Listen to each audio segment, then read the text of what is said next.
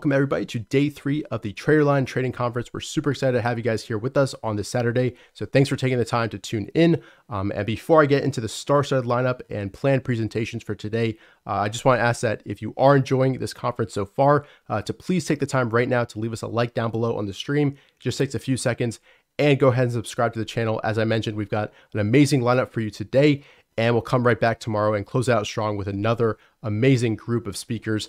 And throughout the rest of the year, we'll be having amazing presentations, interviews, and videos planned that you do not want to miss. So go ahead and subscribe. As I mentioned, it's 100% free and just takes a few quick seconds. With that said, let's dive right into the schedule for today.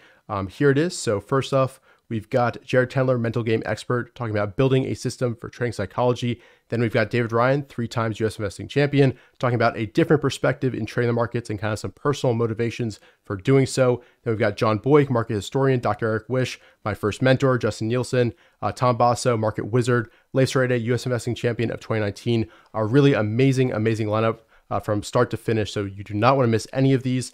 And as I mentioned, we'll come right back tomorrow and do it all over again. So make sure you stick with us until the end today. And I do want to say that throughout this conference, we're doing a fundraiser for St. Jude Children's Research Hospital. So if you are enjoying the conference and finding value in it, we do ask that you donate a little bit to this worthy cause. We're right near our goal today. I would love to smash it and get above 10,000. So go ahead and do that, and let's try to get it done early. And with that said, we'll be right back with our first speaker, Jared Tendler.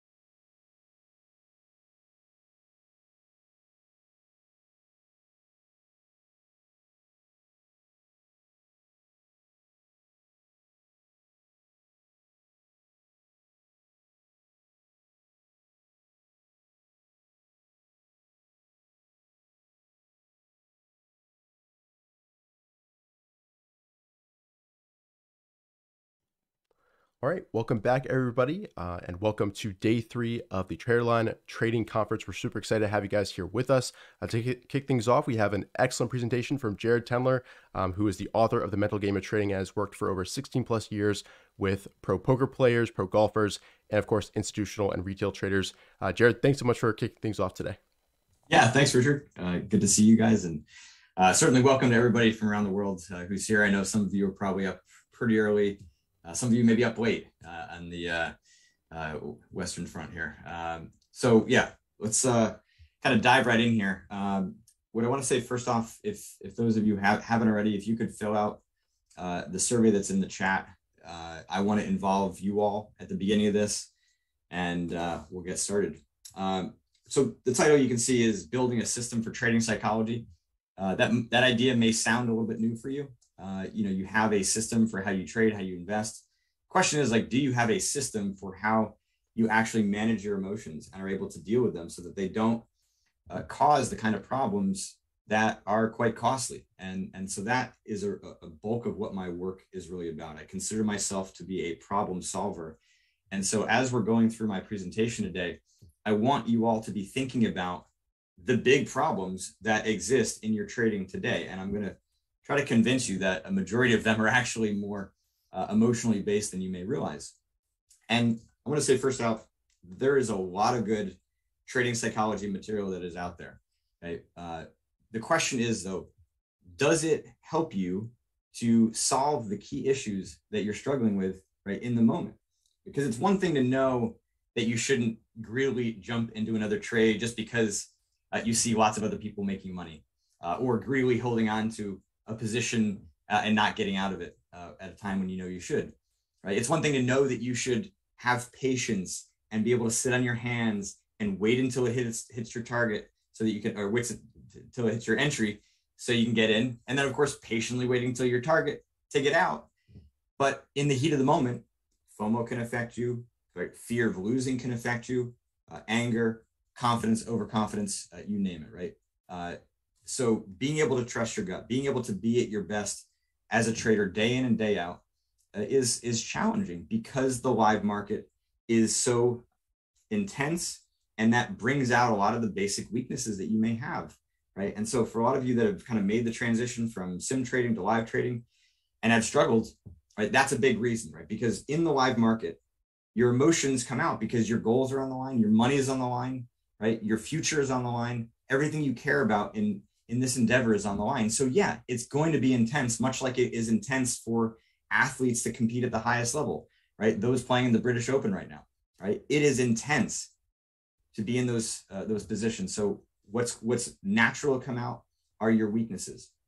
So the big question is, right, do you have a system, right, a strategy to actually be able to address and manage those on a day in and day out basis? And so I have been in the trenches with elite traders from institutional firms, with the traders and investors just like all of you for the last 9 years now, right? And I know what it takes to actually develop and cultivate that right mindset, that right mentality to be able to trade and invest in the way that you all know that you want to, right? You do not want to be the cause of your losses. You do not want to be the cause of what many would define as kind of underperforming or not really fulfilling your potential or not really being able to transition out of that day job that you so desperately want to get out of, right? And so what I'm going to provide you today is a primer on how to begin doing that, okay? Right? Your trading system or strategy is designed to find those high probability opportunities, right? And my system is going to help you to understand when it becomes a lot more likely that you're going to do something stupid, okay? And that's the thing that you want to avoid the most. Okay, so before I dive in here, I posted that so that the survey has been posted in the chat. Let's look at specifically where this comes from here. So back in November, I completed a trading psychology survey with a number of different trading entities, TraderLion included. And we were able to get over 1,200 respondents to the survey. And you'll see that there are a wide stratification of people from around the world, different ages, and also, fairly stratified among gender. Now, the results that I'm going to show you in a second here, they hold up across demographics. Okay, So pretty much everybody is struggling in the same general pattern here. And so first off, and these are the exact same questions that you all answered. All right. So first off, how many of you believe that trading psychology plays an important role in trading? Okay, 96% in the survey results that I conducted said that they believe that that's the case. And I'll show you the results of people in the room here in a second. Number two, how many of you can see when emotions affect their actual trading decisions? And slight dip, but still 91%. Still a large majority of traders are able to do that. Here's the kicker, okay? How many of you all have a concrete strategy for managing your emotions, right? In the survey results, 34%, we're talking about a 57-point gap, right? You're aware that it matters, you can see it, but can you actually deal with it in real time? And the answer for a vast many of traders is no. Let's see what the results are in the room here. I'm just gonna refresh SurveyMonkey and see where we land. Okay, not quite 100%. 98.67% of you out of 75, right, believe that psychology plays an important role. How many of you can see it in real time? 90%. Okay, so basically we're holding pretty true here. And if we get down here, only 21% of you agree that you have a concrete strategy, right? So those in the agree or neither agree nor disagree, to me, that answer is no, right? You don't have it yet because you either do or you don't. It's fairly binary. So the vast majority of you are really in the exact same boat as the majority of the traders that have been surveyed. And so this is the big pattern that I had noticed, when I kind of entered the trading psychology field a number of years ago. So before I kind of dive too deep into the system, I do want to kind of point out one more thing about my background that I think is really important. It's really about this system. Okay, so I've been coaching for over 17 years now. Right, I have clients in 45 countries. Richard mentioned PGA Tour players, some of the top poker players in the world. Right, I don't have anybody at this year's main event final table. They're down to the final three here, playing for 10 million. But I've had a number of players over the years at the main event final table win bracelets, win some of the biggest poker tournaments in the world. I've also been involved with sports bettors. One of the, somebody in Australia making $1 million a year betting on horses. I've worked with MMA fighters. I've worked with a radiologist. I've worked with esport athletes, worked with Team Liquid for 4 years, coaching their players and won numerous championships. And the reason I'm pointing this out is that the system that I'm talking about with you today has been honed and systematized across all of these different environments.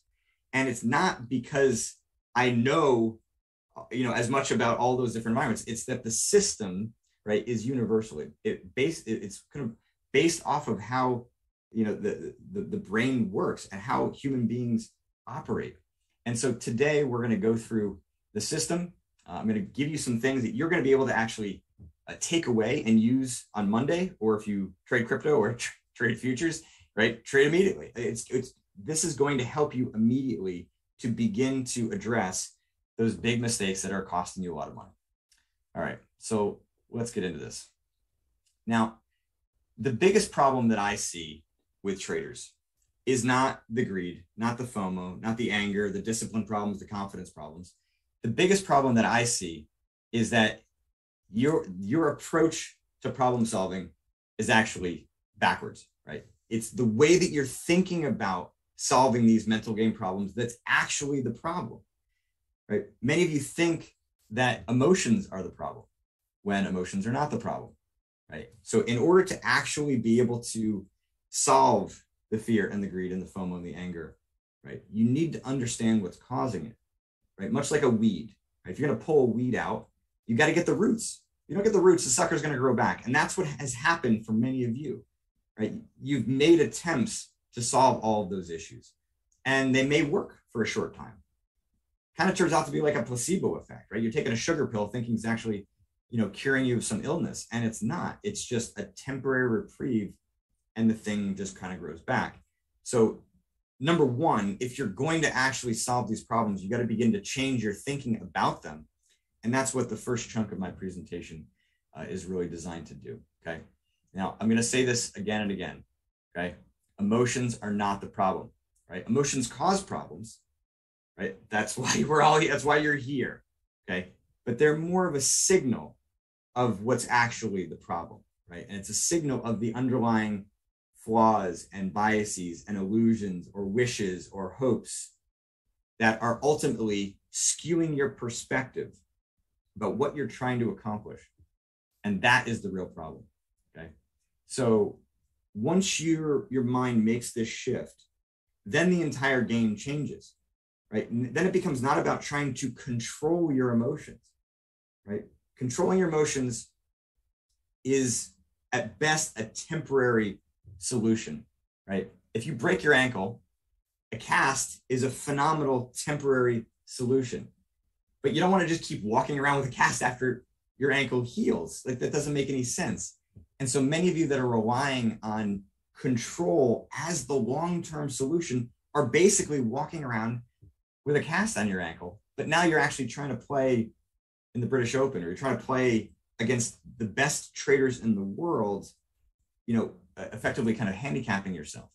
So the real strategy in my mind, right, and the purpose of my system is to get you to actually solve the problem, pull the weed out by its roots, and then the sucker goes away, right? I'm not saying that the emotions go away as if you become robotic and numb or neutral, but instead your emotions become more pure. They become more of a reflection of what's going on in the market, right? Where you can actually kind of tap into your intuition.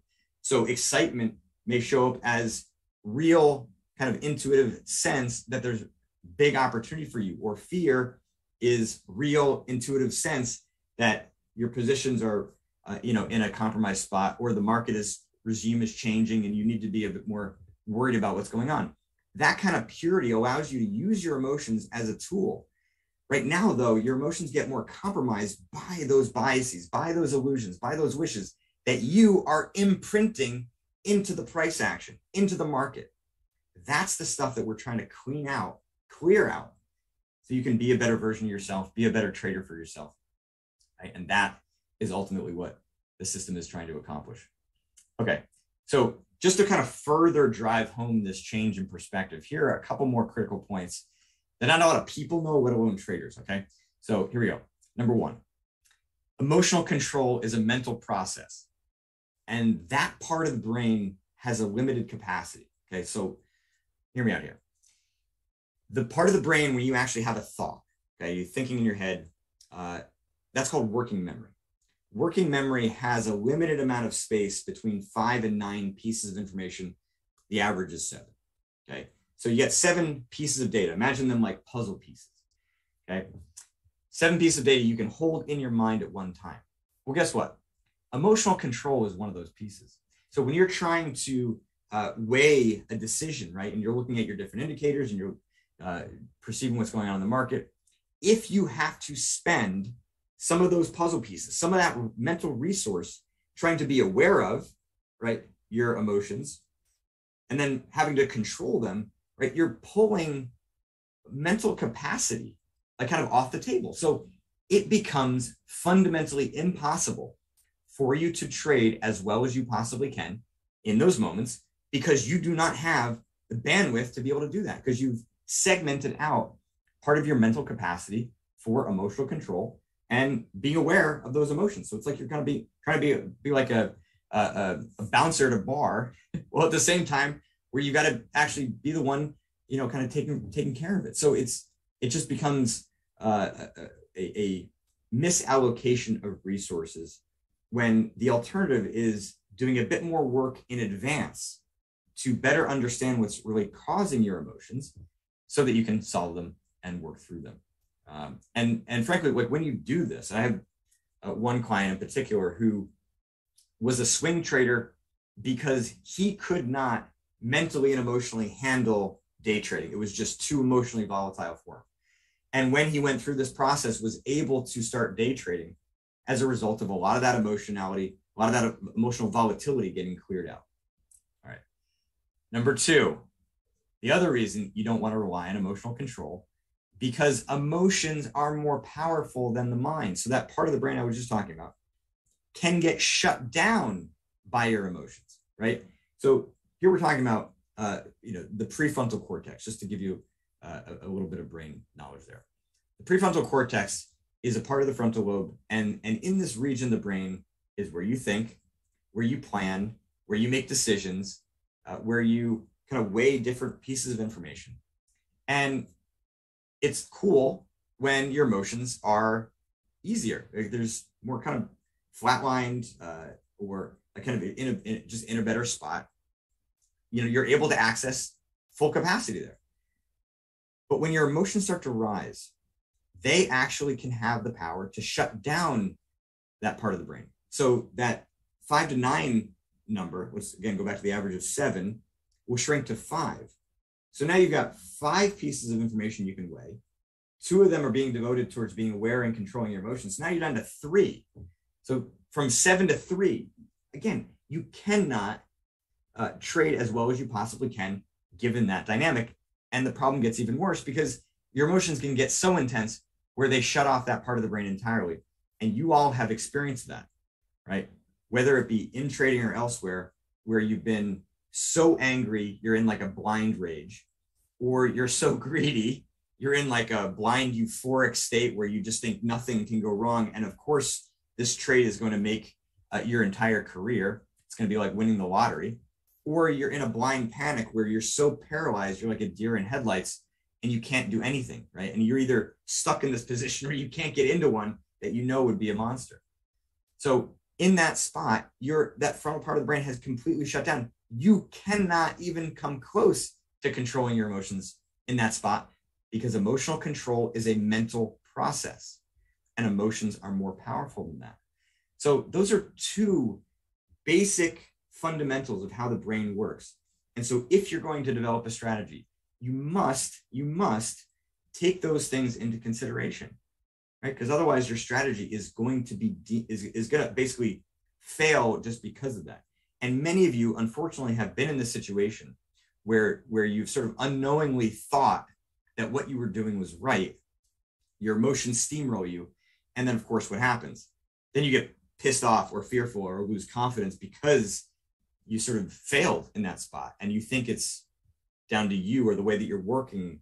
And it's not. If you're not accounting for these fundamental realities of how the brain works, it's like not playing by the rules of the game. Right? Not, in this case, you don't even know the rules of the game.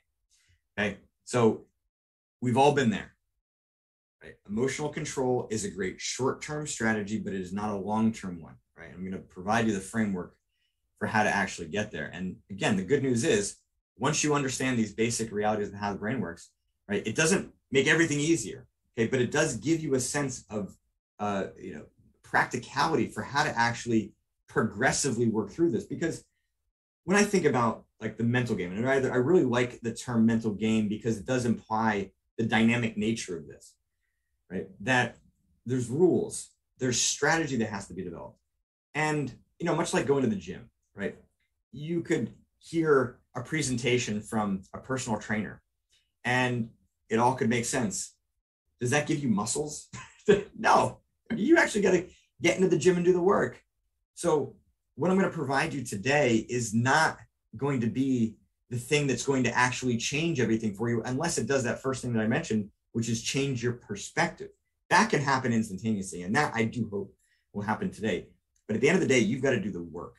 And the cool thing about that is that when you do the work, you will see more results. And when you see more results, you'll feel a sense of optimism towards solving these problems that may have been around for quite a long time.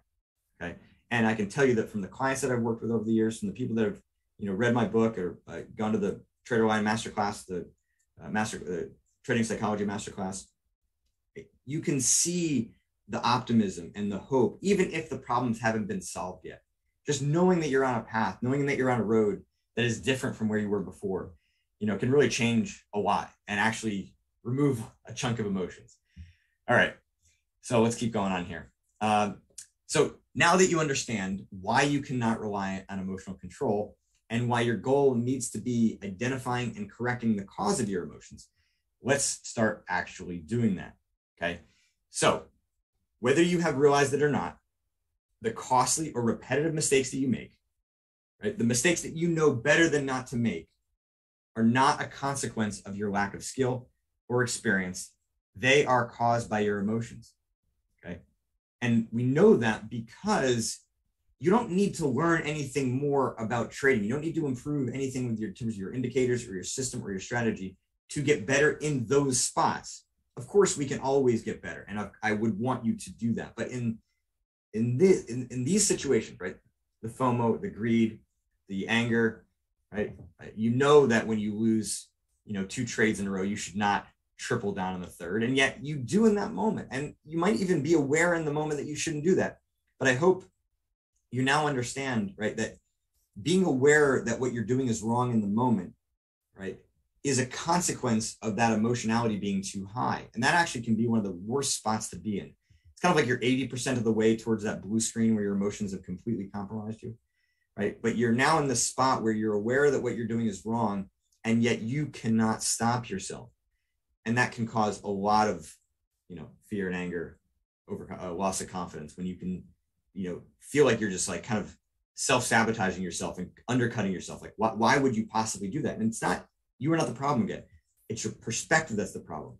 You are just kind of being paralyzed in those moments because the emotions are high enough. And so what happens in those moments is that you make those mistakes that you ought not to make. Okay.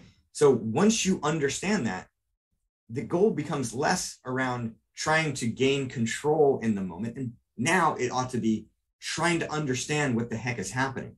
Why have your emotions gotten so intense? What is causing them? Right? Those are questions that you want to begin to ask yourself in those spots. Now, the good thing is, and I know maybe some of you may not think of this as a good thing, but I think of it as a good thing because it's helpful. The good thing is that these mistakes happen in repetitive patterns. Okay, so much like the patterns that you see in the market that are providing you the opportunity to make profit, your mistakes happen in repetitive patterns. And so, yes, on the one hand, that can be immensely infuriating, right? It's that Einstein quote, right? The definition of insanity is doing the same thing over and over again, expecting different results. Why the heck am I doing this, thinking that something else is going to happen? It's like, again, you've lost control. You're not consciously choosing to do this, right? You're just sort of relying on your instincts in that moment, and your instincts are telling you, yeah, this is a good opportunity, right? I should, kind of FOMO in, and that makes sense. In the moment, it makes sense, right? Yes, of course, I should triple down on this position, right? It makes sense in the moment, but because they happen in repetitive patterns, it gives you the opportunity to actually better understand what is happening. So you can begin to study your pattern, right? And actually learn the different ways in which it shows up. And that can give you the opportunity for foresight, right? Right now, too many of you are relying on hindsight. Retroactively, that you shouldn't have done that, but you can't necessarily predict that it's going to happen. It's the exact same thing with trading, right? You might be able to see where the profit was, in back testing or in hindsight, but can you actually take the trades? Can you actually see the mental game problems in advance? That is what you were working towards. That is what my system is designed to help you to do. Okay. And that outcome is possible. Really, the question is kind of like, how long is it going to take you to get there? Okay. Now, again, this is probably repetitive at this point already, right? Emotions are more powerful. They're powerful enough to compel you to make mistakes if you are blind to their presence. Okay. So the place where we begin here is in starting to actually learn where your psychology, where your emotions are causing those costly mistakes. And I guarantee all of you, you just think about how much those mistakes cost you, not on a daily basis, because on a daily basis, unless you're like blowing out accounts regularly, right? It can be more of a slow bleed. But think about it week over week, month over month, or the next 12 months. How much are these things actually costing you? And how much of your time would you be willing to invest to solve them? How much of your capital would you be willing to invest to solve them? And my guess is all of you would be quite happy to do that. All right. So as we begin looking closer at the emotions causing your costly and repetitive mistakes, let's look at the big 5, in my mind, psychological problems that pretty much every trader experiences to some degree or another, or have at some point in their career. All right, the first one, everybody's favorite, greed. So in my mind, greed is a problem, but not in the same way that maybe you all think of it, right? The greed fear index is a great popular kind of heuristic that you might see in the media. but it is really pretty bad in terms of actually helping traders, helping investors to better understand what's going on with their emotions. Because if we look at greed, what the heck is behind it, right? Greed is basically your desire to make more money. But that's kind of your job. So what the heck's the problem here, right? Your job is to make money. Not a single person on the planet would say that Tiger Woods, that Rafa Nadal, that any of the elite athletes that exist in the world, that they're greedy for wanting to win more, right? You know, trying to win more championships. What? It doesn't even make any sense. How could that be greed? And yet, greed does exist in all competitive environments because it, in my mind, kind of draws that line between your attempts at winning, kind of cross this line where you're now actually making decisions, making plays, doing things that are actually going to lower your chances of success. Okay. So the trouble with greed is that there's nobody who can observe you trading and say, oh, you're being greedy. Because they don't know your system or strategy well enough to know where that line is. You have to make the determination where your ambition crosses that line and now it's actually greedy and then has a greater than likely chance of costing. Now, the funny thing is, right, in trading, right, greed is not always going to punish you. And sometimes those false positives where your greedy attempts to make more money actually pays off, cost you more in the long run. Because now you think that that is the line and that behavior is going to get punished in the future and can cause some pretty big drawdowns, pretty big losses. And I'm sure you've heard many of traders who've experienced that, if not yourself. So again, greed is really not necessarily a problem in and of itself. It's more of a question of what is going to compel your ambition to get so outsized that it's actually going to cost you money. And in my experience, my research, it's really more about fear and anger, overconfidence, loss of confidence that really is kind of compelling you to cross that line. So I say greed is a real issue because you can kind of map it and you can chart it and you can become more aware of where it's occurring. But when it comes down to actually solving it, we've got to think about it more in those other buckets, which I'm going to get to here in a minute. Okay, so fear. Fear in trading is overblown. Again, I think that greed fear index, kind of makes fear out to be a bigger problem in the trading world than it is. Now, I got my start in poker in 2008, and I was coming from the golf world, and I played poker as a kid and kind of knew, but there's a big difference between that and some of the best players in the world.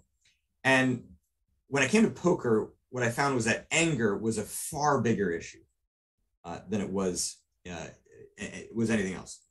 In trading, what I found is that fear seems to be the far bigger issue in terms of all the mental game issues. And the research that I talked about from November actually confirmed that. Now, I do think, though, that the fear is overblown because the barriers to entry to get into trading are very, very minimal. I mean, literally, you have money and you can trade. What are the barriers to entry to play in the NFL or the English Premier League or in the British Open? I mean, the barriers to entry are massive, right? You have to develop skills over a long period of time. Whereas a trader, it's like, no, I've got 10K. Let me go trade today with the best traders in the world, thinking that I can do it. And so, yeah, there might be some overconfidence early on, but typically kind of as that overconfidence wanes, many traders start to get into a when we're in the trading on the live market early on, where the normal nerves of competing in a highly intense environment get misconstrued as being fear, when they're just sort of the normal nerves. Like if you were not feeling that intensity, then that actually would be a bigger problem, right? I mean, there's not a single PGA Tour player on the planet who does not feel nerves stepping on the first tee of a tournament. And frankly, actually, when they do, that's an indication that they should retire because it's like they don't care anymore. You care. Your freaking money's on the line. Your career is on the line. Your future's on the line. So yeah, trading is going to be intense. But let's not mistake that intensity for fear, right? Fear is really a bigger issue. So a lot of you just need to get better at dealing with those inherent nerves. The second thing is that many of you actually have some big gaping holes in your strategy or your system, right? If I were to ask you right now, tell me what your strategy is. You've got 2 minutes. Go. In fact, I did this with a client the other day, right? And he actually gave a great answer. And then we stepped back and it was like, yeah, but you missed like, you said nothing about what your exit strategies were. You said nothing about kind of your pre-market prep and what that looks like and how you're actually looking. It was like, holy crap. And it was eye-opening for him to actually see that, right? So can you provide that answer cold? Because I'll tell you what, the traders with 8 to 10, 12, sometimes 5 years of experience, they can tell it to you like it's the back of their hand. And so if you don't have that, you are going to experience more fear, more nervousness, just because you're not as solid, right? Fear at its core really comes down to uncertainty. It's a bigger conversation. If you want more, go to my book. But just trust me for now, right? Fear is more about uncertainty, right? Because if you think about it, the antidote to fear is certainty. If you have 100% certainty about what is going to happen, there's nothing to fear. Okay, you might not like it, especially if it's something negative, but there's nothing to fear. So when you have more holes in your strategy, there's just more inherent uncertainty about how you make money, how you're going to profit from the market, and especially if the market's changing. So those two big reasons, I believe, are why fear gets overblown. Okay. But then, of course, there are legitimate fear of loss, fear of mistakes, fear of losing, I guess fear of loss, fear of failing, sometimes fear of success. And oh yeah, right, FOMO, right, fear of missing out. By and large, FOMO is not, it does not come down to fear. You don't actually fear like you're scared that you're going to miss out on an opportunity. More often than not, it's about greed, right? You cannot live with yourself if you miss that opportunity. Sometimes it's about anger. You get pissed off at yourself if you miss that opportunity. Sometimes it's about loss of confidence. You lose confidence. Oh, everybody else is making money, but I'm not, right? FOMO is kind of a big umbrella, almost like greed is. It's not really about fear. Again, for some of you, it is, right? The fear that you're actually going to miss out on an opportunity because maybe you're trading on the side. And so there are only so many opportunities, or, you know, maybe you're fearing because you're just a trader that doesn't get many opportunities. Your strategy only maybe has 3 to 5 opportunities a week, and that may be fine. But so you might be really nervous and fearful that you're going to maybe, you know, go to the bathroom when an entry might pop up, or like, you know, and that would be fine. But for the most part, FOMO is not really about fear. All right, so tilt. I mentioned tilts, right, in poker, or mentioned anger, right? The term in poker is tilt. And the term comes from pinball, where people would get so pissed off that they would tilt the pinball machine to try to save the ball from going down. And so to me, right, tilt is kind of just a fun term. If you're going to have an anger issue, let's have a little bit of fun with it. But the bottom line is, right, there's a lot of things in trading to get angry at, right? You can get angry at losing, you get angry at your mistakes, right? You can get angry at the market, maybe have a little bit of revenge. You can have anger where you feel like you're in, you know, you're just kind of constantly getting unlucky, what I call injustice tilts. Entitlement tilts, you know, more of a bigger issue in poker. Those of you that know Phil Hellmuth is kind of the poster child for entitlement tilt there, but entitlement tilt really is more about a confidence issue. And so let's get into confidence, right? Now, confidence, by and large, right, we're talking about overconfidence, where you're thinking too highly of yourself, your system. You're kind of predicting, right, what's going to come. Like, you know that this is going to pay off, even though you kind of know that you can't know that, but you know that you think you shouldn't. It's just, overconfidence is really just kind of predicting the future in a way that's not real, or overvaluing your current skill set or your strategy. Lacking confidence, obviously, is the opposite of that. The ironic thing about confidence is that you can be a new trader with a ton of confidence and a very experienced trader who is way, way better than that newer trader, and yet have much less belief or confidence in your strategy or your abilities as a trader, which is kind of not how it should be, which is why confidence is a problem, right? Confidence should be a direct reflection of your competence, right? Your actual skill as a trader, or your confidence in your system, right? But the way in which that perception of your skill gets off is what defines being overconfident or lacking confidence, okay? And that misperception really comes down, again, to those flaws, the biases, the illusions. And I'll get to some examples of those in a minute, right? That really are the cause of not just your, you know, kind of oscillation in confidence, but also, you know, the other emotions that I mentioned. Now, one of the biggest flaws that exist in trading is being overly focused on P&L, being overly focused on results, being overly focused on your account balance. Well, what happens, right? You end up going through a roller coaster of overconfidence and underconfidence based on how you're doing. You win 2 trades today, flying high. Of course, you're going to be a little bit looser with your parameters. And so that third one isn't not the greatest trade. It loses. And then all of a sudden your confidence goes in the crapper, right? It just goes up and down because, again, right, you're so focused on having your perception of your skill be defined by your P&L. Not how it works, man. Like you all are creating more emotional volatility when you kind of too closely attach, right, your confidence to your results. And on some level that makes sense because how else are you going to define yourself? It's like money is sort of the scoreboard here. Well, there are some tools that you can use. There's one maybe I'll get to later for how you can begin doing that. But at a minimum, if you can begin to focus more on your skill and your execution, right, that's sort of an easier antidote to focusing too much on results and having your confidence get a little bit more stable and consistent. Now, the last problem is the one that I think traders tend to think of most when they have mental game or trading psychology errors here, which is discipline. And discipline is a real problem, right? You can, struggle with boredom, laziness, procrastination, distractibility.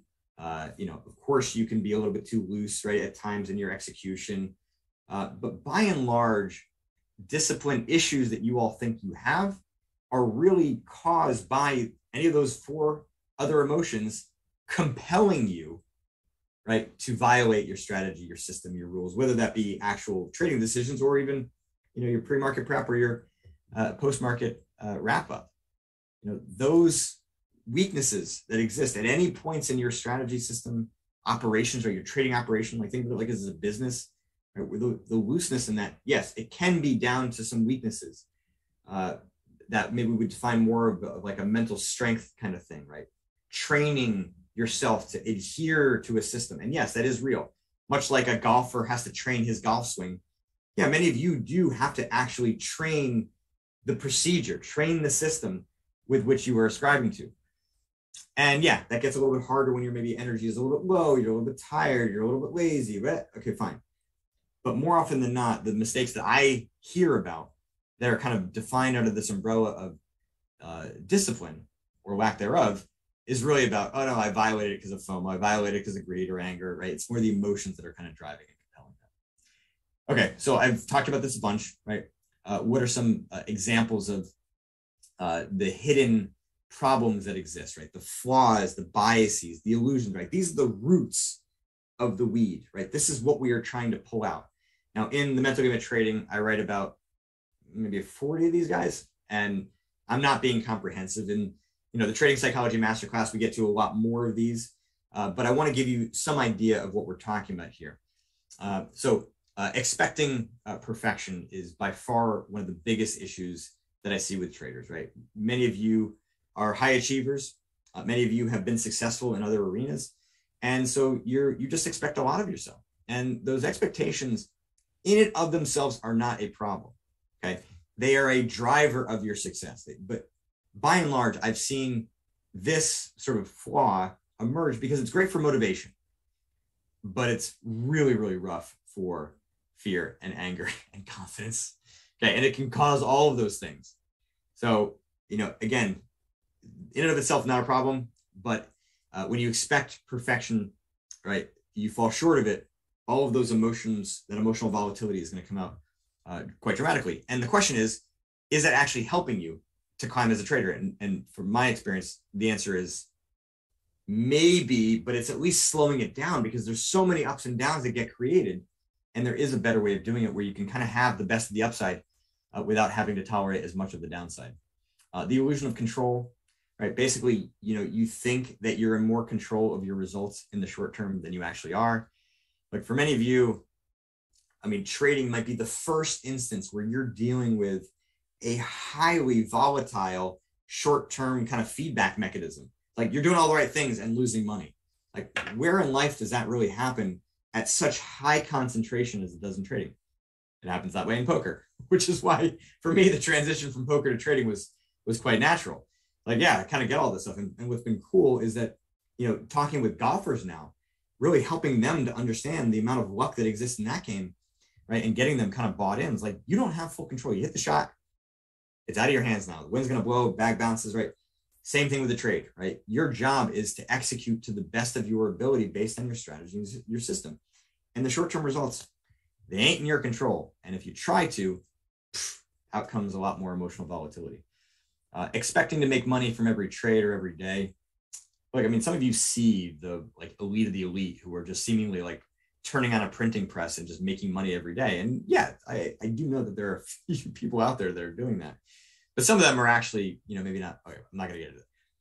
Bottom line is, if you expect this, right, in the back of your mind, sometimes it resides. Many of you might not admit to actually believing this consciously because you might know that it's not practical, especially given the certain strategies that you're trading.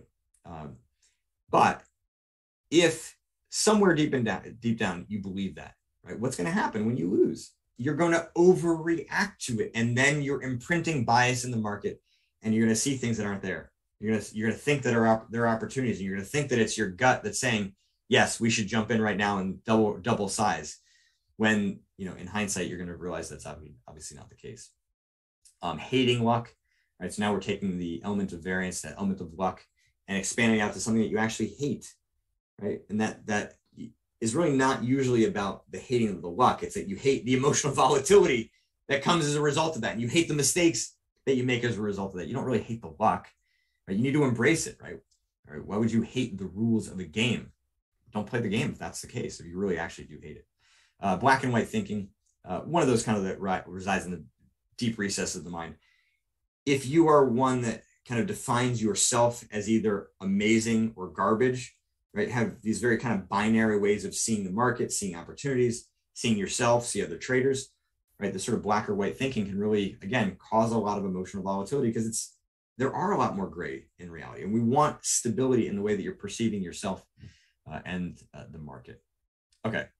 And at the end of the day, right, I want you to begin treating the thoughts and the emotions that you're experiencing not as the problem. I want you to start getting curious about what's sort of showing up, because they're an indication of the real problem, right? These hidden performance flaws, illusions, biases, hopes, right?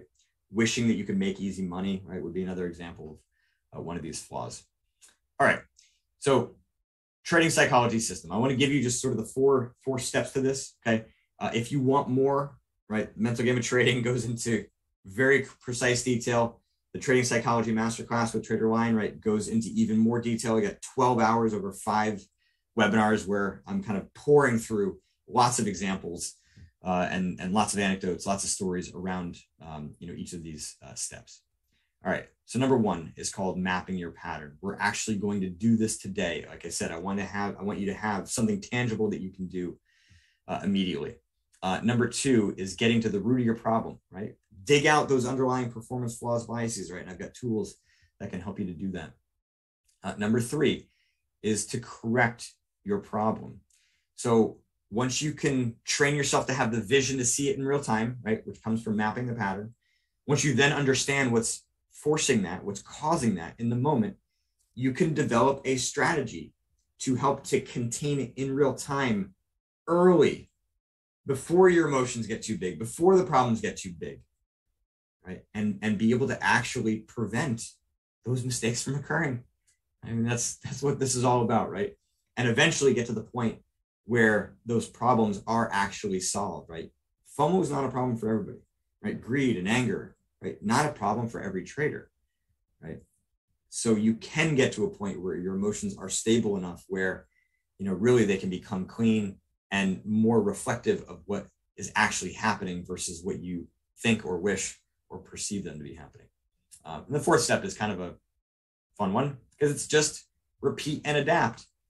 The system that I've developed, right, again, is applicable across all these different contexts. And it's also applicable throughout your trading career. You're not just learning a strategy that can help you now, right? I'm not going to just kind of teach you how to fish.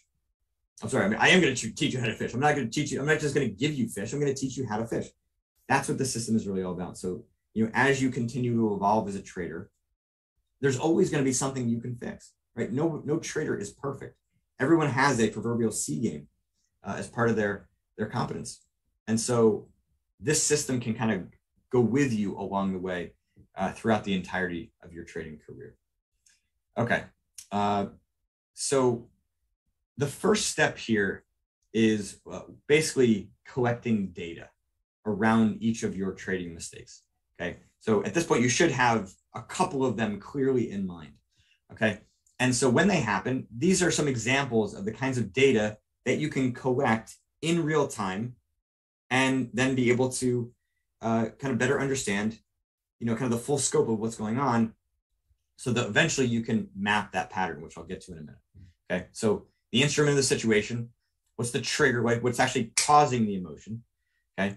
The thoughts that are occurring. This is really important because those thoughts can become so reflective of those underlying flaws, right? Probably one of the best things you can do is just like actually write out, what you're thinking about in the moment when these mistakes occur. Okay. Again, I'll give you some examples here.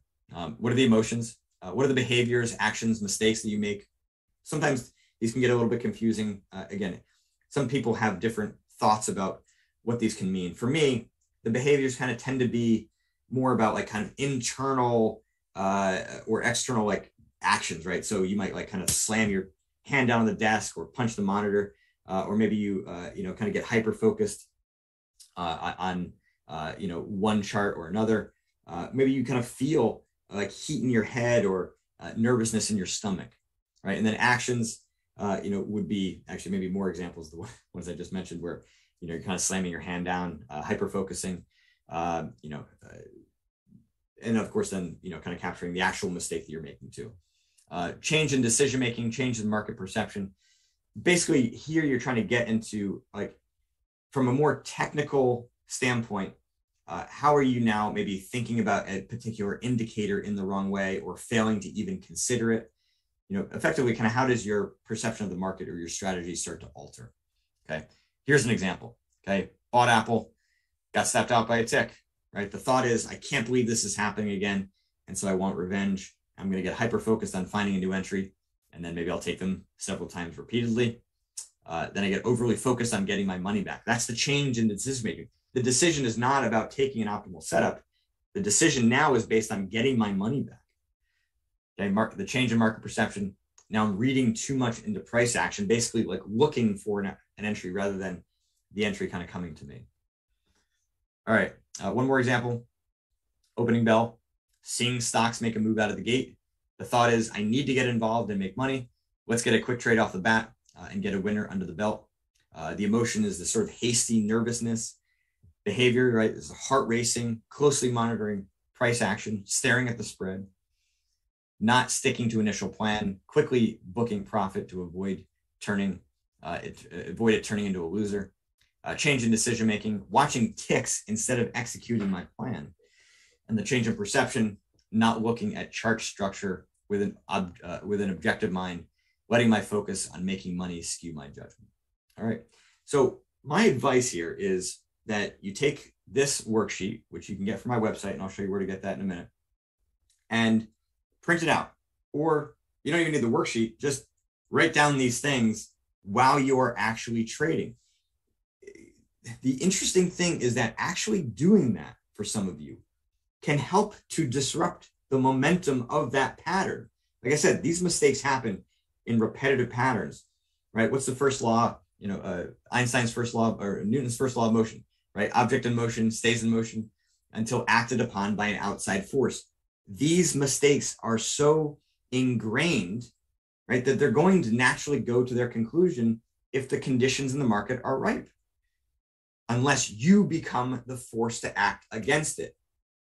So taking down this data in real time is like just a very easy way to kind of disrupt that pattern and to create a bit more objectivity, a bit more awareness of what's happening, right? That's best case scenario. Worst case scenario, you're capturing the data that is going to help you to build a strategy, better understand why you are reacting this way. And it really helps to feed that second step of the system, right? Getting to the root of your problem. All right, so a couple other tips for collecting data. Number one, looking for early signals. Okay. For some of you right now, you don't see the anger, the FOMO, the loss of confidence, the overconfidence until after the mistakes have already happened. But I promise you this, there are signals that are occurring far before that. You're just not aware of them, right, yet. But just keep asking yourself the question, especially if a mistake happens. You might even take a 5-minute break from trading if you make one and really step back and see how far back can you go to find the origination of this pattern. Now, sometimes the answer might be, oh, it actually started the day before. Had a client the other day who became very acutely aware of this for the first time because he started doing this and basically found that while his execution was really, really good, let's say it was a Tuesday, really, really good, but he didn't make any money. It was like, damn, execution was great, process was great, I made some improvements there, feeling really good, and yet kind of a little deflated because I didn't make money. And then the next day, there was a bit more urgency. And so right out of the gate, kind of like one of the examples here, a little hastiness, a little nervousness, like trying to make something happen. And so the early signal is actually coming from the day before, right? Understanding the full scope of your pattern becomes your way to take action on Tuesday night, not Wednesday morning, or maybe Wednesday morning pre-market, right? As a way of avoiding this, right? You can start to deal with it. But bottom line is the earlier you are able to identify those signals, right? The more you can take action before the problem has actually occurred. All right. For some of you, especially if you're scalping or you're taking a lot of trades in a day, right? You just get sort of so engrossed by the market. You just do not have the ability to do what I'm asking, right? And kind of take that step back and take the notes. And so you actually have to be purposefully disruptive. So you set an alarm, set a timer to go off at some frequency throughout the day. And at that time, you just take a step back, 30 seconds. Doesn't have to take a lot of time. Write down what you're experiencing or write down maybe what's gone on more recently. Try to get a sense of how your emotions are kind of oscillating up and down, or if you're stable and perhaps why. Number three, meditation or mindfulness training. I'm not a massive proponent on either of those two things, in part because I think they're often oversold as a solution. In my mind, they are best served as a tool to build the awareness, self-reflection, the internal ability to sense your own patterning. And so, yeah, they are great tools for that. If you tend to be one of those that maybe is a bit more blind, you could consider doing either of those two things. And lastly, understand the intensification of emotion. Basically, what that means is, many of you think of frustration and anger as being two different things, when frustration is just a smaller version of anger, right? Frustration builds, eventually turns into anger. Anger eventually turns into rage. Okay, fear, right? Fear is really comes down to nervousness, antsiness, a little bit of kind of tension. And then fear can turn into a phobia or a panic, right? Every emotion has a scale to it, okay? And that's ultimately what we're going to do now, is take the data that you've collected and turn it into a map where you're charting the intensification of those emotions.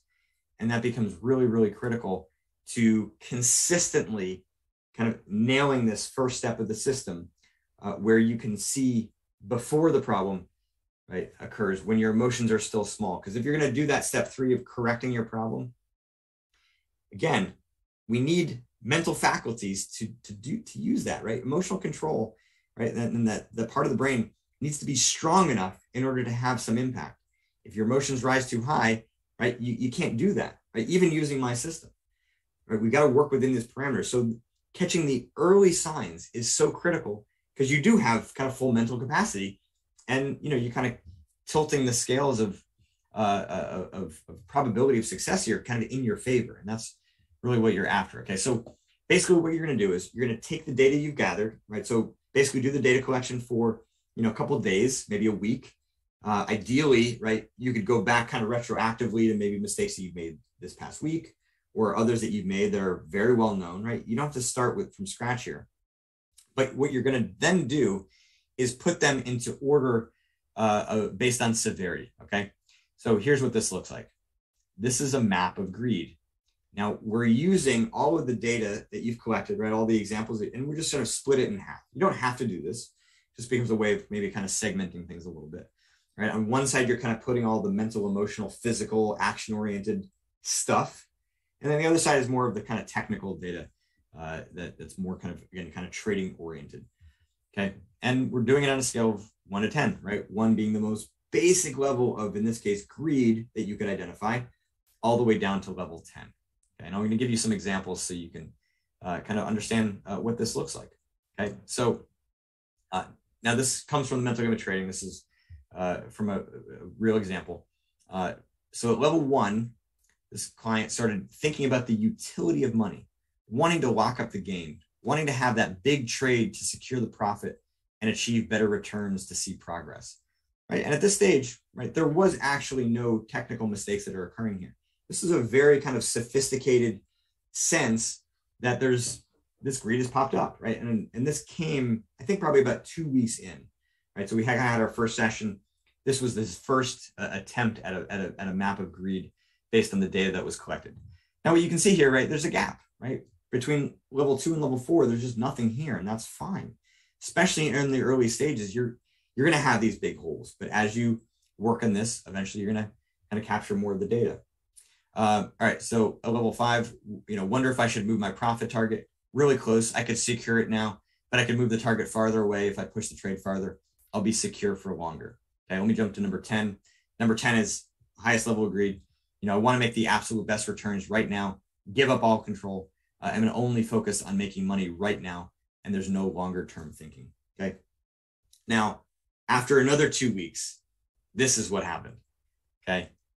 Able to fill in all those holes. And what we see is there's a new number 1. Now, the first sign of greed was logging into my brokerage account to have a brief look at P&L. Okay. So this took about a month of time to create, going from the data collection to the first draft to now this draft. Okay. Now, here's another example. This came from actually the Trading Masterclass, a couple other examples just to show you. But like, this is an example of a very kind of basic first draft, right? There's no fear at all, feeling very super confident in myself, cool. Right? Level 5, begin to second guess my entries, afraid to increase my exposure, doubting my process. And level 10, feeling terrible, confidence stumbled, right? Paralyzed and tend to depress myself, play video games to avoid reality. Okay. Now, here's another map, and I want to kind of show you this one just because I love the color coding of this, just to provide another, bit of perspective here. And this is for anger. Okay. Just for time's sake, I'm just going to kind of go through this quickly, but you can see, right, there's still some holes in this, but by and large, there's a clear sense of progression, and that's really what we're after. Now, the other thing we're after for here is, can you identify where that kind of teetering point is for where your emotions are going to cross that line where you can kind of no longer gain control and take action? I never want you to be in a position in the early stages here where you're just going to kind of keep getting run over and succumb to those mistakes because of anger or fear or whatever. I want you to be able to kind of shut things down early enough so you can build skill, not just in the system, but in actually controlling your actions.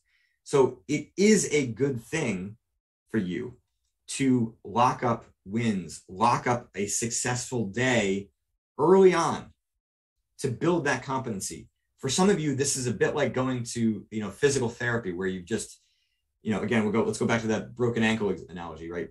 Ankle's broken, take the cast off, but now you got to go rehab it, right? First days of rehab, like, you're not going to just go full on, right? That's how you're going to re-injure it, maybe even re-break it, right? And so some of you actually do that. You attempt to, and I say this, some of you mean like some of the clients and some of the people in the masterclass, like, have done this, where in the early stage, you're just kind of pushing yourself too hard, too fast. When you are trying to build a system here that's going to work, it's a lot like building muscle. It's a lot like rehabbing, where you've got to do it progressively. If you try to go too fast, you're going to regress and you're going to kind of undercut yourself. And I don't want you to lose faith in the strategy or the system, because it will work if you put in the time. And if it doesn't work, there are clear reasons for that. Okay. But again, this sort of sense of progression here. One last one, just to show you a version of a map of confidence. Here you'll see there's an optimal level at level 5, right? And so then like 4 to 1 is progressively getting worse in terms of confidence, right? All the way down to like the worst confidence at level 1. And then progressively more confidence, like leading to extreme overconfidence at level 10. Okay. The bottom line is, regardless of what emotion that you're dealing with, you can map it in this way. And that map effectively becomes kind of like your indicators in real time, where you sense opportunity in the market. Now you've got mental game, emotional indicators that provide you a sense of reflection for yourself in the moment that can tell you where you stand, right? You know, you're kind of like a slot machine. You're just like a human slot machine, right? You've got your edge that you're trying to extract from the market. But if you are a human slot machine that suddenly now that slot machine is now paying out more than it's taking in, my God, you got to know that, right? The casino needs to know that they've got to pull that slot machine off the floor right now. You need to know the same thing. And that is what this first step of mapping your pattern is really all about. And so if you're going to do that, I suggest going to my website. Okay, you can see here in top right corner under resources, this worksheet tab, free downloadable worksheets. There's lots of resources, including something called an A to C game analysis, which will help you to break out of that kind of excessively P&L focused, right? Remember what I said before? Those of you who are overly focused on results, A to C game analysis is your best friend. It's a very simple concept. Just download it. Right. And so, yeah, worksheets, great way to get started. If you want more mental game of trading, it's very much available everywhere. I think the guys from TraderLion are going to drop the link into the chat. Audio, it's on Audible. Traders love the audiobook. Kindle, pretty much anywhere that you read and consume books, it's available there. Like I said before, the Trading Masterclass with TraderLion, it's a 5-part series. It dramatically expands with a lot of examples, a lot of stories, a lot of questions of kind of troubleshooting and effectively kind of creating a system for you that you can use really for the entirety of your trading career. And for those of you that want more, kind of on me, you can see in this drop down here, right, there's a free intuition ebook you can download. I also host a monthly office hours. One is going to happen next week, where I basically just answer questions on YouTube. So you're freely welcome to do that. And I'm fully supportive of TraderLion's efforts to help out St. Jude here. So Rich, maybe you can kind of nail down the exact specifics of how we're going to do this. But basically, anybody that donates $100 to St. Jude, I will personally send you a free copy of the Mental Game of Poker. Mental Game of Trading, signed by me. Just make sure you, I think, give out your full name so we know who is who. But I'm happy to do that and supporting the efforts here. Yeah, that's it I got for you all. Appreciate you being here early on a Saturday or late on a Saturday, and certainly working hard and putting the effort into improving your trading skills, knowing that the mental game, right, and trading psychology is so important to actually do that. Perfect. Jared, thank you so much for that excellent presentation. And to anybody who wants to take Jared up on that and win a signed copy, just make sure that your donation is not anonymous, and I'll make sure to write down anybody's name who pops up here. So Jared, thank you so much. I think this is a topic that, like you said, a lot of people are aware of, that it's important, but there isn't necessarily that system. They don't have that system in place to deal with it. So I think that's super important, the concepts you went over. And to kick off the Q&A, before people drop their questions in the chat, which definitely go ahead and do so, I want to talk to you about, how much, what level of emotions is a good thing, right? Because to some extent, emotions can drive us. Michael Jordan really thrived off emotions that allowed him to reach another level of performance. So obviously too much can impact our ability to trade and make proper decisions. But how can we kind of find that balance? I think that's a good question. Yeah, that is a great question. So I'm actually going to pull up a graphic here that will kind of help to reinforce what I'm saying. But basically the premise is like being emotionless, being robotic is like not really the end outcome that we want, right? You want to understand, right, the kind of right formula of emotions that is going to kind of fuel you to be at your best, right? And the bottom line is like, you do need emotion to power that, right? Michael Jordan, Tiger Woods, right, the elite athletes of the world, frankly, like the elite traders of the world, they're not numb and robotic when they're operating at a high level, right? They are kind of full of emotion. And I'm just going to kind of show this from the Mental Game of Trading, right? This is called the Yerkes-Dodson law. So what you can see here at the top of the curve, right? This is kind of describing the relationship between performance and stress. And you can see, like in that kind of bottom left corner, right? That's when your emotions are too low, right? You're tired, you're lazy, you're bored, or you're just not, you're just a little flat, right? And this actually is kind of where the discipline issues would kind of be most defined, would be on that, the left side of the curve, the left side of the curve where your emotions are too low. The right side of the curve is where your emotions are too high, right? And so the real goal is to drive your emotions to the top of the curve. And to do that sometimes means really being connected to your goals day to day and using that motivation as the primary driver for you, right? For what you're trying to accomplish day to day. But at the end of the day, right, if you spend some time and think about, what is it like when you are at your best, right? We can kind of do this pattern recognition for your problems, but you can do the exact same thing for when you're at your best, and you kind of naturally have, that optimal energy right at the center of that curve. Now, to do that and then kind of figure out how to produce it is two different things. So you eventually, once you kind of recognize, what are the characteristics, like what are the things you're thinking about? What are your routines like, right? You can create some predictability around it. It is very challenging to do. It's not impossible, but it just takes work, like anything else. Perfect. And there's a question earlier in the chat about, how you actually went around creating the system. So can you talk a little bit about your background and how you went, obviously, from a really great amateur golfer to, learning the system and teaching it as well? Yeah. 1997, I wanted to try to qualify for the U.S. Open. I was an amateur at the time. I was, just finishing up my freshman year at Skidmore College, Division III, and basically missed getting onto stage 2, which is effectively like a small PG Tour event, because the U.S. Open, I think it has like 70 qualifiers, right? So anybody with a low enough handicap can go play, and there's just a number of tour players that have to actually qualify. I effectively choked, right? I missed by a shot, missed a bunch of short putts. And so my aspirations of playing professional golf, started to kind of get into question in my mind, because I was not able to, both in that tournament and then in successive tournaments, kind of get over the hump. So I kind of dove into sports psychology, dove into golf psychology, looking for answers. And my game did progressively get better. But at a certain point, you realize the gap was too great and I was continuing to kind of fail. So I sort of decided to get a master's degree in counseling psychology, basically get trained to be a therapist, not because I wanted to be a shrink, but because I wanted to combine the problem-solving ability of a therapist with the tools and techniques that I had found from sports psychology. And effectively in 2005, after getting my master's degree, getting licensed as a therapist, right?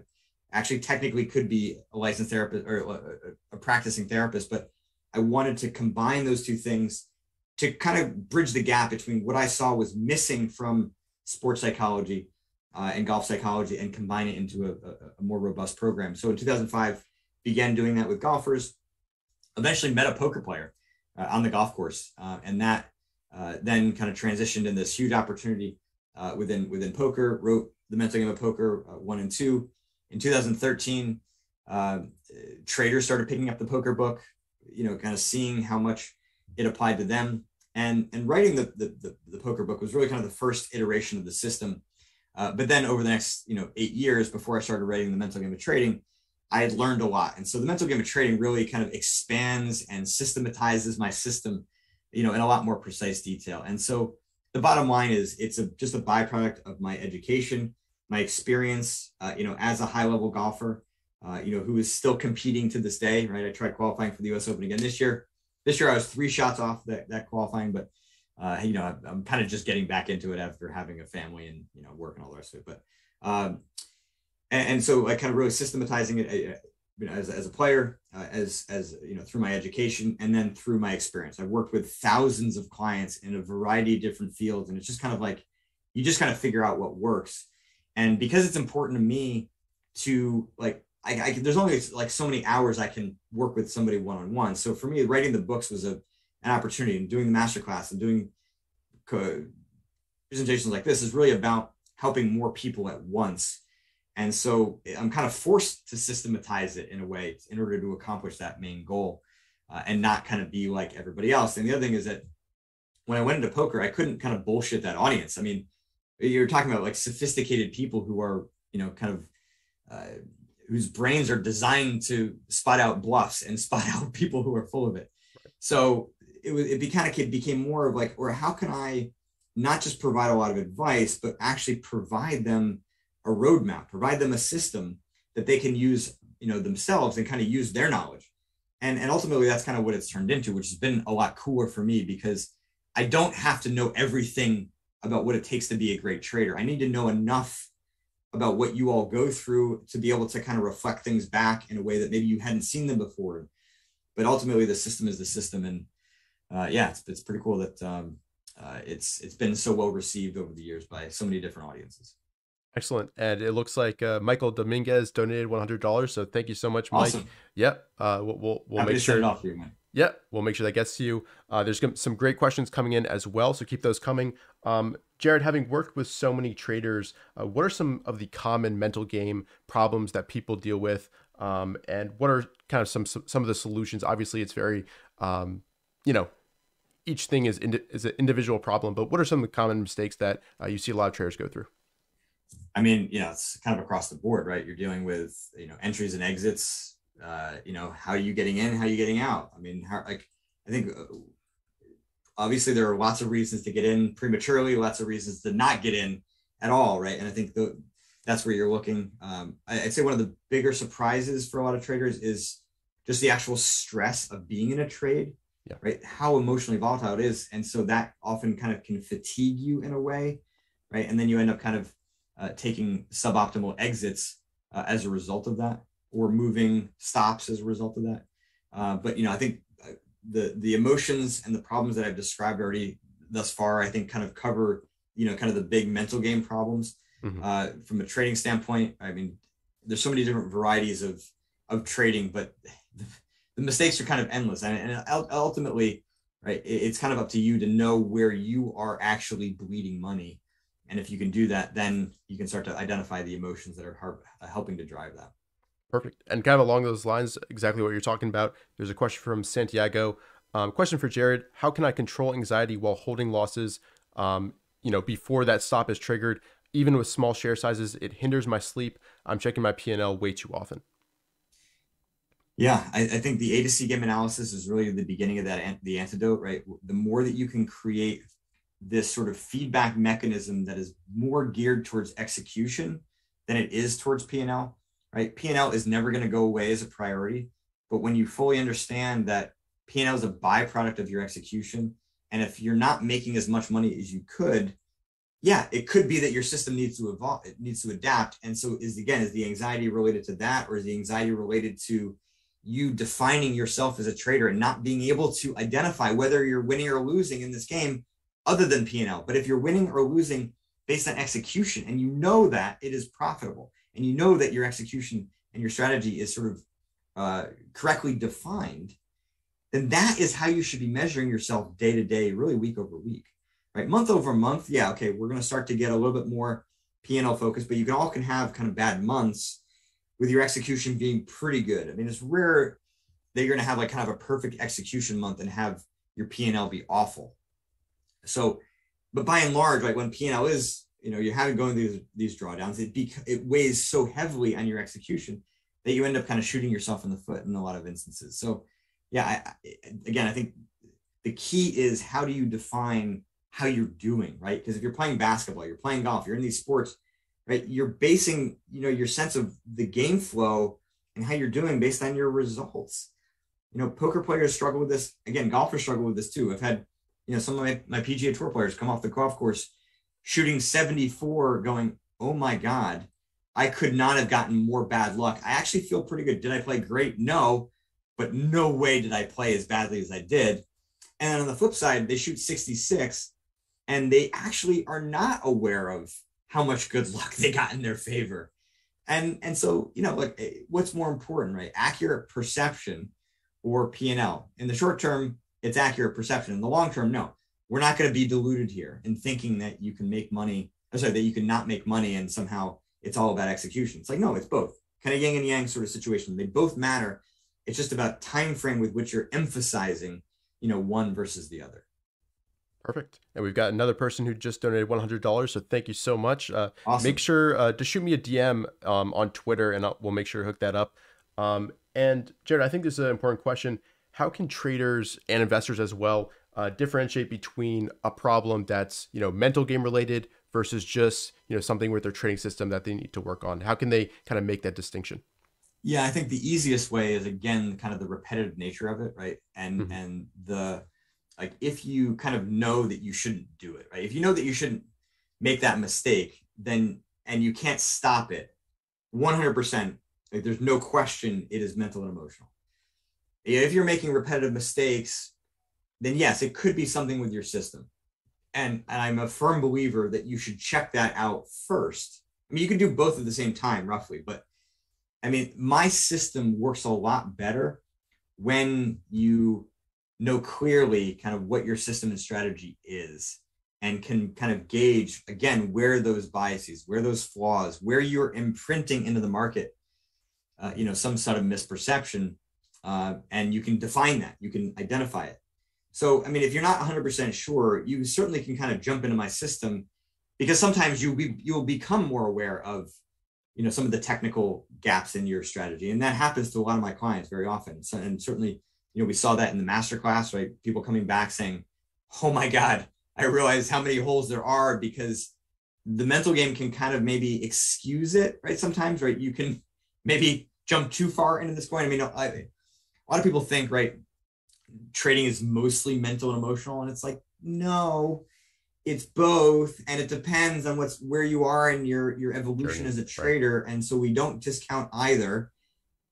System strategy, mental game, psychology, they both matter. Again, kind of like the P&L thing, it's just a question of timing and time frame, and when you're thinking about it in terms of your career. 100%, right? Ideal way to start as a trader, right? Do both. Right? You can learn both, but if you're going to start as a newer trader, more of the mental and emotional stuff you're going to be thinking about is going to kind of come from outside of trading, right? You're too new to really understand where those flaws and biases are. So you can kind of learn how to develop a good system, and maybe learn how to correct problems that exist in other performance environments that you encounter. But as you get kind of farther along, the distinguishing features of what's mental and what's technical should get a bit clearer for you. Perfect. And there's a question here that I think is pretty good. Thanks, Jared. Great presentation. At the moment of high emotion, fear, anger, greed, etc., what are some techniques to use to control / manage besides journaling the emotion and thoughts? Yeah. So again, there's a lot more detail in this in the book and in the masterclass, but the basic parameters here follow this. Number one, your job is to recognize that pattern in real time. So once you've created the map, your job is to actually study it and internalize it, so you know it like the back of your hand, so you can see, right, the escalation of emotion early and quickly. And you need to take action early and quickly. If you are unable to, your strategy needs to be more dramatic to kind of pull you out of that moment, to disrupt that emotion. But that is the second step, is disrupting that pattern, right? And if you catch it early, the disruption could be as simple as like just kind of leaning back and taking a deep breath, right? If you don't catch it until the emotion is really big, the disruption is going to be like, get the F up and walk out and go for a walk and take 15, 20 minutes to kind of get yourself back. Because otherwise you're just going to be here, right? And, kind of too glued and going to make a mistake. Once you've kind of disrupted that pattern, the third step here is to do what I call is injecting logic. Now, injecting logic is kind of a fancy term for thinking, but it's more of a strategy, more of a tool, because you're predetermining the thought, right? So you're defining it, right, very clearly. And ideally, that thought is correcting the root cause of what is actually happening, right? So if it is expecting perfection, or the illusion of control, or expecting to make money, or hating mistakes, right, that you're actually using a particular piece of logic that you have learned and you've trained, that goes to the core of what's causing those flaws, right? Or those flaws themselves. And that's what you're injecting into the moment. And then the fourth step is to use what I call as a strategic reminder, where you are reminding yourself of some of the technical aspects of your system, the indicators that may go missing in that moment, or the key ways in which you're deciding, or making decisions, or getting back to kind of the game plan at the beginning of the day. But the basic idea is that when you recognize the emotional volatility, right, you disrupt that momentum, you try to correct it. And once you've kind of brought your emotion down a little bit, that does not automatically mean you're going to make a better decision. And so then we kind of bring in some of that trading knowledge that might kind of be a little bit fuzzy or disappear, so that in the moment you can just make a better decision, right? Whether it means just to hold or get out or get in. And that's kind of the basic parameters of it. But the how you actually make that really robust is going to take some time and some work based off of your knowledge of the system. Perfect. And you mentioned previously the A to C game analysis, and that's my favorite topic to ask you about, Jared, the interim concept. So maybe just a brief description of what that is, and maybe some resources for people to learn more about that. No, yeah, of course. So again, the interim concept, the A to C game analysis, basically, I'm going to try to pull up a graphic of it so everybody can see what it looks like. But basically, the A to C game analysis is trying to define your A game, your B game, and your C game, right? Kind of like looking at it from an athletic standpoint where you're kind of chopping up your game in that regard. And you're trying to kind of define the differences both kind of mentally and tactically. And so kind of like, this is a different version of the map that I've kind of mentioned already, where you're sort of mapping one emotion. This is more of kind of like an aggregate where you're capturing all of what it means for you to be at your best, your average, in the, kind of the B game, and then at your worst in terms of C game. All right. And so this is what an interim looks like. Those of you have seen one before. And basically these guys walk like kind of the front end kind of moves forward and then the back end moves forward. The problem for a lot of traders is that like that front end has moved forward a lot, but the back end hasn't moved, right? And so you think about how good you are when you're at your best versus how bad you are when you're at your worst, right? This is really, really important to kind of unlock that back end is really a function of the mental and emotional function, right? And how severe those problems are. And so once you're able to do that and kind of define it, right, here is what this A to C game analysis can look like, right? So, A game, very relaxed, decisive, patient, confident, trusting gut, right? B game, a little bit of overthinking, attention on wrong markets, losing focus, missing obvious trades, starting to focus more on P&L, right? And then C game is now distracted, risk averse, no patience, negative self-talk, self-doubt, right? And then here's, kind of what it looks like from a technical standpoint. And so again, can you use this as like a real-time form of feedback from a mapping standpoint? Yes, but it's a bit imprecise for my taste. Mm-hmm. This is better as a tool for reflection on your execution, as a more basic like way of grading your performance. Were you in your A game, B game, or C game? It can be at the end of the trading day. It can be in the middle of the trading day. But the bottom line is like, you need that feedback. If you don't get it from this, it's going to come from P&L. And we know what happens when you're overly focused on P&L. It's not a great measure of how you're actually performing. And so, yeah, again, you can go back to my website here, download the worksheets, right? But again, it's kind of a basic parameter. It's not kind of overly complicated. And that's how I like a lot of things to work, right? We don't want to make things too hard. This game is already hard enough as it is. Let's just try to, provide a little kind of basic parameters for how to actually improve here. And then it comes down to doing the work. Like I said before, right? I can kind of give you food, I can give you water, but you got to drink, you got to eat. And can you drink water and eat food for a month? Hell no. You got to put the work in consistently, right? In order to actually be able to reshape your perspective, right? And develop the skills necessary to actually be able to solve these problems at a deep level.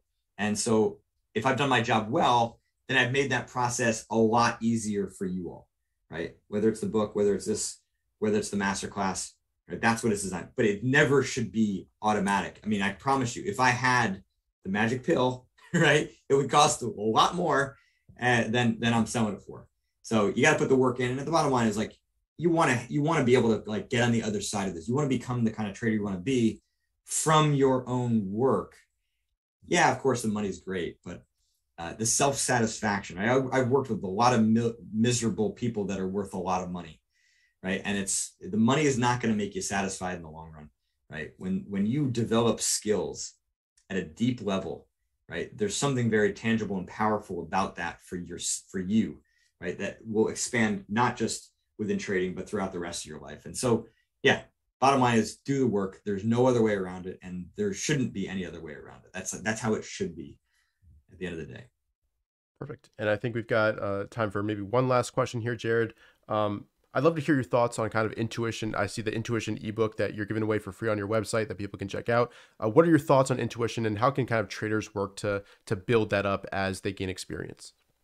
Yeah, so I think intuition can be a very kind of confusing point to a lot of traders. The book goes into a lot more detail, obviously, or the ebook does, and it really is kind of a companion piece to the mental game of trading. One of those topics that I wish I could kind of include, but it just didn't really fit anywhere. Bottom line is, when you have instances where you can feel that kind of intuition, that gut instinct kind of coming up, but you don't go with it, I would still suggest kind of writing down kind of what you saw in those moments, because they usually include some elements that are not very well known, right? There's some kind of intuition that's picking up on new tells, right? Because if it was already systematized, it would be part of your B game or your C game, right? There's something new here that you're seeing. So intuition really is your mind's ability to kind of grab this very subtle data and convert it into some sense of what's right in this moment. Mm-hmm. And because you can't fully articulate it, it becomes harder to trust.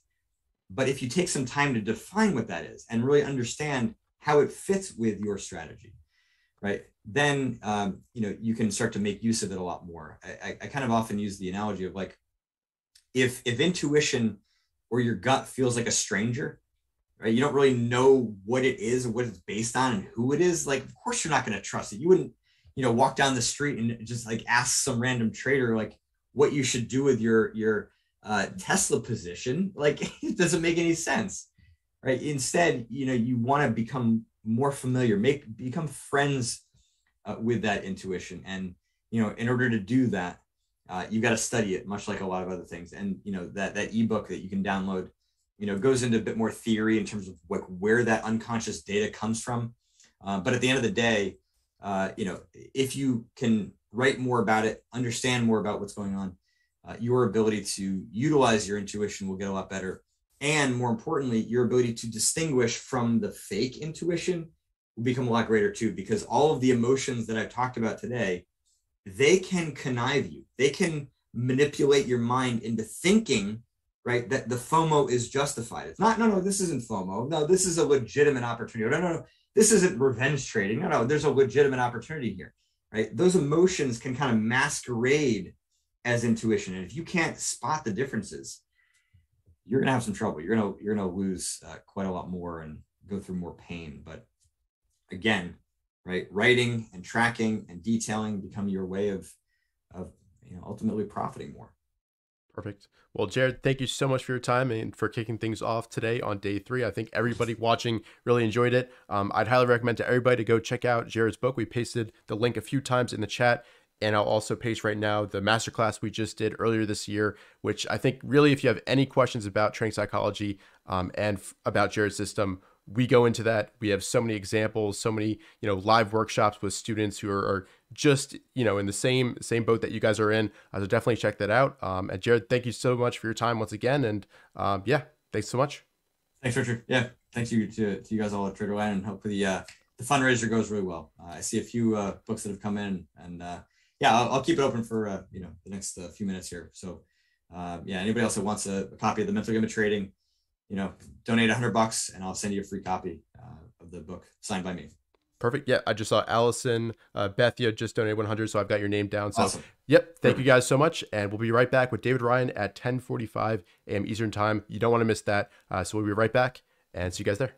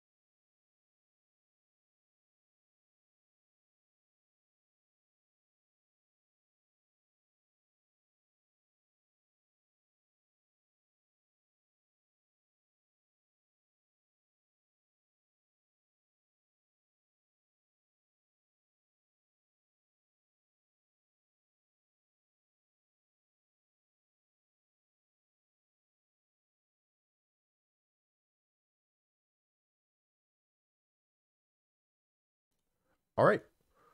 Welcome back, everybody. It's my honor to present the next speaker, David Ryan, 3 times U.S. investing champion. We all know him as being featured in Market Wizards by Jack Schwager as well. David, thank you so much for being a part of this, and I'm really looking forward to this presentation, which is a little bit different than some of the others that we've had so far during this conference. Right.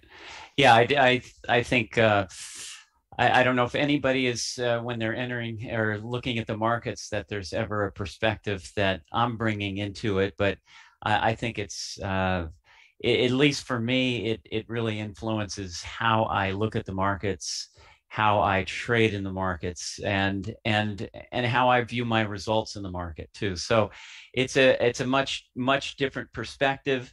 Some of this stuff might be very elementary for people who have been around for a long period of time, but at least might get you thinking of, well, what causes the markets to work, and why do these stocks set up and such. So that's why I call this a different perspective in trading the markets. And I'm going to go into a number of different things. I'm going to talk just briefly different worldviews. I'm going to look at the symmetry, the repetitiveness, and even fractals. And I mentioned Fibonacci. I mean, there's so much math ingrained in the markets that you can see it. You can see how stocks react, and so many different mathematical principles that are found there. But then I asked the question, well, is there order in the markets or there chaos? Well, probably most of you wouldn't be trading the markets if you thought it was just chaotic and it was random, and you just had no edge in terms of in helping to predict and take positions that actually make you money. And then I'll get into there's nothing new under the sun, and this is actually a quote from Ecclesiastes in the Bible. That things just repeat themselves over and over and over again. And I'll show you some examples of a stock from 1915 and other stocks that have the similar characteristics, that the market, there's really nothing new. It's really identifying what has existed and what has happened in the past. And O'Neill's Can Slim is just based exactly on precedent of looking at the greatest winners of all time. And so that's why I say there's just really nothing new under the sun. And then how should we invest really looks at what should your attitude be towards the markets? What should your attitude be, and even just how you treat your results and such. So we'll go to that, and then having the right attitude. So let me give you just a little background so you know where I'm coming from or where I've been. I bought my first stock at age 13, and that's because my dad, who developed real estate, would come home and we'd sit around the dinner table and he would talk about, oh, I just bought I bought some stock in this new concept in food, and it's called Kentucky Fried Chicken. This is back in the mid to late 60s. Or he would talk about, I bought some stock for you guys for your college education in Walt Disney. And we used to watch the Wonderful World of Disney during the 60s that would be on, on Sunday nights. And so he would actually talk about these different things. And so for some reason I got interested, but the first stock I bought was a candy company called Ward's Foods that I bought it at 10. I had 10 shares at 10 and a half. And in the next couple of years, I saw it drop all the way to 2. And I started asking the question of, why did my stock go down? And I saw other stocks doing well. So I just became fascinated and actually started reading books. And I got a trial subscription to Daily Graphs, which is the precursor to Market Smith from William O'Neill and Company. And after my first job was actually on the Pacific Coast Stock Exchange as a runner. I was there for 3 months, but then I said, well, there's got to be something a little bit better than just running tickets around the floor of the stock exchange. And so I had known of William O'Neill and Company, and it wasn't that far from where I lived. And I walked right up the front stairs, asked for a part-time job, internship, anything. I'd work for free. And a few minutes later, I was talking to William O'Neill's assistant. And then the next morning, I had an interview with him. and ended up staying there for over 16 years. And then in the 1980s, I started in 1982. And then I entered the U.S. Investing Championships, 85, 86, 87. I won all 3 of those years and got a lot of notoriety. One thing kind of interesting in 1988, I entered again, and I actually was even for the year. I didn't win the championships, but the reason why that occurred is because I probably put too much pressure on myself on the results and wasn't really looking and enacting my discipline as I should have. So interesting point there. Then still working at William O'Neill and Company, they decided to start a mutual fund, which I ran for 5 years, called the New USA Growth Fund during the 1990s. Then 1998, I left William O'Neill and Company. I founded my own management company and formed Rustic Partners, and ran a hedge fund for 15 years. You can see the assets got as high as about 80 million. It was a medium-sized fund, but and really only had one direct employee, support staff. The hedge fund I ran was just very basic. I just bought stocks, sold stocks, shorted sometimes, options sometimes, not much, bonds rarely, but it was just really buying and selling stocks, and it's very similar to what I do today. And right now, currently, I trade my own account, and I'm a consultant for Investors Business Daily on IBD Live. I'm on Tuesdays, and I help them out, sometimes giving them some ideas of stocks they might want to look at for their different services. So let me start out a note from that. Approaching the market from a biblical perspective in no ways implies that if you believe or have faith in the God that you'll lead to greater performance. I don't want this to be a prosperity gospel type of thing, or you name it, you claim it. So I'm presenting a perspective that gives you a different view on how to analyze the markets and how you can operate within them. And God didn't create the markets we trade in, but did create man with emotions that can cause the markets to move between extremes of fear and greed. And this human behavior can be tracked by distinct patterns that repeat, and to me point to a designer behind it all. And then, and when Ray and Richard asked me to speak, I said, I would like to speak, but I'd like to give this is a presentation that I give at the Masters University, which is a Christian university out in Santa Clarita, California. They have about 1,000 students, and it's been around for, I think it's now like 70 years or so.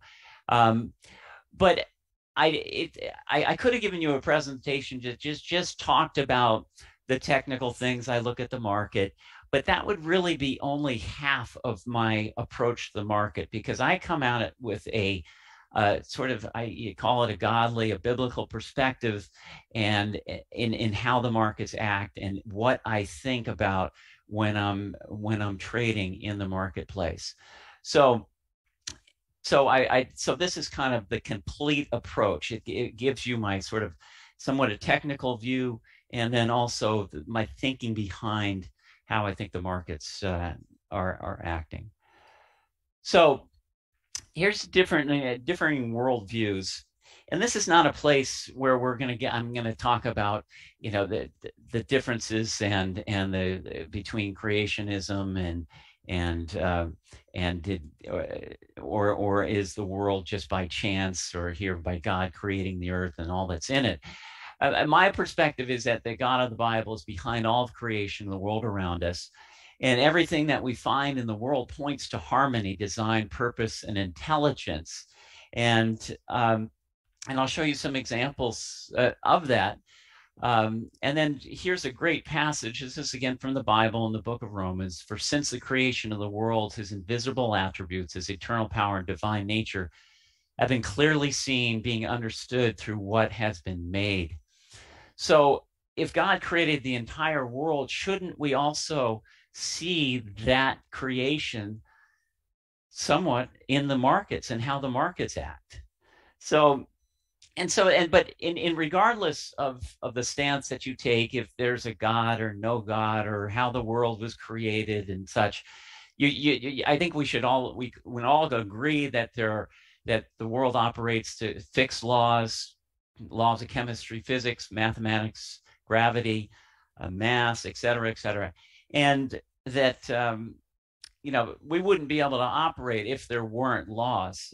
We wouldn't be able to sit in our chairs if there was no gravity. So there are laws that really dictate how the world is moving and acting and how we act in it. So to me, it's very important to recognize this order, because once you study the markets and identify the symmetry, the beauty of the patterns that a lot of these stocks take, that you can realize that the markets are not random, and there's a possibility to outperform. And you wouldn't be sitting here today if you didn't think you could outperform the market and really do well in the markets and help your economic situation if you didn't believe that. So there's a symmetry and there's a repetitiveness in the market. And I'll go through this, and I've always said that, there's a distinct way that stocks act in an uptrend and a downtrend, and these patterns repeat over and over again. And symmetry is just my definition. It's the quality of being made up of exactly similar parts facing each other in or around an axis, and you'll find this when you see a cup and handle. A cup and handle should look like a cup and handle. It should be like O'Neill would always say, when you reach up and you're about to make your coffee in the morning, you reach up and you get that cup, and that cup and handle, the handle's in the right place, the cup's in the right place, and the handle's not way down. If the handle was too low, or the side of the cup was misformed, and all your coffee would spill out. So there's a symmetry that these things look, and there's actually a beauty to how some of these stocks actually set up. And then there's fractals, which is I really never even heard of the concept of a fractal until someone said that, told me about this PBS special, and I'll show you a little clip from this coming up. But a fractal it's this geometric figure which you find throughout nature, which you actually see showing up in the markets. And as I said, each part has the same statistical characteristic as the whole. And fractals can be seen as a pattern within a larger pattern, or then someone else, and I'll show you some examples of some other types of fractals people have come up with.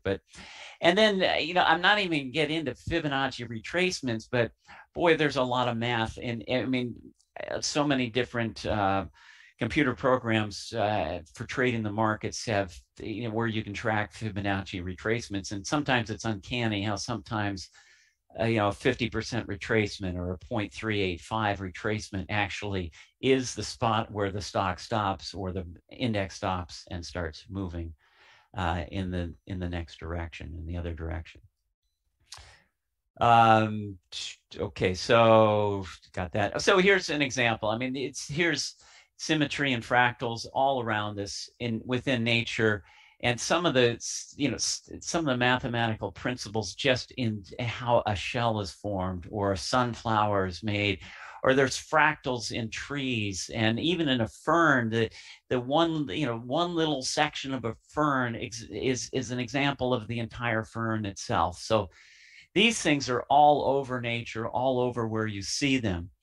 And here is, and I hope this plays. There we go. Okay, this is just a preview of a PBS special. I guess it was done all the way back in 2010. So this is 12 years old, and you'll get this by when they show a cell phone. You'll see a cell phone that's like 12 years old, and it doesn't look anything like what we use today. But this talks about that the fractals in nature and how they're all around us, and how fractals are the way you get computer graphics now. The movies we watch today wouldn't be the same if they didn't find this years ago. So, and there's just two things I want you to key off of when they get to the man who really discovered this. I think his name is Mandelbrot. He said, I don't play with formulas, I play with pictures, and I have my entire life. And that's almost exactly what I feel I've been doing for the last 40 years in the market. I've been looking at pictures. I look at pictures through charts all day long, and I'm looking for those next setups, those patterns that repeat over and over again. And that's sort of the same thing he said. And then they had a scientist who said that these fractals were formed by natural selection over millions of years.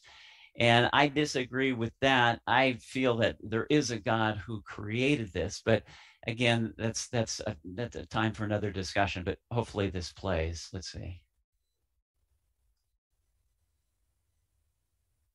Here we go. Come on.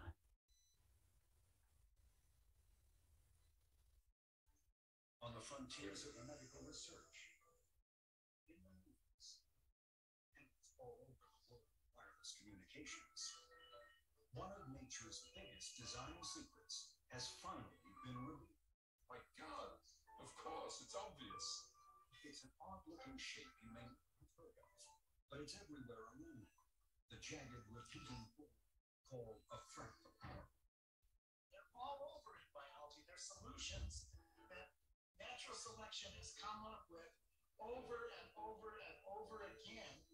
Fractals are in our lungs, kidneys, and blood vessels. Flowers, planets, weather systems, the very essences of life. But it took a maverick mathematician to figure out how they work. I don't play with formulas, I play with pictures. And that is what I do with my life. This was a bold challenge to centuries-old assumptions about the various forms that nature takes. The blinders came on. Sea forms that were always there, but formerly were invisible. Making the invisible visible. Finding order in disorder. What mysteries can it help us unravel? Coming up next on Nova, Hunting the Hidden Dimension.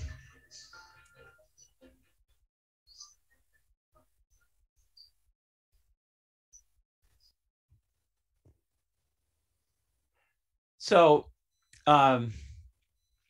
so if you have a chance, you can find it on YouTube, and I think it's an hour and a half. So, and they get into, I think it's fascinating because they go into all these aspects of where fractals are found, and they even go into a jungle, and you think a jungle is just a bunch of, random plants growing all over the place, but they were able to actually go into a jungle and find those fractals within how the jungle is developed and such. So you see this math, and I kept on going back and asking the question, well, shouldn't we see some of these things in our own markets, in the way stocks act?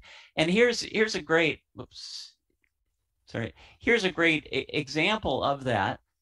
Here's Microsoft. This is 1991, and this in January of 1991. And here's a nice big cup and handle forming, but then within the handle there's another cup and handle that forms, and this doesn't happen all the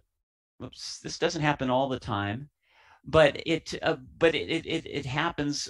It happens enough where you see them showing up, and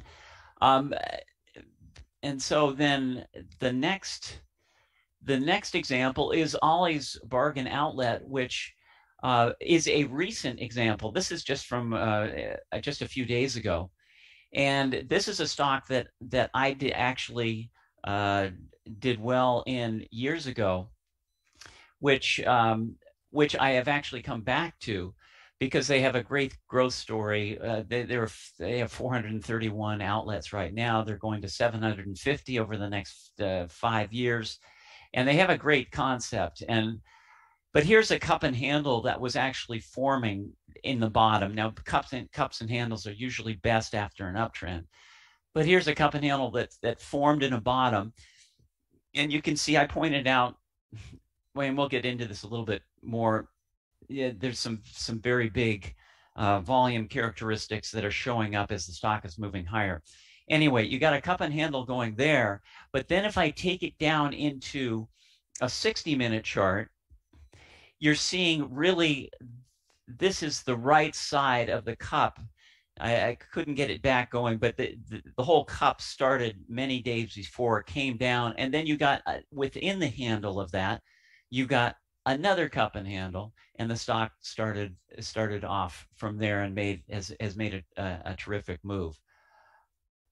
Now, there's also, this is my son Sean, who's doing has done well over the years in the U.S., also in the U.S. investing championships. He said, Dad, but he sees fractals within, patterns, stocks that have taken patterns that then repeat themselves again.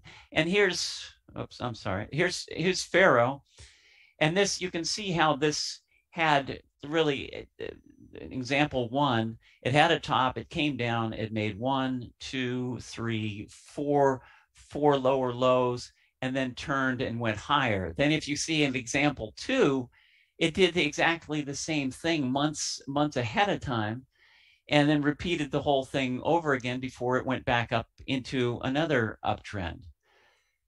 And then here's another, this is Bitcoin in 2021, and it actually had, a huge move up, but you can see the pattern where it made 1, 2, 3, 4 highs, and then came down in 3, 1, 2, 3, and did the almost the exact same thing of, I think this is a few years later. So, so you're seeing a repeat again. This is Nugget, a gold ETF, similar type of thing where the stock made a great move up and then had 3 waves down, repeated the whole thing over again.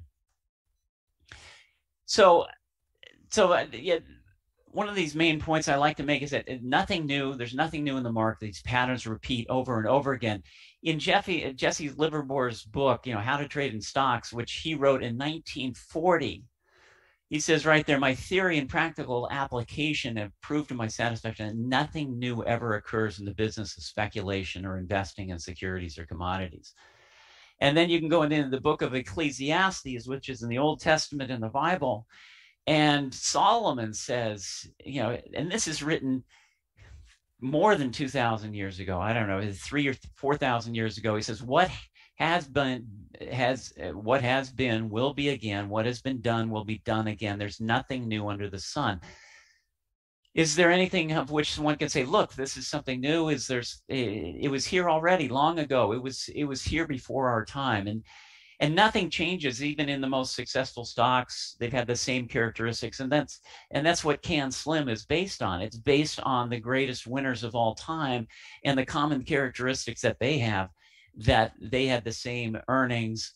Yes, they had new products and different products, but it's that whole thing about it's, a new method of doing something, but basically it's similar concepts.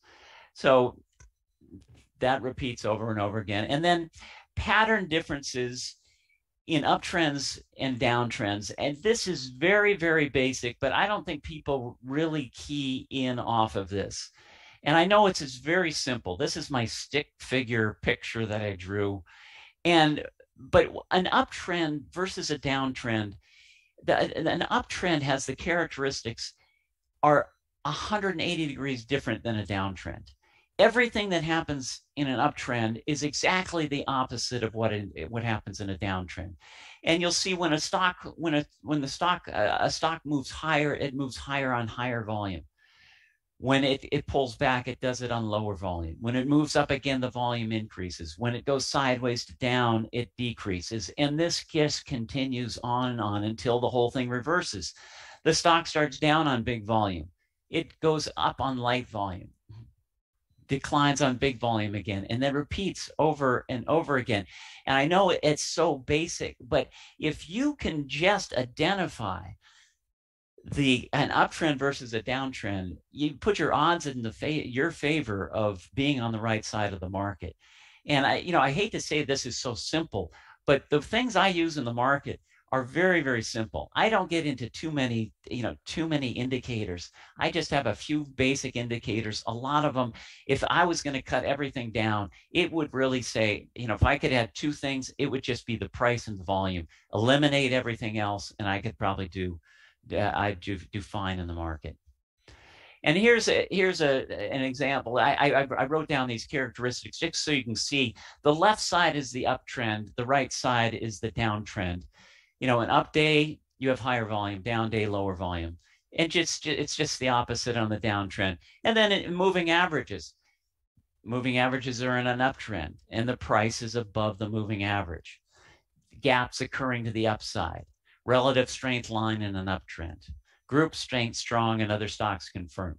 Those are just basic principles that repeat over and over again. And it's so interesting, in a market like this, when there's so few stocks that are in nice uptrends, people are still going, well, do I buy this stock when it's down 50% or 60%? And said it doesn't have the characteristics that put the odds in your favor of making money in the market.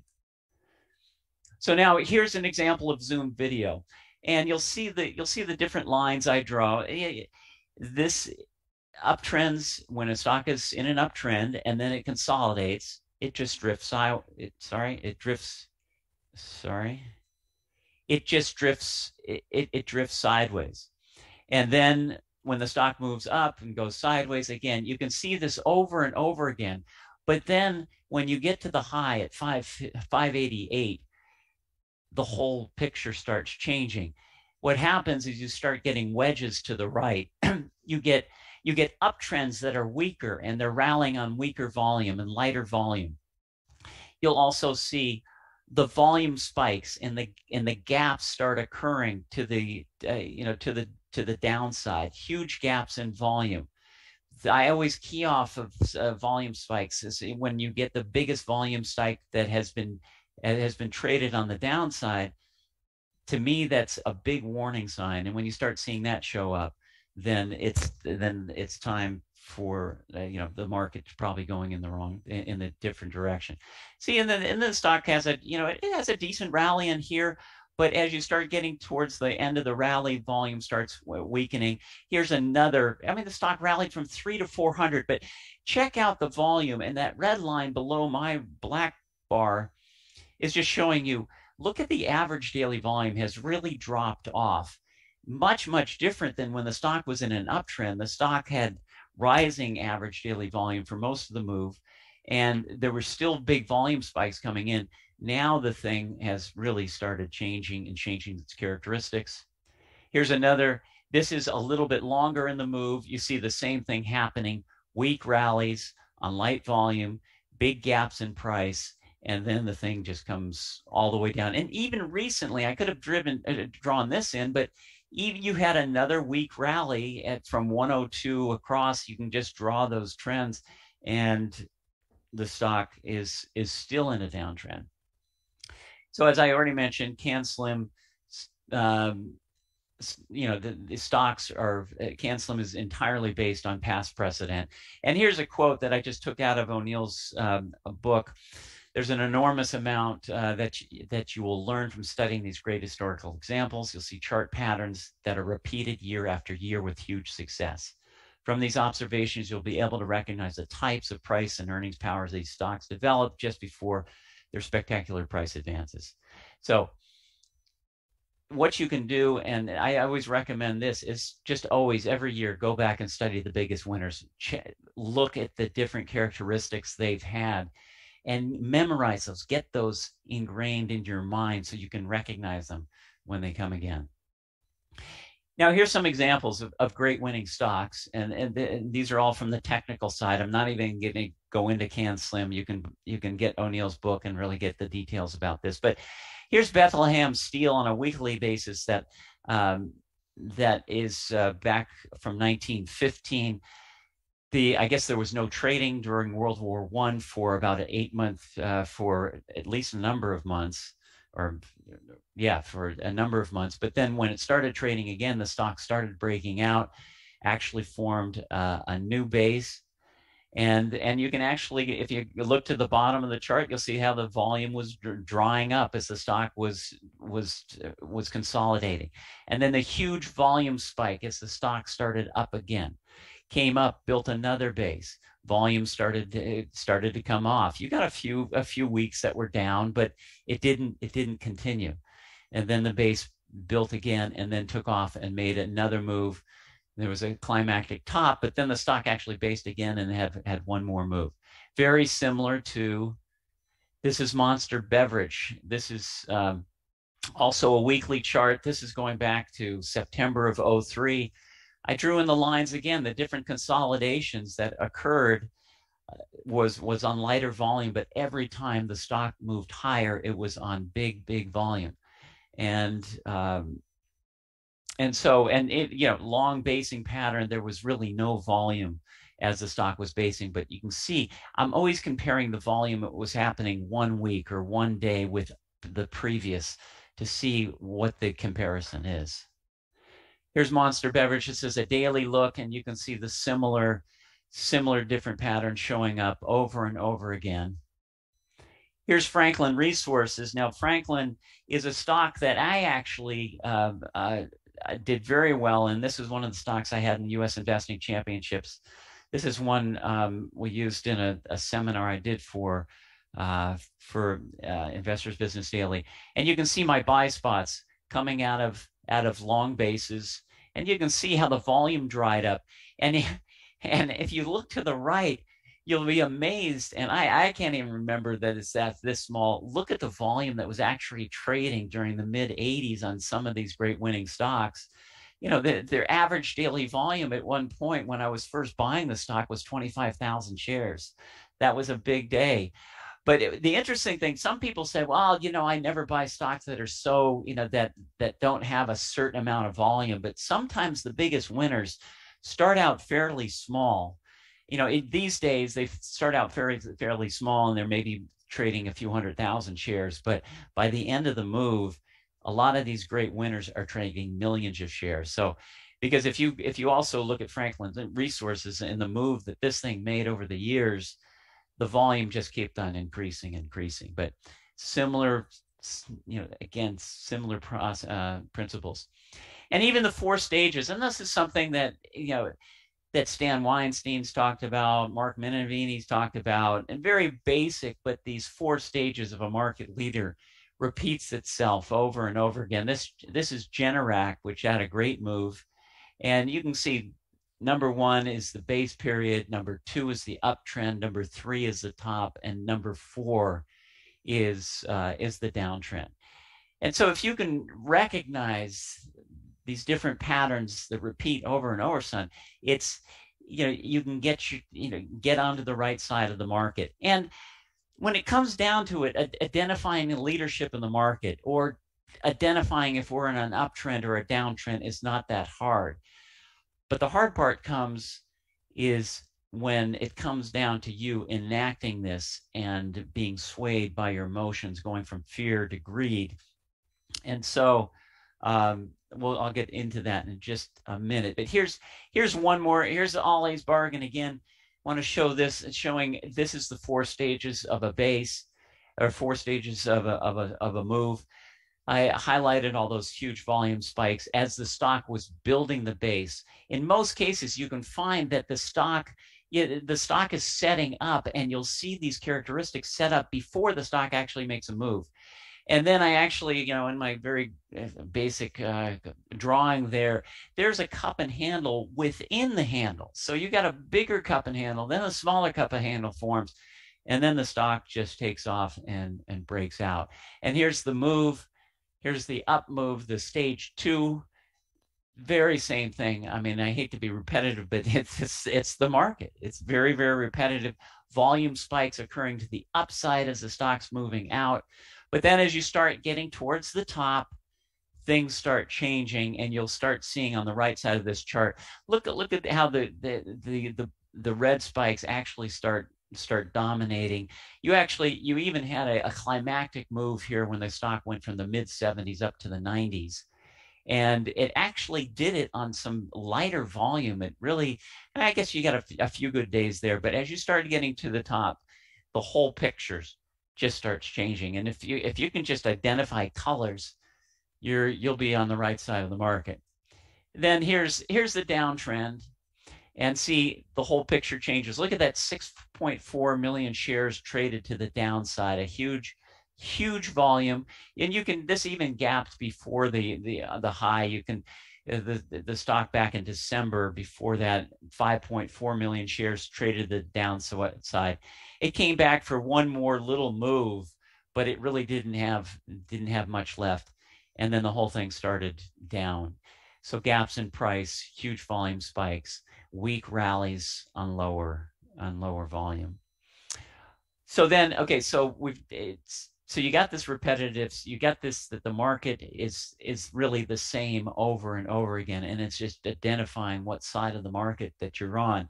But then comes down to where you are and what your approach is to the market. So, and this is the attitude that I have, and this is really the right key. We're not to love money. And then in the Bible again, 1 Timothy 6:10, for the love of money is a root of all sorts of evil, and some by longing it have wandered away from the faith and pierced themselves with many griefs. I've seen in 40 years some real tragedies in the marketplace where people, where money, success, and their results become so big that it really hurts other areas of their life, their relationships with their families, with their wives, with their friends. And this is something that is so important that you have to step away. The markets will always be there, but you're, if you're spending so much time at this, or you're putting so much emphasis on this, then other things can falter. And then Ecclesiastes, whoever loves money never has enough. Whoever loves wealth is never satisfied with their income. And so you could just keep on going, well, I got to get bigger and bigger and bigger. But you have to have the right attitude in the markets. When I saw just a few brief minutes of the previous presentation on psychology in the market. And when I really do the best is when I never look at my bottom line, and I'm not looking at how much I made, how much I'm up for the day or down for the day, and looking at the P&L. When I first started, you had to call your broker to get exactly where you were in the market. And I would really actually check only once a month at the end of the month to see where my profit and loss was, where my account equity was. And what that did, it helped me to really focus on just executing what I should be doing, following the rules that have been laid down, and getting off, how much I'm up, because that can influence you. That can bring in emotion that is not good in your investment decisions. So how should you invest? Okay, use a method that works. It's, this first passage is, the way of a fool. This is in Proverbs, and Proverbs has got so much wisdom in it, but the way of a fool is right in his own eyes, but a wise man is he who's listened to counsel. And I commend everybody who's watching and is listening to these other presenters, because I assume most of these have done very, very well in the market, and they're coming at you with rules and principles that you can use within the marketplace. So I think that's, you're off to a great start. But then you have to have discipline. And no matter if you use CanSlim, or you're a value investor, or you're purely technical, or you're a day trader, you have to have discipline. Psalms 5:23, he'll die for the lack of discipline, led astray by his own great folly. If you're not following rules, and if you're not disciplined, then boy, you can get off on the wrong track and lose a lot of money very, very quickly. And what discipline does, it takes out your fear. Matthew 6:27, and who of you, by worried, can add a single hour to his life? And greed we already said, I already went over this, who loves money never has enough. And then pride goes before destruction, a haughty spirit before a fall. And this is something I learned long ago, that if someone asked me, how are you doing in the market, or, and hey, have you had any big winners? I usually just say, I'm doing fine. Because anytime I start talking about this great stock that I had and how much money I've made and how well I've done, man, it's just like the next day, the stock blows up for some reason. The earnings come out or it just starts down. And that's why I just try to never talk about performance and let other people talk about your performance. So anyway, pride, be very, very careful in that situation. So the battle is really against yourself. And as I said, before, there's nothing new under the sun. All this is laid out for you on the internet and books. I mean, O'Neill's book is really one of only a few books that I recommend. But when I was starting in 1982, and I joined William O'Neill and Company, he wasn't doing any seminars. He wasn't laying all this out. He hadn't really developed Can Slim. Every once in a while, he would talk to people. He would give an in-house seminar for people for an hour and kind of go over the market. But it was really up to yourself to really look at examples from the past and learn from those. But now, I mean, you've got so much stuff out there. I mean, you could spend a year going through everything that's out there on Can Slim and other things. But once you put in enough time to learn the repetitive markets and the symmetry of the markets, you can improve your performance. But remember, it's a battle of you against you and controlling your fear and discipline in the market. Jesse Livermore, here's another quote. How to Trade in Stocks. Let me say again, the human side of every person is the greatest enemy of the average investor or speculator. So there's a lot of great human wisdom out there on the markets too. And so I would like to mix that in. But keep the right perspective. Command those who are rich. This is from 1 Timothy. Command those who are rich in this present world not to be arrogant or put their hope in wealth, which is so uncertain, but put their hope in God, who richly provides us with everything for our enjoyment. And this, I love this passage too, Deuteronomy 8:17-18. You may say to yourself, my power and the strength of my hands have produced this wealth for me. Or you can rephrase that and say, my mind and my ability has found these great stocks, and I've produced all this wealth by investing in the markets. But remember, it's the Lord your God, for it's he who gives you the ability to produce wealth, and so confirms in his covenant, which he swore to you and your ancestors as it is today. And then the last thing, and a lot of people might go, whoa, this is really way out there. But if you look at Psalms, God really owns everything. I mean, if this is what I believe. For every beast of the forest is mine, the cattle on 1,000 hills. I know every bird of the mountains, and everything that moves in the field is mine. And so with that, we must be good stewards of what God has entrusted us. Therefore, if you've not been faithful in the use of unrighteous wealth, who will entrust you with true riches to you? And last thoughts, with the mindset of that there's an order, a symmetry, repetitiveness in the market. So, study the past to know how stocks in the markets move. Combine that with the right attitude and perspective. Be thankful for whatever the results you have in the market. And this is so great importance. One must perceive each day of existence, labor, and basic provision as a gift from God, and accept whatever God gives.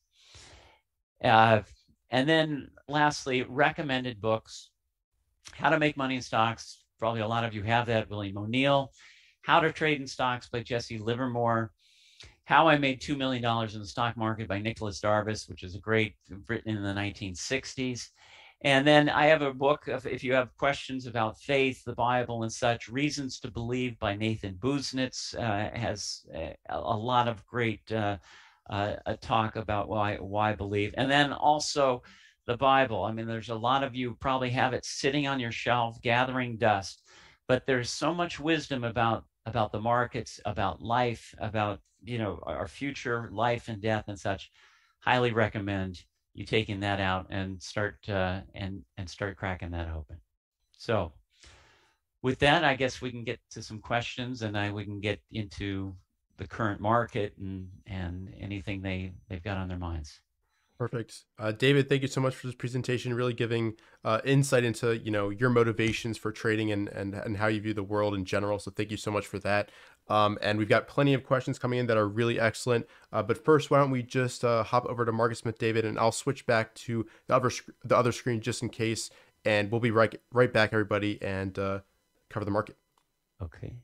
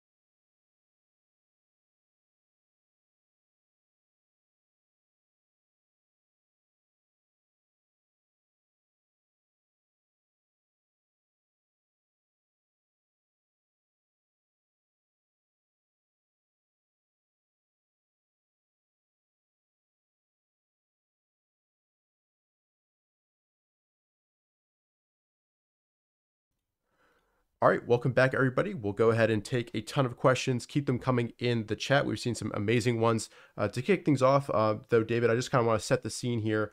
And I'd love to hear your take on the current bear market that we're experiencing and how you've dealt with it. We last talked and did an interview back in fall of 2021, and I think you had some cautionary words back then. So I'd love to hear, how you've dealt with it and what were the signs that you were noticing that we could potentially be entering a correction. Obviously, we never know how bad it's going to get, but what were the signs that you were kind of looking at? Well, the signs were a lot of great stocks actually topped back in February of last year, and a lot of growth stocks did. But the market, there was so much money in the market, and the government was dishing out so much money that it just kept on rotating into other groups, and then with so much money in the economy, prices started moving up. So commodities started moving up, oil and gas started moving. So a lot of growth ended in February of last year. I mean, if you just looking at at Zoom video on that we're using, this was actually in the fall of 2020, Yeah. long before the market was topping out. But a lot of other things started topping in February. Here's Shopify. Well, I guess Shopify actually went a little bit. It went until November, December, but really you didn't make much progress from the high in February of 21. So I saw that going on, and we kept on rotating into different groups, and all the cyclicals were moving, and fertilizer stocks were still in a great uptrend up until March of this year. But then you did get the indexes starting to top out in January and February. So here's really the beginning of the year, and then I mean, you can start seeing, look at the volume starting to pick up on the downside, how many days in a row you had as the market was topping. Look at all these volume spikes are coming in on on the downside up in here. And then you started breaking moving averages. And look, in the rallies started getting lighter on lighter volume. Every time you rallied, even through this great rally from 420 to 460, which lasted only 3 weeks, the volume, you had one day above average daily volume. And then the volume started picking up again onto the downside, and you got huge spikes down. And so you're really in a series of, it's a downtrend where you get 2 to 3 week rallies, and the rallies come on weak volume. Even yesterday, you look at the spiders, it had a great day, but the volume wasn't even bigger. Yesterday was Thursday was a stalling day, but yesterday you still had lighter volume. Now you can play these rallies if depending on your time frame. If you have a very short term frame, you could try to play these rallies. But and I actually started buying a few things down here for just a trade that maybe will last a few days into the 50-day moving average, or maybe it goes a little bit longer because so many people are negative. But until these moving averages start trending back up, you have to treat everything with a lot of caution. Perfect. And there's a great question here from Roy asking about your experience as a hedge fund manager. So David, when you ran the hedge fund for 15 years, did you ever go through periods where you were 100% in cash during bear markets, for instance, in 2000, 2002, and 2007, 2009? Yeah, absolutely. Because when I ran my hedge fund, if you look at the monthly, I'll show you where I started. I think I started this is a monthly, and so I started right here. Markets sold off into the fall, and then had one final move up into a high, but then corrected 50% and another 50% twice while I was running the hedge fund. I ran it until about this period, 2014, but I went through 250% corrections, but I lost very, very little because I went to cash. And that's so what's great about operating with a discipline is if the discipline should get you in as the market is turning and stocks are starting to show up with the right characteristics, and it should also get you out when the market is rolling over and there's nothing left to buy. And so during these periods, I was 90% cash, maybe 95% cash. I had very, very little in the marketplace. And my clients loved me because they would see, I think in 2000 and maybe it was 2007, 2008, I think I might have been down like 5 or 6% for the year, while they look at their other portfolios and they're down 30 or 40%. But I see no reason. There are times where you should be 100% out of the market. On IBD Live, I said, especially for people who are new to this is a great time to study and to just sit on your hands, because the opportunities are so small. Your chances of making money, making a lot of progress are very, very small. Perfect. And David, I know you said you keep things really simple and just look pretty much at the market and leading stocks, but do you look at any kind of indicators like the advanced decline line that gives you a sense of, the market breadth or the percentage of stocks above the 200-day moving average, stuff like that? Or it's really just the indexes and the individual stocks themselves? Yeah, I look at indicators. I've got some indicators that I look at on stock share. I've been actually keeping the McClellan oscillator. Well, I actually don't do it by hand, but I used to do it by hand. The McClellan oscillator and summation index, which really is just a moving average on advances versus declines. Right. And I've been watching that since the early 80s. And I look at that, but a lot of those are just kind of secondary indicators where, yes, I put value into it, but most of what I get is just looking at price and volume on the indexes and the individual stocks. Perfect. And I know a lot of your presentation was about how the same patterns repeat themselves and things never really change, but has kind of the pace of things in the market gotten a little bit faster over the years? What are your thoughts on that? Maybe the intraday moves are faster. but it seems like if you step back, the move still, a stock usually has a nice move over a year and a half to 2 years. Bull markets last longer, let's say 2 or 3 years before you get a major correction. They I would say maybe just more the intraday movements are faster than they have been in the past, and maybe that's because also a lot of stocks trade at much higher prices than they did in the past. In the 80s and 90s, there was very few stocks that traded above $100 a share. Most everything was below that, and most stocks split when they got too high. Now, very few stocks split. I mean, I guess more have been recently. Um, but yeah, so I think the movement, at least maybe on a price basis, is a little faster intraday, but not overall. Perfect. And there was a question, I can't find exactly who asked it, but it was basically, have you noticed any kind of differences in the success rate in buying breakouts, now versus back in the past, back in the 80s, 90s? Or is it really about, there's a right time, a right environment to be buying breakouts? And a lot of the times, when we're in a correction like this, they're not going to have, great success rates. Yeah, in a market like this, I mean, the amount of stocks that break out and have a great move are very, very small. I mean, and in a market like this, if you're going to trade them, it's much better to be buying weakness as it's starting to turn than it is to buy a strength of a stock that has already come up, is already up 20% from its low and now breaking out. But yeah, no, they'll work a lot better when you're in an uptrend, and when things start turning, a lot more will start breaking out and going. But this is not that environment right now, and we might be in this environment for a while longer until inflation cools off and rates have gone up. Yeah, and then one other thing on indicators and stuff, I know a lot of people, they look for the follow-through day that O'Neill has written about.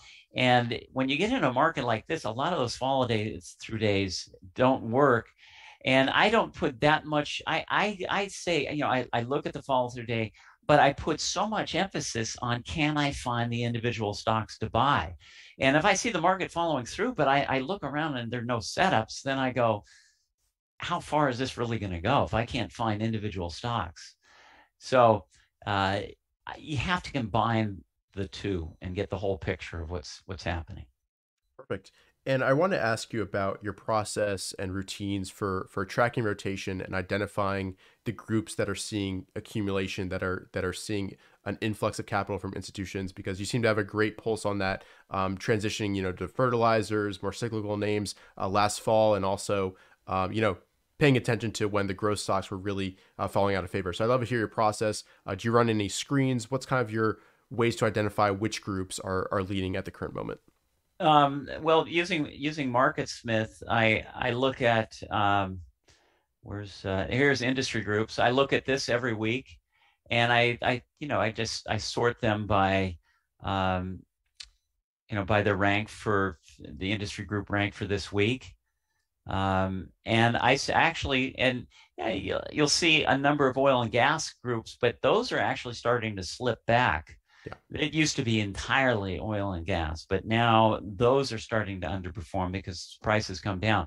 But I actually go through them one by one, and I do it on an iPad. I don't have my iPad in front of me, but I can go through a lot more stocks because I can get 4 pictures on my iPad. And I can look at 4 groups and just quickly go through, and I go through at least the first 100 groups in the market to see what's performing. I also look at their group ranks and see, here's medical biomed that has actually come up from group 29 to group 9 in the last few weeks. So maybe biotechs are starting to turn, and then it's breaking a downtrend, which it's been in for a couple of years now. So I look at that. I also look, here's Minervini market trend 1 month.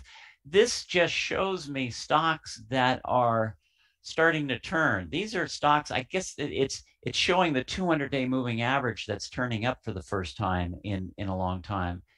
And when I start seeing new groups and new stocks form, showing up here, then that gives me an indication, oh, hey, maybe that group is turning. Now, here's one grocery outlet that has had a nice move. This is more defensive. I really can't find any other stocks in the group that are doing well with this. But this gives me an idea. And then I go through, I have, Market Smith 250. I go through lots of screens. I always arrange this Market Smith 250 in terms of group rank, because I want to see the strongest stocks in the market with the strongest groups. And so I see what's showing up here. So you go through a number of screens, and these are very basic screens. They're nothing, that, but you have to go through lots and lots of stocks. I try to go through hundreds, if not, sometimes I've gone through all 2,000 stocks in the O'Neill database, or that's on MarketSmith. But I try to go through hundreds and hundreds to give me a good feel of what's happening in the market. Perfect. And getting back to your background a little bit, I'd love to hear about some of the key turning points that you felt have happened during your career as a trader. What were some moments where there's kind of a aha moment where, wow, I really should do this, and that really changed your performance and improved it dramatically? Well, this goes all the way back to 1983, 84. I joined O'Neill, and the bull market started in August of 1982, and I really didn't know what I was doing, but I doubled my account. But I wasn't operating with the right rules and principles and stuff, so my account went from like $30,000 to $60,000. I lost it all back, and I went into the teens. So finally, one weekend, I sat down and I said, what in the world am I doing? And I looked at every single stock that I bought. I put in the buy point. And this is when we had printed charts. I'd tear them out. I'd mark up where I bought it, where I sold it. And I started seeing a pattern develop over and over again that I was doing the same thing. I was buying extended stocks. I wasn't buying exactly at the buy point. And from that point on, I said, okay, I don't care what anything else looks like. I am looking for this one setup. I'm looking for, a cup and handle, a flat base, and I'm buying it exactly where I should buy it. And if it gets too extended and I missed it, I missed it. And that was the point where, bang, I hit one stock and it clicked. And then I hit another one, and then another one. And it was just one after another of great winning stocks. Franklin Resources was one of the ones that I looked at. But one thing that I would like to mention is that, going back to patterns and such, so many people, they read O'Neill's book and they think they have to find cups and handles.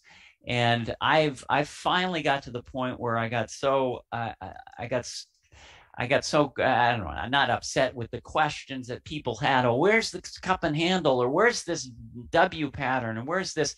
Maybe I termed the phrase, I just said, just draw the line. Because when a base is built, really the most critical point is where the stock is coming out of the base. So if I draw this line on Lilly, here's all this stuff that's going on. And yeah, maybe you can see, I guess they draw on a cup and handle, but you can almost forget what is occurring below here. Yes, I want to look at it and see if I'm starting to see volume pick up on the upside and multiple days, but don't make the market so complicated. Just as that mathematician said, I look at pictures all day and I draw lines, and I mean, it sounds so simple, but it's not that complicated, and it's being very disciplined in buying the right setups. So draw the line, study the patterns, and you'll probably do a lot better in the marketplace. Perfect. And as you're looking at charts, are you always looking to buy out of kind of a tight area right under that line that you drew previously? There was a nice kind of handle type consolidation within that overall base. So is that always what you're trying to do? Buy up the right hand side, right near basically that line from basically moving out of a contraction? Yeah, yes, and that's when I'm going through hundreds of charts. I'm not looking. I'm usually very, very quickly. I'm looking at the uptrend, and then I'm keying off what is happening in these last, 6 to 8 weeks. Mm-hmm. Is the stock tightening up? How's it acting? Is there a nice tight spot in there? But yes, when a stock calms down and tightens up, especially as you're close to the highs, that's your best setup. Now there are lower setups, and Mark Minervini talks about low cheats and medium cheats and high cheats. The lower you get in the base, to me, your risk starts going up, because lots of times they can come out of a lower cheat, then move up, and then roll over. So you have to be careful. If you concentrate on just the ones that are up near the top of their patterns, then you'll probably do a lot better. And when you're buying from that contraction, where are you usually placing your stop loss? Is it at the low of that tight area, or is it at the low of the breakout, low of that week? How do you usually do it? Well, that's the best thing about a tight pattern is that when you have a nice tight pattern, you can set it below the low of that pattern, and usually that's not even close to 8%. It's usually like 3 or 4%, and so that's what's great about buying off a very tight formation, is that you can limit your risk. And the whole thing, I mean, we didn't even get into risk management and cutting your losses, but every time I'm buying, I do not want any loss to go above 8%, and most of my losses are much smaller than that. If I have one fault, I probably take my losses too quickly and I get out of a stock, and then it sits there and turns and then takes off and goes without me. But then once the stock makes a move, then I use moving averages, or I just watch the stock and how it's acting, and look for trend lines. So maybe after the stock breaks out, makes this move, and starts breaking this trend line or breaking some moving averages, then I might cut back on the stock or sell it outright. Perfect. And there's a question going back to when you competed in the championship. Let me bring it up here. So it's from Elizabeth. A question for David. How did you overcome the pressure from focusing on the competition results and shifting to focus on the rules and process? Thank you. Well, and I mentioned that earlier. It's best not actually to even look at your equity in your account and how it's moving every day. Is just concentrating on the rules that you enact. And if you enact rules that have proven successful in the past, you should do very, very well. I mean, it's like I told you, I said in the fourth year that those championships, I was so concentrated on performance and how I had to win again, that I lost sight of the rules, and I started doing things differently. I started taking too big positions and not starting out at 5% and then moving up. And so I started doing things differently. I started breaking the rules. So it's trying to just don't look at your equity, don't look at your profit and loss all the time, but just enact the rules day in and day out, and the equity is going to take care of itself if you're enacting the rules correctly. Perfect. And going back to that post analysis you did that really gave you some perspective, I'd love to hear your advice for traders out there who are doing post analysis. What should they look for? How should they mark up their charts? And how can they find those ultimate takeaways that can really change their performance? Yeah, well, what you can do now, I mean, you can either print the chart out, which you can do, and then write all the reasons why you're buying the stock at that point, also circling the different characteristics that you're looking for, different indicators you're looking for on the chart.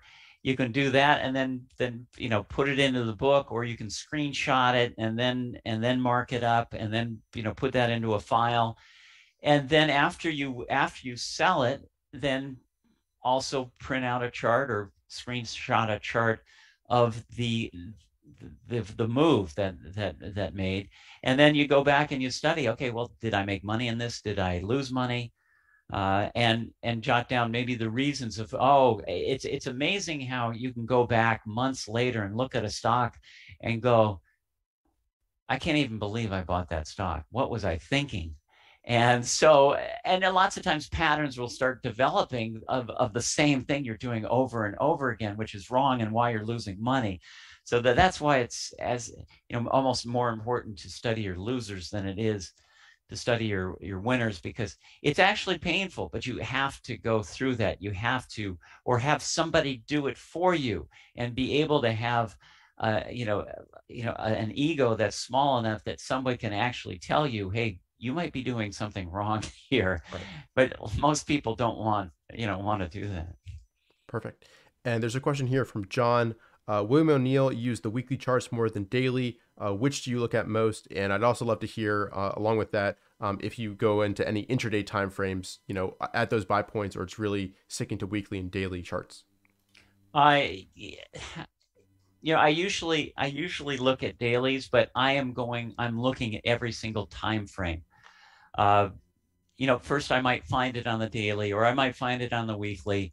But then, so I go from daily to weekly and I look at the big picture, but then I even go to monthly and see, this is, I love these setups. Look at that. That's a gigantic cup and handle. I mean, that was 20 years, almost 20 years in the making. But boy, did that look good. And look at the move that you've gotten off of that. Same thing here. Generac, look at it. Look at this. Beautiful, nice 5-year base. And then look at the move that stock has made. So, but then, okay, so then you get it down to the buy point. And so then I go all the way down. So I go down to the daily, but then I might even I actually might look at the 60-minute just to get even more granular, the exact buy point down to the, down to the penny or so. And on this time frame, are you looking to see volume really coming in, or it's really about price action more than volume as it's pushing through a pivot? Well, you want to see the volume, but if a pattern is set up, exactly right, and again, it has a symmetry to it, and it's set up right, and the volume's not there, I'll go ahead and I'll start a position anyway. Because lots of times the volume comes in the next day or later in the day, but I might start the position, because what can happen is that it's at the perfect buy point, but yes, you're not seeing your 200% increase in volume, but it's, the volume's up 25%. Well, it may just be that people haven't seen it yet or recognized it, or it hasn't hit the different alerts that people have. Then the volume starts coming in. And if you wait, sometimes you can get off to a late start. Perfect. And I wanted to ask you about how you consider overhead supply when you're making a buy decision. How important is it for you for that proper base to be close to 52-week highs, or even do you prefer all-time highs, as close to that all-time high level as possible? Yeah, well, the longer the high, the better. But if you have a situation where the stock, here's an example, the triple Qs. Now when you take a look at this, you now have, how many months is that? How many quarters? 1, 2, 3, 4, 5, 6. You have 7 quarters. You have over a year and a half of overhead supply. That's why I think this is going to take a longer time to work itself out. Even if we don't go lower, maybe we do go lower, but what we're probably going to have to do is spend more time building a longer base. And so what that then does, and maybe if I can go to a monthly, well, let me bring up the SPYs on the monthly. See, we might be coming down, but we're going to have to start rounding out and start breaking some downtrend.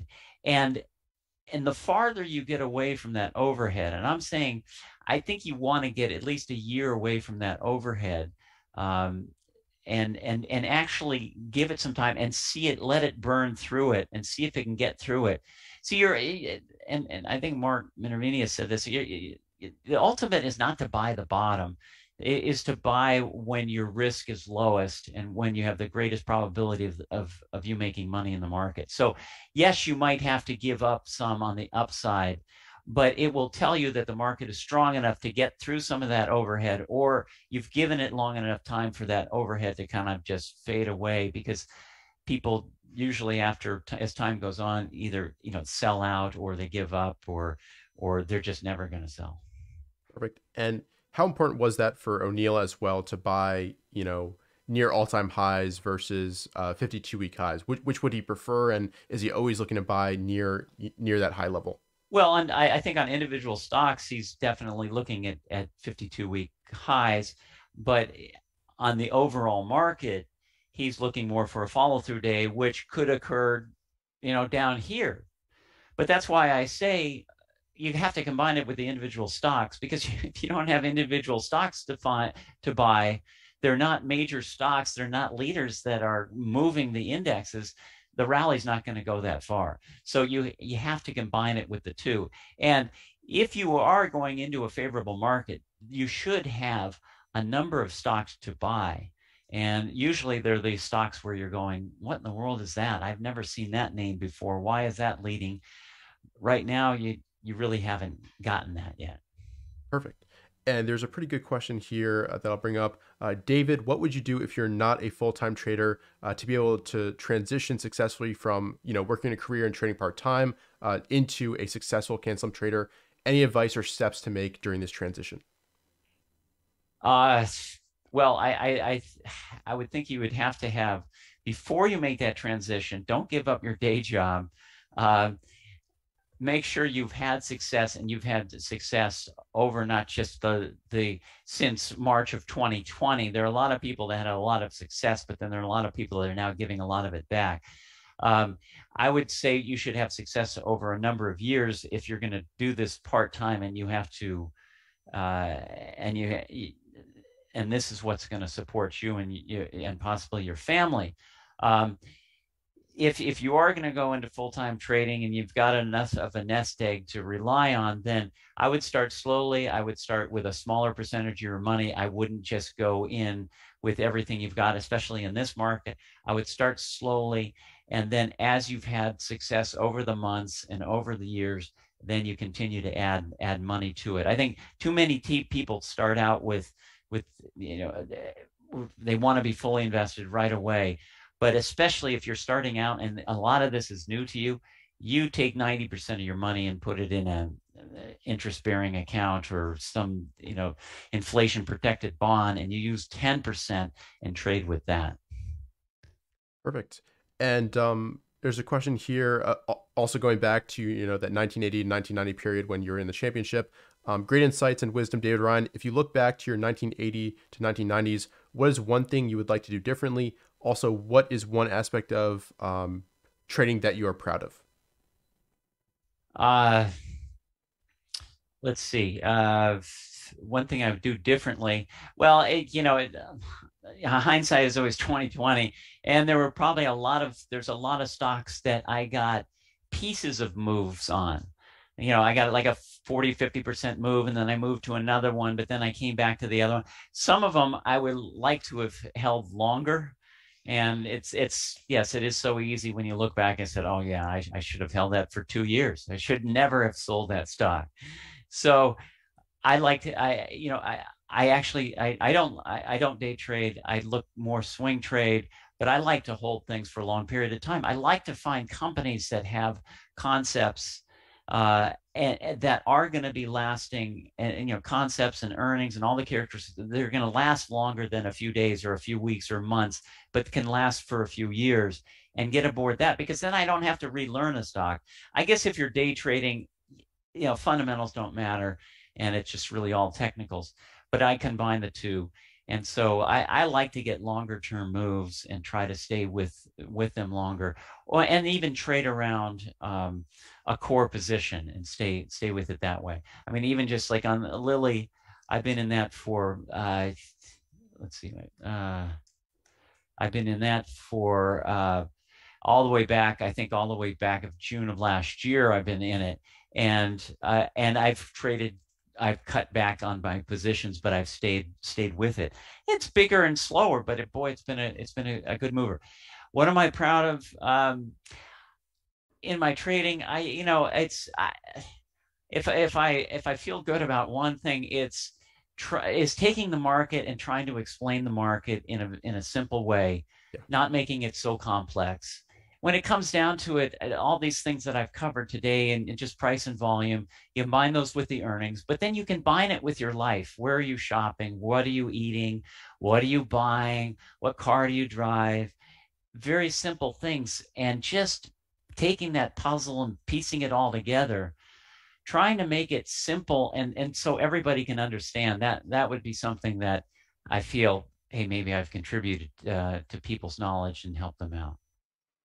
Perfect. Yeah, I think that's a valuable goal. And I want to ask you, David, since you mentioned you wanting to stick with the entire move, what are some key principles that you strive to adopt when it comes to sell rules that help you get the most out of a position and allow you to stick with that trend? Well, helping to stick with it is when a stock gets extended, or it's had a nice fast run up. So Lilly here coming out of the base has a big move up and then moves all the way up here. But I when I start looking at how the stock has been moving up in a channel and it's starting to get near the highs, then I take it down.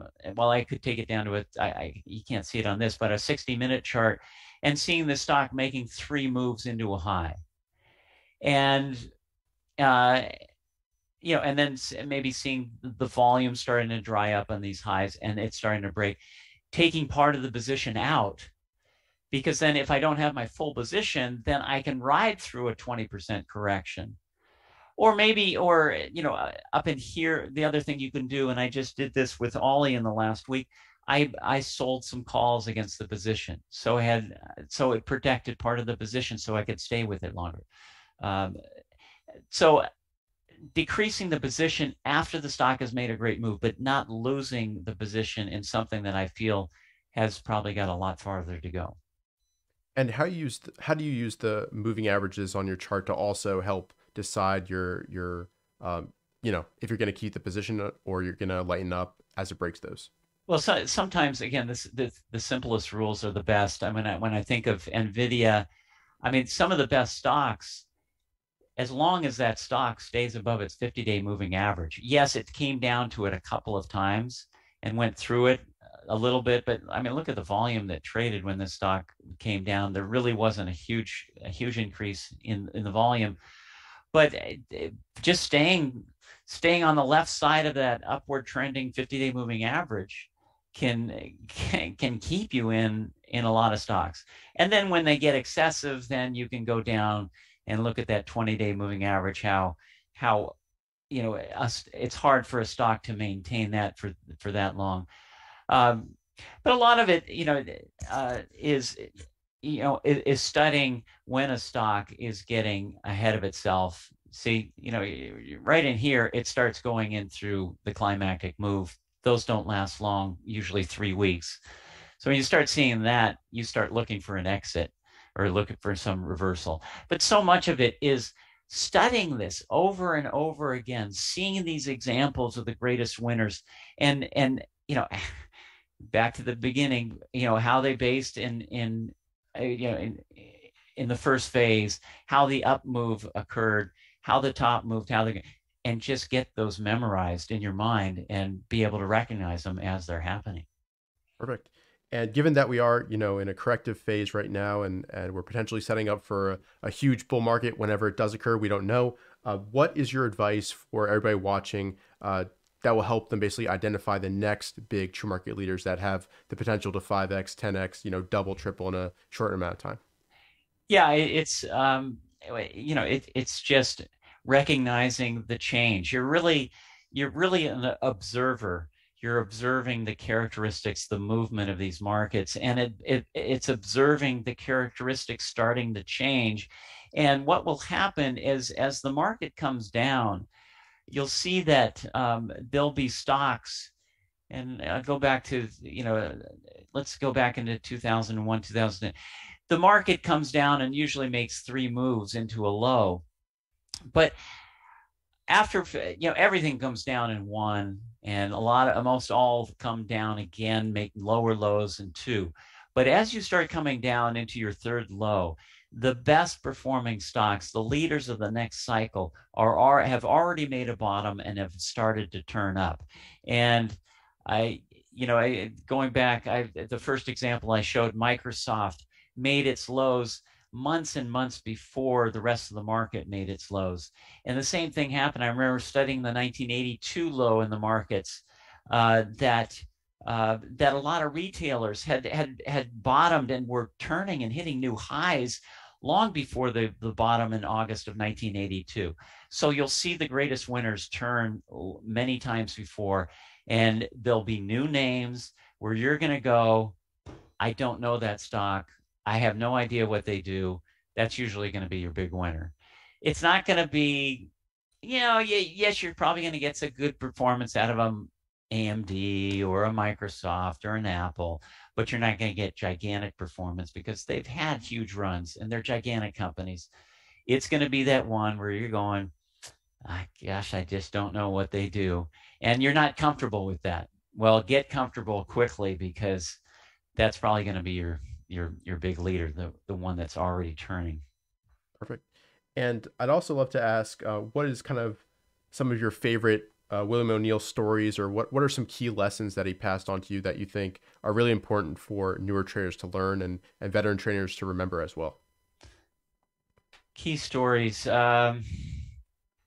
Well, I mean, we did so many one-day conferences around the country for a number of years, that, he kept on, he was always very positive. He always said, this is the greatest country in the world. You have so much opportunity. And if you adapt the right principles to investing, that you can change your life. And I think it was that positive attitude that he instilled. I think it was also the work ethic, where, he worked extremely hard. I caution that again, you want to work hard. And I spend a lot of time. I spend a number of hours on Sunday going through stocks, getting ready for Monday. But not to the point where it hurts what my family is doing and such there. Other stories, principles. He was adamant that this is the can slim is the way, the only way, the fastest way to make money in the market in the shortest period of time. And if you had another theory, you wouldn't. It would be. I would cringe sometimes after when he would go after people that were saying, "Well, how about this stock at the bottom?"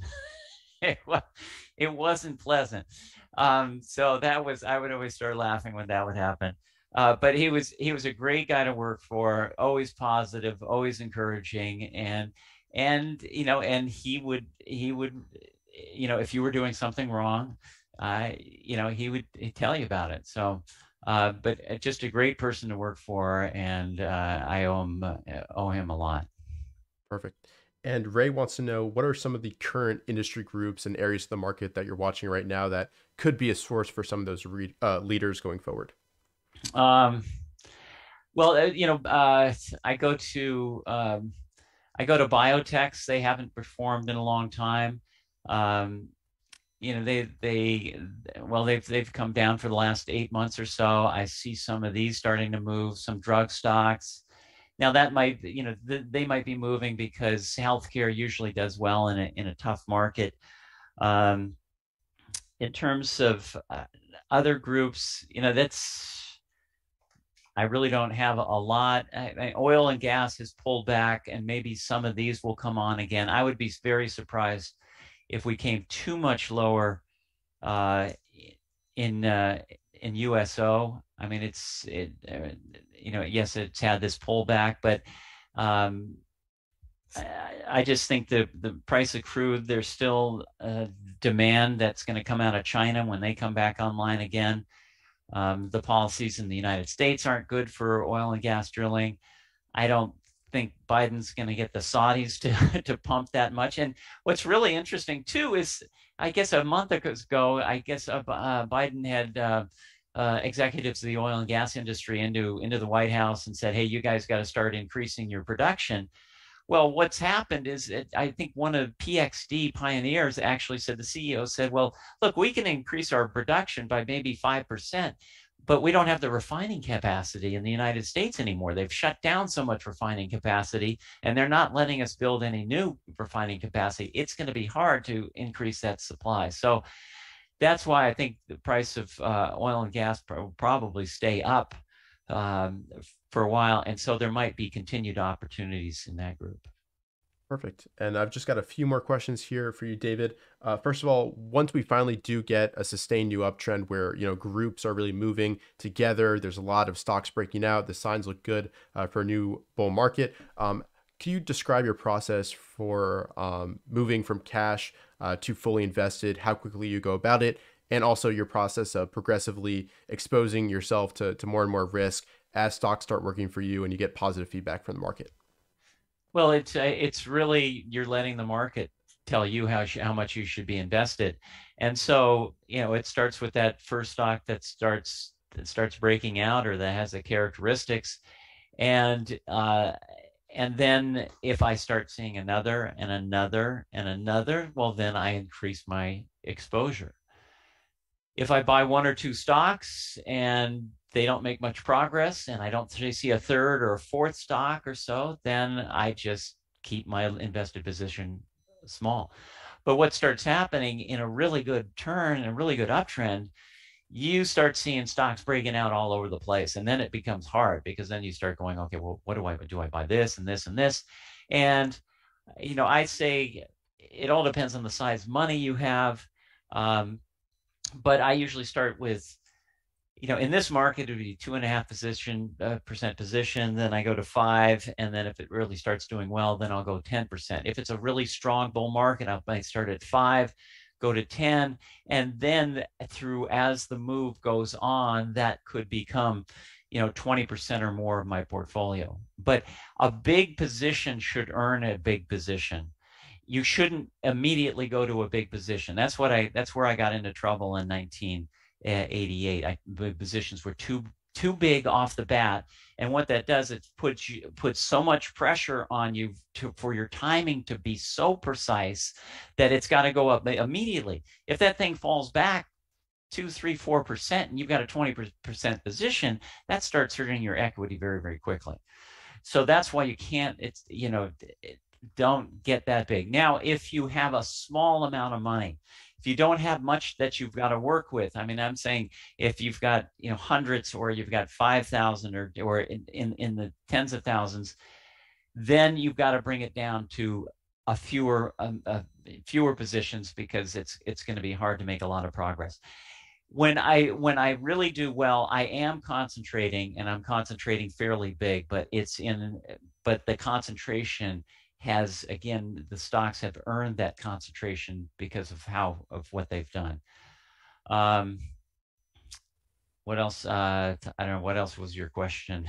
Yeah, it was about, how do you practice progressive exposure and size up? And I'd love to hear you talk about, what causes you to add to a position that's working. I'd love to hear your process for pyramiding up into a winning position. Yeah, well, it's when I bought a stock and I got a nice position and it made a great move, and maybe I cut back on it, and then it built a whole new base. Yeah. It went sideways for 5 or 6 weeks, and then it came out of there. I'm got to go back to my full position and then even buy more because it's a brand new setup. And then if it has another move again, builds a whole new base, sets up again, breaks out again, then I could increase it even more. So, and you want to do it earlier in the move and not after the stock has been running. I think too many people, they don't look at the time factor involved in the market. And I pointed this out on IBD Live one day, and even one of the panelists didn't know why this existed. If you see this line right here, that occurs on the weekly charts. I don't think it's not going to occur on the daily charts. But the reason why this line occurs, it tells you when a stock, that's the 18-month mark. And that's usually how long a stock moves. And so, some of the best moves, when it starts getting around that point and the action of the stock starts moving differently, it's just one more piece of evidence of, okay, well, haven't you already gotten a 4 or 5-fold move out of the stock? Yeah. And hasn't it already been running for 18 months or 2 years? It's the clock that you're running out of time. And so it's probably time to exit and look for that exit. So, so the progression comes with the stock making other bases and moving out from those bases. Perfect. I just have 2 more questions, David. Second to last, we've got basically, do you incorporate what the Fed is doing and what interest rates are doing at all into your process, or really at the end of the day, it's about the price action of the stocks and the groups? Yeah, I'm not smart enough to take all the macro picture and such. I mean, I try to figure it out, or I try to have it add to it. But when it comes down to is the reaction in the marketplace, the Fed can say everything they want, but if the reaction is different, and that's why, I mean, when I came back into Ollie again, it's a stock that I've listened to every single conference call. And the reason why I came back into this is a few different things. Is the news from Target and from Walmart saying they have so much inventory, or they're going to miss their earnings because they bought wrong and they've got so much inventory and so many people. Well, who's the beneficiary of this? Well, it's companies like this. I took that into factor. But then also they came out with an earnings report that wasn't very good. They missed their earnings. But on the call, they said, hey, yes, we missed our earnings, but things are getting back to normal before the pandemic. And you pick up on things like that. And the stock immediately traded down when the earnings came out. But as the conference call started and I started listening to it, and they started saying positive things, that thing started turning and going higher. And that's where I first started taking a position in. So a lot of it is not just the news itself, it's the reaction to news. So, and that's the other thing too, is when the market stops going down on bad news, but starts rallying, that's telling you, hey, maybe a lot of this has already worked into the market. And that's the same thing with the Fed. The Fed can raise interest rates, but everybody knows they're going to raise interest rates. So when they raise interest rates, well, they already said it. So look for the reaction and what they say. Maybe they're going to say, well, we got to raise it again and again. So you look at the reaction to the news, but you can get into trouble trying to figure out all the macro. Bring it down to the individual stock and the individual index and groups. Keep it simple. Yeah. Yeah. Perfect, David. Thank you so much for your time. I just have one last question for you. What general advice do you have for everybody watching out there about trading, about finding success in the markets? What kind of last key bits of information do you want to share with everybody? I think you have to keep the right perspective. Trading is fascinating. I'll always keep on doing it because it's just so interesting. They're taking everything that exists out there, all the information, and throwing it into a pot and mixing it up. But you have to have the right perspective. You want to study hard. You want to work hard. You want to use the right principles and learn from your mistakes. But in the end, there are things that are much more important than your performance in the market. Yes, you want to do well, but are you doing well at the sacrifice of other things in your life, the people in your life? Because you can have the greatest wealth in the world and be the greatest trader in the world, but if you have no family, you have no friends, it's not worth it.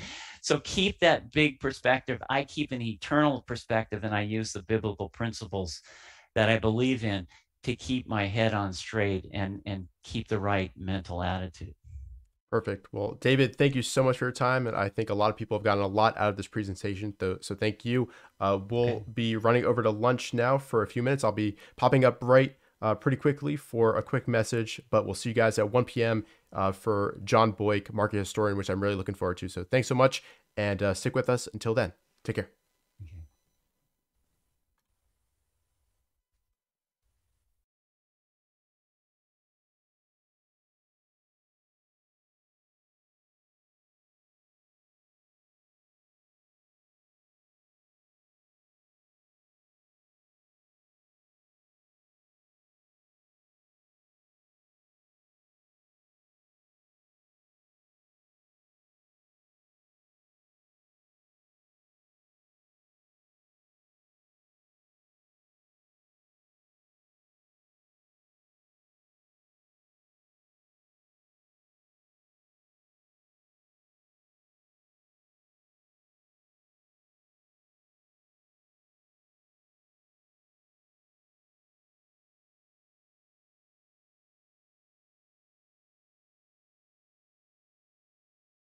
Okay, so we've got a little bit of time here before the next presentation at 1 p.m. Eastern.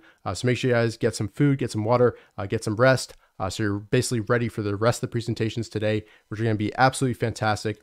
And during this time, I'll actually be playing an interview I did with Stan Weinstein himself, market legend and the author of Secrets for Profiting in Bull and Bear Markets. You can see a little bit of it right there in the corner of my screen here. An excellent, excellent book, which I highly recommend. This is a great conversation as well. And if you're not already familiar, we're actually doing an entire masterclass with Stan himself, where he'll basically be teaching the nitty-gritty details of a system and how he's adapted it over the past 4 decades since he's written the book. So if you're interested in that, go ahead and click the link at the top of the description and popping up right now, and I'll paste it in the chat as well. I highly recommend it if you're looking for a system that really helps you focus on the leaders and get basically the most out of the best opportunities in the market. So go ahead and check that out. I'll play a short clip from Stan himself talking about that masterclass and then that interview. So sit back and enjoy, and I'll see you guys back here at 1 p.m. Eastern. I think this is a real... Welcome to the TraderLion Podcast. I'm Richard Moglen here with Ross Haber, and to kick things off, we have a very special guest, Stan Weinstein. Stan is the author of the well-known book, Secrets for Profiting in Bull and Bear Markets, where he coined the highly influential concept of stage analysis. He is currently the editor and publisher of Global Trend Alert, advising institutional investors. Stan, welcome to the show. Thanks so much for being here. Hey, my pleasure. Awesome. So to start things off, the process you enumerate in your book is almost entirely based on technicals. Many investors nowadays seem to ignore charts and focus only on financials or fundamentals. What would you say to these people to convince them to incorporate chart reading into their process? Okay, first of all, when I was young, I used to proselytize. I wanted everybody to use technicals. I'm way past that. In fact, on a kidding around basis, I say now it's good. There are some people who will never use technicals, and we need that because if everybody used charts, who would we sell our losing stocks to? So the bottom line is that people that are open-minded and really are willing to learn that you need offense as well as defense to score in a football game. You need technicals at the minimum integrated with your fundamentals. And there's a reason why. I'll share this with you, Richard. Most people don't know, but I have a degree in economics. And many a year ago, it must have been probably 40 years ago, I used to do so many interviews. I remember some interviewer asking me, say, Stan, what did you have to do to become successful in the market? And he thought I was being facetious, but I said, put my economic degree on the side and learn to be totally technical. Right. Yeah, combining fundamentals and technicals and listening to what the price action is actually saying, that seems to be the way to go, and just reading that supply and demand as best as we can.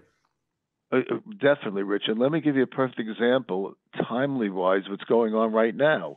If you're just strictly a fundamentalist, and a few of my fundamental clients, override the technicals and they're paying for it, gold is a perfect example.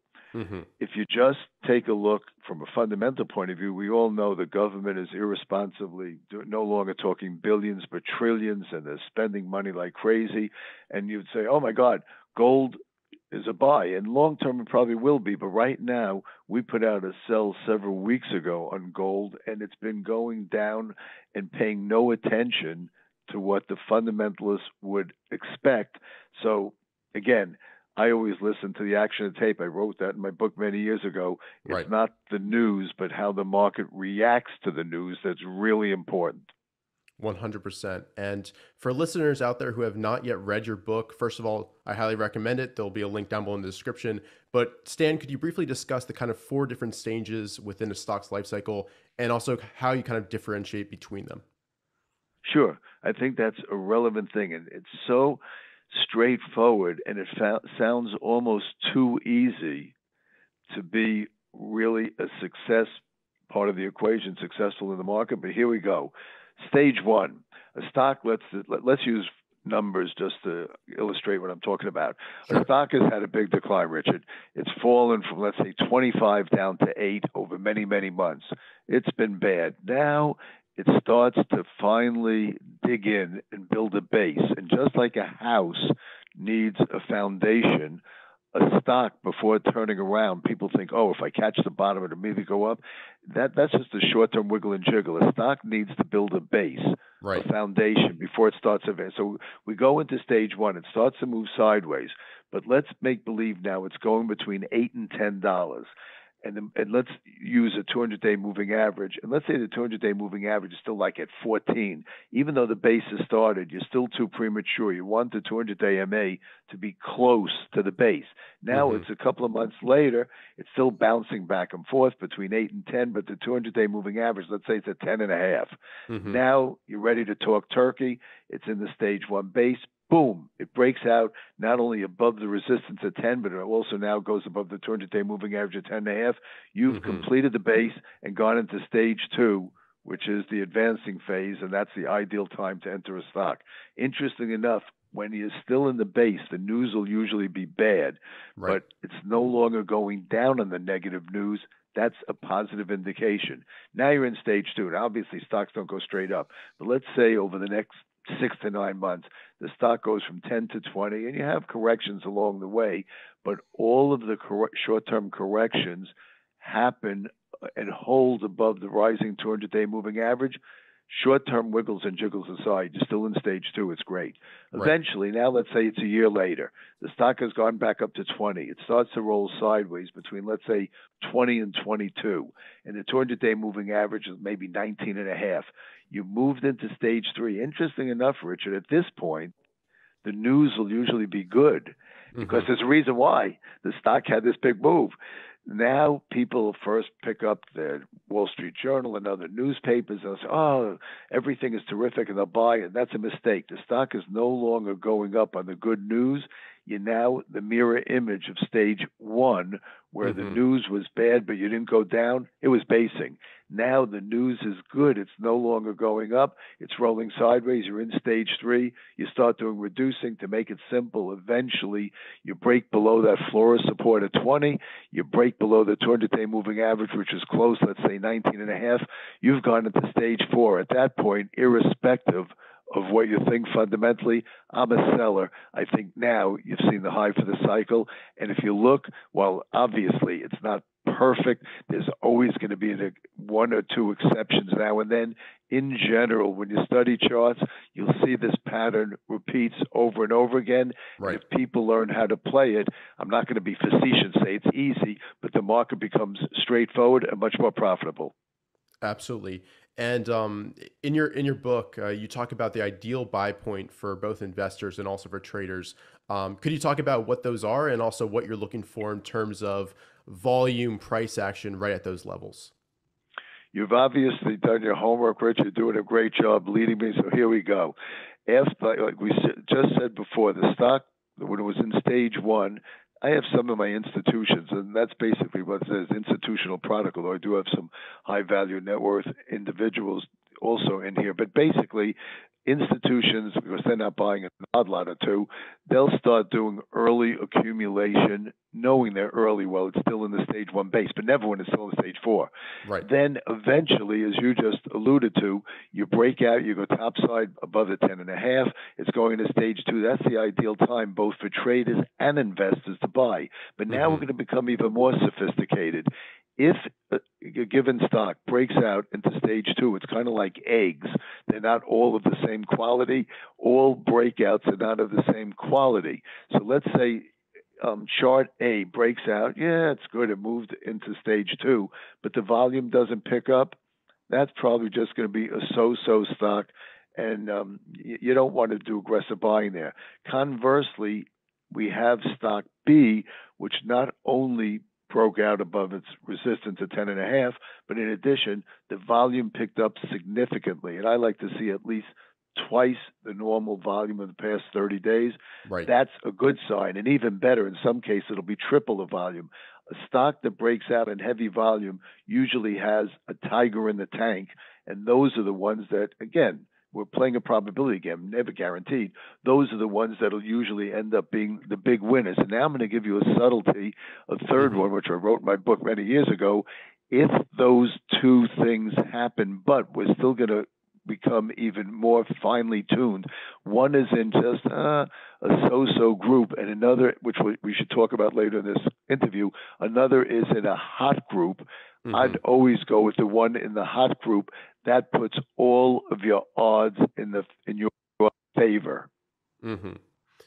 Perfectly put. And I was actually going to touch on that on how you analyze group strength as well. So could you talk a little bit about your forest to the trees approach, how you go from market analysis, group analysis, all the way back to selecting the highest potential stocks that you want to buy on those breakouts? Obviously, here we go.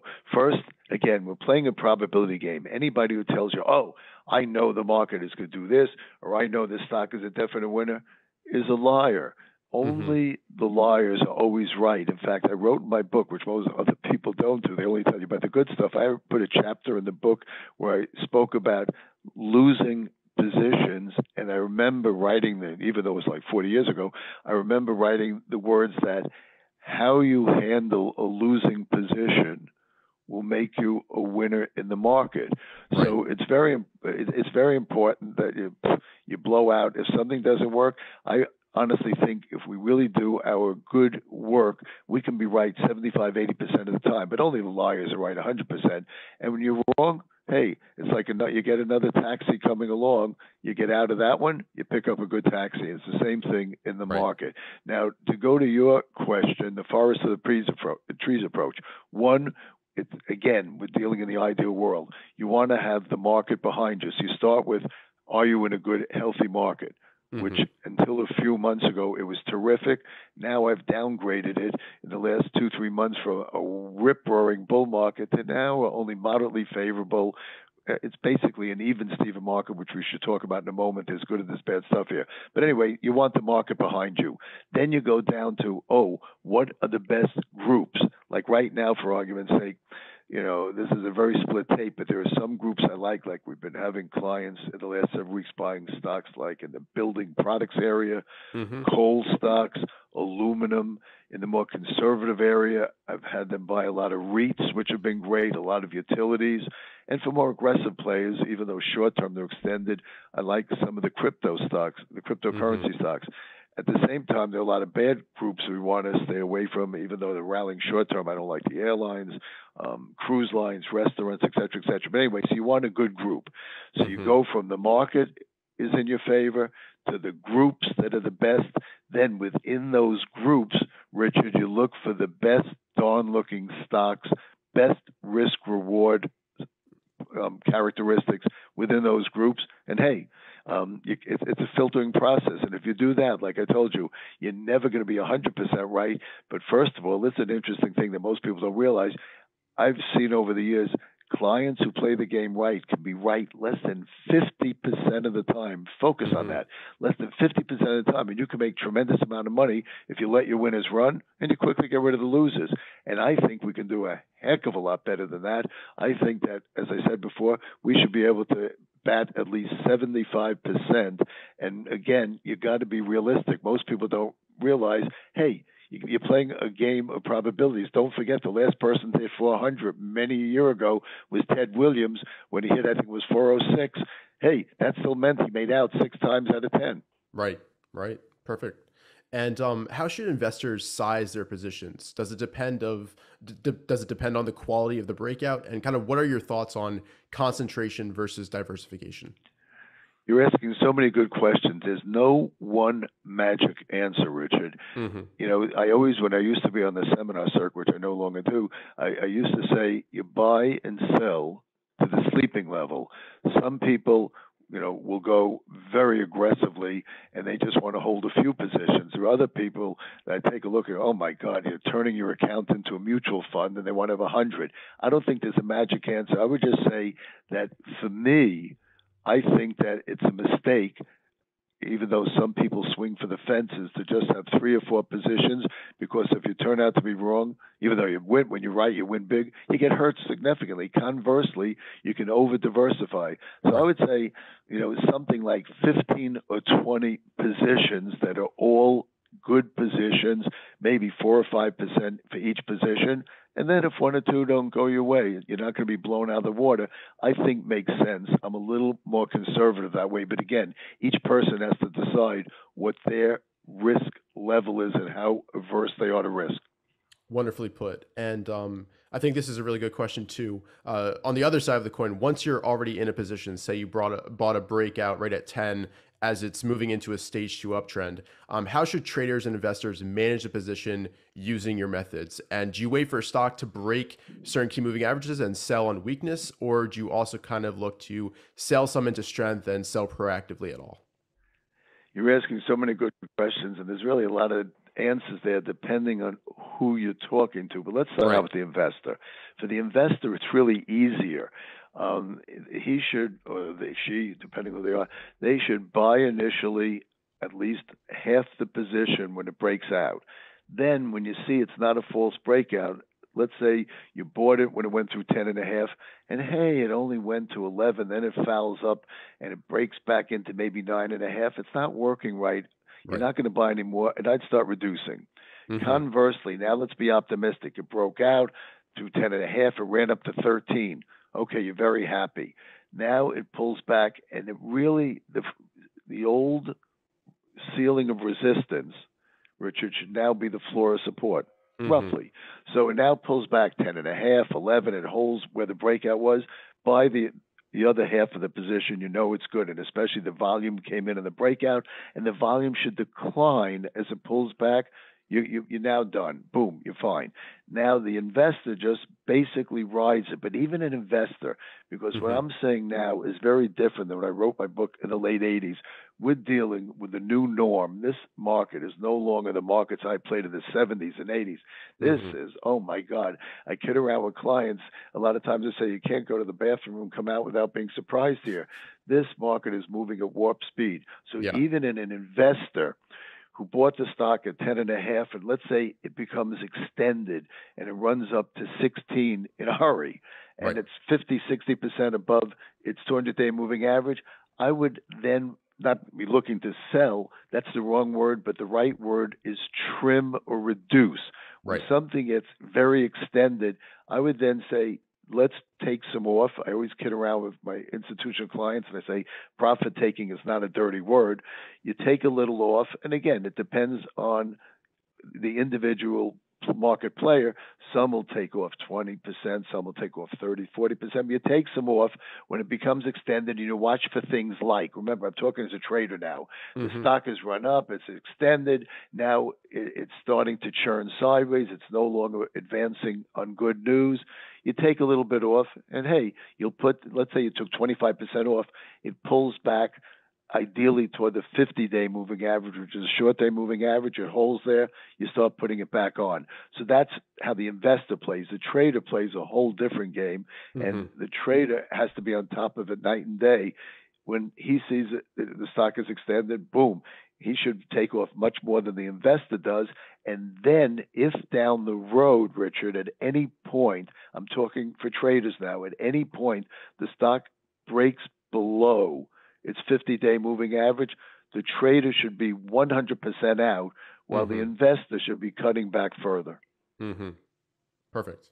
So Stan, I'm going to zoom us out big picture real quick, and then back in a little tighter. I was just curious, if you do you take into account, and do you use, is there any way you analyze the health of the overall market or look at the, general indexes, or is that just not, you just look at your stocks for your information? And then I guess from there, I would, dialing in, really focusing in, other than your price volume, the charts that we discuss in your book, is there any other? And I know just from your newsletter, you've got your proprietary indicators. So that was basically it. Is there any sort of analysis you do on the general, markets overall health? And do you have any, what other indicators are you looking at maybe that you could spit out for us? Again, another couple of great questions, Russ. We could go on forever with this interview, but here we go. Okay. I'm trying to keep it basically simple. like the old days of the seminar, sorry, I say keep it simple, not to be stupid, but KIS, keep it simple, stupid. I'm trying to keep this simple here, but you're raising a lot of good questions, and this is what I deal with in my Global Trend Alert, which I put out a daily update, a weekend update, and then a quarterly in-depth 70 to 80 page report every quarter. So there's a lot of other things which I can't go through quickly in this interview today. But yes, there are other factors we should look at. Like for argument's sake, the market was super healthy a few months ago, where that's why there used to be an old cliche in the street, don't confuse and mix brains with a bull market. Anybody can make money when the market's hot, okay? Mm-hmm. Right now, we're really separating the boys from the men from the little boys and the girls from the very little girls. This is a very difficult market right now. So now, yes, you have to factor in the overall market, which I'll just give you an interesting thought. And these are kind of things I talk about in the Global Trend Alert. You have to take a look and say, hey, last Thursday, just a week ago from doing the interview today, the S&P hit another new all-time high. Hooray! It should have been great. We should be rocking and rolling. And I put out, now not a major sell, but that night, a short-term warning to do trimming rather than buying, because I use what I call positive and negative divergences, and the S&P made a new high a week ago Thursday, but none of the other market indexes confirmed that breakout. In addition, the next day on Friday, the next day on Tuesday, the next day on Wednesday, then so far today, there have been more declines than advances in the next three sessions. That's not good action. So that's one thing that short-term is warning us, this tape is not beneath the technical surface quite as strong as the S&P would have us believe. Another subtlety that I spoke about that night was that while the market made a new all-time high, if you're using the S&P, you should have, in my weekend updates, at least twice as many buy recommendations as sells. Mm-hmm. And I have no brief with this. I'm just a reporter. I report what I see. Actually, in this past weekend's update that I sent out to institutional clients, that it was even Steven. I think we had 2 or 3 more buys than sells. That's not exactly quote unquote kosher. That's a market warning us how split it is and how it's narrowing down viciously here. So I'm not telling you, be a bear, but I'm telling you better be on top of your game here, because I already see roughly 50% of all stocks are already in their own private bear markets, even though the overall market isn't. And that's an important thing to understand. And then you go back, because we can study history and say, gee, are there any similar times that you've seen something like this? And here's where, I think that I can bring something to the table, because I've been playing this game for 55 plus years. I go back to 1973, and I remember we went through that period. And don't get me wrong, I'm not saying what's ahead of us is going to be as bad as what was 1973-74, which turned out to be a granddaddy bear market.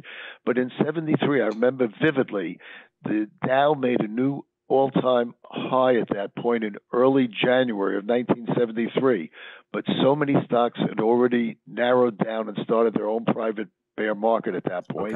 Okay. At the same time, the Nifty 50, the go-go stocks of that day, Avon, Polaroid, Xerox, they continued to move up into June of that year, while the rest of the market narrowed. I think a similar thing is happening here. They just changed the costumes that they're wearing. Right. Now it's Facebook and Amazon, and Google, while a lot of individual stocks have already entered their own private bear markets. The Nifty 50 of these days, which is, the go-go stocks of these days, they're still doing quite well. So I see a tremendous similarity. And if history is a guide, which I always feel that it is, I know how this movie ends, and while I'm not telling you it's going to be today, I know the last reel is not a good one. Gotcha. So you're really focusing on the declining breadth that you're seeing in the market. Exactly. That you just said the key word, Ross, but you and I used to work together when you had your fun. The truth is that we all know this. when breadth narrows down, that's not a good thing. And most people don't realize, hey, the S&P last week made a new all-time high. How come the advanced decline lines haven't made a new high since early June? Again, there's something that's not quite right. So we've seen this game over and over again, and maybe this time, quote unquote, it'll be different, but I don't bet on market firsts. I bet on probabilities. So I'm telling you, I don't like the short term right now probabilities, and eventually I think it's going to become a bigger problem. And here's a number that everybody should write down. Dow 34,600. It is, if we break below that level, right now you're still above it. If you break below that level, it isn't like, oh, you're going into a bear market, but you've seen that the corrections in the past several weeks have been 1 and 2 day affairs. If we break and close below that 34,600 level, I think you're going to get a much more meaningful correction that's going to be more than a day or two. So, that's something else that we should stay focused on. Perfect. We'll be watching those charts carefully and watching for signs of distribution and see what happens. Stan, it's been an absolute pleasure to have you on. I know you've got very limited time, but we'd love to have you on once again in the future. And we'll have your email and contact info linked below for any institutions who want to get in touch and check out Global Trend Alert. Right, Ross. Let me just say one. Let me just say one other thing. Sure. Listen, Stan. We're not kicking you off the phone. We just wanted to be respectful. No problem. But anyway, here's something that I'm offering your listeners. Okay. First, know that unlike the old days when I did the professional tape reader, that was $799. It was nice, but obviously an interface for everybody. Well, anyway, to cut to the chase, when I retired the professional tape reader, which was way back 20 plus years ago in 2000, Global Trend Alert had taken over, and this is mostly for institutions, but it's a very expensive institutional product because you can, in addition to getting my daily updates, my weekend updates, my quarterly reports, you can also interface with me. We talk night and day. I talk with these clients. Anyway, to cut to the chase, that's a big number of any institutions out there, but a lot of people are soft dollar oriented, and it's $60,000 a year. But then when I retired the tape reader, I had some clients who felt bad, so they said, "Ooh, is there anything you could do for us?" And that's what I'm going to offer people today. I said, "Okay, fine. I don't talk with these people, but strictly on a reading basis, they can get the reading material, the daily updates, the same as the institutions get, the monthly, the weekend, as well as the quarterly, and that's only $2,500 a quarter, $10,000 a year. If somebody would like to see what the product is all about, but be serious. I'm being fair to them, so you'll be fair to me. Absolutely. If there's no way it fits in budget, then fine, don't do it. Right. But if you'd like to see a copy of what it's all about, Global Trend Alert, then here's an 800 number that they can call. 800-868-7857. That's 800-868-7857. And just give your email to my assistants. We can send out the input to you, and then you decide if it works for you. In the meantime, Ross, this has been great. I love working with you. And for now, everybody should be very, very cautious. This market is beyond difficult right now. Perfect. Awesome. And Stan, listen, I just want to thank you so much for giving that offer, putting that out there. And I would say as one thing, I started off as a retail broker. I was an institutional broker there for a while. And I can't tell you how many guys with Harvard degrees and Harvard teams stuck to their fundamentals, ignored the technicals, and blew up billion-dollar funds. I would say one thing at that price, it's not whether you can afford to have Stan Weinstein on your team. It's whether you can afford not to, especially for those guys who are not incorporating the fundamentals. And I would say that from the bottom of my heart. So other than that, we're going to let you run. Good, happy trading today. And thanks a million again, Stan. Hey, my pleasure. And just remember, as I used to say when I had the professional tape reader, the tape tells all. Perfect. Stan, thanks again for answering our questions. And hope to have you on again in the future. And best of luck. Take care. Hey, you have a good day, man. See you. Bye. See you, Stan. All right, for everybody watching, go ahead and leave a like down below if you enjoyed, and we hope to have a whole bunch more interviews just like this one in the near future. So stay tuned, leave a like down below, and subscribe to the channel if you haven't already, and we'll see you guys in future videos. Thanks.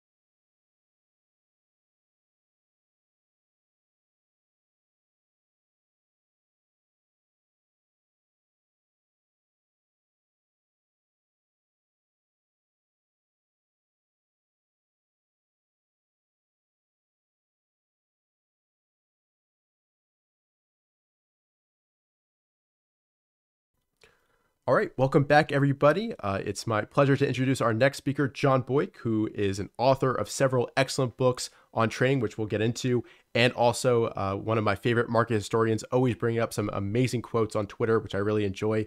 So, John, thank you so much for taking the time to speak with us today, and welcome. Hey, guys. Thanks for having me. I really appreciate it. Yeah, well, we're glad to have you. And to kick things off, I'd love to just dive a little bit into your background, and that should kind of transition naturally to talking about your work as a market historian and writing your excellent books as well. Sure, thanks. Yeah, so I was thinking about this the other day. How did this all begin for me? So I actually remember being like a 12-year-old boy or somewhere in that, around that age, me and my friend sitting on his porch one day talking about what do we want to be when we grow up? And we started talking about what did our parents do, and his father owned a small convenience store, which he did pretty good with, but he was also saying that, yeah, my dad's in the stock market too. And I'm like, the stock market, what is that? And he's like, well, he owns Kmart And I'm like, he owns Kmart? How cool is that? I mean, at 12 years old, that was the place to be, right? That was the coolest place on earth. Because no, he doesn't own Kmart, but he owns the stock of Kmart. So he described that a little bit. And I just remember thinking, that is the coolest thing I've ever heard. And then I said to him, I think I'm going to do that someday. So, I mean, that was a long, long time ago. So for me to even be able to remember that, I think that may have planted the seed for all this stuff going forward. Who knows? But so to go back to, you know, what did we want to be? Mine was easy. I wanted to be a pro baseball player or a pro hockey player. And as you can see, that didn't work out. So then I went to my first concert as a teenager, a first rock concert. And of course, then I wanted to be a rock star. And the band didn't go very far. So then it's off to college, because I grew up in the Detroit area and my whole family was in the auto industry. And I mean, I love cars, but I didn't want to be in that industry for work purposes. So off to college and had an interest in business. And so when I got to senior year, I really narrowed that down to finance. And I had some courses on investments, and we were reading the Wall Street Journal, and I just loved all that. And then I said, after graduating, I said, okay, now I know what I want to be. I want to be the best stockbroker in history. That was my goal. Okay. So I landed a job with this company called Oldie Discount Stockbrokers. Now, this is in the mid 80s. So, you know, I'm an old dinosaur here. So this is in the mid 80s, and Oldie Discount, based out of Detroit, was one of the leading discount brokerage houses at the time. And discount brokerage was just really starting to take off then. So I landed a job there, and as a green rookie, you get to work in the quote department. And we had these little quote machines. We called them the green screen quote machines. And you just sit there and you take calls, and some guy calls in and goes, what's GM trading at? And you have to learn the ticker symbols, and you punch it into this machine, and it's like whatever it was, $42. And, you know, 3 minutes later, same guy calls back, what's GM at? 42 and an eighth, whatever back then it was eighths and versus decimals. So, you know, and then 5 minutes later, he calls back again. And then, you know, at some point he'll say, transfer me to the order department. So the quote department, and then probably doing that for several months or so, trying to remember that. And then my boss comes to me one day and he says, I need to talk to you. Bernie Oldie, who owned the discount brokerage house, he said he's creating a new service. He wants to offer brokerage services to banks. And that wasn't really happening back then. So he chooses my boss to start the program. My boss chooses me to run it up with him. Now I'm this, young 20-year-old, early 20s. And I said, yeah, that'd be great. So what we did was we contacted all these banks throughout the US. It was great. I got to fly all over the country, and we pitched this product to these bank presidents. And it was an easy sell because everybody won. The bank won because they got to offer a new service and it didn't cost them anything. The customer of the bank wins because now you can buy stocks through banks, and Oldie wins because he gets the commission off the trade. So the program was very successful. It was one of the first ones to offer that service, discount brokers, through the banking system. So we did that. It was a great success. I come back to the office, and then I'm graduated to the order department. But I kept thinking, that was such an easy sale. What I really wanted to do was be this stockbroker. So I studied for my Series 7 and my Blue Sky Laws exams, and I passed both on the first try. And so as soon as I did that, I quit Oldie and I jumped to a full service firm. And that was the biggest mistake I ever made in my life. Because then it's like, we were pretty middle class growing up, and the boss is like, how many rich people do you know? And I'm like, none. So he's like, tosses me the phone book, and it's like, here, dial for dollars. And it's just calling people all day long, and people telling you where to go, and calling me every name in the books about, leave me alone. And when you finally got somebody who was interested, all you were doing was pitching the stock of the week for the brokerage firm. So, I mean, any robot could have done this. And after months of that, I just got so discouraged with it. I actually quit. I went in one day and I told the branch manager, I said, I can't do this anymore. It's not what I wanted to do. And I said, I'm just going to give the probably 2 leads that I had to the guys in the bullpen. That's what they called that, with all the brokers out there. So after that, it was like, now what? So I had like $500 to my name, and a buddy of mine from college had recently moved to Florida. And he said, man, John, you got to come down here, the weather, the beaches, et cetera. So I said, maybe that's what I need to clear my head. And I drove down to Florida and for a week, and actually I never came back. So stayed down there and had a couple, piddly jobs. And then I became a finance manager for a computer reseller, and then just worked my way up. What I decided to do was I left the brokerage industry, which I should not have. I really wanted to stayed on the trading side, but I just couldn't stand the sales side of it. So I decided to turn my knowledge into managerial finance and became a controller for several private companies throughout, the next 30 years or whatever. And I just cut those cords now. So now I have full time to do the market recently. But I always kept an eye and an ear to the market, even while I was running my career. And I was always doing that. And I remember, but I had no idea what I was doing. So I went on this knowledge quest, and I started reading. I was still reading the Wall Street Journal, and this is the mid 90s now, mid to late 90s. And all you kept hearing about was how high the stock market's going, and all these guys are doing great, and I'm not making any progress. And I'm like, so I'm doing something wrong. I'm doing everything wrong, it seemed like. I mean, for example, I remember one day watching CNBC, and some guy's on the program, and he says, I think this stock is going to do this. This sector is going to be hot and whatever. And I'm sitting there watching that, and I said, I need a stock from that sector. I called up my broker, and I just bought it. Whatever he said, I didn't even know what the company did. I didn't know what the chart looked like. I didn't know anything about it. And I just bought it blindly from this guy's recommendation, taking tips and opinions from others. So I lost on that stock. I think it went down 20% in 2 weeks. I dumped it, and I was just like, I'm doing everything wrong. And so I'm reading, I probably bought 100 books on the market. Anything that had the stock market word in it, I bought it. And I read it, and I'm pretty much a speed reader. So I read them quick. And my favorite one at the time was Peter Lynch's book, One Up on Wall Street, or Beating the Street, or both of them. I can't remember back then. But I remember I was on a business trip, and I'm on an airplane, and some guy had left behind in the pocket of the seat an Investor's Business Daily newspaper. So I picked it up. I didn't even know what it was.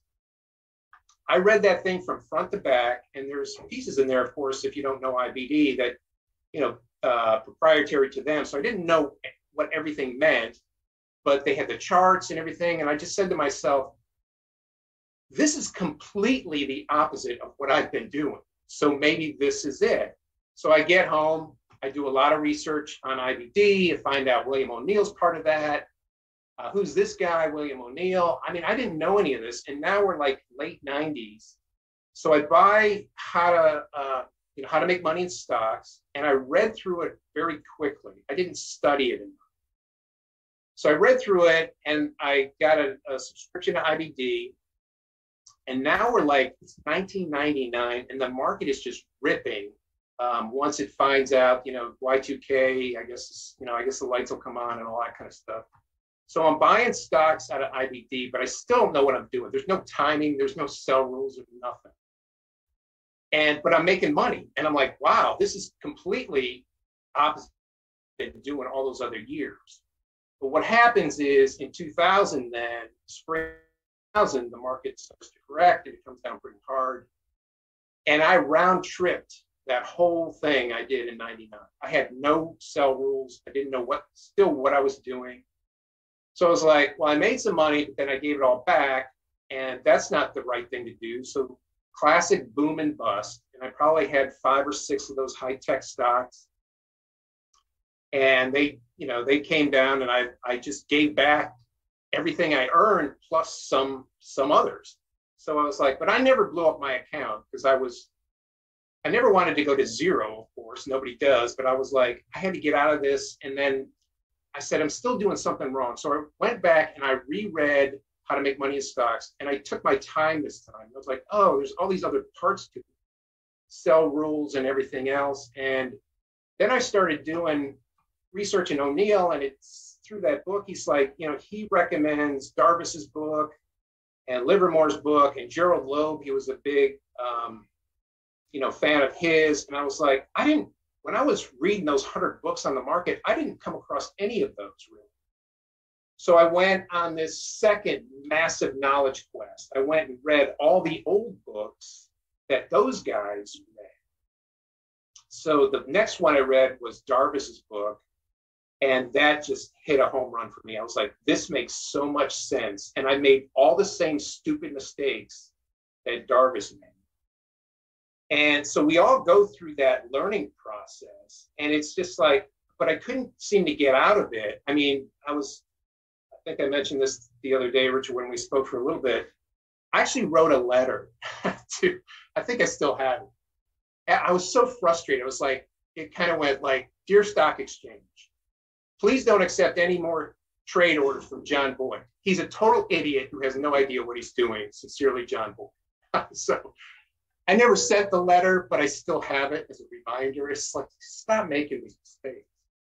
So we all go through that. All these great traders that I studied went through it.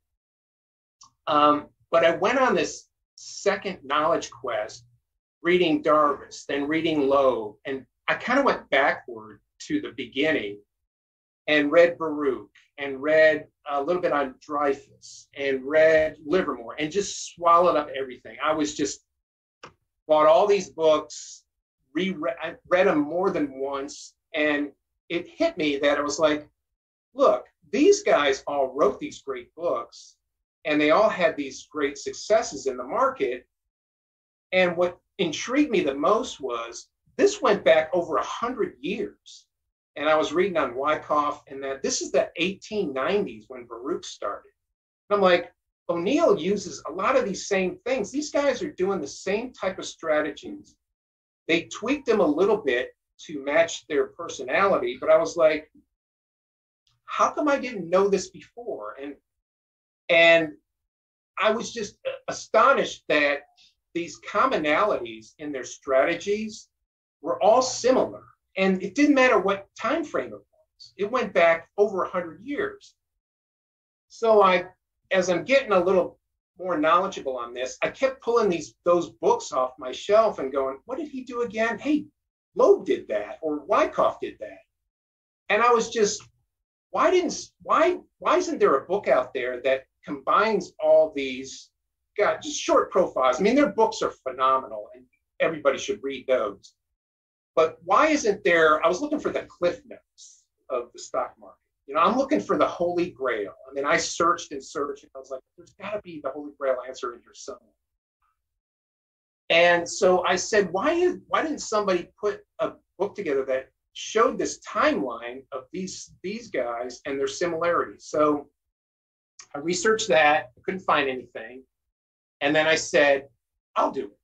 And I told my wife, and she's like, what? You're going to write a book? You don't know how to write a book. I'm like, I think I can sketch this out, So I'm talking to my mom one day, and I told her, and she says, oh, that's a great idea. As a matter of fact, I'm going to send you something in the mail. So I get, a couple days later, I get this thing in the mail. She sends me this letter from the Detroit News when I was 14 years old. I won a scholastic writing contest. I have no clue what it was about. I don't remember anything about it. And I was like, wow, thanks, Mom, pumping me up for this. And I said, I don't know what that paper was about.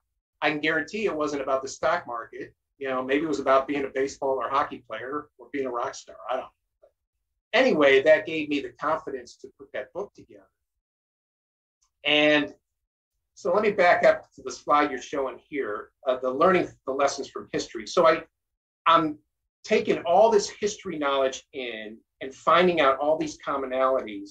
And O'Neill here says, I just love this quote, you can always learn from history because human nature doesn't change. And he did it too. He studied Loeb, he studied Livermore, he studied Baruch. Then you back up, and Darvis studied Loeb, and there's a guy named Humphrey Neal who wrote one of the top 10 books, we'll get to that a little later, that I love, which was written in the 1930s, called Tape Reading and Market Tactics. And so I'm like, okay, O'Neill studied all these history guys before him. Darvis studied all these history guys before him. Then Loeb, he knew Baruch, and they exchanged ideas. So he learned from him. There was Livermore. Livermore and Baruch knew each other and worked off each other. And then there was Wyckoff up there too. Wyckoff knew Livermore and interviewed him several times to learn from him. So I'm like, all these guys learned from each other. That's why there's similarities between them, but they tweaked them to their own thing. So what's the value of learning from history? If all those guys did it, then I'm going to do it too. So I'm putting this book together. So if you want to switch to the next slide, So I put this book together. It's the one on the left, and I go to Kinko's, which isn't even around anymore.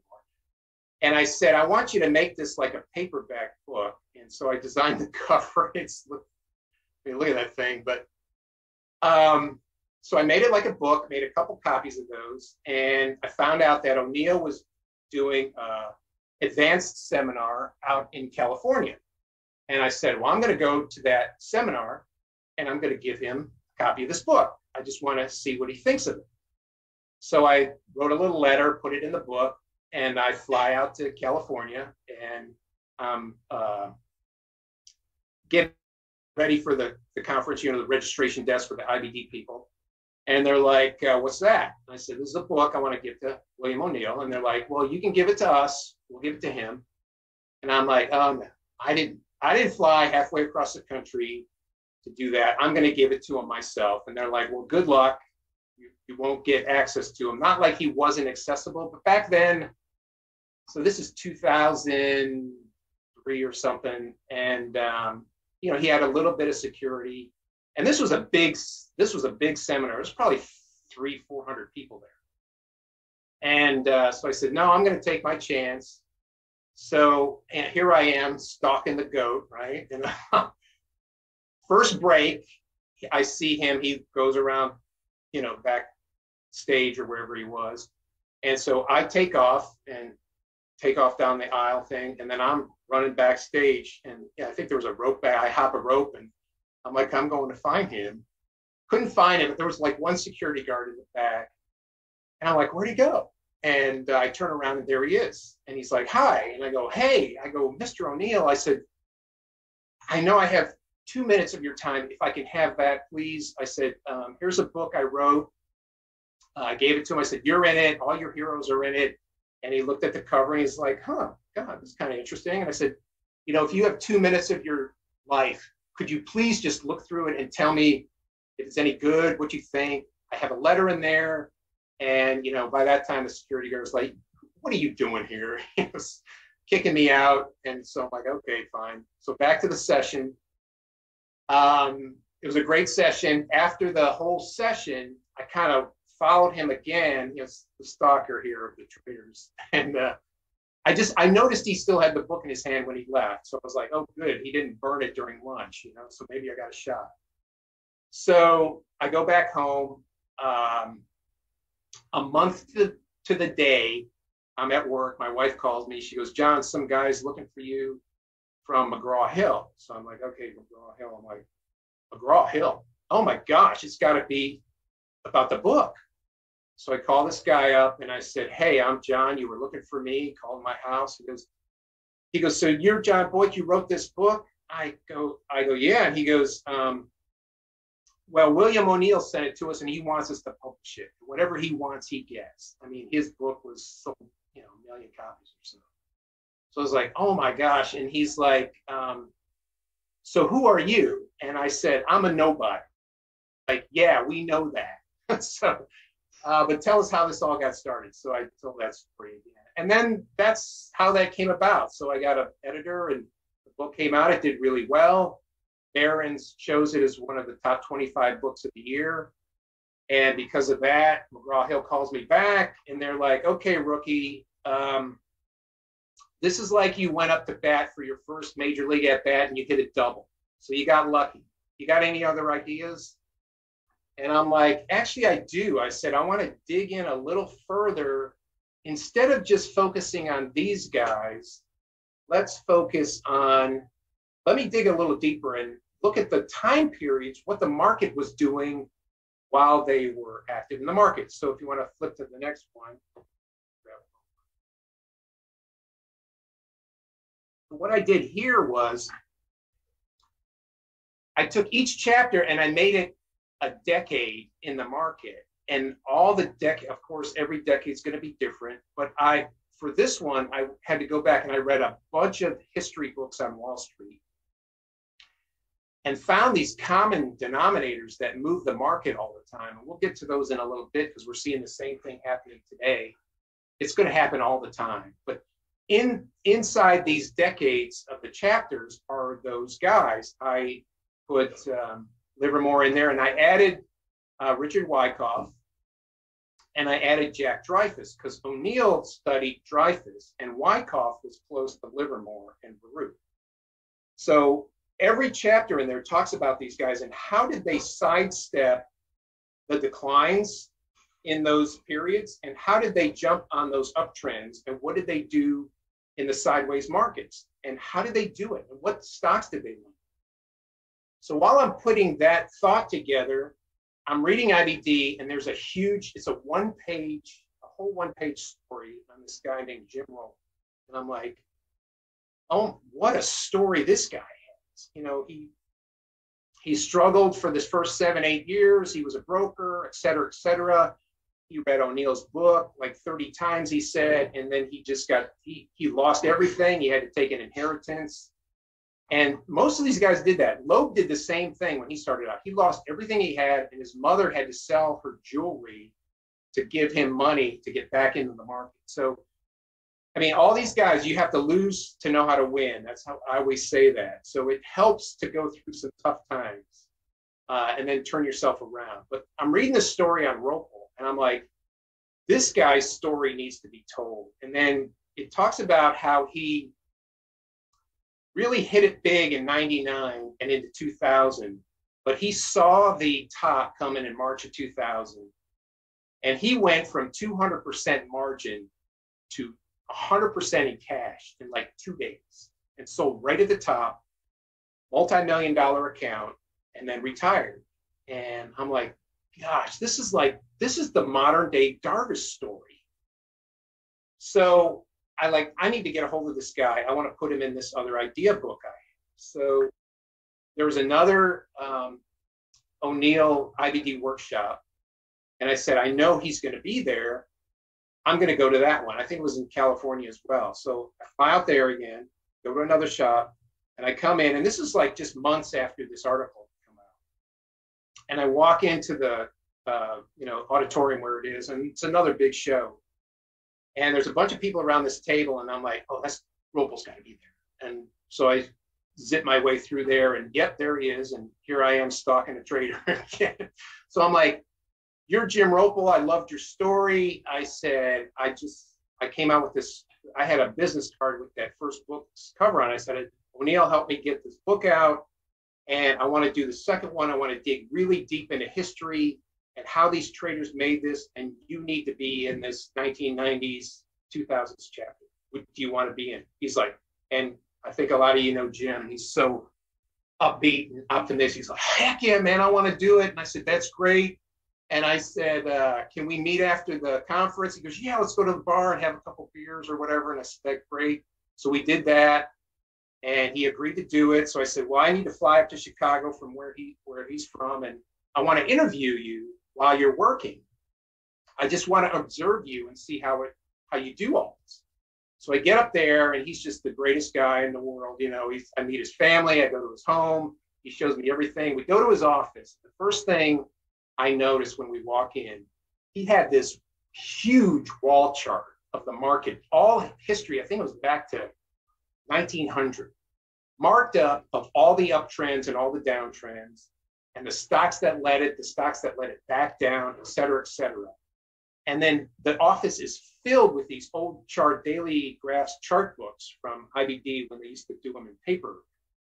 And he reviews these all the time. And I'm like, here's another guy studying history, find out where he is today. So, and you want an entertaining day, sit with Roper while he's trading during the day. So I'm sitting there and I'm watching, and he's like, he calls people that saw it, Mr. Big, I got to take this call. I go, Jim, pretend like I'm not even here. Don't ask for my permission. Do your trades. And he's on the phone with the brokers and the floor and all this stuff. So it was very entertaining. I'm so glad he agreed to do it because his story is so inspiring. So I put him in that book, and that went through all of the decades. So if you want to move to the next slide. So in that there's lots of references to, this is from there, like these guys, Baruch and Livermore and Loeb and Dreyfus and O'Neill. And what I highlighted here was how they studied history of the market and how they used it from the past that looked similar to what their current day had been. And so we won't go through this whole slide, but there's all periods in here where this top looked similar to this one. And that's how Livermore would always, that's how he found the top in 29, because it looked like it was in, what did I say there, 03. And so these guys all did the same things. They studied market history because it goes through the same cycles over and over again. And I was just intrigued by this as like, oh, another arrow in the quiver for learning how history works in the market. And so Baruch and Livermore and Loeb and Wyckoff, all four of those guys were out of the market before the market crashed in October 29. Now, everybody thinks that, a lot of people who hadn't studied history think that market started crashing in October of 29. That's not true. The top of that market was actually in early September. And Loeb saw that, and Baruch saw that, and these guys, Livermore actually shorted the market and made a massive payday back in that day. But Loeb was, he was totally out of the market 6 weeks before October hit. He wasn't even in the United States when the great crash hit in late October 29. He was on a 6-week European vacation, 100% cash, and he made big money in the late 20s. He made $2 million on Montgomery Ward alone. So I think Loeb is a little underrated. A lot of people don't talk about him, but he was in the market for 50 years, from the 20s to the 1970s. And he never blew up, and he probably did the one feat that I think is the greatest that I can remember in market history. He was positive in 1929, 1930, 31, and 32. The biggest bear market in history, with the Dow down 89% in that time frame. Loeb was positive every single one of those years from the long side. He never shorted stocks. What he did in 30, 31, and 32 was every time a rally came up, he would get in it and he tightened up his time frame. So we can get to that a little later. But the point of this slide is that all these guys studied history before them to help them sidestep downturns in the market and also to get in when the next upturn came around. And it wasn't just the market. They studied the stocks that did it. So O'Neill, there's a great story about him. We'll get to that slide in a minute. But he studied all those history stocks. You know, he did the model book of great stocks, which goes back to the 1900s, actually 1890s, the first cup and handle base that he saw. So these guys all did it. They did the same thing. And so that's why I did this book. I wanted to help others with, it helps to understand the history from these great successful traders. They all learned from how markets go through cycles. They learned how stocks go from tops to bottoms. They go from leaders to laggards, and et cetera, et cetera. So that's what happens. So there's a lot of interesting things. And I was just going back the other day, I was reading the 70s chapter. There's a lot of similarities in some of the 70s periods that look like a lot like what we're doing today. You got inflation, high inflation, you got the Fed raising interest rates, and et cetera, et cetera. GDP looks like it's coming down. We might be in a recession. And this has happened so many times in history. And if you understand that, it'll help you get through this. A lot of those guys went to cash or they shorted stocks. Jarvis didn't short stocks, Loeb didn't short stocks, and O'Neill did it on a very limited basis. But they protected their capital from the uptrends that they had. And we can talk a lot more about that a little later, but that's what that book is about. I hope it helps people. So the next slide would be, oh yeah, this is the one I was trying to talk about. O'Neill's second book is his other great book, The Successful Investor. Here's what he says. What did he do to turn his results around? He studied the very best people before him. That's why I mentioned this before. He studied Jack Dreyfus. That's where O'Neill learned how to read charts and buy stocks breaking through and making new highs. Dreyfus was doing that. And Dreyfus outperformed every single mutual fund manager in the late 50s. Way before Peter Lynch in the 70s was doing that. Dreyfus was doing that in the late 50s, doing that by buying stocks, breaking out to new highs, running them up, and then selling them when the sell signals showed up. And then there's O'Neill again with Loeb. He actually met Loeb at one point, and he studied him extensively. He talks about him a lot. And then Livermore, of course. And then he said the second thing he did to turn his results around was studied his mistakes. O'Neill started in the early 60s, and he round-tripped his results in 61 as well. And he couldn't figure out why did I do that? I mean, he didn't have any sell rules. So he went back for every trade he made and said, what did I do wrong? How did I lose money on that? What did I miss? Or how did I miss the opportunities that I didn't take advantage of? So he wrote all those rules. He created rules for himself that were similar to the rules the other guys did, but they fit his personality a little bit better. O'Neill was a stickler for details, and we'll get to that in a minute too. But then look at the third thing he did to turn his results around. He cut out and collected 50 charts of the top performing stocks from all prior years, and he studied these stocks looking for the fundamentals that were common in from the price and volume action before they doubled in price. And he's created this model book. He was the first one to create the computer database back in the 60s, late 60s, to put all this together in a computer format. And he was the first one to combine in charts the fundamental statistics of the stocks too. So his research, I call him the chairman of research. I mean, nobody in my mind has studied the market more than that guy. And the only way he got there was by studying what happened before him. So it's just another reason why I think history is so important.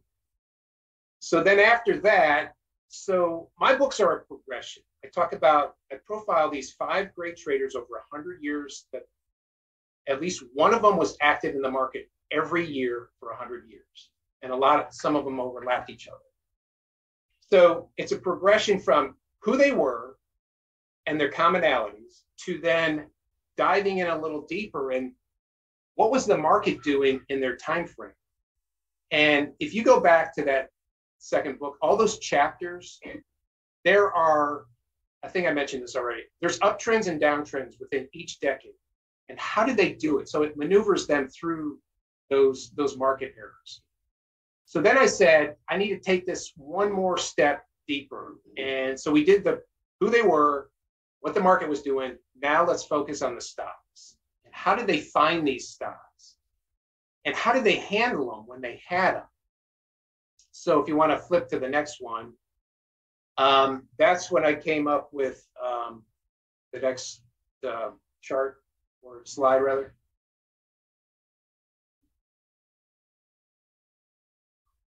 So that's when I came up with the monster stocks, and I define that as a stock that doubles in price in a 12-month period. So we all want those, right? So, and I got O'Neill to endorse the cover, that wasn't easy, but he did it. And I just think that's one of the best quotes out there. Study past big winners and you'll buy future ones. Nobody knows that better than him. And so he kept doing that. And his book, his latest editions of How to Make Money in Stocks, the first 100 pages are 100 charts of the best stocks over all that time frame, those time periods of 100 years ago. So the monster stocks I started in, that looks at a 10-year period from 1997 to 06. I just wanted to pick a 10-year period. And so that time frame, I wanted to do a more modern time frame so people could relate to those stocks better. So I picked that time frame because that time frame was also, we had a raging bull market, the late 90s. Then you had this massive bear market from the beginning of 2000 down to 02. Then you had another nice uptrend in 03, and et cetera. Then you had choppy markets in 04, 05, 6. And so you have everything. So it's not just looking at, just the best time or the worst time. It has every timing. Just like any decade, like in that second book, every decade has those cycles through it. So I wanted to dig in deep, and now let's focus on some of the best stocks. So I have there's a page in there, which is the one highlighted. And this is interesting too. So here's all those guys again in their time frames. And I list the stocks where they made the most returns on. And this may surprise some people. There weren't many. I mean, they made the bulk of their gains in a few of the best stocks of their time frame. They just, first of all, monster stocks don't come around all that often, but we'll get to that in a minute from the time frame we just had. So if you go through there's 10 or less that they made the bulk of their money. I mentioned Gerald Loeb earlier. Montgomery Ward was probably one of his biggest winners. He made $2 million back in the 20s on just one stock. And then you'll see as they cross over time frames that a lot of them, because their strategies were similar, all landed the same stock. So let's look at, Baruch, one of his big winners was Chrysler. Gerald Loeb, same thing. And you go down to O'Neill, same thing. You know why that is? Because the 62 market, when that bottomed, that was a pretty severe bear market in 62.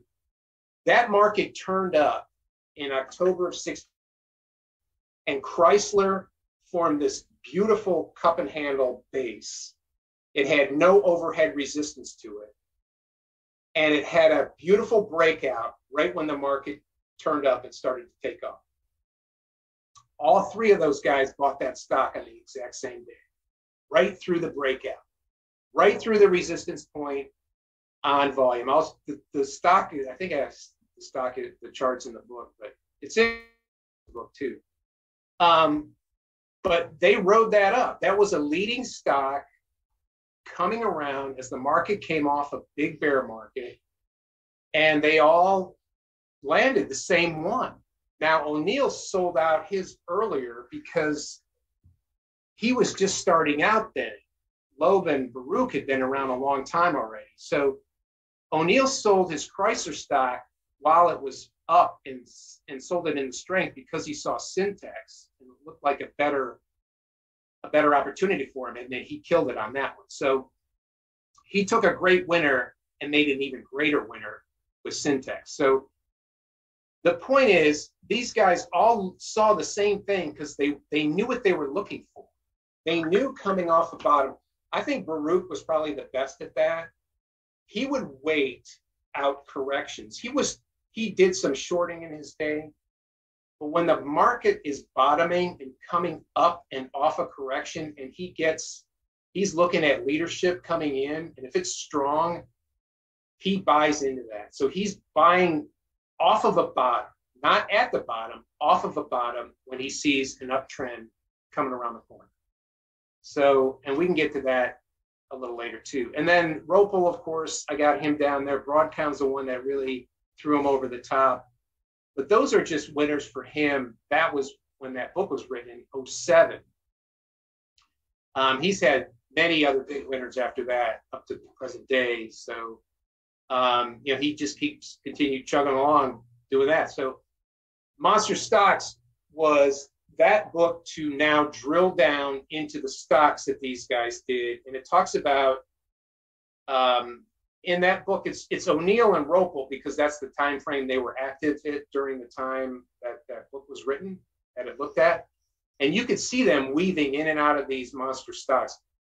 Ropel would be an Apple computer. I think he was in it 3 times. It would go up, he'd sell into strength, it would correct, and he'd be out. Then he keeps watching it, and it could be months, 6 months, 9 months, whatever it was. It comes back up, it forms another base, breaks out, he's right on top of it again. So multiple times they're in these stocks, but they don't ride them down all the time. So, I mean, we're seeing some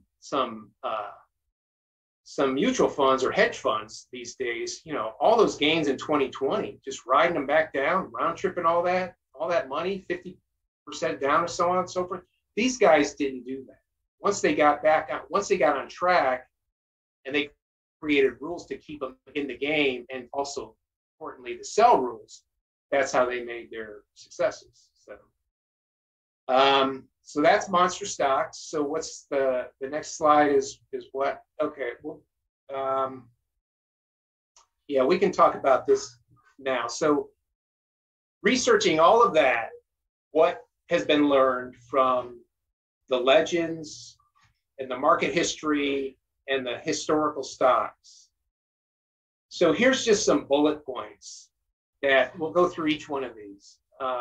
And a lot of the traders you've had on this conference this weekend and last weekend, we see this a lot. These are top traders. They're doing this too. So these are some of the key points to take into consideration and to really refine. If you're having trouble, which a lot of people can get into trouble, and just because you succeed at some point doesn't mean you can't fall back. I'm going to give this quick example before we jump into this.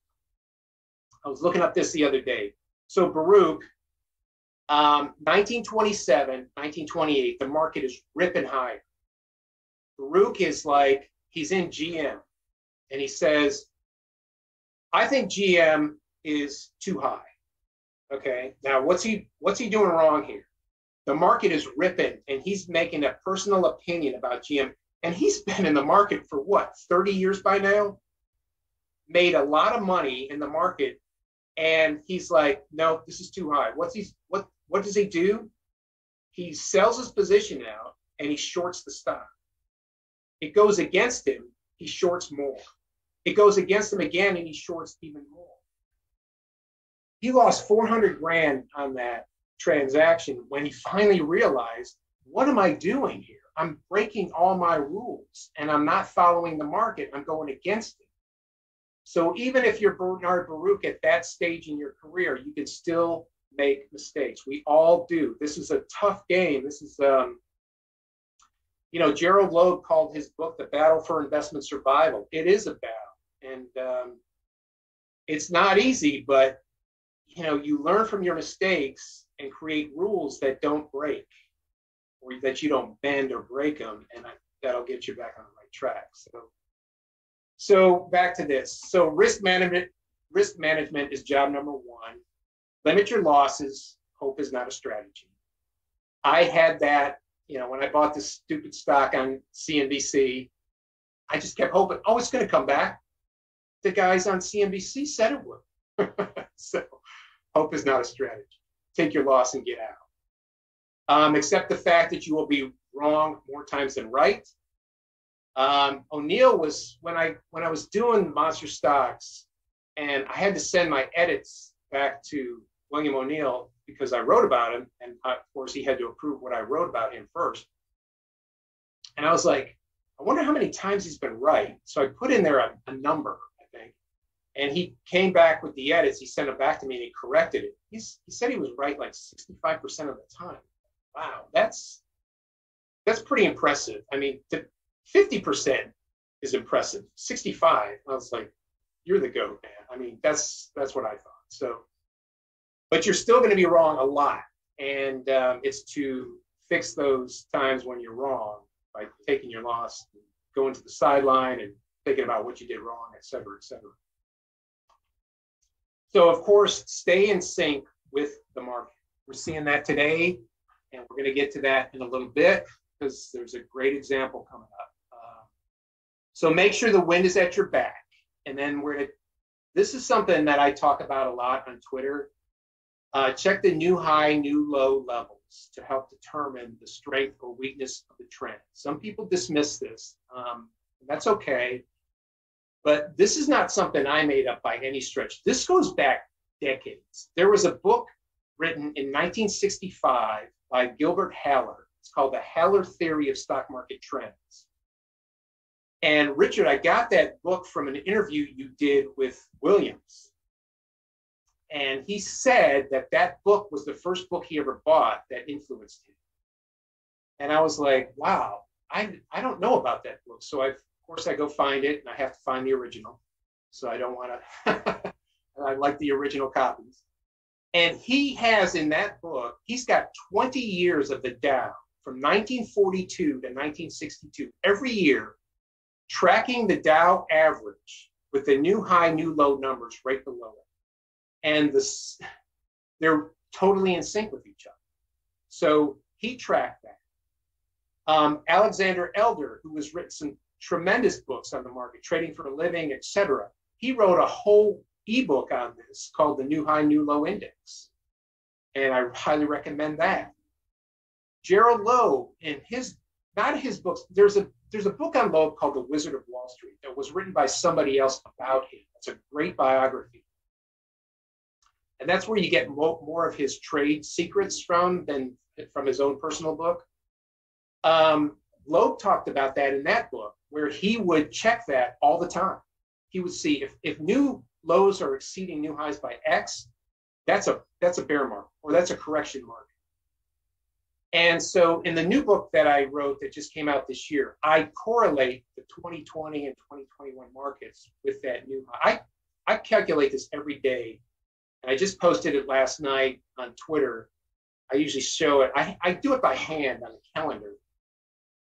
And I write the net difference. I take the numbers from IBDs because they eliminate some of the junk stocks out there. So it's going to be different than Bar Chart or Wall Street Journal or whatever. But it just helps. It's a guidepost. It helps determine strength or weakness of a trend. And we'll get to some of that a little bit later. Then staying in sync with the market. Hit the gas when the strong uptrend is in place. When all the averages are above their moving average lines. 200, 50, 21, 10 days. That's when the market is ripping. And just for a side note too, back to the new high, new low. I showed half of July yesterday. We now have 25 days in a row where new lows are exceeding new highs. The market currently peaked in mid-November of last year. From mid-November of last year to yesterday, 80% of the trading days have been negative. When I say that, that means new lows exceed new highs. 80%. Well, we're in a downtrend. Of course, you can't be in a downtrend when more stocks are making new highs than new lows and vice versa. So 80%, that's a big number. And we're 25 days in a row. There were days, so that second point, hit the gas when the strong uptrend is placed. 2020, that uptrend started in April, mid-April 2020, and ran up through the beginning of September. There were months in there, I'm trying to remember now here. I think May, June, and July, and most of August, there were, I think, 90 days in a row Not one single day was negative. New highs exceeded new lows every single day for over 3 months. That's a strong uptrend. So the point is, hit the gas when you're in a strong uptrend like that. And that's how a lot of guys and girls, Eve was one of them too, made triple-digit returns in 2020. So I mean, that's when you really want to be on that uptrend swing. So here's the thing. The next point is, I mentioned this a little bit earlier. This is the one thing that I saw when I was doing the history research for the second one, and I did all that market analysis. There are 3 main economic issues that are anticipated or reflected by the market: inflation, interest rates, and GDP. So keep an eye on it. They're making headlines every day today. The same thing that caused all the downtrends in the prior eras are causing the same thing today. We have high inflation, we have the Fed pumping the brakes, and we have GDP. We went negative, we'll probably do it again, etc. When those things turn around, and I mentioned this so many times in that second book, while the market is ripping, let's just go to 2020. Inflation was well contained, interest rates were 0, and GDP was growing. You had this great uptrend. But the market always looks ahead. It looks ahead 3, 6, sometimes 9 months in advance. So if the market starts turning up from where we are now, even though you might still be having high inflation numbers and negative GDP, the market looks ahead. And if the Fed starts mentioning we're going to slow down on the brake, you probably will get an uptrend going there. But we'll see what happens. But anyway, keep an eye on those 3 figures and you won't get too far off on what the market sees ahead. Again, it looks ahead all the time. So then I have choppy markets can grind you out and chop you up unless you're a master scalp and swing trader. And there are a lot of master scalp and swing traders out there that do very well. I'm working on that myself currently because it's not a strong suit of mine, but it can work. Choppy markets, Livermore always said, that's when he went fishing. He goes, choppy markets will cut you up. That's the 1,000, cuts by death thing. And a lot of those guys, Darvish wasn't in choppy markets. If he wasn't seeing breakouts through his box theory, he stayed out. So, I mean, I've been out most of this year just because it's too choppy for me, but a lot of guys are still making it, which is great if you can do that. But in a downtrend choppy market, I think it's a lot more difficult. In an uptrend choppy market, which we started to see last year, you still had an uptrend, but you had a lot of choppiness coming through that. Mark Minervini jumped all over that and saw that occurring in February and March of last year. And he nails it. I mean, what he did was he tightened up his time frames because breakouts were still happening, but they weren't following through. And he noticed that. I'm pretty disappointed myself. I noticed it too, but I didn't take advantage of it, especially not how Mark did. Because I went back through the history again, and Loeb and Wyckoff did that same thing during choppy markets, but they made sure it was choppy uptrends, not choppy downtrends. I think there's a big distinction. So Loeb, like I said, made money in 29, 30, 31, and 32. When the market would come up and swing up to the upside, they didn't last that long, but he would tighten up his time frames, and he called himself a skittish trader. Back in his day, swing trading was called skittish trading, and that's what he did. So he took advantage of those breakouts, sold them quick, and then when the market pulled back again, he was back in cash. And Minervini did that last year. It was pretty impressive what he did. So, and then I have down markets are great times to be in cash or short if you know how to do that, which is fine. A lot of guys, Livermore did that really well. A lot of guys today are pretty good short traders, and a lot of them have done really well if you've been shorting since the beginning of this year or actually last fall. But the point about those is bear markets are shorter than uptrends. And if you get in a short squeeze, they're not fun to be because the biggest market percentage up days all happen in bear markets. So you get short squeezes in there, and they're not fun to be in. So just for whatever that's worth. Then this point, I think, is the key to everything. Well, they're all key, but this one's the time-tested strategies to your own system and personality. So what are the commonalities of those legendary traders? Concentration versus diversification. All those guys held between 5 to 10 stocks at any given time. That was it.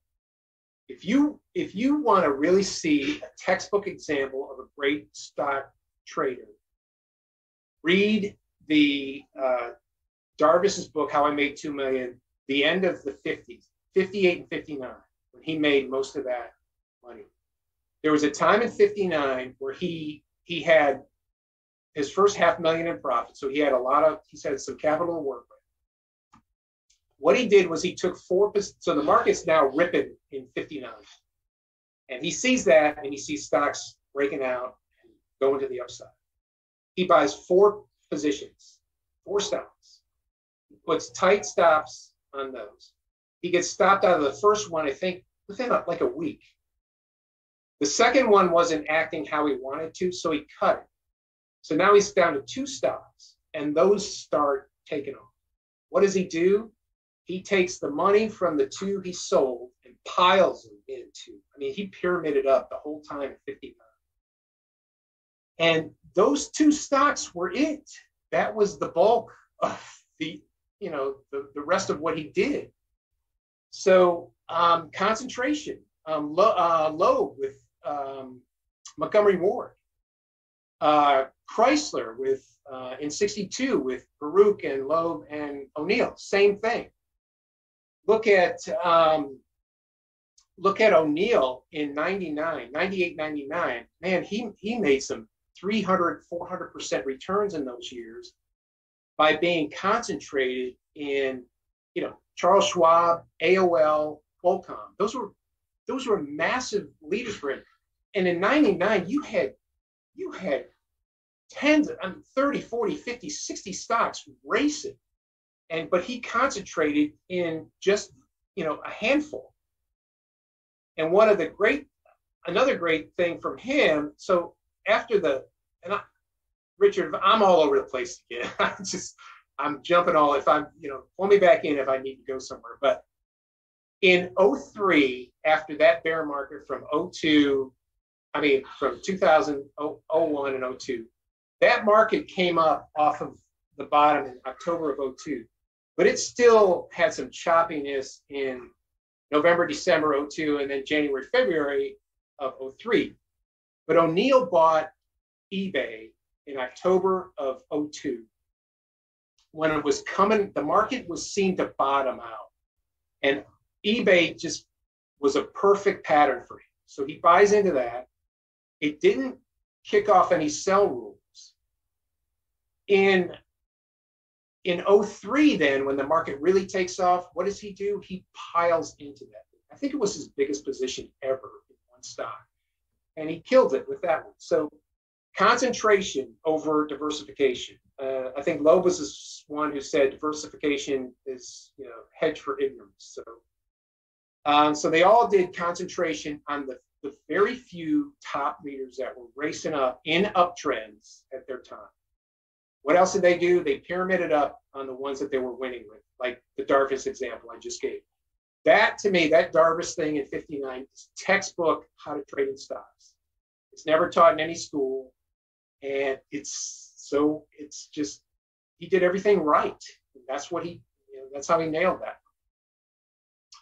Liquid, new high growth profit leaders, not cheap stocks, not losing stocks. O'Neill likes, they can have negative EPS if the future looks like it's coming right around the corner. So as far as profit growth. So, and then bases, there's all the bases that O'Neill named back in the day, the coupled handle, the saucer base, the flat base, the double bottom, head and shoulders top. There's a lot of good technical books out there, but keep it simple. That's what these guys did. Chart work, no matter what the market is doing. Like right now, we're in still a downtrend. Maybe we bottom, but it's key to do your chart work. Some things are looking pretty decent right now. So you need to keep an eye on this no matter what the market's doing. Check the moving averages. And then they bought at new highs, stocks making new highs. Their adage was buy high and sell higher.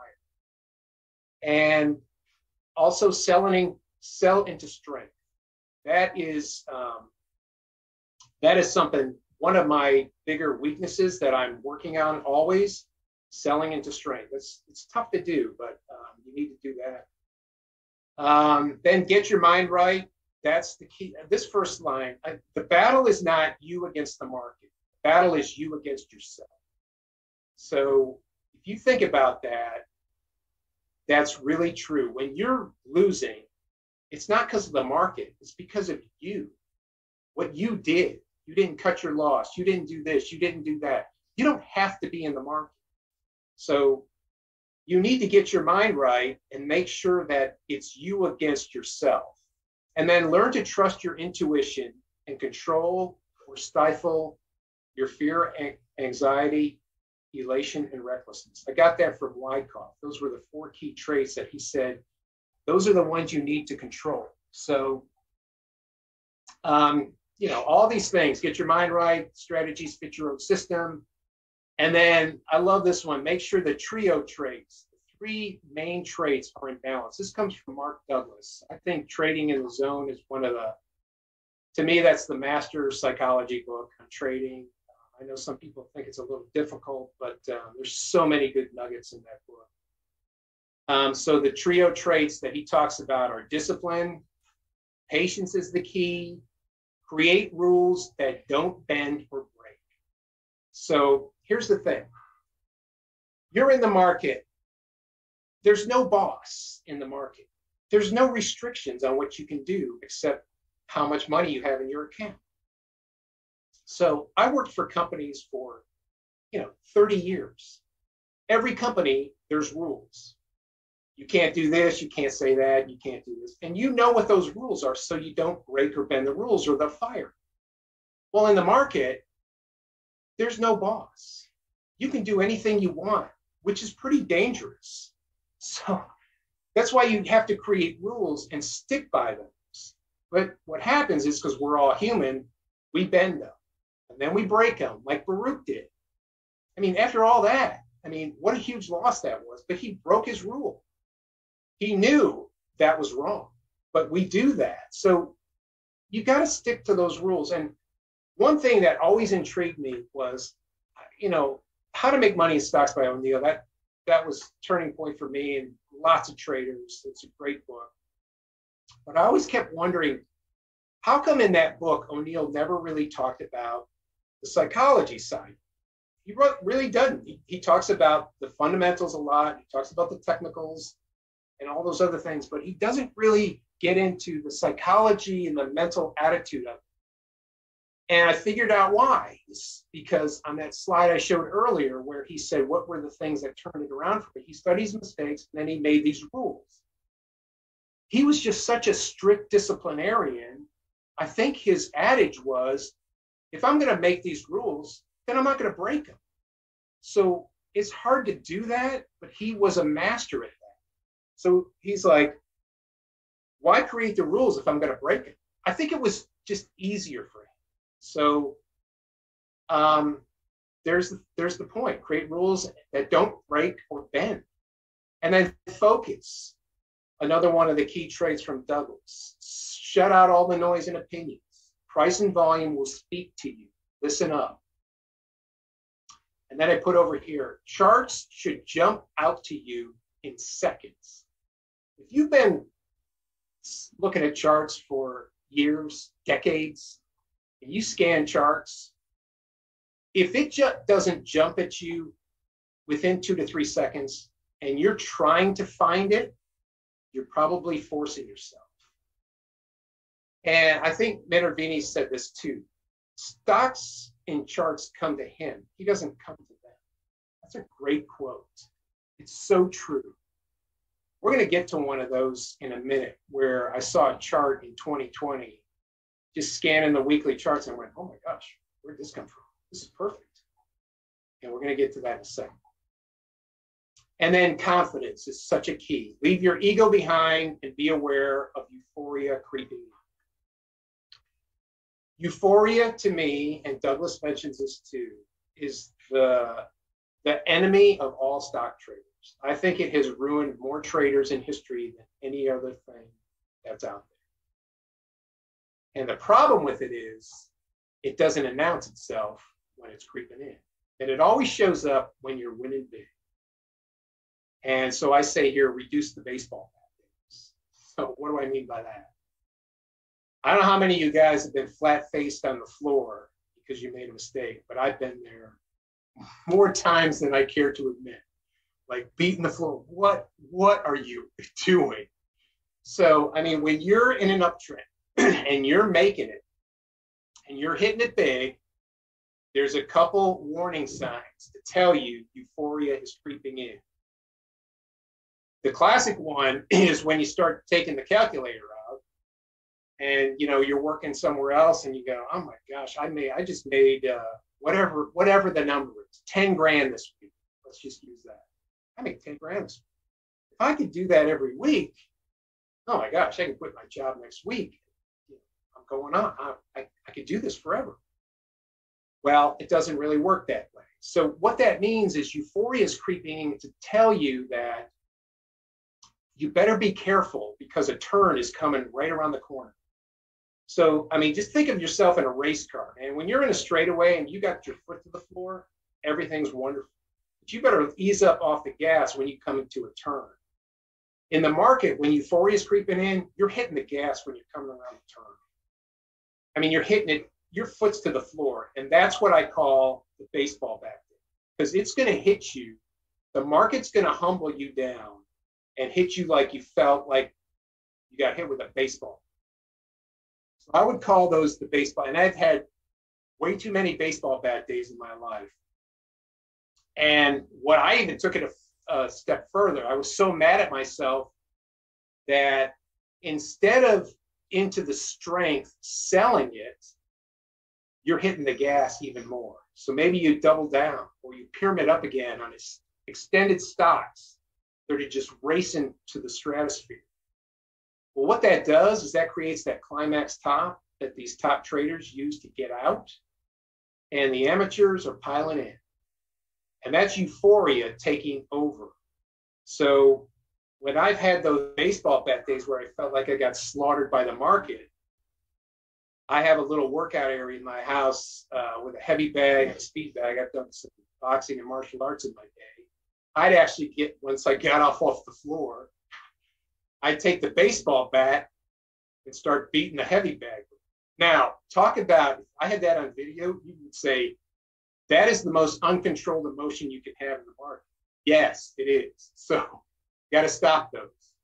So that's what I call the baseball bat days. And when I was rolling in 2020, I'd always say, watch out for the baseball bat day because there's probably one right around the corner. Guess what? There it was. So that forces you to sell into strength.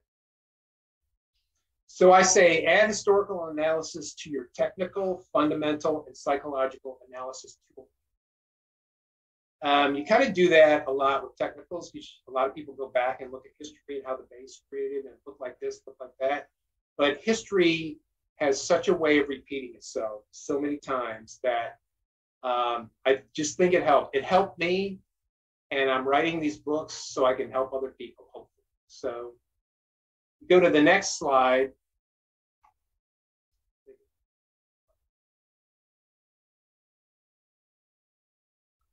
So over the years, I've had some people say, John, why don't you update Monster Stocks because it ended in 06, 07, whatever. And, I got involved in my career a lot again, so I kind of put that off. And then COVID hits in 2020, and I'm working part-time at this company, so we're all no more office, so I'm home. And I'm like, wow, more time to pay attention to the market and do all these other things I've wanted to do. And so 2020 was a great year for me. I had a triple-digit year, a lot of outperformers did very well that year. So I decided to put this together because 2020 and 2021, totally different years in the market, even though they were both up years, and kind of up the same amount of percentages, except for the NASDAQ had a great year in 2020. So I put this, it's kind of a chart book, and it's basically another study guide, but in it, I interviewed like 6 of the top traders for 2020, and I did intervening in 2021. So you can see how those guys navigated through those markets. And it's repeating all the other history. So I say, get to know MVP stocks. I call an MVP stock a stock, how it acts at moving averages, that's the M, volume action, that's the V, and price is P. So MVP stocks are the ones you want to be in. MVP stocks, which are above all the moving averages, are moving up on volume and price. Those become your monster stocks. Always have in history. They all follow the same patterns. They all follow the same action.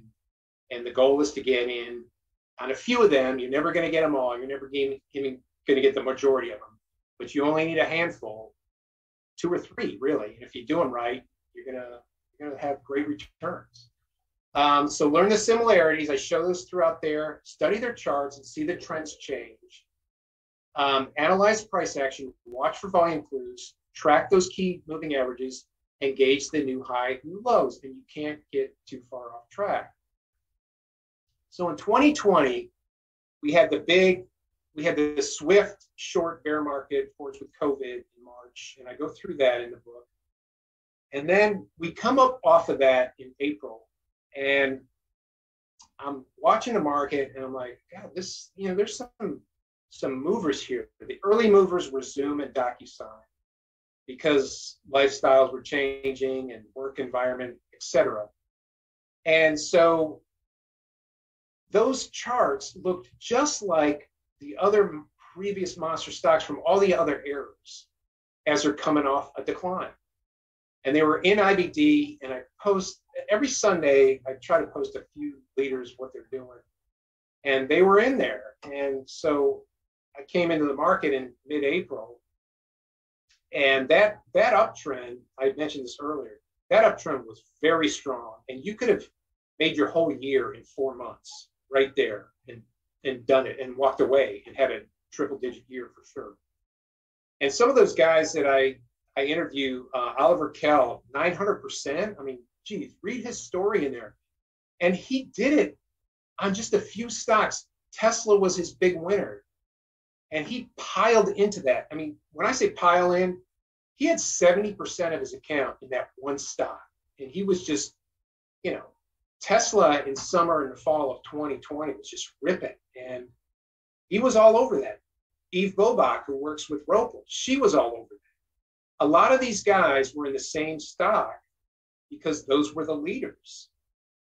And I mentioned a little while ago, what was the most perfect base I think I saw in 2020, this was mid to late April, right after the market turns, was Livongo Health. And IBD had it in the paper. I put it up on my watch list, and I was like, this thing looks perfect. The base, the liquidity of it, and what it was doing with COVID. It's a health company trying to fix COVID and all that other stuff. And it was just a perfect, that's one of those stocks where I said earlier, if it doesn't jump out at you in 2 seconds or 3 seconds, you may be forcing it. That thing jumped out in 2 seconds. Where did this come from? And that stock was probably the easiest stock to ride in 2020 because it broke out in April and it ran up in August, and it gave you the greatest sell signal of all time. It got bought out at like 140. That's the perfect sell signal. The market made the signal for you. As soon as a merger announcement's made, sell the stock because it's not going anywhere else. The market will move it to the buyout point, and then you're done. And Oliver Kell was in that one. Matt Caruso was in that one. They got in right at the breakouts at 25. They ran it up to 140, 130, 400% returns in 4.5 months. Beautiful. And it was a beautiful base. looked just like all the other. It looked like Chrysler from '62. I mean, it was right there, and it's a great stock to work. There were all those others, Tesla, but the point I made in the book is when you get to 2021, the market started changing. I mentioned this earlier.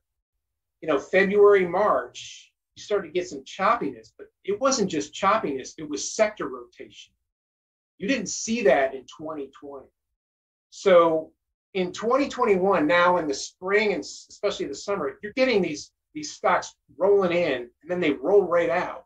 So steel was up there for a while, and I know Minervini was in those, and then that's why he shortened up his time frame. He saw this happening. He saw sector rotation happen, quick turns, and he nails it. So because he was watching what the market was doing, and it was totally different than 2020. And so some of these stocks, so if you want to go to the next, so I'm going to show you a couple pages from the book.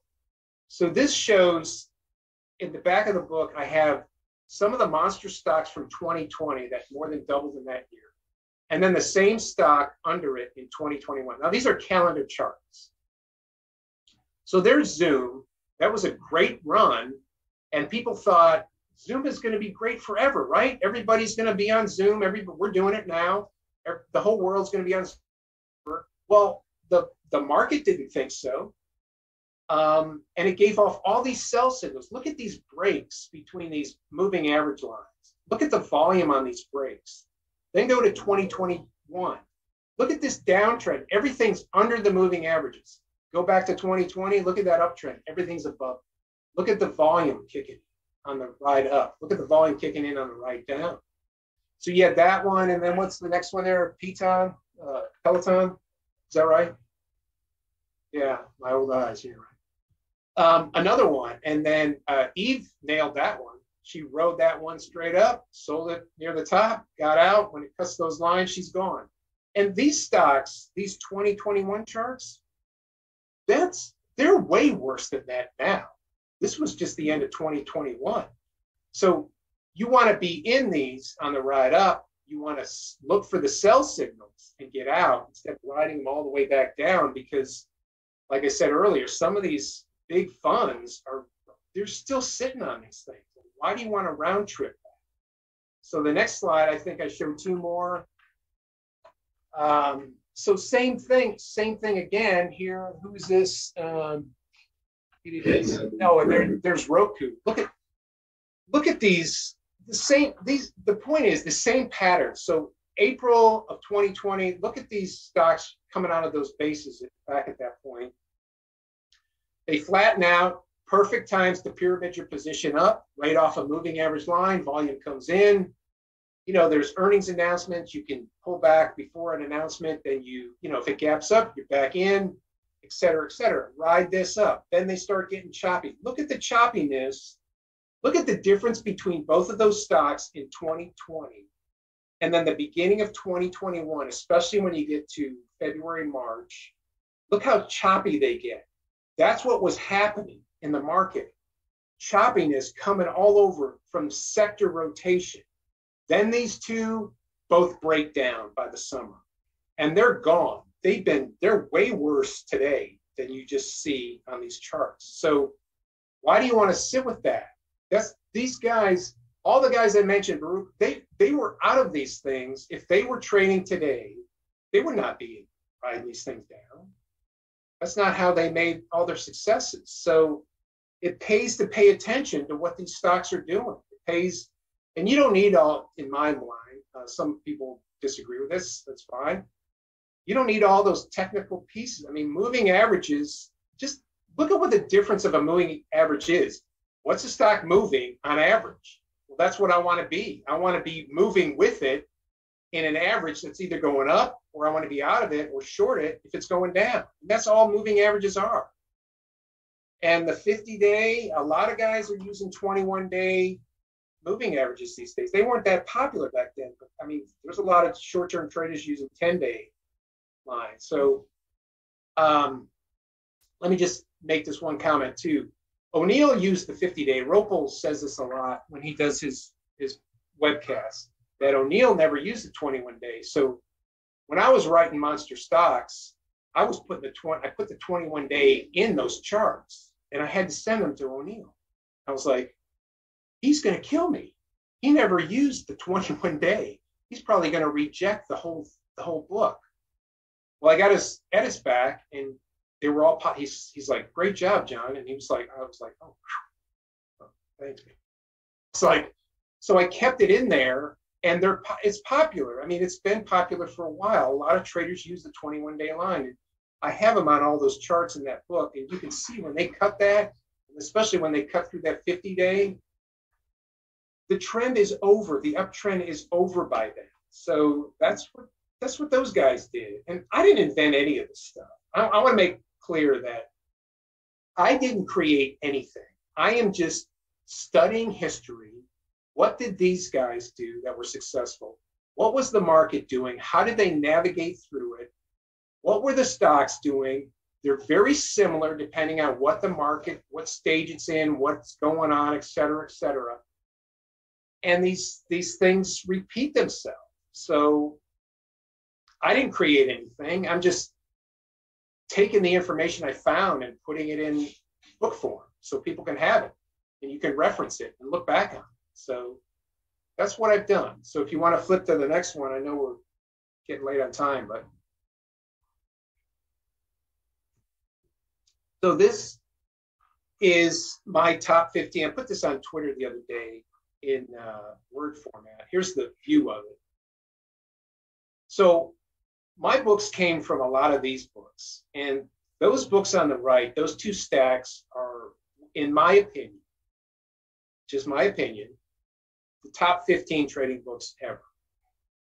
And 10 of them were written before 1990 to prove that nothing's changing. I mean, it's human nature's in there, and Livermore said it. The only thing, the pockets change, but nothing else changes. You know, the names will change, the pockets will change, but nothing else, because human nature is what it is. So these are the books that I used the most. There's a couple Wyckoff books in there, Studies in Stock Speculation. There's Reminiscences, of course, which is popular. There's the one by Humphrey Neal that I think is very underrated, from 1930. There's The Battle for Investment Survival, Loeb's book. There's Darvis's book, of course, O'Neill's book, How to Trade in Stocks by Livermore. Darvis wrote another book in 1977, just before his untimely death, called You Can Still Make It in the Market. It's a fantastic book. He talks about how he stayed out of this market in 73, 74.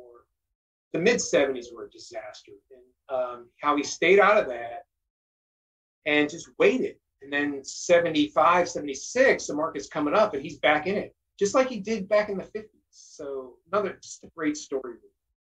Trading in the Zone and Trade Like an O'Neill Disciple from Morales and Catcher, I think is fantastic.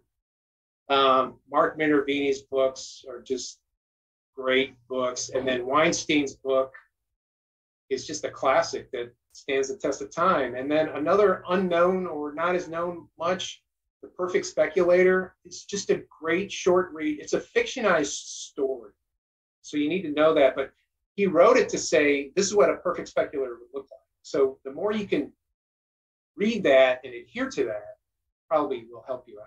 So one thing, as I was looking at Weinstein's book right here, he also mentions the new high, new low importance, tracking that in that book. So you had Haller doing it, you had Loeb doing it, you had Elder doing it, you had Weinstein doing it, and you know it goes back decades. It's not something that I just made up this year or anything. I got it from other people. I got everything from other people. I didn't make anything up. So I think any question. Where do you want to go from here, Richard?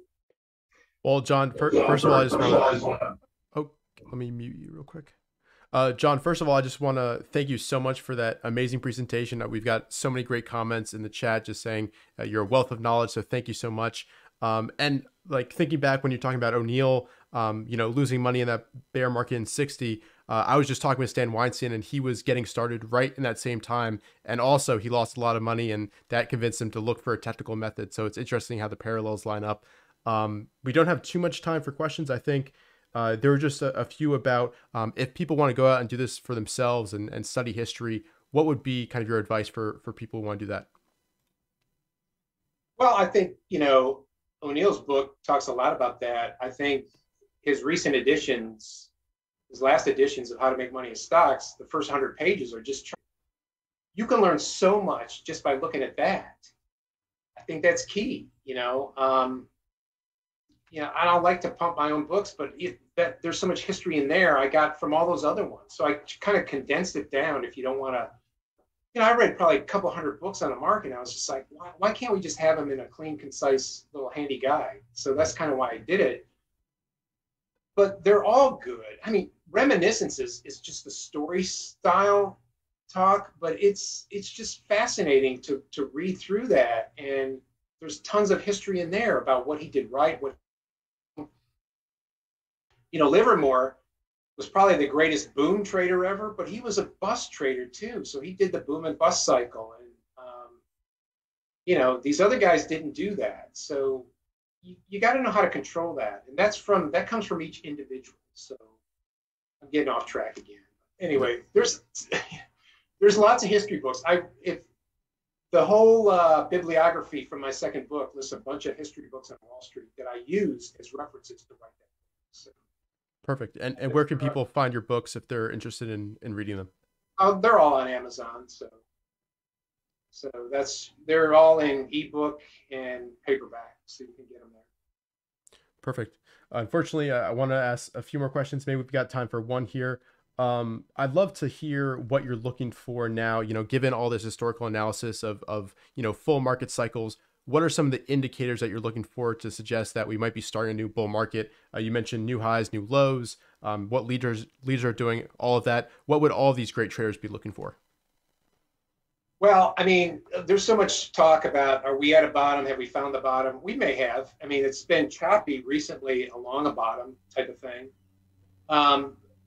Moving averages that are in decline, like you want to get over those because what was it last week? The NASDAQ bumped its head up I put that out on Twitter. I said, watch this. If it bumps its head on the 50-day and gets decline again, it's going to be shot back down. So you need to get over those. There's going to be, if this is an uptrend, if this really is a bottom and there's an uptrend starting, there's going to be plenty of time to get into these things.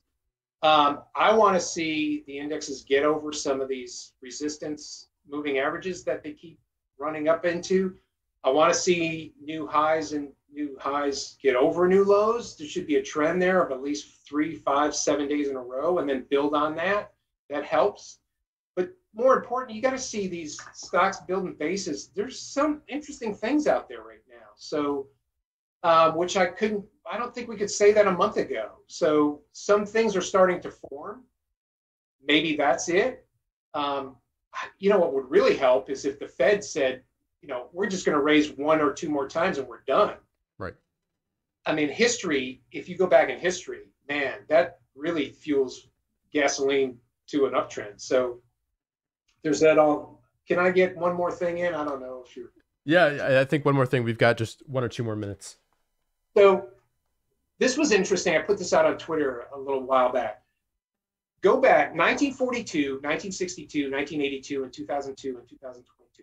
All of them 20 years apart. All of them had horrendous first 6 months of each year. Now, that's probably just a coincidence, but it happened. And every single one of those, an upturn came soon after that, after the first half of the year. So in 2002, we had that upturn in October, where the market bottomed in October. In 82, which this one looks a bit similar to me in, you had a bottoming in August of 82. In 1962, you had another October bottom. And then in 1942, you had another August bottom. So I'm like, all right, every 20 years. So, okay, everybody take their calendars out and go to 2042 and just say, watch out. I mean, I don't know if it'll happen again, but all those 20-year cycles have done the same thing, but then they recouped fairly soon after that. three of them in August, two of them in October. But we need the Fed to come up off the gas. We need inflation to contain. I mean, there's a lot of things that have to happen, but those three things, I think you got to get the indexes up over the moving averages. You got to get new highs starting to come in, but you have, more importantly, you have to have new leadership forming solid bases. And there's some of those out there right now, which is a bit encouraging. Right. So. Perfect. Well, John, thank you so much for your time. I think we'll have to have you back on sometime soon for another podcast or interview or something, because there's so many questions coming in. So thank you so much for your time. We really appreciate it. It's definitely a little bit different than everything else at this conference, but it's extremely valuable information. So thank you, John. And thanks for having me. Appreciate it. Of course. And we'll be right back with Dr. Wish. So stay tuned in about 10 minutes at 2:40 p.m. Eastern time. So we'll be right back. Take care.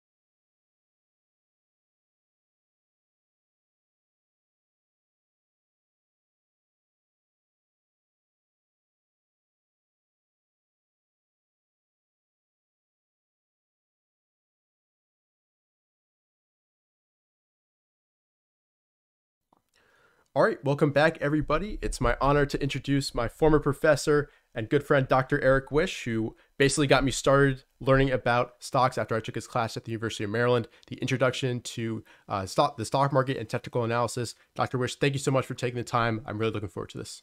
Yeah, thank you, Richard. I am so excited to be here. And, you know, you might think that my course was really good, but, you know, I've had several, perhaps a couple of thousand people take it, and there's only one person who's done what Richard Moglen has done. So it's all about you and your special skills that you have brought. So I really appreciate that. Oh, thank you. The other thing is, you know, I tend to talk about setups, and today I feel like you set me up. You put me after David Ryan and John Boik, two of my favorite people. And I sat through that and I said, oh my God. And you know what? It turns out, after I heard it, so much of what I say, well, I'm going to say, correlates well with what they said, but it's probably a little simpler because I'm kind of a simple guy. Mm-hmm. But David Ryan, I met at Mark Minervini's workshop in 2016. He was there with his son, and this is Mr. Humility. I mean, what type of a person wins a contest 3 years in a row and then tells you that he didn't the fourth? I mean, that was just amazing. And I want everyone who's listening to know that the chapter in which he's interviewed with Schwett in Market Wizard's book, yeah. I assign that to all of my students because that chapter is the most succinct discussion of how he uses Can Slim that I've ever seen. And it's almost like a recipe where I do this, I do this, I do that, whatever. And it is just phenomenal. I recommend that to everyone. I was sort of afraid to come in here today because one of the things I was going to say is that I'm going to show you some techniques where you don't have to spend your time looking for like cup and handles and double bottoms and all that stuff. And I was afraid of that. And then David says, you don't have to follow cups and handles. All you got to do is draw a line, draw the right line. And what I'm going to show you, everyone, today is what I think is the right line to draw. That makes it a lot easier to find stocks that are breaking out. Also, as I say, like he said to be very simple. And I just want to, if David's listening, I want to tell him that when I was there at the conference, the workshop in 2016, just so he'll remember me. And I'm telling you this because I think it will be helpful to some people listening.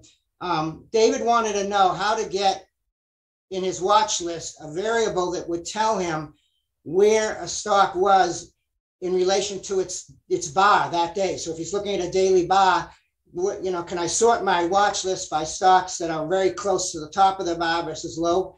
And he asked someone in the audience, and he was trying to do it, and Thinkorswim people couldn't help him. And then I turned to this person in the audience. I said, tell him that all that is a stochastic with a duration of 1. The stochastic will then give you a number of 1 if you're at the top of the bar that you're looking at, and 0 if you're at the bottom. So anyway, thank you to David. And I wanted to say one more thing. His son was there, and he was coaching his son, and I was thinking, gee, what a gift that David was giving to Sean, his son. But really, parents will understand what I'm saying. What a gift Sean was giving to his dad to let him coach him on this, because most of us know who have kids and young adults, having a parent coach them is not always easy. So it says a lot for the way David brings up his family. Now for John Boik, I love his work. His tweets on new highs and new lows helped me to get out of the market and sensitized me to that in November, and I'll show you a little bit about that. And by the way, David Ryan doesn't tweet much, but it is amazing when he tweets because he really tells you what he thinks of the market, and you really should watch that. Now, when I was listening to all of these speakers, I noticed, while people talk about personal psychology, there's one issue that hasn't been discussed, and I just want to alert the audience to this, and that is crowd psychology, the psychology of the crowd. And John, I'm sure John Boik knows about it, but there's this book. I went to my library and pulled it out. I don't know if you can see it. Can you see that? The background is covering it a little bit up, so you should probably read the title. All right. It's basically Extraordinary Popular Delusions and the Madness of Crowds. It was written for the first time in 1841, but there have been several editions, and Bernard Baruch, whom we all know, he wrote one of the forwards to the edition, and he basically said this book helped to save him millions. And, you know, he did it in 1932. I assume he means he got out of the crash because he understood that he was in the middle of the 20s, of the roaring 20s, a mania, probably much like what we were involved in last year in this market. So it's good to know that there is a crowd psychology of how the society relates to the market that affects it. And you have to be aware of that. You know, it's sort of like if I have friends who are making money on the market and someone else says that and someone on TV says that, and before you know it, there's this mania that occurs where everyone thinks they got to be in and they're missing out and the whole thing. All right. So I wanted to mention a couple of other things from listening to the people. Joe, I don't know how to pronounce his name, Joe Fahmy, he said people should think about, you know, especially new people buying 10 shares. I tell my students now that there's no commission, you can buy one share. See if you can try and learn setups. If you can't make money with one share, then don't go to more shares. Okay, this is for people starting out. I love listening to Brian Shannon and his talks about stage analysis and the direction of averages. And I just want to mention this because I'm going to stage analysis. And a lot of what I'm going to be showing talks about the 30-week moving average. Okay, and what very few people, I think, John just mentioned it, maybe David did too. The direction of the average is important too. If you're calculating a 30-week moving average, that means each week you add the most recent price and you throw out from the average, from the computation of the average, 31 weeks out, right? So think about it. If that average is coming down, it means the price now is lower than it was 31 weeks ago. That is telling you something about the market. You should think of that. The other thing I want to just mention is Pat Walker has come and spoken to my class, as in Mark Minavini, and the students love both of them. I'm different from most of your speakers because I'm not a full-time trader. I have a full-time position. I run something called the Center for Substance Abuse Research at the University of Maryland. It's nice to have a paycheck and I haven't had to depend on the market. But so I have the drugs, and my second passion, right, is the stock market. What is the point? They're both really addictions, at least they are for me, okay? But I am not glued to my monitor each day. I have a job to do other than this. My students, they're young. I've got a class of 150 students in September that I'll be teaching, and they can't stay and watch the market all day, and many people don't want to. So what I'm going to do is talk about some approaches that are really simple, I think. We can keep you on the right side of the market trend and the right side of a stock, okay? And I have done well over the years. I started doing this around 1964, made all the mistakes, but studied, like John says, you have to study them. You have to study mistakes. Everyone has said that. I have protected my university 403, 457, and my IRA, where I do most of my trading. I was out of the market, no kidding, in cash in 2000 decline, in the 2008 decline, in 2020 decline, and in the current decline. And I'm going to show you, talk to you about that. You don't have to stay in the market, as a lot of these experts have said. Finally, I want to say I am not selling anything. When I teach at the university and I teach my courses, I don't get paid to teach them. All the money that comes in for any of my courses goes directly to the university. I am trying to help young people learn what I wish someone had taught me at their age. And when I teach my course, basically, I want to just tell you I have tools, and all of these tools are donated to my students during the semester. So TC2000, Investors.com, IBD, and MarketSmith are all free to my students to use during the semester, and they come out being able to use all these tools. I think it's a travesty that the university does not teach financial literacy. So in this January, I will be launching at the University of Maryland, the Center for Financial Literacy Education, or CFL. I am not today, by the way, going to talk specific setups. This is going to be different. I wanted to create today a presentation that was different from last year. I have never presented a lot of this stuff. Some of the material that I present, I will basically go over quickly and say, go to last year's tape, because I want to focus on the new stuff. Okay. You can go to my blog. You can go to the webinars. There's a tab there. You can go to the webinars that I've done for AAII and others. And what I tell my students, and I'm telling you, is you don't have to believe anything I say. I'm going to tell you what has been useful for me. You need to make your own rules. You need to try these things out. Take what you think you can use, and what you don't want to use, ignore. My final warning is when I say the word chart, that's C-H-A-R-T with a Boston accent. Okay, so a year ago, I told you that when I was running my presentation, I said that David was running my entire IT. He is an IT genius, and he really helped me. He helped organize all the teaching assistants for the class. Well, last December, we finished teaching 150 students. He and his daughter, David and his daughter, took a course to build a sailboat. And he sent me all these pictures from when he was doing it, sent it to our whole center. And in February, they went out on the maiden voyage, and he sent me a beautiful picture of him and his daughter out there. They were so excited. And then in mid-February, they went out on a day with a lot of wind.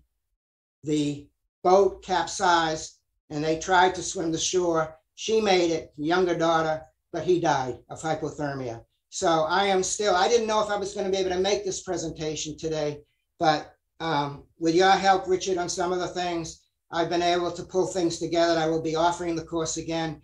And I just want to dedicate today's presentation to Richard. Do you want to, I know you work more closely with him than me. You might want to say something short about it, yeah. Richard. Yeah, I just want to say, without David, I would not be where I am today. He's an invaluable part of the course that you teach, Dr. Wish, and he did a fantastic job of teaching the students, incredibly patient, and also managing all the TAs. It's incredibly hard, and the course wouldn't be the same without him. And I was incredibly grateful to meet him. He's such a kind guy, and he was also incredibly supportive of my YouTube channel, the Python programs, everything. So it was very sad to hear, and I miss him a lot. Yeah. Thank you, Richard. And as I say, you helped me update some of the things that Richard used to do for me. So thank you. All right. By the way, Richard, this is his slide. This is Enron. Basically, I'm going to talk to you about some stocks even currently. They are not recommendations. I am not a professional financial person. I don't make recommendations. I'm trying to just teach you things that I've learned that might be of use to you. Okay. I have been written up by IBD in a real paper, Real Success. This was in 2009. I've done AAI presentations. If you want to know more about my history, there's a whole long interview that Les Masonson, he's written a great book, by the way, Les Masonson, he interviewed me. There's a 10-page interview about my history and what I teach in the class. In 2005, I entered the Barron's stock trading challenge. It was a virtual portfolio. I entered the division for business school for faculty, even though I had never taught this and wasn't teaching. I came in 5th. I used this as to get credibility with the university to say, I'd like to teach this. This is my second passion. And I've been teaching my course now since 2006. All right, this is what I teach. The mantra of the course is in an uptrending market, buy visionary rocket stocks that are bouncing off of support, or that are oversold, or that are breaking through resistance on above average volume. When you think about it, almost all of these people who are making money with these technical setups, they're picking stocks that have climbed, rested, formed the base, and then break out. Okay, it takes me 14 weeks to teach students how to do this, but I'll tell you, at the end of the 14 weeks, they're using all these tools. They know about the market. They probably know more about than 95% of the people in the market. Okay, you've never seen this, Richard. Jared this morning said people's confidence in trading goes up and down with how they're doing, how the market's going. So the students in my class, after about 6 weeks of extensive reading and lectures, get a $100,000 virtual portfolio to manage. And basically what I asked them to do, they're all buying stocks like growth stocks, like the QQ, reflecting the QQQ. And so I asked them every week to say how confident they felt in their trading.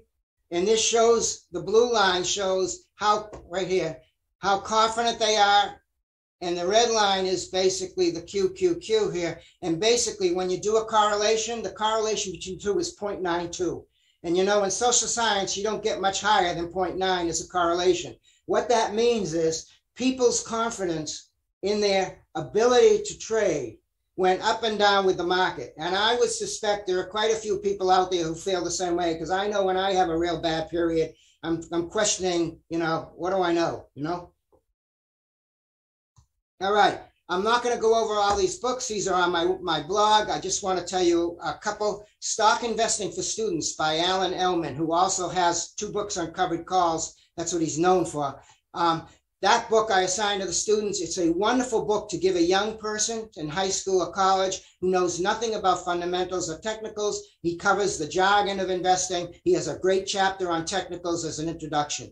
I'm going to talk more about Davis. These are 2 of his books. As you know, just now there's a 3rd book. I'll talk a little bit about that in a minute. This book turned me around. I read it sometime in the 60s, and wow, that just made the whole difference for me.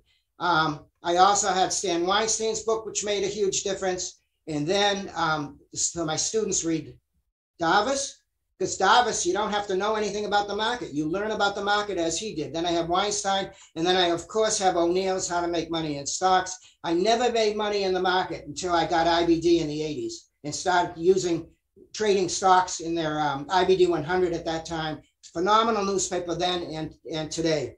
I don't assign, if you want to learn how to make money selling stocks short, this is really good too. Another book you may want to look at is The Complete Turtle Trader. These are 2 books by Boik. The Turtles are a phenomenal group of people who made millions. They took a course, and the chapter in this book on technical analysis of what they did to trade commodities is superb.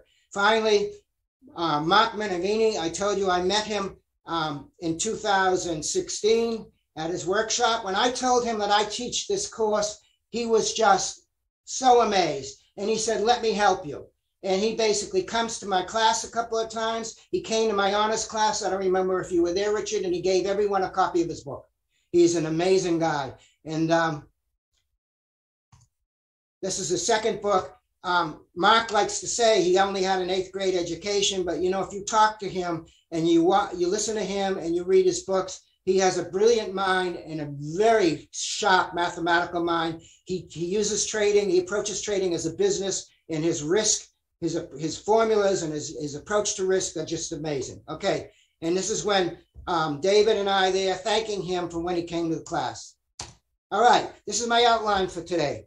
All right, I'm going to talk a little bit about the GMI and the market trend, and about T2108 bottoms. I'm going to talk about my green line breakouts, and then I'm going to show you 3 analyses I did. Well, actually, these 2 here that I did. I've never done before, and I did them and you'll see them. All right, and then I did I showed you about the GMCR signal in 2009. I'm going to introduce yellow band stocks, which I talked about last year, and I've changed them and made them more modern and I think more effective in weekly 1030 charts. Then I'm going to talk about some of these indicators I'm showing and how they relate to what Minervini did in his recent championship win. And then I have key takeaways.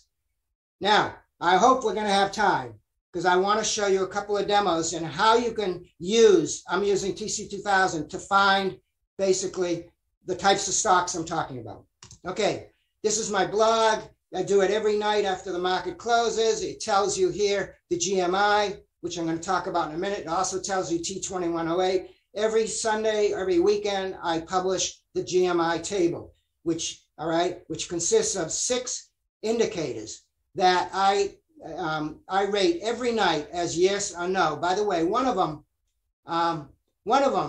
is at least 100 new highs today out of 5,000. This was out of 5,000. It's now out of a higher number. But the point is, if you're going to look at stocks that are new highs, which a lot of people are saying, don't you want there to be some stocks hitting new highs, that it's a market that will bring stocks to new highs? 100. So I want there to be at least 100. Then there are these other indicators. I'm not going to go over them now. The GMI 2 is just something to keep me on top of these indicators. I do not use it. Now, this is last night's. After yesterday's close, the GMI is 0. None of these indicators are positive. All right. When the GMI is 4, 5, or 6, you can make money in growth stocks. When it's 0, you got to be out of the market or short. And I'll show you that in a minute. Okay. This is the GMI signals applied to QQQ from 2006 to June 2021. Okay. Basically, this is when it was red. So you can see during, like most of the 2008 drop, it was always red. Look at 2016, 2019. Look at the COVID drop, red. I got out of the market. All right, that's then. Now, when is it red or green? It's down here at the bottom. If it's above, the GMI is above 3 for 2 consecutive days, it turns green. If it's below 3 for 2 consecutive days, it turns red and stays red until it turns green. All right, this is going to June 2022. This is look at recent. Okay, you can look at this later. You don't have to see this now. This is the most recent. And Richard updated these charts for me, by the way. I gave him the numbers and he updated them. Okay. Look at 2020. Anyway. All right. Now, I posted this on November 21st of last year. I said, day 25 of the QQQ short-term uptrend. I started this blog in 2006 to share with people what I was doing in the market, having escaped the 2000 market carnage and later that in 2008. I am concerned by what I see right now. See my blog for detail. My next day's post was this. All right. Short-term uptrend. But there were 438 new lows and 232 new highs and an index that was climbing. And I was sensitized to this from what John Boik had said. So I said, rates, listen to this, what I said back then. Well, boy, was I lucky. I said, rates to rise and kill the bull. Everyone was talking about the Fed was going to have to raise rates. And I know, and Marty Zweig has written, and you know that when the Fed, you don't fight the Fed. So I said, I went to cash in my trading account. I wrote this on November 23rd, and I showed them an ominous chart, okay? And then in my university pensions, even though they tell me I'm not supposed to, I still move to money market. And believe me, the amount of money I have saved since this is phenomenal. And that's why I do this. So people who have pensions, people who need the money, I'm telling you what I do. You don't have to do it. But, you know, I had someone wrote me and it says, thank you, you saved my pension. Maybe there are people who did that. You know, again, it's always up to the person sitting in your chair as to how you take this information and use it, okay? I'm a chicken. In a tax-deferred account, I can go to cash quickly. It takes nothing to go to cash. I don't worry about re-entering at the bottom. You know how people say you get out, no one's going to tell you to get in? That is silly. That's to scare you in. Look, I'm giving you an example. If I get out of a mutual fund or something at $100 and it falls, as long as I get back in below 100, I'm fine, and I save myself a lot of stress. In 2000, I got out of my university pension at around 100 and something. And you know that about 6 months later, it was trading in the 30s. That's why I started teaching, because I had all these friends who said, you know, I'm losing my money, I'm losing my pension. What am I going to do? So anyway, all right. One of the indicators I watch is Worden T2108. This is part of the TC 2000 suite. It measures the percentage of New York Stock Exchange stocks that closed above their simple 40-day moving average. What I tell my students is watch T2108. When it goes below 10%, don't be scared, because usually for it to fall below 10%, people at the market are scared, right? People are selling. But the point is, when it's below 10% and you start to see any type of strength or whatever, take a little bit of your money and put it into the SPY, not into a stock, because a stock may never come back, but put it into the S&P 500 and don't put any more in, average up until it goes up and it looks like there's a bottom in. So here's the T2108 since it was started. This is a monthly chart. In October 87, it got down to 0.47%. It's never been that low. But look at all the other times we've had bad markets where it gets to. All right. Here's November 08, 1.2%. Here's March 2020. It got down to 1.4%. This is when you ever get down to, like, hey, say, I said below 10, but you get below 5, you got to be looking to buy something, meaning the market, okay? Here it is on a weekly chart again. So I have a green line that I draw in at 10, okay? And then this is going to surprise you. Everyone is saying the market hasn't been weak enough, but in May and June of this year, it did get below 10 intraday, didn't hold there, okay? I don't know, is the bottom in? I don't know, but I'm just telling you that it did reach a low point. If it turns around and goes below 10 and goes to 5 or 3, I tell you, I will hold my nose and buy the SPY, a small amount, okay? I will do not move everything in until much later. Okay, now I'm going to Nicholas Darvis. In Nicholas Darvis's third book, which John talked about, You Can Still Make It in the Market. He was very proud. He paid a designer to design graphically what his approach was. His approach was to buy, he called it the box theory. A stock will stay between a range for a while, forming a box, then it breaks out into a new box, and a new box, and a new box. And you see this gray area? This is where he put his stop. So basically, the stock goes into a new box, forms a bottom, and he put his stop, and he kept moving his stops up. And by the way, his first book, introduced the country, I think, the non-financial people, to stop loss orders. And it was such a big deal that it was a bestseller, the book, and it was such a big deal that the American Stock Exchange stopped stop orders. You could only do them in the New York Stock Exchange. And now you can do them everywhere because they're now run by computers. They're not in a specialist book. But anyway, what I want you to know is there are people who think they are following Darvis and they're just saying, oh, gee, I'll buy something in the next box and I'll buy something in the next box.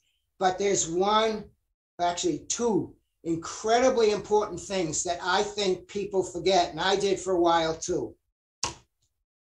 In the back of his book, there were questions, and this is the question from a reader from his first edition. When you use a historical high as a buy point, do you hold literally to the historical high, which I call all-time high now, or can you buy safely a stock making a new high, like a 52-week high, for a lesser period, for say 5 years, that also shows stepped up volume? His answer, I strictly adhere to historical high. Let me tell you this again.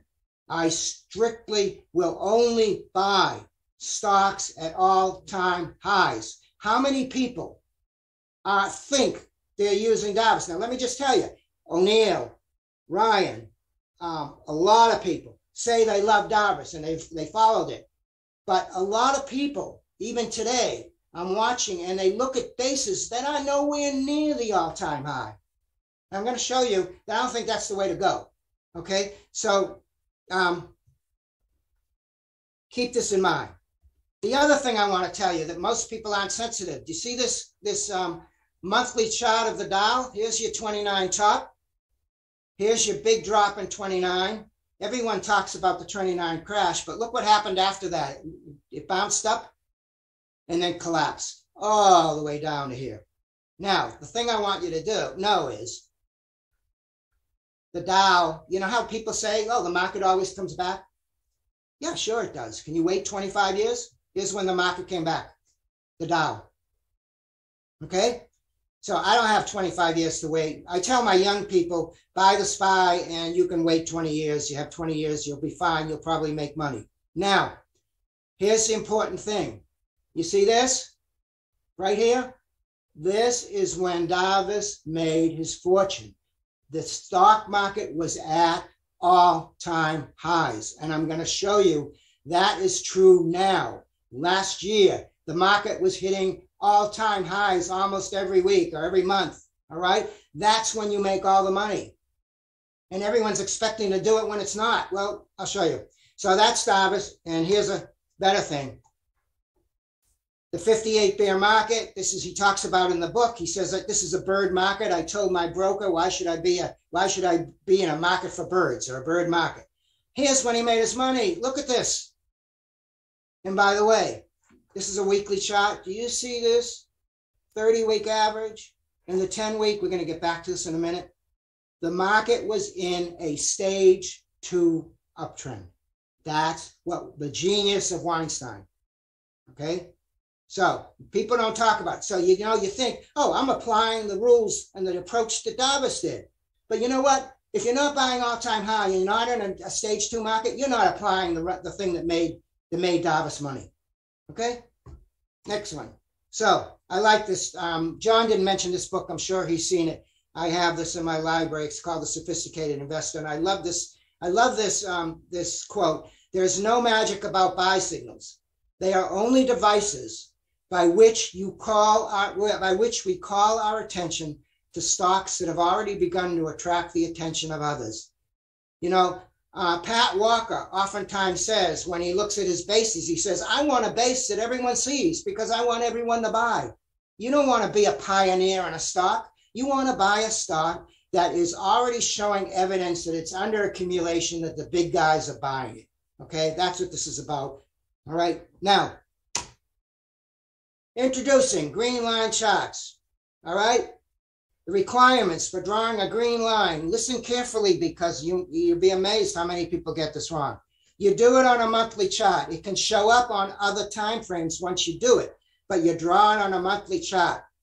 You draw it. You look at a stock. You draw it at the highest price bar. That means the highest monthly bar that once it has not been passed for 3 more bars or 3 more months. So it is a stock. Basically, it is a green line tells you a stock that has reached an all-time peak price and then rested for 3 months or more. Maybe it rests for 5 years. All right. Now, the only other thing is I sometimes use less for an IPO. Most of your IPO breaks are like this. The stock goes up, comes down, goes sideways, and then breaks to an all-time high. Okay. Now, where are the green lines on this monthly chart? I'll give you 5 seconds to think where you would draw them. Okay. First one. Yes. Here's a bar. Wasn't passed for 3 months. You draw a horizontal line. Okay. Where's the next one? Right here. It went above the green line, formed a new high, a new peak, didn't pass it for 3 months. There's your second bar. Is this a green line up here? By the way, David did all these. No, it hasn't gone 3 months after this bar, after this peak bar. You have to have the rest after the peak bar. Okay. So what I'm going to suggest to you, and again, you don't have to do it. I'm going to show you how it works. Buy only stocks that are above their last green line top. Furthermore, if you can buy it at a green line breakout, when it closes above the green line for the first time, that's a great breakout place. I oftentimes will buy it. I will then say if it closes below the green, and I said close, if it closes below the green line, I get out. It's a failed green line. And by the way, remember I told you the complete turtle trader, and I told you that these people made like $50 or $60 million based on the learning they got from Richard Dennis and Bill Eckhart. Well, basically, one of their rules was enter every trade as if it's going to fail. If you do that, then you will know when it has failed, right? And you know what to do. You're ready. Okay. So I want to show you some, and I showed you these last year, so I just want to go, I'm going to go through this really quick. Here's Cisco, one of the great stocks. Look at the green lines. Green line breakout, green line breakout, green line breakout, green line breakout, green line breakout, green line breakout, and then it forms a green line top. Guess how many people saw this, bought here, and now are just holding it forever? No, it's got a new green line in it. Get out. Wait for it to go through the green line. All right, that's Microsoft. That's Cisco. This is Microsoft. Green line breakout, green line breakout, green line breakout, green line breakout, green line, green line, green line. Green line, green line, green line, green line, green line, green line, forms a new top. Do you hold it from 2000 to 2015 until it has a new green line breakout? No. You get out. Apple. Look at all the green lines. You can look at these later. You can even do this with gold, with commodities. Gold has been under its green line for a long time. All right? I wanted to show you Facebook. Because here's your break. Facebook, I remember when it came public, went up to about 45, came down, spent what, almost a year doing this? Here's your green line breakout. Another one. All right, I want to show you, this is Square, which is now Block. Had a green line breakout, it failed. Here's the IPO. Here's your green line breakout, wham. Look at it, from 16 to 100. This is a monthly chart. Now formed the green line top. All right, so I like to listen to this guy. He has really interesting tweets. His name is Richard Moglen. And he said this, and it saved me having to look for it, Richard, in O'Neill. He said, so the first thing I learned about how to get superior performance is not to buy stocks that are near their lows, but to buy stocks that are coming out of broad bases and beginning to make new highs. Now, that's O'Neill. Now, a lot of people, when they talk about this, they say new highs. Could he, does he look for all-time highs? When David was asked this today, he said, no, didn't have to be an all-time high. It could just be a new high, I guess a new yearly high. So let's look at the evidence. In April of I cut them out of the newspaper. April of 2012, William O'Neill began a new weekly series on the lessons to be learned from the market's biggest winners. All right. The new column is called How to Find and Own America's Greatest Opportunities, and it appears each Wednesday. Okay. So there were a bunch of stocks that he showed. And this is an example. He would show you, by the way, a weekly stock, weekly. You know, sometimes when I look at all these daily charts, I say, oh my God, it's confusing. I know O'Neill did most of his work with weekly charts. Weekly charts are much easier sometimes to see the trend and to know what to do. So he would basically, here's Home Depot, and he would show when he got in, where his base was. Here's his breakout. By the way, you see this new buy point? It's probably a green line breakout. All right. And then he would add all the way up when it formed new bases. Okay. Now, I decided to take as many of these stocks as I could that he had written about and to draw green lines on them. So that's what we're going to look at. Okay. So Skyline, O'Neill bought it here. But he bought it. First of all, it is above the green line. But if someone had been looking and running a scan on this stock back in 67, here's your green line breakout. You could have bought it at 3.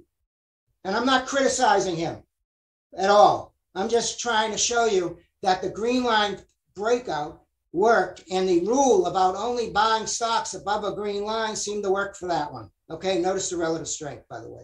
All right, next, Home Depot. Well, Home Depot never formed a green line. It never rested for 3 months. I drew these in Market Smith as best as I could. And you can see he bought it in 81 and 82. But here another is an example. Here he is buying a stock at all-time highs that continue to go trade at all-time highs. This is Netflix. Here's your green line. Oh, here's your first green line breakout. You could have bought Netflix here after the IPO on the green line breakout. It did come back to touch, but look, it went from 8 to 40, a 5-bagger.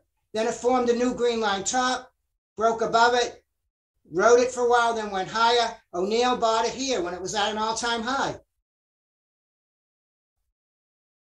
Here's Qualcomm, green line breakout. Oh boy, I remember that stock going like that. Here's a green line breakout right here. What I'm trying to tell you is, if you don't have the time and the wisdom and the experience of a Bill O'Neill or David Ryan to go and look at charts every weekend and to look through thousands of charts and to try and find the cup and handle and all that, although David said it wasn't necessary to do that, why not just look for stocks trading at all-time highs and that are breaking to them? That's what he's buying. Look at this. Apple, green line breakout here, went up here. So it did double, and then it collapsed, formed a new green line, new one here, new one here, new one here, new one here. O'Neill bought. Now, here's an example where O'Neill bought before it hit the green line. So, again, you have that expertise and you want to try and do it, you can do it. He did it, all right? But for the most part, you could wait for the green line and then just get in, all right? Here's Walmart. Here's your green line breakout right here, another green line. This is where O'Neill bought it, here, right above the green line breakout. Here's Monster Beverage, which we were looking at. Here's your green line. Here's your breakout. What a phenomenal ride from 4 to 200. Here's Google. Google never formed a green line here. It just kept going up. So again, no, he bought it out of the IPO base. It was at an all-time high, and he bought it, kept buying it. Here's Chipotle. O'Neill bought it here, right after the green line, but he also bought it here. So what I'm saying, and by the way, if you were watching Chipotle in 2007, here's your green line breakout. You could have made from 70 to 160 on that. This is long before O'Neill bought it. Here's Microsoft. Look at this phenomenal green line breakout after Microsoft came public. By the way, I was a big Mac nut. I had Macintosh, and I noticed that all the machines were using the software from a company called Microsoft.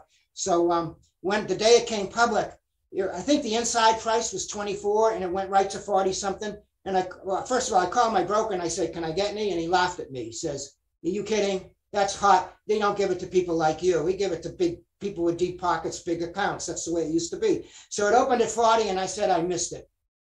Oh my God. If I had just held it, it was, adjusted for splits. It's not 6, it was 6 then. Look at that.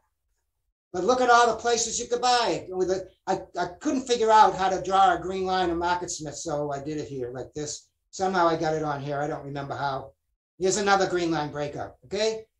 Baidu, green line breakout right here. Green line, O'Neill bought it here. It was above this line, but it had come back down. He bought it here. Again, very smart. But here's your next big buy signal is your green line breakout. O'Neill was buying right there. Okay, here's eBay. Green line breakout right here. O'Neill was buying it here, and he also bought it here. All right, Pulte Group, green line breakout. Green line breakout. O'Neill bought it here after the green line breakout. Costco. O'Neill bought it all the way down here. He knew this company, and there was no rest, okay? But it's still hitting all-time high after all-time high. It did form a GLB here, and he bought some here, but he also bought here and here, okay? Implications. O'Neill bought many of these stocks after GLB are in an IPO base. He also bought some stocks before they had reached an all-time high, but all were headed to all-time highs. One way to pick winners is to buy at or after the GLB. Don't waste time, in my opinion, on bases far below the all-time high. The reason is obvious. If you buy a base that's down from the all-time high, you got all the people who bought higher who are waiting to sell. That's overhead supply that's selling. How great to buy it when it breaks through all that. Then it's showing this tremendous buying behind it. All right. I wanted to show you Ollie that David talked about. Here's your first green line breakout in 2016. It traveled around the line, but then went up. Okay. Then you had another green line breakout. Look at this. You went from 33 to 100. Now it got a new green line. So from my perspective, you wait until it goes to 112. All right. You're going to be upset if it goes to 112 and you didn't buy it at 68. I hope not. Because basically, neither David Ryan nor I or anyone else knows if this stock is going to go to 112.99. If it does, go for it. By the way, whenever I draw these, I right-click on the line in my TC2000 and I set an alert. So I can watch for the next year, TC2000 will watch it and tell me when it breaks. And then I can decide whether or not to do it. And oftentimes I tweet out GLB when it happens. Here's Lilly. Everyone is talking about Eli Lilly right now, I think. It's here's your green line. It recently broke its green line top, and now it retested it, and now it's right at, this is at an all-time high last week. Now, I got to tell you this. I have a friend who's a stock buddy of mine for many, many years, and she is what I call a concept trader. She knows the technicals, but before she buys anything, her name is Judy, but before she buys anything, she likes to research the concept. So she emailed me or texted me a few weeks ago, and she said to me, Eric, she said, you know what Eli Lilly's working on? They're in phase 3 trials on a new obesity drug that they have found out now helps people to lose weight. It's been tried out on a large number of people, so it's gotten past the early trials. And believe it or not, people who take this drug lost an average of 20% of their weight. Now, don't you think that might be a huge concept and a blockbuster drug? So I went and looked, and Wall Street Journal has written about it and everything. So you put this on your watch list. The stock's already hitting an all-time high in a market like this. Don't you think it's worth watching? You always want to look. It's like Peter Lynch said this, and I think David said it too. You want to know, is there a story? It's like the N in Can Slim. Is there a story behind it? Okay? Stocks mentioned by Jim Roppel last week. All right? He bought it in here. By the way, Baidu. He didn't buy it here. Look at this tremendous green line breakout in Baidu from 15 to almost 50. Then it came back down, retested the green line, formed a new green line. Here's where you could have bought Baidu and, doubled or tripled your money. Where was he buying it? I think he bought it around $20 a share, somewhere in here. So again, if you're a Jim Roppel and you're watching the stock market all the time and you're looking for these bases, you can do this. But when he bought this, he didn't know if it was going to go to a green line breakout. He didn't know if it was going to come back up. You don't know. So why not wait for the event to happen?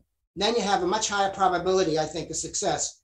All right, this is the other stock he mentioned. LI has a green line top. Again, had a green line breakout here, went from 25 to 50, has been going sideways now. I would wait for it to break the new green line again. All right, this is the other stock he mentioned. Again, DQ. Beautiful green line breakout back here in 2020. Look at this green line breakout. This stock took off from 15 to 150, a 10 bagger, right? But now it's below its top green line. I would leave it alone. If it breaks 130, fine, I'll get back in. You want to buy stocks that look like this. They formed the green line and now are breaking out. Okay. All right. Does this work? In 2008, bottom, here's the, look at this. Here's the big drop in the Qs in 2008, all right? Formed like a, retested it here. Now you got, this is the 30-week average again. So it's in a stage 4 downtrend, right? Now all of a sudden, you got the 10 above the 30. The thing is just starting to turn around, which means that the Qs are higher than they were 31 weeks ago. And here, I was watching, and of course I was still posting, and I'm talking about, you see here about April? I did this post. I'm just going to say, this is the post. I did it on April 17th. And what I said, these are a few other stocks breaking out to all-time highs. And basically, and I said GMCR. Basically, this is what I do. I'm doing it now. I'm looking for in a lousy market, what stocks are withstanding it and going to all-time highs. Well, turns out GMCR was a 13 bagger. It went, here's your green line. Here's when I posted it right here. And it went from here to here. I didn't know at the time. I think Judy told me eventually that, I was buying Keurig. Remember those coffee pod machines? That's what that was. GMCI was bought out by someone, Dr. Pepper or someone, I don't remember who. But all I'm saying is the stock, even after a market, has been in a horrible decline. As it started to move up, this stock broke out and had a GLB early, and it turned out to be phenomenal. All right? Now, Weinstein stage analysis, all of you know it. Here's the 30-week moving average. You want to be in stage 2, not stage 4. Take the oath, as he said, you're never going to buy another stock in stage 4 or hold on to any of your stocks once they move into stage 4, okay? So, I tell my students, if all you did is you came to my class once and you heard me say this, and all you did was be in the market when the indexes are in stage 2, and you only bought stocks when they're in stage 2, you would do better than most people, because most people don't even know this, all right? And Stan was a genius to do this, and Richard, the fact that you are having a lecture, a course with him is just amazing. People should really go and listen to him. This guy has been doing this probably as long, if not longer than I have. You need to listen to these people, when Jared talked, he said, he said, of the traders, only 5% were under age 25. All the people I teach are under age 25, But, and then he said only 3% were 70 or older. That's like me and Stan, and, we're not as good at the IT and everything as everyone else's, but we have 70 years of experience in good and bad markets to share. And that's what I think you're going to get from Stan. And I urge you to do it. Okay. Introducing yellow band stocks. I talked about this last year, but I've moved ahead with it. And I think this is very important. And it's up to you if you do. Okay. Here's Taser. You know, Taser went to 21 in 02, went all the way down here to 3.25. All right. Now, I didn't have the green line breakout GLB set up then, but I did know from having seen another stock book many years ago in the 70s. I saw a stock book of monthly charts, and I saw this thing that there would be stocks that would go up, forming a peak, go down, and then break through that peak, which is a GLB, to new highs. So this is a GLB here. And most people would say, oh my God, I'm not going to buy a stock that went from 3 to 21. That's too high. Well, you know what? It went up sevenfold, right? And then after it broke out, it went up sevenfold again. David Ryan and Nicholas Davis both said they like to buy stocks that have already doubled. Isn't that kind of amazing? You know, in psychology, I'm a research psychologist, you know, you learn that people's past behavior is the best prediction of the future behavior. It's true with stocks in a way. You know, if I find a stock that's already been bought up, in other words, people have valued it enough so that it doubled, there's a good chance if it breaks out, it's going to double again.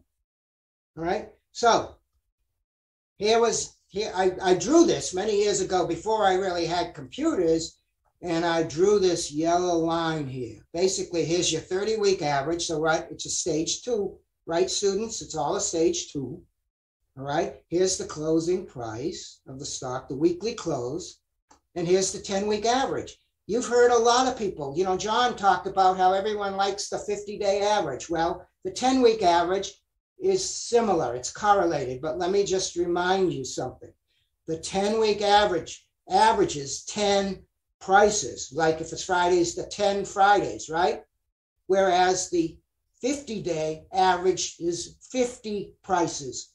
The extent that the 50 daily prices differ from the Friday prices, the 1 week prices, it'll give you a different number. So just so you know that, okay? So here, I told you about yellow band stocks, and I said this is the pattern of growth stocks. And I showed you Amazon. This was in, you know, what it looked like. Again, this is a green line breakout, by the way. And I showed you Baba and Inogen and Square. Oh, by the way, I wanted to show you this chart. You see this?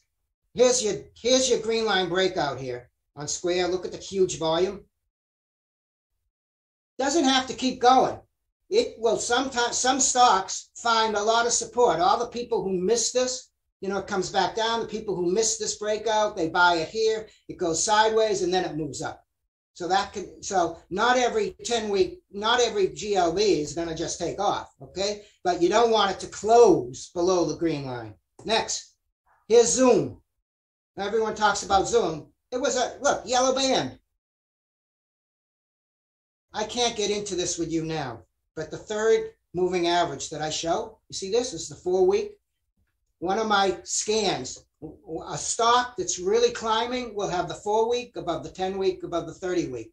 And what I want you to notice here is you notice a stock that is in a yellow band uptrend, a stock that's doing that and having a major advance will just ride the 4-week average until it doesn't. Look at here. Look. Okay. Here's Tesla, yellow band stock. Look at it riding the 4-week average. Okay, riding the 4 a little bit, riding the 4-week average here. It's something to look at. Then all of a sudden your 4-week average comes below the 10, not a good sign. Okay, the yellow band is over. All right, so Peloton, same thing, yellow band.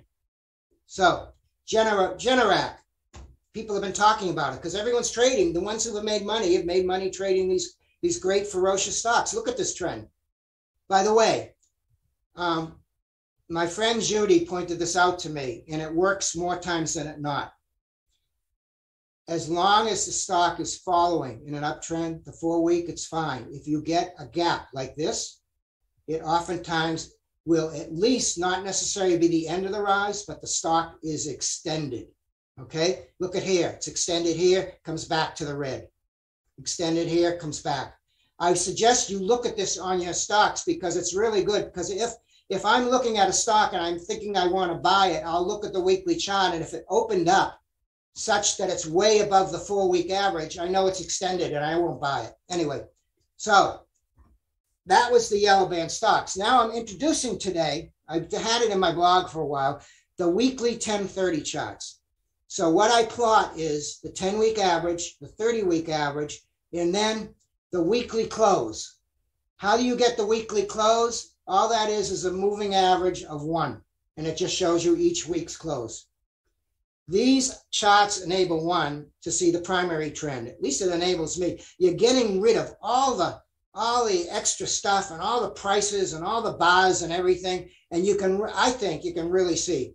They do not, however, indicate when to buy or sell. That's when you have to get in the stuff that like David Ryan does and Jim Rappo, where you try and figure out where's the low risk entry. I'm not going to do that today. I did that last year, some of it, okay? But what it does is it shows you the trend. And should I get into this? Should I go long? Maybe not at this time, but should I be in it? Or should I be shorted? Or should I be out? Look at these charts. I just love these. Here's the cues, all right? So written in very light is the closing price each week. Notice early in 2020, when the cues closed below the 30-week, that is your first warning sign. Notice that since it came back above, and by the way, this is one of your early indicators that maybe the trend is changing. You're back above the 30-week average and it's rising, right? Notice that since this time and this time, the weekly close was never below the 30-week. How about that? Look at that. That's when you make money. And the 10 is solidly above the 30 until here. So here's your warning sign right here. It's closing below the 30. And then the really bad sign is this. So this is where we are now. That's not a stage 2. That's not an uptrend. That's not yellow band, whatever you want to call it. This is a downtrend. Leave it alone. Now look at the S&P 500. Exact same thing. Closes below the 30, comes back, 30 goes up, your 10 is above the 30. You could have ridden this sucker for a whole year, as many people did. Then look what happened. Early 2022, you're below the 30. And the 30, the price leads the moving averages down. Do you really want to ride this? Pat Walker has said, you should be able to see it, be so simple that a 10-year-old could see it. I think you could teach a 10-year-old that this is what you ride and this is what you don't ride.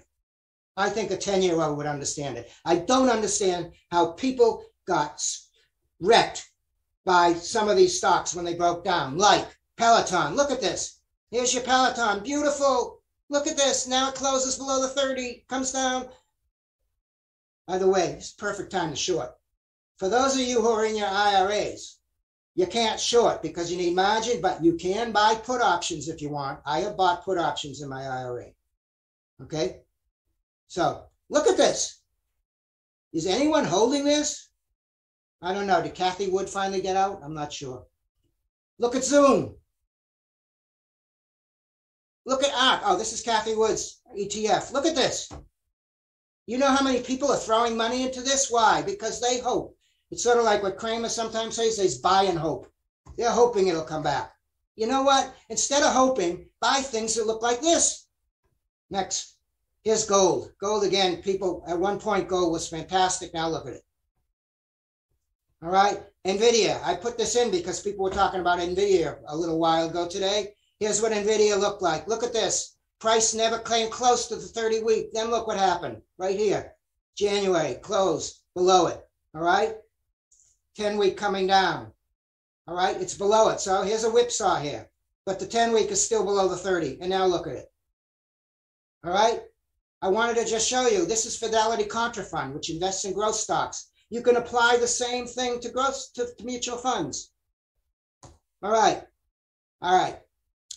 Now, I've never shown this to anyone, but I did, this was fun because Richard, I saw your analysis. I think you did an analysis of Mark Minervini's trades during this recent thing that he did, recent championship.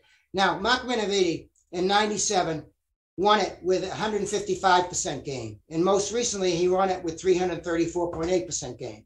Now, he is a marvel. I think, by the way, Mark Minervini is today's modern Nicholas Davos. He's brilliant. If you can take his workshop, it is well worth it. When I went there, I said, he taught in 3 days what it takes me 14 weeks to teach people in 42 hours. Anyway, and he teaches a lot more than that, by the way. So I thought I would look at this in terms of what we just said. So how did the market look when he won these 2 championships? Remember what I showed you about Davos? The market was at all-time highs. That's when you get the big gains. In 97, this is the Qs. The Qs had a green line breakout here. This is the period when he was trading in that, 97. The market had gone to all-time highs. Oh, I'm sorry. The market had gone to all-time highs, right? Had a little blip down here, all right? And then returned up and actually went to all-time highs again. So he was trading in a market where it was hitting all-time highs, that it had green line breakouts, not taking away anything. He beat everyone. But I'm just saying that his performance was probably determined largely by the market. What did he do last year? Oh my God. Look at this. Green line breakout of Qs here. Look at the green line. Look at this. The market, you know what it was doing all last year. Look at that. This is when he traded, when he made 338% from here to here. All right? I think he probably picks a great time to enter the contest, to be honest with you. So, Mark, replying to someone who had analyzed, it wasn't to you, Richard, someone who had analyzed his performance, said, why don't you look at these entry points of these stocks and see if you see anything sticks out? What do these have in common? So I looked at this with the indicators that I'm talking about. All right. And what I found was, here's where he bought Apple. Apple had a GLB, was near its new high. Okay. He bought it here, the 10-week. This is 10-week. 10-week is above the 30 weeks. He's in a stage 2, and he bought it right here. You can see why he would bought it. You see the BCP, the contraction here? He bought it right here. But what I'm telling you is he bought a stock in a stage 2 uptrend that was near, that had been hitting all-time highs. Look at Moderna. He bought it here. This is even better, clearer. Look, Moderna had hit a green line breakout here. The 10-week is above the 30. He bought it here. He bought strong stocks at all-time highs. Here's Sky. Look at this. He bought it around here. Again, 10 above the 30. Now, be honest with you, I could buy these and I would probably get whipsaw to get out. He had a way of buying it and getting his gain and keeping it. I'm not taking that away from him, but I'm just showing you he bought a lot of stocks near or at all-time highs. Here's Nucor. He bought Nucor here. Look at the green line breakout. It was at all-time highs. He bought Pence here, right here. Again, 10 above the 30, everything rising, all-time, after a green line breakout. It was near all-time highs. It had formed the base. So he bought it before it broke out again. He bought it right here. But it was going to, it did go afterwards to all-time highs. All right? So my answer, looking at this, all 5 stocks had their 10-week averages above their rising 30-week averages and were above their last green line tops or approaching one.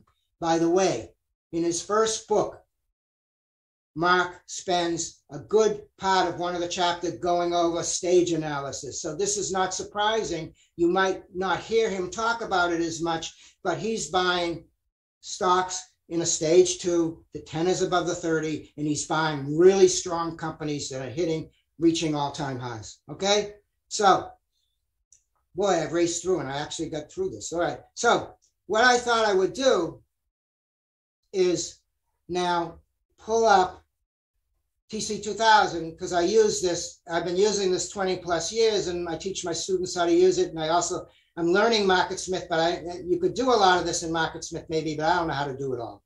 Okay, so basically what I wanted to show you is, can you see this okay? Yeah, and yeah, it's maximized. Perfect. It's fine. All right, so I have the scan. So this is a scan of about almost 8,000 stocks. In fact, I'll give you the exact number. 7,429 stocks, okay? And what I do is I scan it for these conditions. And I'm gonna try and, let me see. I'm gonna try and do this quickly, but I think people who are copying the screenshots or who see the thing can, if they have TC2000, they can do it. The first one is the relative strength is at a 50-week high. That means that the stocks, this is one of the stocks. Do you see this is the relative strength line here? It's at the highest it's been in 50 weeks. So the relative strength is the highest line, is the highest it's been in 50 weeks. The stock is now within 7% of its highest it's been daily of its 100 days. Okay, I'm switching in between time frames here. I want the 10-week average, it's weekly, to be greater than the 30-week average. And this is obvious for what I was just showing you. The 10 is above the 30. I wanted that. I want the price. This is the key. With TC2000, you can't write a formula that says something about a price longer than the stock that existed. So if you have a company that came out in the past year and you said, look at the stock 2 years ago, it returns a null result. You can't do it. However, there is this condition built into TC2000 called price history new high, and that I have it set to a 250-month high anytime within the last 3 months. So what I'm saying is this stock had to have hit an all-time high within the last 3 months. Then I want the close to be above $20, and I want cheap stocks. And because I got some garbage stocks, I said the volume had to be greater than 10,000. Okay, all I got to do is click scan. These are the stocks. Okay, 13 stocks came up. All right, I'm just going to click through them real quick. All right.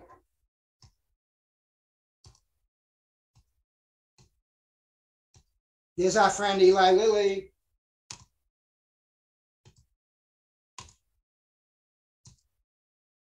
All right, now this stock has not hit an all-time high yet. So you know what I do? If I haven't drawn it in, I draw it in and I right-click on it and I say set alert and I say GLB and I say for a year. Okay, it will text me and send me a message anytime the stock trades above its GLB. Look at this, Merck. Another one that hasn't hit it yet, and Humana. All right, now what you need to know is this is 13 stocks past this scan out of 7,800. That's not a lot of great stocks. All right, so these setups may not work in a down market, in a weak market like this. However, there's something very important here I want you to see. You see how many stocks here have a blue flag?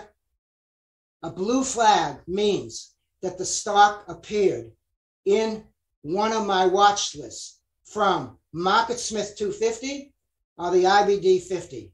All right. So I continually add stocks to this watch list and I flag them so that when I do a scan, I know immediately this stock had probably some good fundamentals and technicals according to investors.com. Okay. And then, so I find it. Well, think about that. It's 86% of the stocks that meet this scan were already shown up in IBD or investors.com lists. And, you know, I didn't know anything about this stock, MUSA, right? You probably can't see this, can you? No. Yeah, can you? No. All right. In today's paper, just came, IBD, the #1 stock in IBD 50 is MUSA. I kid you not. Furthermore, they have a section called Spotlights, which are, you know, good, powerful stocks that you consider. And you got Merck, I believe, is on it. And I believe Lilly is on it. And I'm just telling you, they know how to pick stocks. So I'm just using this to get the setups that I want, okay, from their stocks. The other thing I want to show you one stock that came out in this was Cigna. Cigna came out. It had a green line breakout right here. But look, it failed. So I had it and I sold it. And now I have to decide, do I want to buy it back? Because sometimes it comes back above the green line and it's a good buy. Now, the nice thing about this technique is you buy it back above the green line, it closes back below, you sell it with a small loss. Okay? I wanted to show you another stock. I told you about Lilly. All right? So, look, it comes up. Here's your huge green line breakout. Look at the volume. Massive green line breakout. And now it's going sideways, forming like basically another base. So, is this stock worth looking at? Well, what I do, you don't just buy a stock because of its movement. You got to learn about it. You got to learn about its concept, the whole thing. So, I basically open up. Well, I did it with Murphy first. Can you see this? We can. Look at Murphy. Its earnings last quarter up 200%. Its sales are up 45%. Okay, it has a little bit of funds buying it. You know, this is the value that I use for MarketSmith. Its composite rating is 99, so it's worth considering. It has a small float, 22 million. But let me look at LNTH. Holy cow! Look at this. The estimated earnings for this year are going to be up 500%. Look at the earnings last quarter in the sales. This is the type of huge stock that O'Neill says, in a sense, to buy in terms of fundamentals. He says, go for the best. You go for triple-digit increases. Don't buy companies that aren't going to earn money. I don't know if this stock is going to make it, but I sure would watch it and put it on my watch list. Okay? Now, I wanted to show you another thing before I wrap it up. I have this watch list called World ETFs, basically. All right, and I decided I have to take the scan off because the scan doesn't pick up anything with this. Okay, now I'm going to go through this quickly, and I want to show you something. This is the weekly 1030. And this is going to show you how the rest of the world is doing. It includes the US too. Here's Qatar. 10 is below 30. Here's Mexico. Here's United Kingdom. Here's Canada. Here's the SPY, the US. Here's Israel. Here's Thailand. Chile is the one that's still above, but if you look at where the index is here, this 10 is coming below the 30. It's way down there. All right. Here's Malaysia, Turkey, South Africa, Peru, Australia, Spain, China, which is starting to turn up, but it still doesn't look good to me. France, Hong Kong, Europe. I don't know what this is. China again. This is the EAFE. I don't know what it stands for. Japan, Singapore, Taiwan, Belgium. But whatever, China, India, almost there. Let me just go through the rest. Austria, you get the idea. You know, we tend to look at what the SPY is doing, what the US is doing. The whole world is having trouble in their stock markets. Egypt, China, Sweden, Germany, South Korea, China, Qatar again. Okay, so the whole world markets are not in stage 2 uptrends. They're all in downtrends, not to depress you, you know? So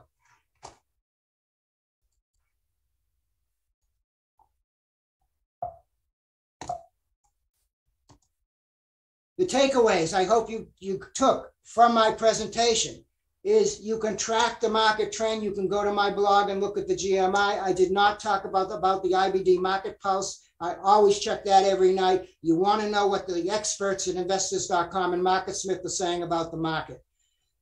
Expect a market bottom when T2108 falls below 10%, unless it's already in. Scan for true market leaders among stocks that are having a green line breakout or are above it. Finally, before pulling the trigger, look at the weekly 1030 chart. I can't imagine how anyone would trade anything without looking at those two moving averages, because that's actually the three with the close. That will tell you whether you're on the right side of the trend, okay? Finally, every class that I taught, I would acknowledge David and I would not acknowledge the students, and I would acknowledge you first. You might think I'm important. I'm not important at all. It's the people who are listening, and Richard, I wouldn't have anything if you weren't here, okay, today. So thank you for being here and thank you for listening. I apologize for rushing through this. I didn't know if I could do it in time, but I'm actually making it on time. Finally, the last thing that we would do in the class, David would turn to the students and he would say, learn courageously, live long, prosper, and give back. With that, I thank you. Perfect. Dr. Wish, thank you so much. There's a ton of thank yous in the chat coming up. So, you know, an amazing presentation. And there are definitely a few questions here. First, about the specifics of how you actually buy a green line breakout.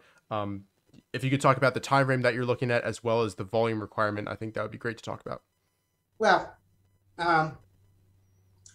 if I find that a stock is having a green line breakout today because I got a text from TC 2000, can I bring it back up? Yep, absolutely. TC 2000 has this amazing thing. You see this volume buzz? You know this, Richard. Basically, I will pull up the stock, and what the volume buzz does is it tells you, it compares the volume of whatever you're looking at that time of the day to an average. I think it's maybe the past 30-day average. So I want to see if the GLB is occurring today. I'll go to the volume buzz. I don't like to look at it first thing in the morning because it's not stable. I will look at it and I will like to see up 50, 60, or 100%. That gives me more faith that it's actually real, that people are buying and taking it. If I missed it, it all depends what it did afterwards, you know, and how far. Remember, if my rule is that I have to sell, if it falls below, if it closes, remember, I didn't say falls, I said, if it closes below the green line, then I got to know how big a risk that's going to be, you know, how big a loss, because I don't want big losses, right? And if I missed it, I missed it, okay? But what you can do then is once you miss the green line breakout, you follow that stock on the weekly and wait for it to bounce off of that 4 week. I want the 4 week above the 10, above the 30, and wait for it to bounce above that. Let me see if I can show you. I'm in the wrong place. Yeah, you're at the ETFs. Yeah, so I gotta go to my combo. Okay, combo list. This is a combo list of US and foreign. And if I go to this, all right, and if I look at this, if I miss it, like I missed this, okay? But this is just bounced it. So I might consider buying it. You see these green bars? This is the green bar means that the 4 week was above the 10, was above the 30, and it was below the 4 and closed above it. So sometimes I will look for a stock that, if it's above the green line, that is now having a green bar, and I'll buy it and put the stop right below the green bar. So this is an example, but I would prefer to have the 4 week above it. Let me see LNTH. Here's an example. 4 is above the 10 is above the 30, right? I missed it. Here is a bounce off of the 4. It's a green bar. Here's another, here's another, here's another, where I might consider buying it. All right. I actually can do this. Let me see if I'll pull this up for a minute. If I go here and I pull up my green, let's see, my green bar scan right here. These are all stocks near. These are all having pull up the same stocks. they're all having notice they're all having a green bar. So they're bouncing up above the 4. So for me, potentially, you could buy this and either put the stop. I don't like it since it's right on the green bar. I don't think I'd want to put the stop right below here. I just wait to see if it closes below. But anytime you have a green bar for a stock that's rising, look at the green bars. It's a perfect way to buy. It's a good setup. I wasn't going to go into setups today. Look at the green bar here. And then when it closes below the 4, that's a warning sign. Okay. But if you look at something like Tesla, when it was climbing, look at this. 4 above the 10, above the 30. Notice the green bars. 1, 2, 3, 4. Then remember what I told you, when it gets way above the 4, that's a warning sign. Came back down. Same here. Got way above the 4, it came back down. I would urge people to take what I'm saying, put it on their charts, put these things on their charts and see how it would help them. If it won't help you, it won't help you. If it helped you, use it, you know? Okay. I hope that answered the question. Yeah, for sure. And there's also a question about, once you're in a sustained trend after you've bought a GLB, it's progressed well, what kind of signals would tell you to get out of the stock? When would you ultimately sell a position? It's, you know, it's sort of like what we did with Peloton. You know, when you look at, if you're buying it, put this. So if you've gotten into a stock like this and you've ridden it, then all you got to do is watch for it to close below the 30 and get out, assuming you got in somewhere in here. You know what I mean? And then there are all other setups you could, certainly if it closes below the 50, it's a real bad sign, which is sort of, you know, which is this, the 10-week. Like people say, I mean, you have to look, you can look at volume, you can look at all different things. That's where the art comes in. I can tell you, you know, where the trend is and what gives you the odds of making money. But boy, this is a tough business. I want to say one other thing that I had forgotten to tell people.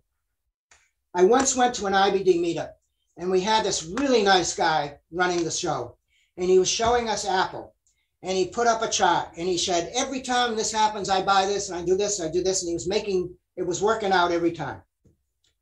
And what occurred to me, I didn't say this to him, what occurred to me is, do you know, if all I had was a rule to buy it every Friday, I would have made money. In other words, stocks that are like this, like Piton here, you could buy it on almost anything and make money. And that's the problem that I have, not the problem, that's the risk. When you look at all these models of winning stocks, what they are showing you is the times that the setups worked. They don't show you the times the setups didn't work. And very few people talk about that. And what's very important for people new to this to know is, you can have these wonderful setups, but they may fail a lot. And the only thing you can do is to protect yourself by always having an exit rule that's going to result in a loss you can tolerate and keeps you in the game, in a sense. Absolutely. And there's a question earlier along those lines. What do you find the success rate of a green light breakout to be? I don't know. I would love someone to do it. But don't forget, it is going to vary with the strength of the market. If you have a market that isn't in a strong uptrend like we had last year, I was buying those types of stocks, and I was buying stocks off of bounces, and it was working out nicely. But now it doesn't work. You know, I still am tempted sometimes to buy something like, as I told you, like Cigna, CI, Lilly. But, you know, I keep very close stops right now because lots of times they don't work out. But you know what? When this market does finally turn, and it will eventually, these methods will work beautifully. Perfect. And there's also a question about, if the stock has already run quite a bit, you know, for a number of weeks before approaching a green line, will you wait for to see some type of consolidation, or will you still buy a green line breakout if it's already extended from an earlier buy point, maybe lower down in a base? You got to look at it and see how, you know, people say it's good to have a little bit of consolidation, you know, around the green line, a little contraction.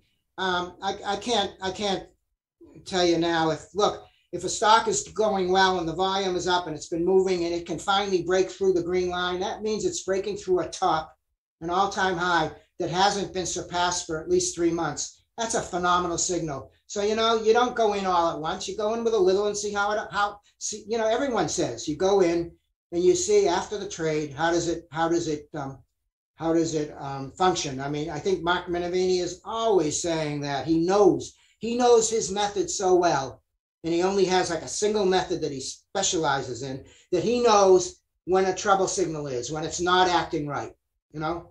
And you're going to have to learn that. And you're going to have to teach yourself that. And one other thing, when Mark Minervini came to my class, and at the end of his class, I said to him, do you use any indicators or stuff? And he said, no, I don't, because I can look at a chart and I can just see right away, you know, what's going on.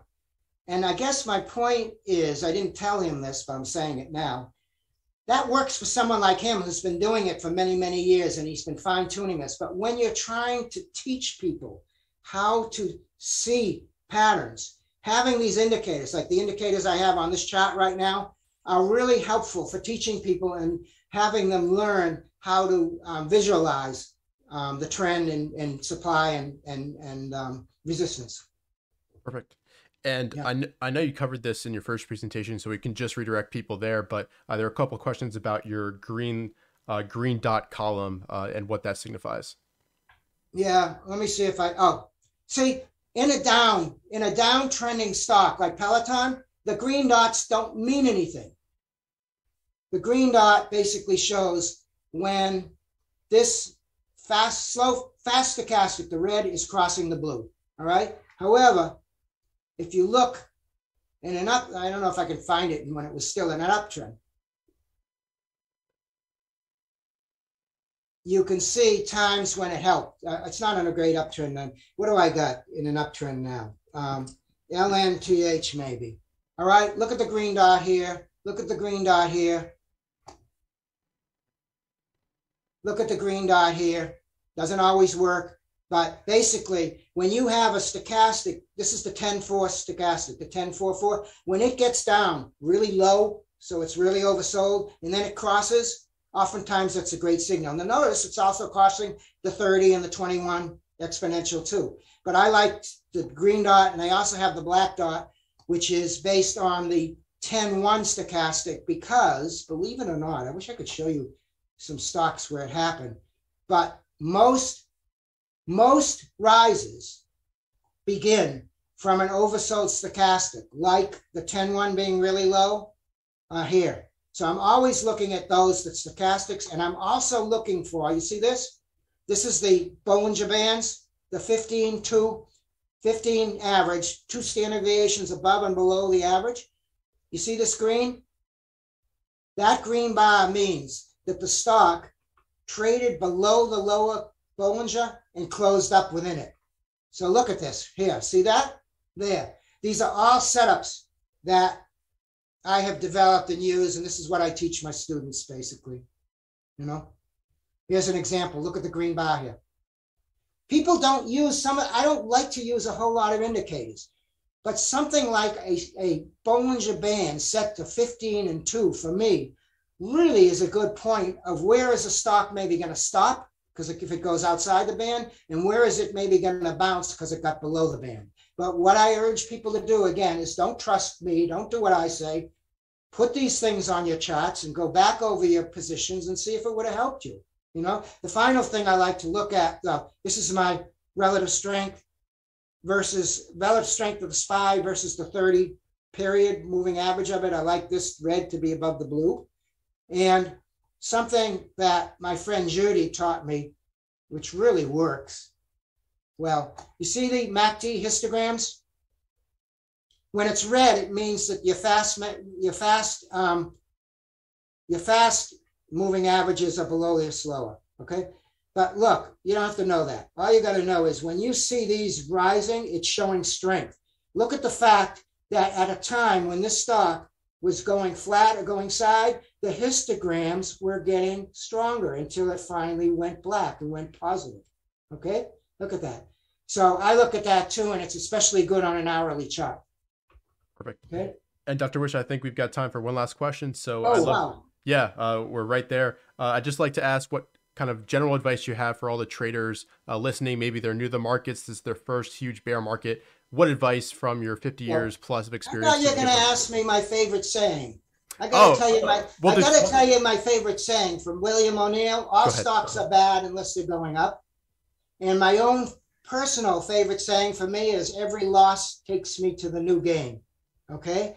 I would urge everyone who is having trouble or who's learning, whatever, to go and first read Nicholas Davis's book, study it. I read it almost once a year, and then go and read O'Neill. And if you want the modern version, read Minervini's 2 books, okay? And they will help you to learn, and go to Minervini's workshop if you can do it. I'll tell you the one thing though, when I went in 2016, I met Minervini. Remember Ehrman who presented?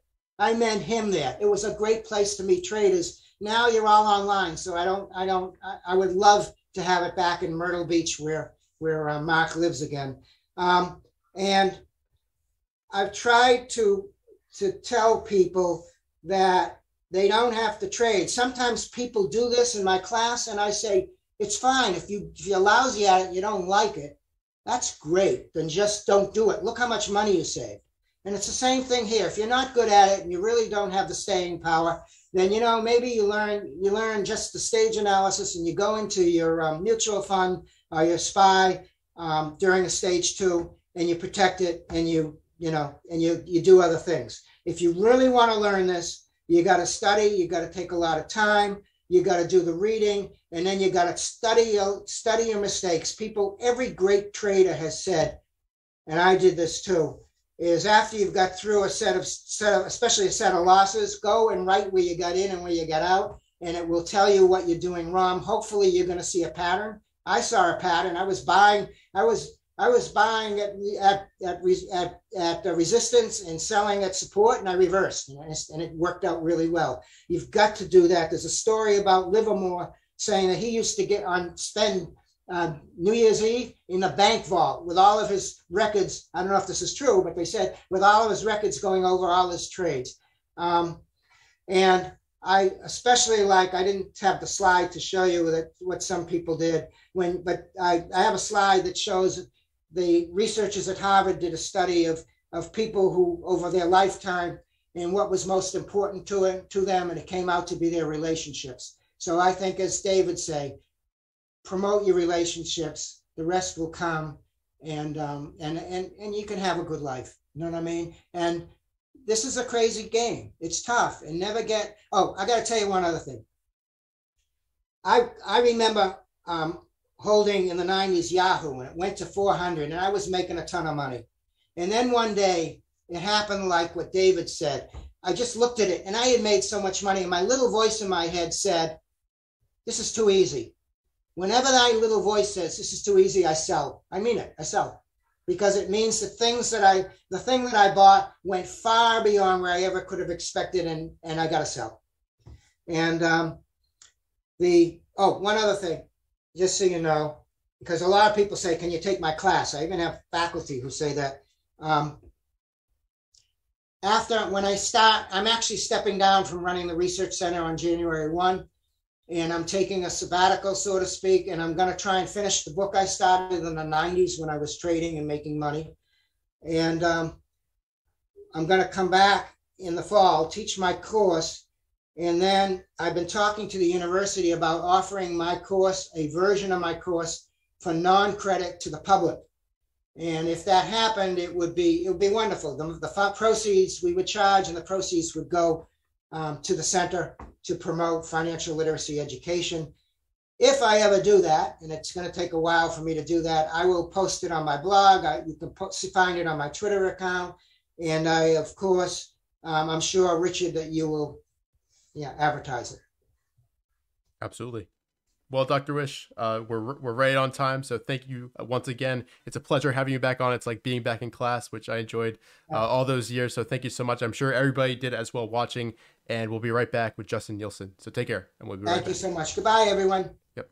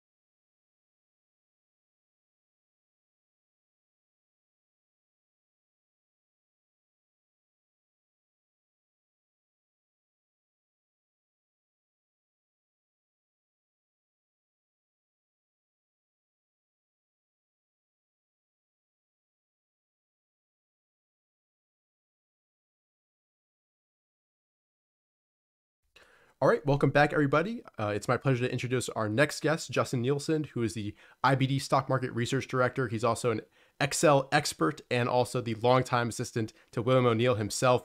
Justin, thank you so much for taking the time and welcome. Hey, thanks, Richard. It's good to be here. So I'm actually coming to you from a hotel room in Houston. I'm traveling. I had a Trader Summit today for Investors Business Daily. And it was funny because a lot of people were actually coming up to me and saying how they were looking at the TraderLion conference last weekend, and they were just really enjoying the stuff that they were seeing. I mean, it's, and Amy Smith is out here with me too. So of course she was on last weekend, and I mean, what a great lineup. I can't wait to see some of this myself. I've been busy the last 2 weekends, so I haven't gotten to see some of the other speakers, but I'm looking forward to that. Just a little background on who I am and where I came from. I've been working for Investors Business Daily now since 1997. I started in customer service, didn't know a thing about the stock market. Folks, I am an anthropology major. This is not what I thought I was going to be doing with my life. So, what happened was I was planning on getting a year start in the business world, and 1 year turned into 2. And then Bill O'Neill, the founder of Investors Business Daily, kind of brought me out to lunch one day. I was working on a project. I brought all my paperwork to kind of show him what was going on with a project. And he said, hey, would you like to be my assistant? So that 2 years has now turned into kind of 25. One of the best things I got to do working for Bill as his assistant was help him build his presentations. I moved him from the old overhead projector into PowerPoint slides, and kind of started going live on things. And of course, also helping him with the book, How to Make Money in Stocks, both the 3rd and 4th edition. Of course, back then Ross was working for William O'Neill, so I got to hang out with Ross for a bit while he was a portfolio manager. When he was starting to speak, kind of get him up and rolling, and I was kind of his support in the back, helping him with his presentations and everything like that. So a lot of great experience working in this place, and I hope to share some of that knowledge with you today. So just kind of taking a look at one of the things I'm going to be talking about is really kind of the market overall, follow through days and power trends. And I just want to kind of give you a little background on where this came from. We kind of had this market school project. We decided we were going to do a quick little webinar, a new seminar that we were going to do. And it was going to talk about the history of the market, and we were going to show examples. Well, as we were coming up with all these examples, we started doing comparisons of things, and we started kind of trying to come up with rules. We sat down with Bill. And by the way, when I say we, this is Charles Harris, who was one of the portfolio managers, and Mike Webster, another portfolio manager at the time. So the 3 of us sat down, we got Bill O'Neill in a room, and we were just kind of pestering him with, follow through days, distribution days, and just kind of really trying to nail him down, because sometimes that guy could bob and weave a lot. He would, you try and nail him down on what exactly, made it the difference between a stalling day here and a stalling day that wasn't called here, a follow-through day that was called here and not here. So we really tried to kind of get those nuances down. And as we did that, I started putting this stuff in Excel, and I started checking, because it's one thing to, kind of do this stuff at the bottom, right? And say, oh, I see a follow-through day at the bottom. But I started doing it and just checking everywhere. When did you get these clusters of distribution, that window of 5 to 6 distribution days over a 4 to 5 week period? How often did that happen during a run? And so as I started doing more and more of this in Excel, we started coming up with more and more rules that kind of told us when you should be increasing exposure and when you should be backing away a little bit. And by the end of this, it turned into this monster where we were no longer kind of just looking at the history of the market, but kind of coming up with automated rules to kind of match how Bill did his investing. So again, this automated system of market analysis, and we just basically started kind of doing a cumulative tally of signals for market exposure. Okay, you get a signal here, you add exposure, you get a sell signal here, you decrease exposure. Most of our focus was on the NASDAQ composite, because that's where a lot of the growth names have been for the last couple decades that I've been at the company. And when we were doing our testing, we didn't use margin or shorting. Those were always things that we wanted to add later on, but for the purposes of our data analysis, we didn't use those. But again, we're still kind of holding out hope that one day we can do that. So a few of the things that I'm going to talk about today, I'm going to get a little bit back to the basics about this follow-through day. And in doing so, I'm going to help walk you through some of the defining of terms, because there's a lot of nuances there. And some of the things that Bill wrote in the book, what he did in practice was sometimes a little bit different. And you have to understand that he was very rules-based, but he was also full of exceptions. There would always be, yes, this is the rule, but there's an exception here. When you see this special case or these special cases, you might want to do something different. And a lot of that was just based on his experience. So we really tried to get into his head a little bit and find out how we could, do something that kind of put that experience into Excel. Now, of course, the problem is some of these nuances with Excel, it's black and white. It either hits it or it doesn't, where sometimes it felt like, oh, well, that kind of deserves a, maybe not a full point, but a half a point. And or there were things where, distribution, for instance, and just a little quick story here. Mike, Charles, and I, we were kind of trying to improve the distribution day concept. And we came up with 20 different types of distribution day, because, there's some days where it closes in the upper part of the range and it's support and doesn't look like distribution. So we came up with all of these different rules. We showed it to Bill. We were so proud of ourselves. And he's like, oh my gosh, what did you guys do? You made it too complicated. So, so we were really trying to kind of get this balance of not making things too complicated, but also getting into that nuance, because it's not easy. There's a lot of different things that come into play when you're talking about analyzing the market. And, it's not just checkers, it's three-dimensional chess. There's all of these different things that you have to look at on different, playing fields. And it's not just one area that you're looking at. So we're going to talk a little bit about those nuances. In fact, we'll talk about some of the things about indexes to use, downtrends, the power of the follow-through day itself, or the volume behind it, success and failure, individual stocks, how those come into play. And then we'll kind of wrap it up with a quick discussion on the power trend, something that we kind of came up with as an idea of when it will behoove you to kind of make sure that you're staying in. And that can be very important, so that you're not going to get shaken out at every little wiggle that's coming up. So again, let's go ahead and start out with the back to the basics, the follow-through day itself. And I'm just going to start with some basic definitions, right? The follow-through day concept, it starts with a rally day on a major market index after a downtrend. And one rally day isn't enough. You have to have a confirmation of that strength. And I always think of it as geometry, right? With geometry, 2 points are required to make a line. And if you're going to have a line that says you're in an uptrend, you need that second point. That's what I think of the follow-through day as, that second point that tells you, oh, you've got your rally day, you've got your confirmation. Yes, you are in an uptrend, or a potential uptrend, I should say. And of course, that confirmation comes on day 4 of the rally attempt or later. There are some, exceptions where we have a day 3, and that's when there's just so much power on day 1, day 2, and day 3 that Bill said, hey, this is something special and we're going to treat it different. As I said, the man had a lot of exceptions. Now the rally remains intact as long as it stays above the low of the rally. But look, not all rallies are created equally. Some are, great, powerful, life-changing potentially for you if you get the right stocks and you handle them right. Others, it's kind of a lot of back and forth, while others, like we've seen recently, these rally attempts are often failing very quickly. And, it doesn't mean that you should be really playing that heavy in them at all. And that's another thing that people need to understand. A lot of times when we talk about this follow-through day concept, it's not like you should be getting 100% invested on day 1. This is where kind of our idea of using multiple buy signals and sell signals to kind of bob and weave and bend with the breeze really helped kind of ramp up exposure when things were looking good and back away when they weren't. And then, of course, there's this whole idea of it's not just the market indexes. Most of us are trading individual stocks. So what are the individual stocks doing? How are they setting up? And all of those things that come into play.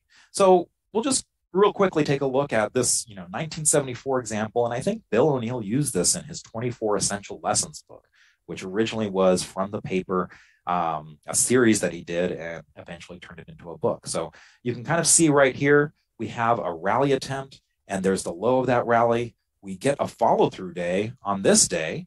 and then it quickly fails. It rolls over. So hopefully you maybe did a little bit of dabbling in. You never really made progress. And so by the time things rolled over, you probably had some sell signals on your individual stocks that got you out. And then the rally failed. And hopefully you didn't get too hurt. But then we have another rally attempt. And again, we have a follow-through day. Again, on the fourth day. Now this one is one that worked. You know, you had heavier volume than the day before. That's one of the requirements that we look for. And you had power on the day. You know, so at this point, Bill O'Neill was using 1% back in 1974, and you had well more than that in this case. So here's another one, October 1998. By the way, this is one I remember very well because I had gotten a follow-through day back in September of 1998, and that one failed. And so when October 1998 came, I was like, oh no, you're not going to fool me this time. And I missed out on it. So I was late. I was playing catch up and I was buying things a little bit extended. Now in the late 90s, you could get away with it, right? Because, you know, everything was going up, but it certainly gave me some bad habits at that time. And I quickly learned that once I started working for Bill, how I had missed out on some of the earlier opportunities that would have given me even greater gains and allowed me to hold some of the winners I had for much, much longer. So here we have this case where we had a rally attempt right here, a rally day, quickly doesn't go anywhere. There was no follow through. Then you have another rally day. Now this is what we call a pink rally day. What do I mean by a pink rally day? Well, it closes down for the day, but it closes well off its lows. A lot of times you're going to see it in the upper quartile, but for our purposes, we use the upper half. And usually there is a little bit of a capitulation, right? A shakeout. And that can be positive, and a lot of times that can be day one of a rally attempt. Now, in most cases, when you're counting 4 days, it doesn't matter because you have a blue day eventually, a day that's up that can count as your rally day. So there's very few cases where it matters that you have a rally day start on a pink day, but there are a few examples. In 1982, August of 1982 would be one, and you can find that in the book, How to Make Money in Stocks, in the market chapter. But we wanted to make sure that we weren't missing any of these, and that was also something that was very important to Bill. So you get that pink rally day, and then pretty soon here you are. You're jumping up 2, 3, 4, and you get on the 6th day, you get that power. Again, a strong day.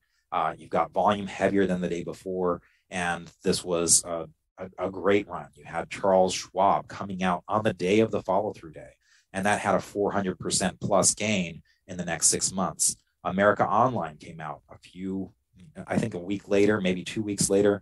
That also had a 400% gain in the next 6 months, and they both basically climax topped within a week of each other. So some of the benefits of the follow-through day, waiting for confirmation of strength can keep you out and on the sidelines a little bit longer, because when you just get one day and it quickly fails, it doesn't drag you in. You just kind of know to sit on your hands. And another benefit is that no new bull market starts without one. We went through all sorts of different charts, looked at the different indexes, and pretty much there was a follow-through day that would have gotten you in pretty close to the bottom in all of these cases. Not at the bottom. I want to be very clear there. Not at the bottom, but within days or within a decent percentage. Sometimes in more volatile markets, that percentage could actually be pretty great. Sometimes 5% or 10% even from the bottom. But a lot of times in those more volatile time periods, it's because the market had come down so much and your bounce was greater too. So giving up 5 or 10% actually wasn't the end of the world, because it was a market that went up 80% over the next year. So that's not too bad if you are giving up a little bit to be a little bit more confident that you're going to be right. So no new bull market starts without one. And it can be a very unemotional signal. Then that can help a lot when a lot of the news is negative. I mean, going back to that October 1998 example, man, you had long-term capital management going belly up. The Fed was going to have to bail them out. You had all sorts of Russian currency crisis going on, debt crisis. You had, things, trickling over into Indonesia and, a lot of Southeast Asia. There was a lot of negative action going on, but you had that follow-through day. In fact, I remember when I first started working for Bill, it was September of 1999, And the first time I ever brought him to the airport, Bill was as bearish could be. He had said, look, we've been running for a long time. And I just sent a note to my clients saying, look, I think we're due for a major correction. This could be a big one. And he sent this note to like 500 clients about how bearish he was. So fast forward just a couple weeks later after that drive to the airport, and Bill's buying stocks. And I asked him, like, you were so bearish. Why are you getting in so heavy? He's like, what do you mean? We have a follow-through day.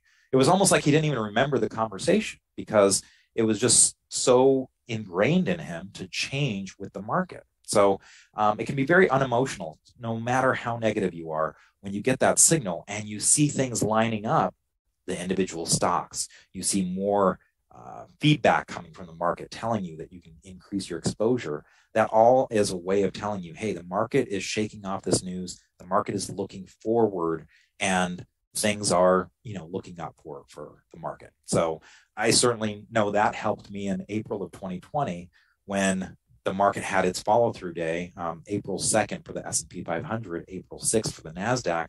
And I was stunned. I couldn't believe it, and I did some buying, and I'm glad I did, because over the next couple of weeks, a lot of things started breaking out. And it was one of my best years ever that I would have, if I had just gone by what I thought, I would have been like, look, we were in the middle of a pandemic. And, in hindsight, of course, all the liquidity and stimulus and everything that was getting thrown at it, it makes sense that the market went up so much. But at the time, it was really hard to kind of get away from those negative emotions and headlines that were everywhere. The follow-through day just really kind of helped me put all of that aside and just focus on what that technical action was. Now, there are limitations, of course. They don't all work. And the ones that do, they don't go straight up. You can have severe corrections that might have multiple failed attempts. And we generally trade stocks, not indexes. So sometimes there can be a little bit of a disconnect between what's happening in the market, indexes, versus what's happening in the individual stocks. So let me just, by way of example, let's go back to that 1974 example. Now, this is the S&P 500, and this is that follow-through day that I showed you. And yes, this did work. It had a nice gain. It was up about 13% from that follow-through day to the top here at 77.41. Just about a month later, a little bit over a month later. But man, this was a pretty nasty correction here. Over the next month, it corrected 17% from that peak to that bottom at 64.13. So that's not easy. 17% is a pretty big drop for the S&P 500. So they don't go straight up. And Bill used to always say, like, look, they're not going to hand you the money on a silver platter. This is where you have to kind of have your rules in place to know how to play these things. So it's important to kind of realize that it's not just a automatic buy and you don't have to think about anything. There's still, again, these nuances. So let's define some of the terms. And the first one seems pretty easy. Which index do you use? Well, Bill at first was using the Dow Jones Industrial Average because that's kind of what everyone was using, right, for a long time. That's really all there was for a while. He then gravitated more towards the S&P 500. It made him a little uncomfortable that the Dow Jones Industrial Average only had 30 stocks. The fact that it was price weighted meant that sometimes you could have what he felt like was manipulation, where buying would happen in one of the stocks and it would kind of throw the Dow Jones Industrial Average into looking maybe more powerful than it actually was. And then of course the NASDAQ composite started hosting a lot of the growth names that were on his radar more and more. And so he, started gravitating towards the NASDAQ composite. And that's why he came up with this whole idea of it being representative of the new America, that N in CAN SLIM, that's so important. He found that a lot of those companies were on the NASDAQ. So he started gravitating a little bit more towards the NASDAQ composite. But I will tell you that there were times where, and he's sitting down with Chris Gessel, who was writing the big picture a lot of times 20 years ago, and he was saying, hey, look, maybe the NYSE composite had a follow-through day on this day. Maybe the S&P 600, the small cap index. There was even one time where he was saying, I think I see a follow-through day on the IBD 50. We had a price-weighted index that we would keep track of for the IBD 50, and he's like, I think I see a follow-through day here. So a lot of times he was looking for reasons. If he saw enough stocks moving and enough things happening, he would often be looking for reasons to get in. And so I did see him use other indexes, but for the majority of the time, you're really talking about the big three: the NASDAQ Composite, S&P 500, Dow Jones Industrial Average. And this is something that Chris Gessel, our chief content officer, often says is the error of omission is sometimes worse than the error of commission, because we'll often call a follow-through day, even if it may not have exactly everything right, as long as it has the letter of the law there, we'll call it, even if there's things that are missing, because we don't want to miss out on anything. We can always put caveats on it, but we want to be aware that the follow-through day signal did happen, and we can always adjust accordingly if there's some strength that's missing. Now, of course, you also have to think about what is a downtrend. Our initial studies that Bill O'Neill did, over time tended to be from the more severe corrections after, after he had been through a major bear market, and that kind of evolved over time because sometimes he wanted to kind of give himself a signal for when you had an intermediate correction or a pullback. And a lot of times he would see follow-through days there, and especially when we started writing the big picture and kind of came up with our methodology of, we're going to say confirmed uptrend under pressure, or market in correction. There were times where he felt like, hey, the market is in a corrective phase, and then you needed something to tell you, hey, it's time to get back in. So he started using follow-through days in a little bit of a different way than he had originally posted in his first edition of How to Make Money in Stocks. But that's kind of where we came in with the market school rules to kind of see how all of this played out. There were times too where the volatility of like the late 1990s made these average percentage calculations tough. When you say a correction, there were times in the 1990s where 10% moves were happening all the time. And so that made it tough to say, oh, this is a correction, as opposed to, hey, this is just almost a regular day of volatility for the index. We eventually settled on, kind of the 21-day moving average line as a line in terms of, hey, there is a corrective phase here, not necessarily a full-blown correction.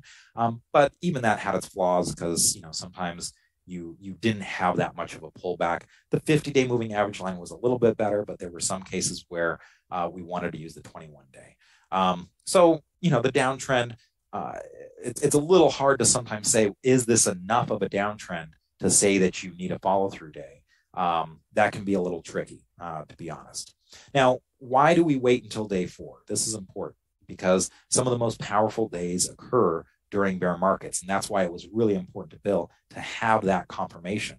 And just by way of explanation, here's the top percentage gains of the NASDAQ Composite since its existence, back in 1973, the data that I have going back to 1973. So you can see that there were, a 14% gain in a single day, 11.8%, some really big gains. But maybe you notice something about these dates: 2001, 2008, 2000, 2008, 2020, 2001, 2001, 2020, 2000, and 2000. These all were happening during major bear markets, right? So our most recent additions, of course, come from the COVID crash. On March 13th, I think we had a drop of we had a gain of 9.35%. And on the 24th, we had a gain of 8.12%. But, these other ones in 2001 and 2000 did occur during bear markets for the most part. Now, I did highlight in green May 30th, and we're going to talk a little bit about this particular follow-through day because that was a follow-through day. So it had a very big gain, 7.94%, but it already had kind of the rally, and this was kind of the confirmation of that. The other two that I have in yellow, these were kind of on the border. There was a follow-through day that happened before, so you were kind of in an uptrend, but there weren't many signals happening at that point. So it was a little iffy in those cases, but you did have a follow-through day prior to those, and you hadn't had a rally failure yet. So we'll talk a little bit more about the 2000 to 2003 bear market in a bit. So how much is enough? How much is enough for price? And this is where it again gets really difficult, because if you look historically, that percentage change of what's happening in the market, sometimes you're looking at a chart and a 1% day sticks out like a sore thumb. It's like, oh, that's a day of power. Other times, like right now, for instance, a 1% day, that's just a very ho-hum day. There's a lot of days that are going up or down way over 1% in a day in terms of just the percent change.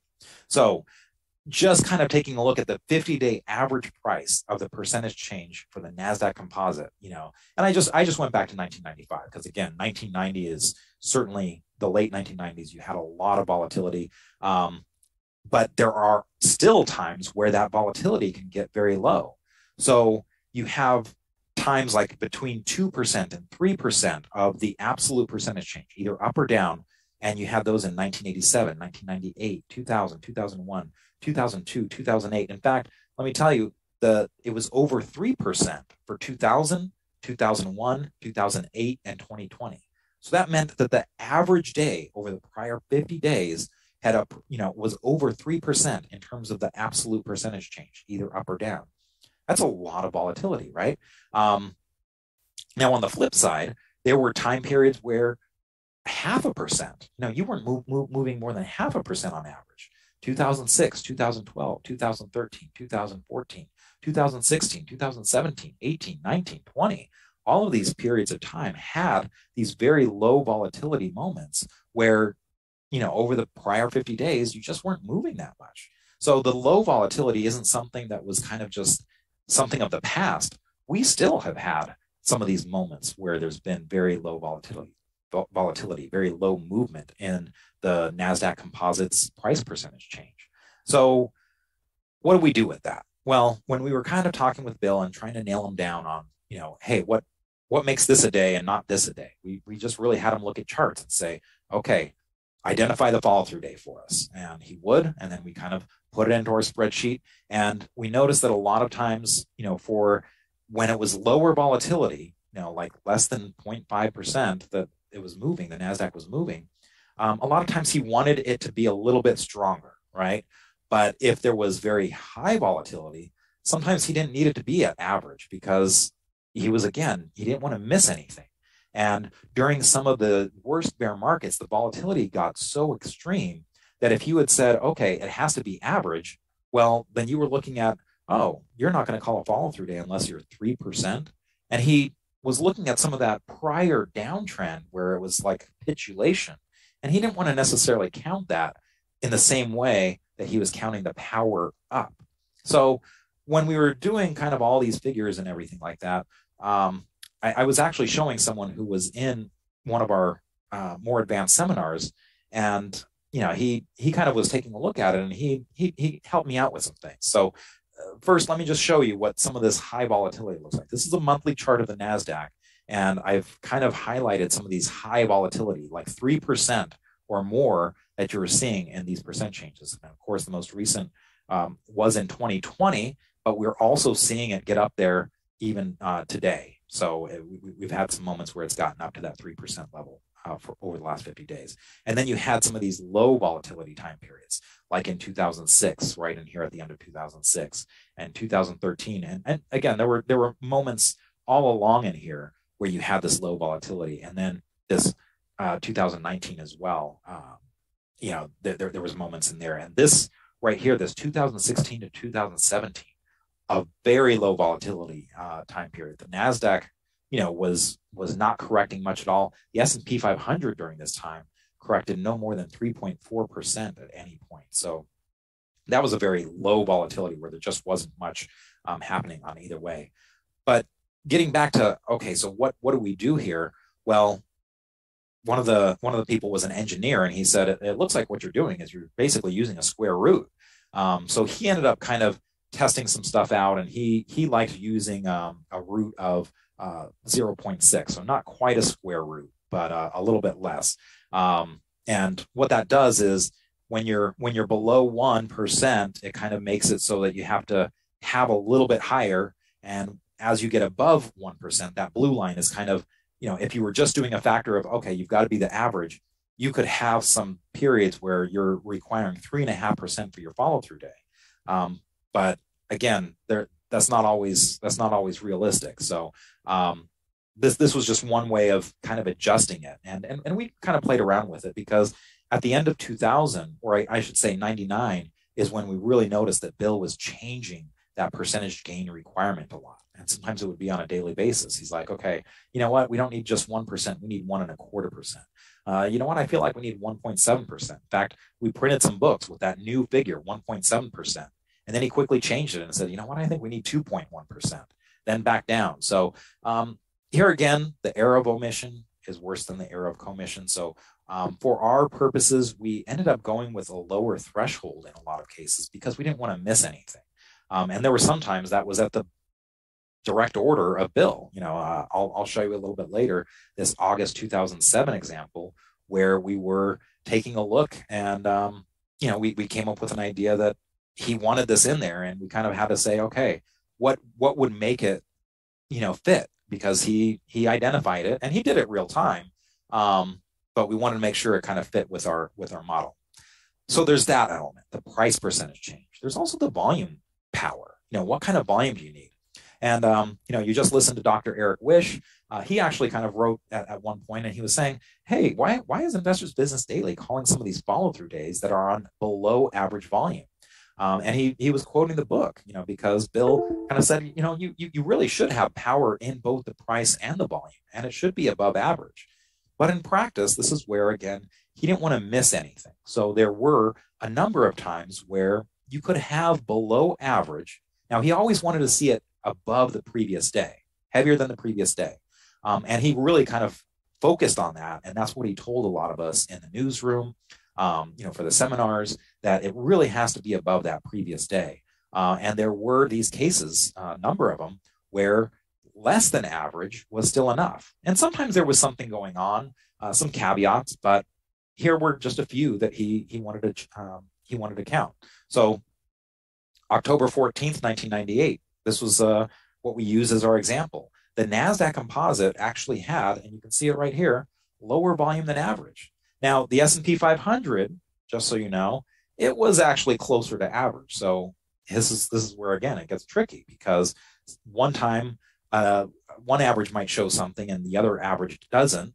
So sometimes you're going off of one average as action, but then the NASDAQ became the stronger index. And so we kind of switched to using that more.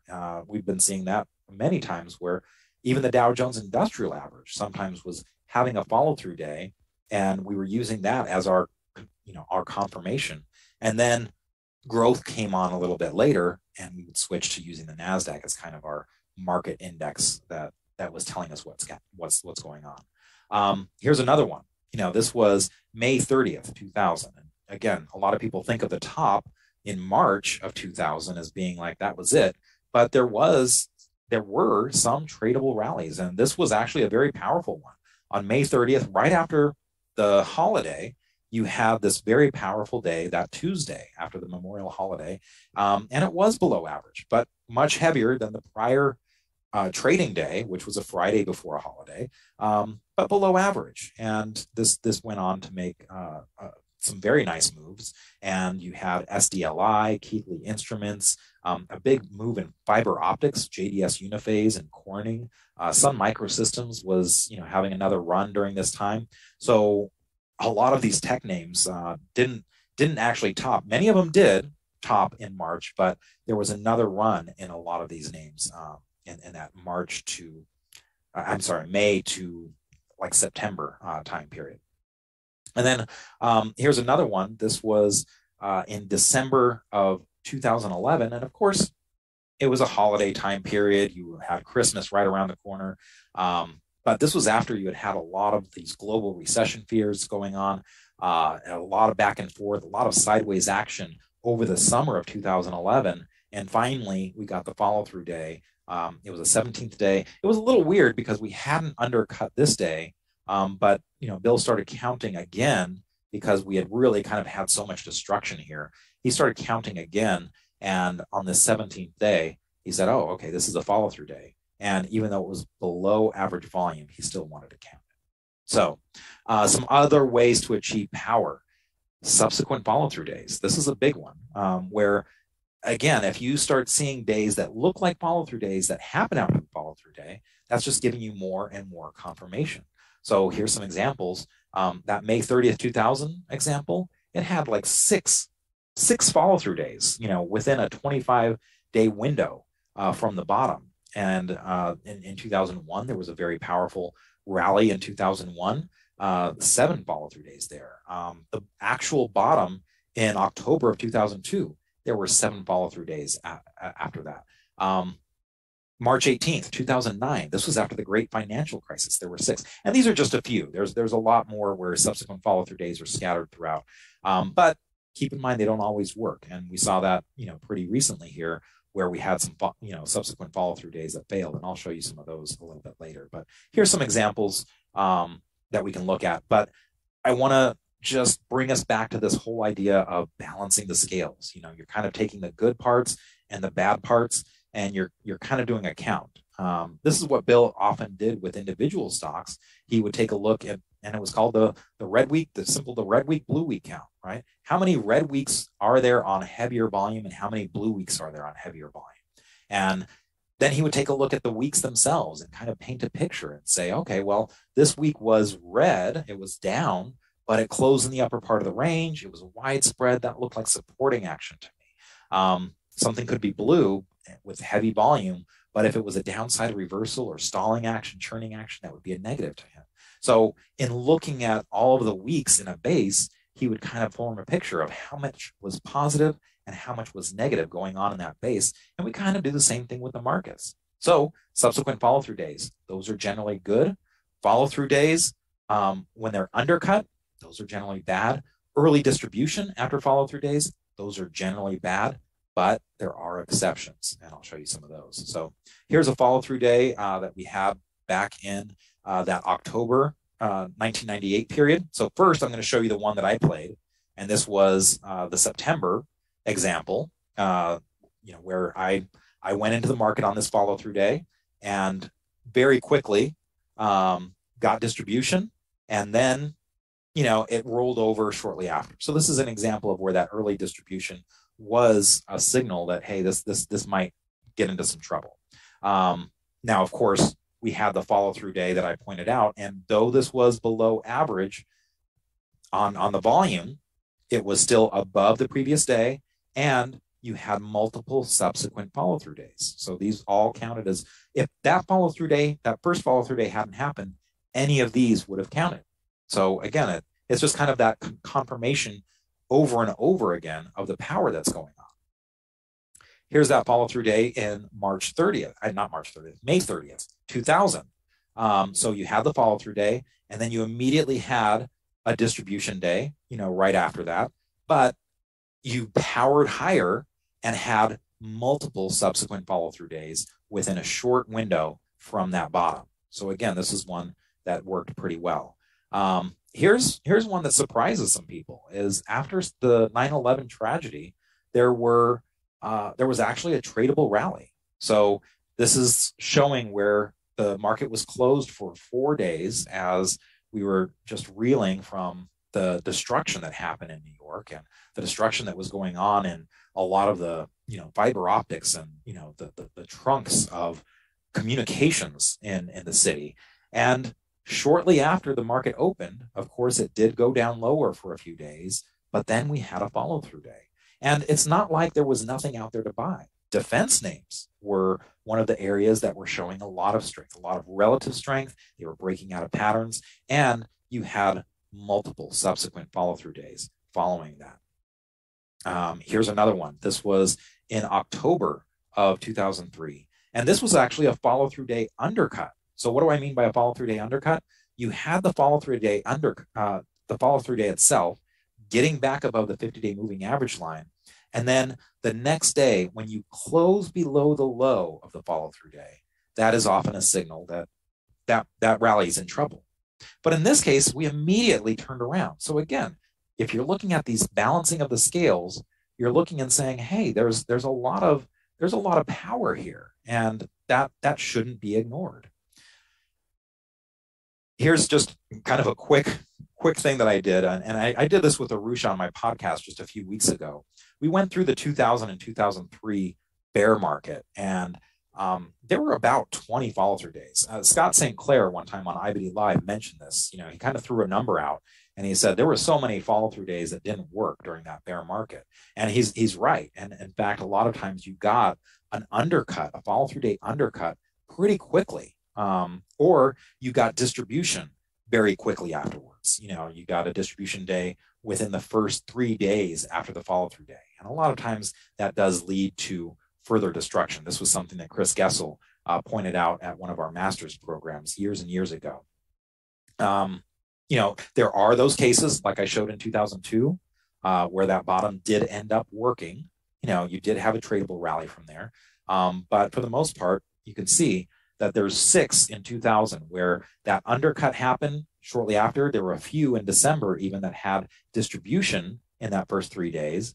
You had 4 of those undercuts that happened shortly after the follow-through day in 2001. And then you had another 4 in 2002. Now, some of these, they didn't have the undercut for a while, like that March 4th, 2002 example. The undercut didn't happen until 21 days, but it peaked very quickly, and then it was just kind of grinding lower, never really making progress. Same thing happened in August of 2002, where it just was grinding lower after peaking very quickly.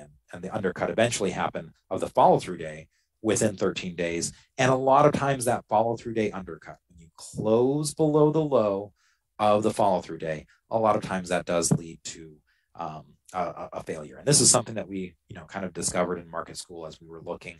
And we actually had Eric Kroll, one of our market school attendees, kind of do a lot more analysis on successful and failed rallies. So, you know, what makes for a successful follow-through day? And he kind of quantified some of this, you know, what is success and what is a failure? And he kind of quantified some of the basics of these signals. And, you know, he came up with that a follow-through day undercut leads to an eventual rally failure in 90% of the cases. Now, there are those 10%, again, that work, but we'll get a little bit more into some of those odds later. Now, there were some tradable rallies, as I mentioned. So there was that May 30th, 2000. Indexes were up 24%, but remember, we're trading the stocks, and some of those stocks had huge gains, you know, whether it be Corning, JDS Uniphase, Sun Microsystems. There were just a lot of big moves. You know, August 17, 2000, you know, there was an 8% rally. Hard to call that roaring success, but maybe you could have made a little bit of money. January 9th, 2001, you know, this one was tricky because, you know, the follow-through day was in a weird position, but there was a 19% rally from there. In April of 2001, you had a 26% rally. And again, this was one where there were some tradable stocks. There were a lot of home builders that were breaking out at this time, Pulte Homes, NBR. So it wasn't like you didn't have anything to buy out there. And then there was that example that I showed you, surprisingly. And again, you look at all the destruction that happens around it, and it's hard to believe that this was actually a 40% rally from that September low till its peak in January. A very quick 40% move. And as I mentioned, there were defense stocks, a lot of things that were going. And now the October 15th, you know, 2002, as I mentioned, that had a follow-through day undercut the very next day, but then you saw all of that power come in, all those subsequent follow-through days come in. And so it kind of negated that negative action. Here again, we're balancing the scales. The positive outweighed the negative. And Bill was buying eBay. That was one of his big winners of that market cycle. He started buying that in October of 2002, and it really didn't do anything wrong. So even though the market kind of came back and, you know, pulled in a number of times and really didn't start going until March of 2003, he had one of the best winners for himself early on. And here's that March follow-through day. This is March 2003. And you will notice that there was a distribution day within that 3-day window. But let's look at that distribution day a little bit closer. I mean, look at how it closed in the upper part of the range. So yes, it was technically distribution. It was down more than 0.2%. You could argue, well, gosh, the volatility, maybe it should have been a higher number, a higher requirement at that point. And also look at how tight it is relative to the action around it. So again, this is why we came up with 20 different distribution day rules until Bill said, okay, guys, enough is enough. Quit making it so complicated. But that is an example where the distribution just didn't have a problem there. And here again, you had a lot of subsequent follow-through days. Another example, this is in August of 07. I mentioned that there was this day where it was just a 1.25%, barely even 1.25%. The volume was well below average, but again, this is one that worked. And in fact, I remember, Mike and Charles and a lot of the portfolio managers were struggling for a good portion of the year. We had the market start off, pretty strong, and then you had the Shanghai surprise that knocked a lot of people out. It seemed like it was rallying back, and then you just really kind of got into choppiness, and then you had a lot of hedge funds running into trouble in the summer. But after this August follow-through day, a lot of the portfolio managers went from being barely up to having 100% gains for the year, because you had you had the fertilizers going, you had Crocs, you had a number of solar stocks, First Solar, SunPower, you had the shippers. The shipping move that we're seeing now in the last year or so, that's not new. You had a bunch of those shippers, Diana Shipping and all that were having these moves in 2007 as well. Very strong moves, the fertilizers, and some of the commodities as well. So very powerful move there. And again, a lot of subsequent follow-through days that were giving you more and more reasons to say, hey, the market indexes are telling me that there's a reason to dole more money out, as opposed to those negative signals that tell you, hey, maybe I need to pull money back in, or the individual stock signals that tell you, hey, I need to maybe get a little bit more defensive here. Here is in March of 2009. So this was after the great financial crisis. Now, I'm pointing out where the NASDAQ composite had its follow-through day right here, but the S&P 500 actually had its follow-through day a little bit earlier, and that does happen sometimes. So, the NASDAQ did have distribution shortly after its follow-through day, but then again, you had all of the subsequent follow-through days that were kind of telling you, hey, there is power behind this. So again, it's important to kind of remember that we do trade those individual stocks over the indexes. So a few things. If there isn't merchandise to buy, that is telling you something. And I think that's been one of our biggest complaints in the current market environment, is that we keep on seeing, hey, there's just not that much to buy right now. And that's kind of a problem. Another thing is that the strongest uptrends tend to have stocks clamoring for your attention. It's not like, oh, I'm really scouring to try and find stuff. It's like a lot of things are jumping out at you and saying, it's almost, you have the problem of having to be selective, right? Because there's so many things that kind of look good.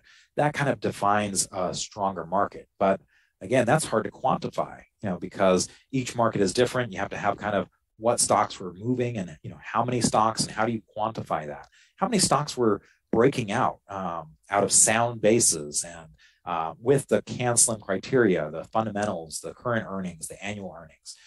That's where it does get tricky. And again, back to that kind of three-dimensional chess idea. But here's an example from the March 2009. Again, after the financial crisis, you had the indexes well off their highs, 57% corrections in the S&P 500 and the NASDAQ composite. But at the bottom, you started to show some relative strength in a lot of names. Apple at the time, whereas the indexes were undercutting their lows in March, Apple wasn't. Neither was Amazon. Neither was Ctrip. Neither was Priceline. Neither was Baidu. Neither was Chipotle Mexican Grill. And you can see that in this window of the follow-through day, this is where some stocks were breaking out beforehand. They were showing signals beforehand. Some were showing it in the weeks after, but there was a lot of stocks out there to buy. This is just some of them. Let's talk a little bit about staying in. I'm going to kind of wrap this up with some of the ideas of staying in a market. And one of the things that we kind of felt like told you that, hey, this is a market that maybe you want to slow your selling down. And especially, look, when I first started working for Bill, granted it was in 99, and then I saw 2000, and I saw him sitting in cash for long periods of time where the market just didn't look right. I saw him go short a few times where he was playing some of the stocks to the short side. But for the most part, he was sitting on his hands through a lot of that, dabbling a little bit, but then quickly backing away when the market just didn't look right. But then there are these other time periods where he would be very hesitant to get rid of his stocks. He wanted to give them extra room because he had so much cushion that the market might have been pulling back 10%, but it had so much room that it had gone. Given the context of where it had been, the correction seemed within reason, and sometimes it wasn't even getting below the 50-day moving average line, or it would get below the 50-day moving average line and come right back. So we kind of came up with some rules that told us, hey, this might be something that's a little bit special, and we might want to just hold on for longer wherever we can, especially our leaders, be a little bit slow to sell and maybe be a little bit slower to go 100% in cash. And a couple of things that we looked at: 21-day moving average, and we use the exponential 21-day moving average line above the 50-day moving average line. We'd like to see it at least above there for a few days. Sometimes if you just allow for one day, you can get some noise as it goes back and forth. So we wanted to see like at least 5 days. We wanted to see the price of the index trending above the 21-day moving average line. And we also wanted to see that 50-day moving average line having turned into an uptrend. This was something that Charles Harris kind of added because it's something that he was looking at for some of his stocks and indexes. He wanted to kind of see that the trend had changed and the 50-day moving average line was back in an uptrend. Just had to be one day, but at least it was on that turn. So here's a few power trends of the last 20 years. And I came up with some of the longest ones. There's certainly more, but we'll go through a few of these. In 2000, before it peaked in March 10th, that was a pretty good power trend that was going on, even despite the volatility. That 21-day moving average line was staying above its 50-day moving average line. You had the same happen in 2003.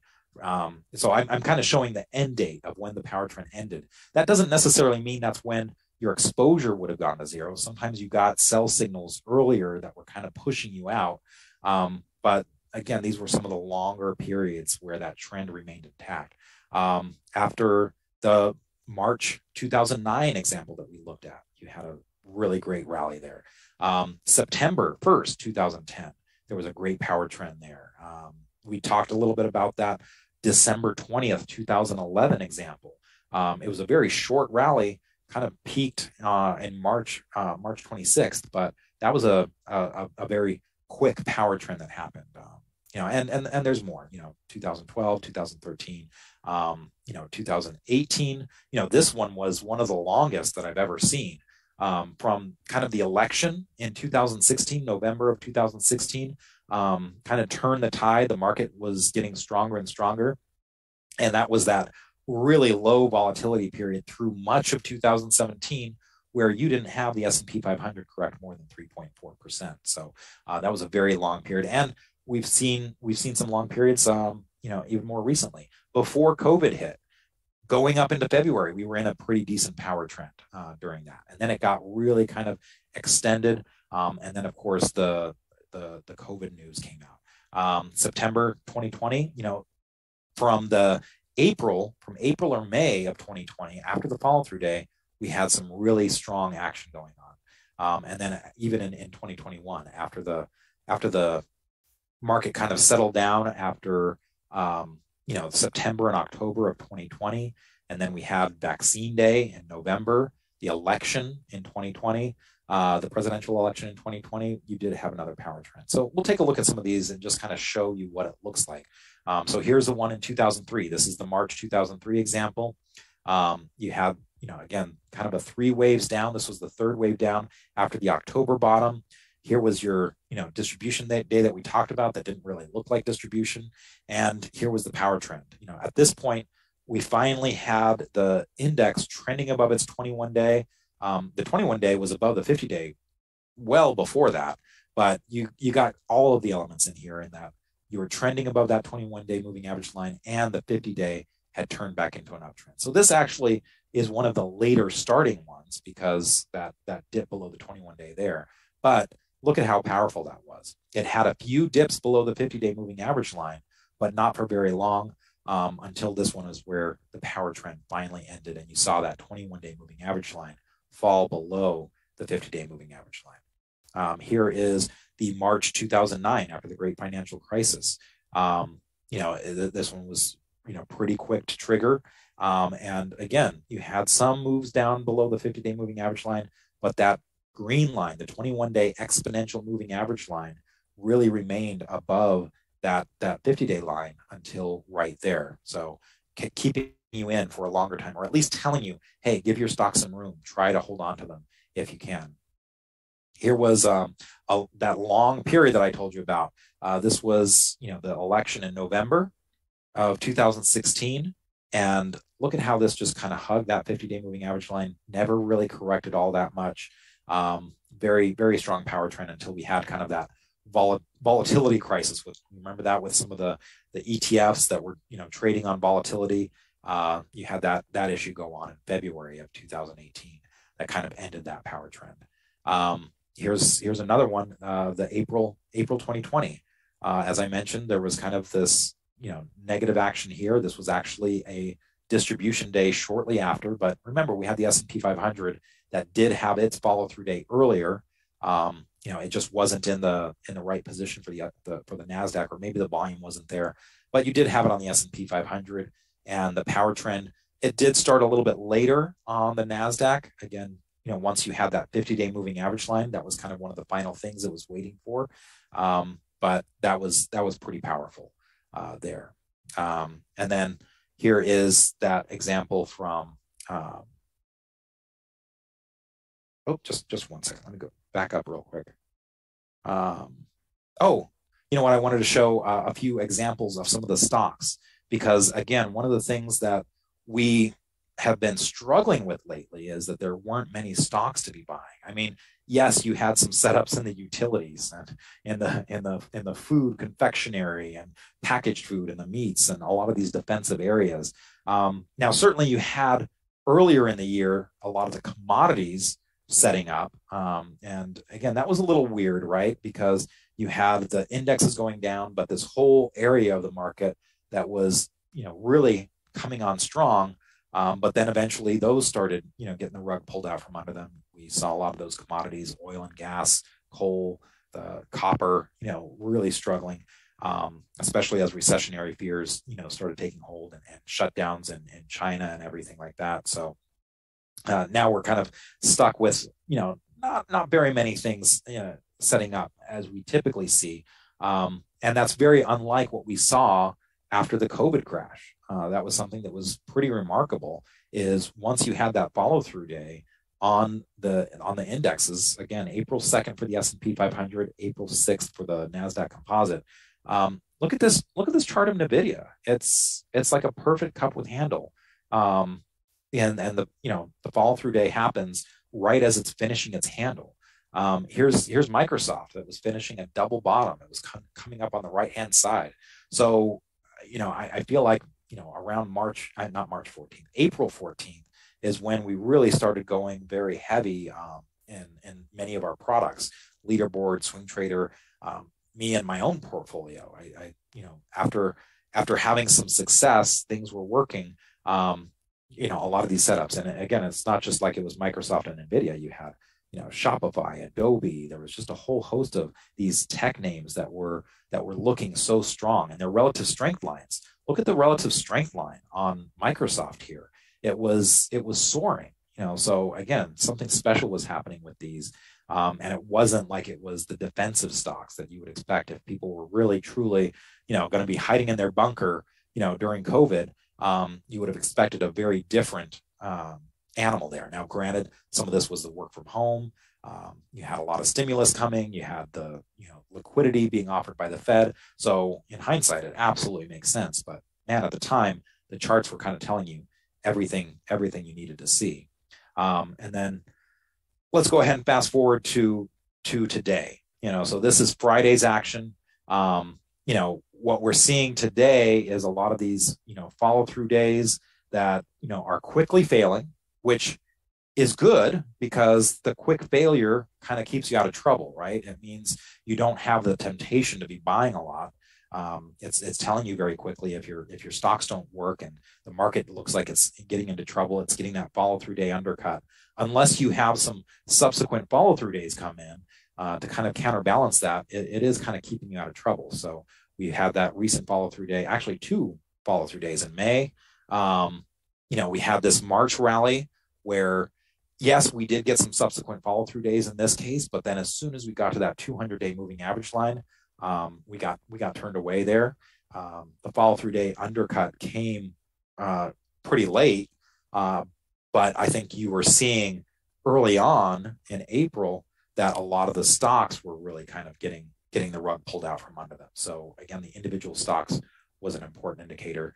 And then, I showed you that follow-through day already. The first one in May. Here's the second one in May. You had this kind of trading range that happened, and kind of gave you the feeling like, look, we're either going to break one way or the other, either to the upside, above 12,320, or to the downside here, below 12,000. And we got it to the downside and quickly got that follow-through day undercut. And we got another follow-through day undercut very quickly after the most recent follow-through day. Now, this one hasn't given up yet. This was also a distribution day, by the way. It hasn't given up yet, but you can see that it did get its head knocked on the 50-day moving average line, coming down a little bit. There are some medical stocks setting up, so we're starting to see some green shoots. We are starting to see some behavior of the market where it's kind of absorbing some of the negative news a little bit better, but it remains to be seen. It's a little bit too early to tell right now whether or not this is truly something that can have a tradable rally.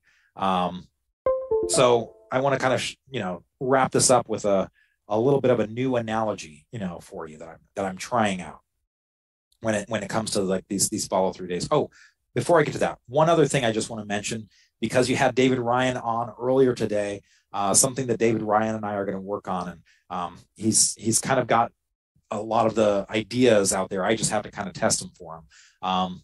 But we talked about that power trend. One of the things that David Ryan came up with is, hey, in a market like this, should we be talking about a power outage? Or something like that, where you have the 21-day moving average line trending below the 50-day moving average line.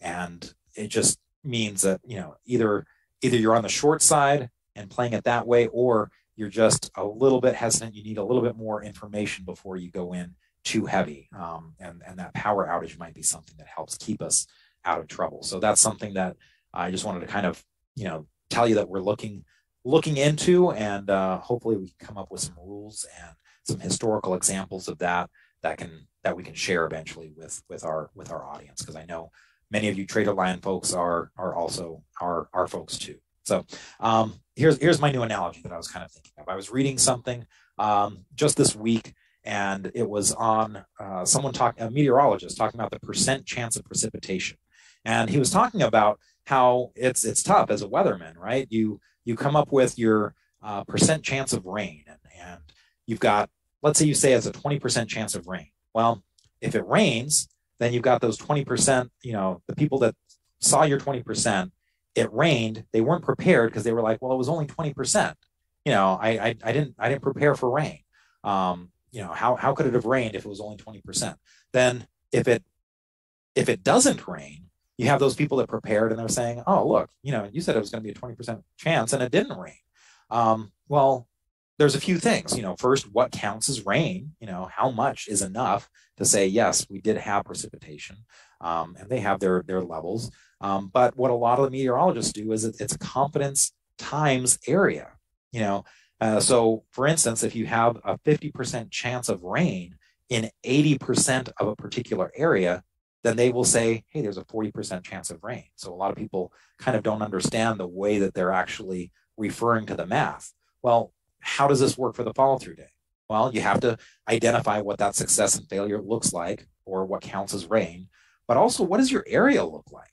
Because I think that's important. It's not just one signal or one day. The context matters. What's happening around that day? And this is something that Bill told me about with individual stocks.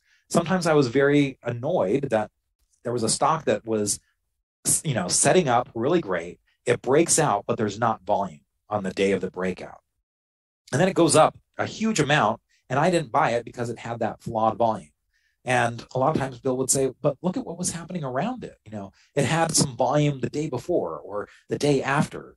Did you notice that? And that was your institutional buying there. So the context, the area matters around it. And the same thing that we just saw with these follow-through days.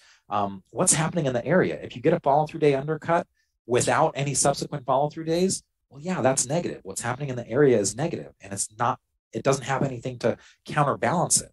But on the other hand, if you see a lot of these positive things, that's telling you, hey, there's something going on in the area that is more important. So it's that balancing act, looking at the positives and the negatives. How many days are you looking at?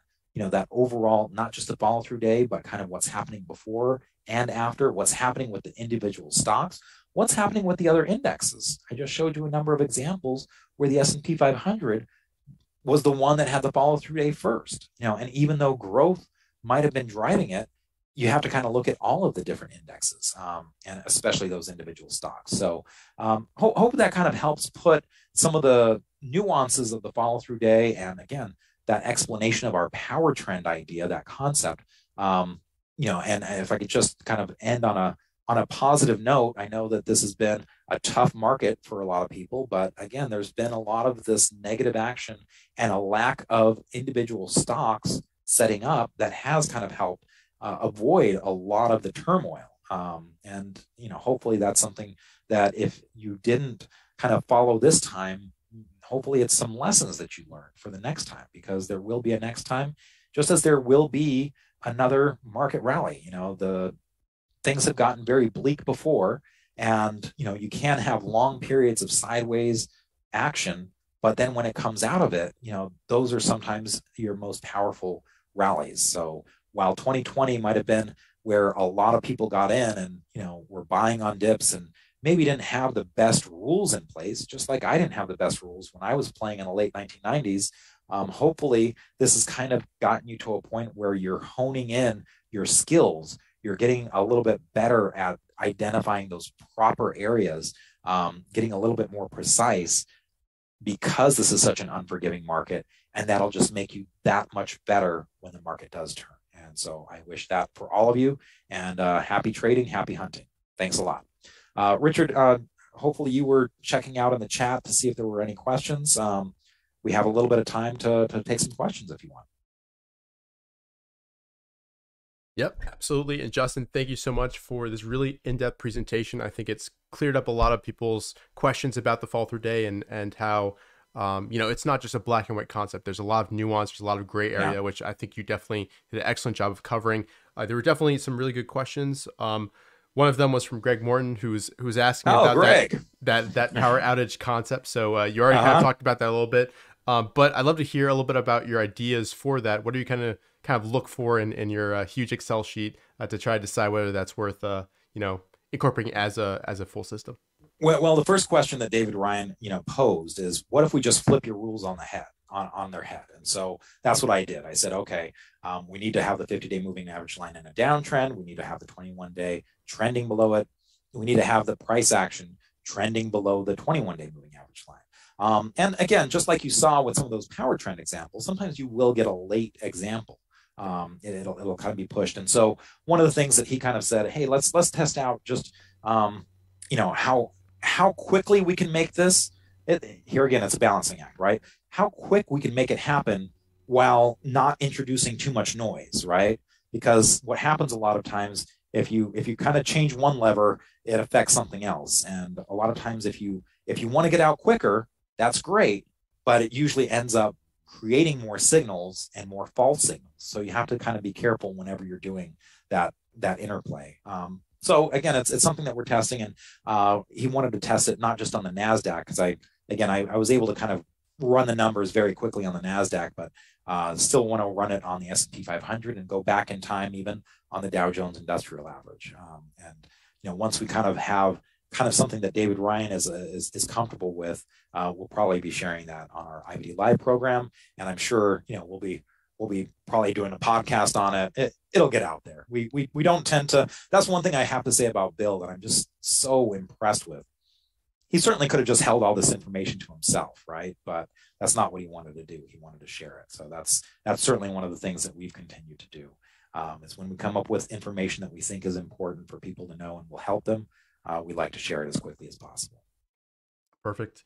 And along those same lines, I'd love to hear about, the general process of doing a study. I've asked you about this a little bit before, Justin, but how do you make sure you don't overfit your data and make it so, looking in hindsight, this is perfect, but it won't really apply in the future, or it's a little bit too strict on certain criteria? Yeah. So it's a balance, right? It's tough because, man, I can look at a chart and tell you all the places where I would love to buy and sell, and it's easy, but unfortunately we have to trade on the right side of the chart, right? We don't get to trade in the middle and say, oh, I know what happens afterwards. And sometimes, I'll be honest, that was something where we were kind of like, hey, let's see if we can trick Bill. We would show him a chart and not tell him when it was and say, hey, is this a follow through day? Is this stalling? Is this distribution? Is this a top? To see if he would kind of call a top in the middle of a great run or something like that. So, what I tend to do is I think it's really important that when you're kind of testing something, you don't just look at an overall performance number, because what can happen sometimes is you look at that overall performance number and you say, oh, I did this indicator and, it improved my performance. And if I change the number, or the indicator, the threshold, it made my performance better. And, you think simply, well, if it made my performance better, it must be good. Not necessarily. Sometimes you look at the instances and it does things that you didn't expect. Or when you look at the instances, you have one case that all of your performance, your outperformance came from. But what ended up happening is you kind of ruined a lot of other areas. So, a lot of times what I was doing is, when we were testing something, I would say, okay, you've got an idea, guys, let me put in this Excel spreadsheet, and then I'll come up with a lot of examples where that happened. And I would start by looking at the extremes, some of the best examples, some of the worst examples. And then again, this is where, we've all been looking at charts for so long. We could kind of take a look and change the date and look at it at the time and say, what would I have, and you have to try and be intellectually honest with yourself. What would I have done during that time period? But it really is kind of that methodical look at, again, your extremes, your averages, and enough of a sample size of your instances to say, yeah, this is something that makes sense, and not necessarily something that just, it gave me the better number. In fact, there were a number of things that we did, and it lowered our performance, but it still made a lot of sense. Just one example in market school, Mike Webster was adamant about using a restraint rule. He said, look, when you first get in, when you first have that follow through day, you really shouldn't get too heavy in until you've got some progress made in the indexes. And so he had this restraint rule that says, okay, don't go above a certain amount until such and such and such and such happen. And we tested the rule, and it worsened performance overall, over the time period we were looking at. But when we looked at when it worsened performance, it was like, no, it kind of made sense what it was doing. It really, it really hadn't, taken off yet. So again, we accepted the lower performance because the rule still made sense and would keep people out of trouble. And it lowered the volatility actually too. Yeah. So if we'd done risk adjusted returns, we probably would have been a little bit happier with it. Perfect. And as you've kind of touched on today, there's kind of two aspects to a fall through day, the quantitative side of things, which is the fall through day rules. Then there's what are the stocks actually doing? That's kind of the qualitative part of it. Have you done any kind of work to try to quantify the qualitative? I know that's a little bit of play on words here, but like, have you looked at like the market breadth or percentage of stocks above their 21 EMAs, just trying to see like at that instant of the fall through day, what are the stocks actually doing? Have you looked into any of those kind of metrics? Yeah, and this is where it's a little tricky, right? Because, when you look at the market as a whole, sometimes it doesn't tell you the whole picture, right? Or unfortunately tells you the whole picture, but not the minute picture. And sometimes that's what's more important, right? The growth stocks are doing something different, or these industries are doing something different. So that's where, again, it gets a little bit more complicated. And, I think of, some of the conventional wisdom that's out there. There's studies that show, hey, look, lower PE ratio stocks do better, and it's hard to argue against the data. If you look at the market as a whole, that may be true, and I believe the data that it is. But when you look at the stocks that are the best performers out there, well, then you're looking at a subset, and you find that sometimes the data is a little bit different. And so, to kind of get back to your question, sometimes that can be the trick. Is if you're looking at everything, then you're missing what's happening in certain sectors or certain groups, and that's what's important. So it's tricky. It's tough to quantify the quality. Yeah, and to some extent, you want to keep it simple. You don't want to overcomplicate things, right? Right. But there's certainly, one of the things that we'll do is we'll go back and take a look at, and this is where Praveen Bashoy, who is our programmer, and it's great to have a programmer on our team who loves to trade the market too, right? So he's always kind of doing studies where he will kind of slice and dice some of these things, because he's got the database of stocks where he can say, okay, let me see what was happening in the individual stocks. And, you also have to be very careful when you're looking at any database of stocks that you're, that you have a complete database, because if you're just looking at the stocks that existed at the time, right, you've got a big survivorship bias, and, like, oh, you're not looking at all the stocks that don't exist anymore because they're out of your database.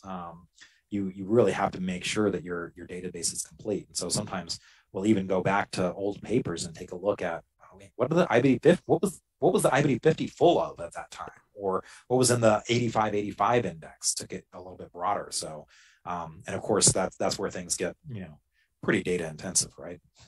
Absolutely. And there's a question from Dennis about, and this is also talking a little bit about the qualitative aspect of things. Is there a minimum amount of setups that you'd like to see to give you more confidence in a fall through day? Yeah, that's not something that I've ever heard, done quantitative on that quality part. But a lot of times we try to nail down Bill on some of these, and he kind of would give the answer, I'll know it when I see it, but some of that does come from experience. I'd love to be able to quantify that. And again, that's where it gets tricky, is, okay, what identifies, yes, this was a setup. This was a proper setup. Did it have to have all of the elements of CanSlim? Well, as most of you know, if you set your screen too tight on your CanSlim parameters, you could have, one stock show up, so what's the right level of screening to say, yes, this was a setup? And this is where pattern recognition really helps too. And Praveen, as I mentioned, he's got those pattern recognition rules, so he can check that as well. So those are some great ways for us to kind of get an overview. But yeah, so some of these answers are a little bit tougher to get at. And again, you almost have to look at the individual stocks too, to make sure that what you programmed actually made sense. Absolutely. And I want to ask you about kind of your own personal kind of position exposure rules around the fall through day. Do you have specific rules that say I have to buy 3-5% positions on the fall through day? How do you kind of deal with that and make sure that you're shifting your mindset to, now this could be a potential rally that could have legs? We don't know for sure, of course, but I've got to switch that a little bit to that buying mindset. Mm-hmm. I always try and buy something, and I'll be honest, sometimes if I can't find anything, I'll be playing the indexes, either with QQQ or a leveraged version, QLD or TQQQ. So, I do try and buy something. But here again, I am maybe a little bit more aggressive when there are more of those, setups. There's more of, where its positioning is, especially if you start seeing things breaking out before the follow through day. Sometimes the follow through day happens and I've already got a few positions because the setups look good. The market looked like it was coming, going the right way. Or maybe, like in 2018, we had that tough bear market, that was kind of Fed induced, and it just, at a certain point, it seemed kind of overdone. And I know that, that's a terrible thing to say, because I've seen so many times where it looks overdone and it just gets overdoner. Not that that's a word, but, I've seen it get worse. But it did seem like, when we had kind of around Christmas time, some reversals it did seem like it was just kind of ready. And so, I'll maybe get a little bit more aggressive, but it's important not to go overboard, because that's where I've gotten hurt in the past. 2001, again, I got out.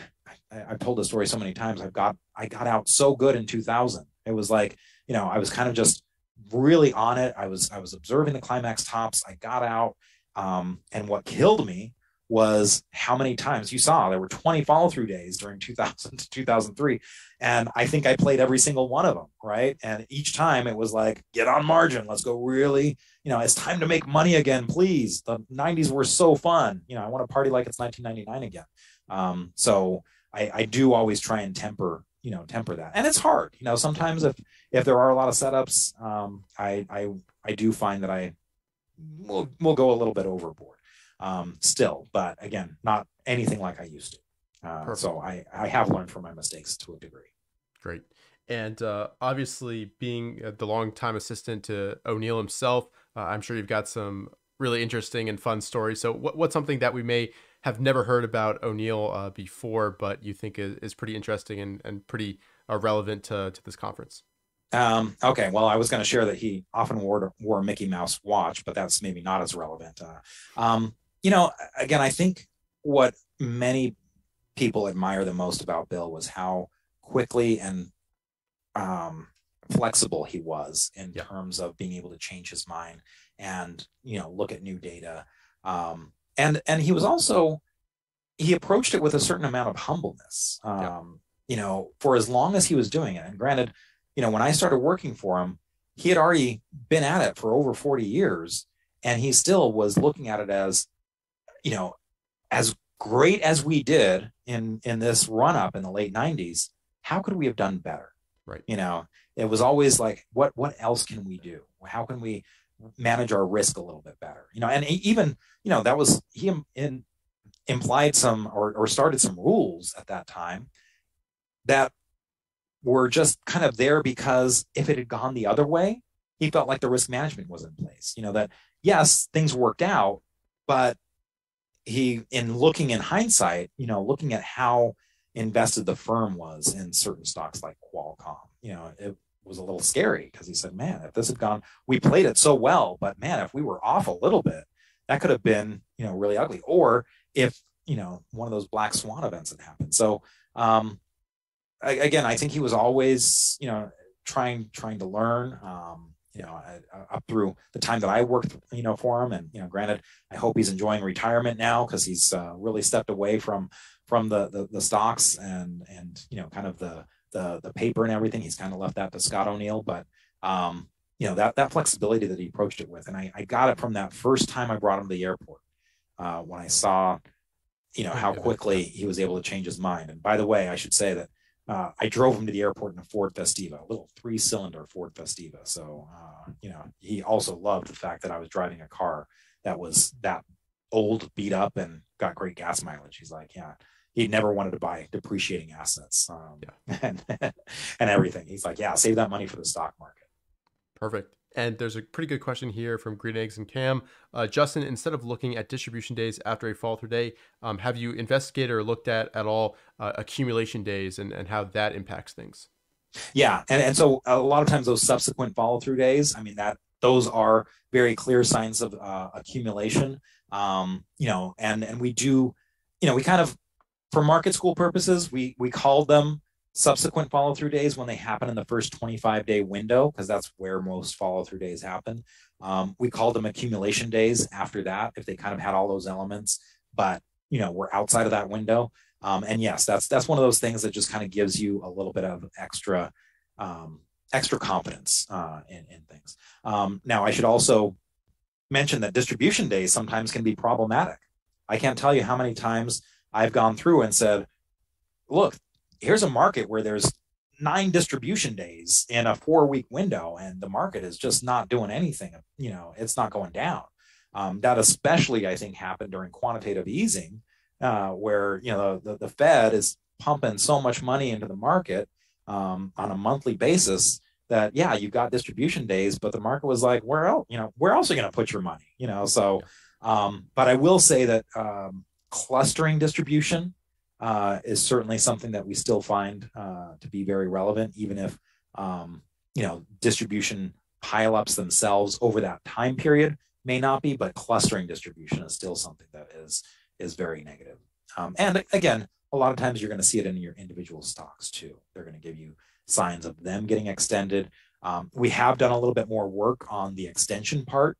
And again, some of this is from Praveen Bishoy, recognizing when a stock, when an index like the NASDAQ is more than 7% extended from its 50-day moving average line, hey, expect some mean reversion there. So some of that helps too, to kind of know when you're getting at the edges of your bands. Perfect. Justin, thank you so much for this awesome presentation. I just have one last question for you. What general advice do you have for any traders watching here? What are the key takeaways that you want people to walk away from your presentation with? Well, I think the one thing that I saw Bill when he was speaking to people that he always tried to end with, and how he signed books, it was always that you can do it. That this is something that anyone can do. Bill was a self-professed not great student in school. He's like, look, I was a C student, but if you're just willing to kind of, again, approach it with humbleness and be willing to learn from your mistakes, first look at your mistakes, admit them, that they were mistakes, and learn from them. Come up with rules to save yourself from yourself.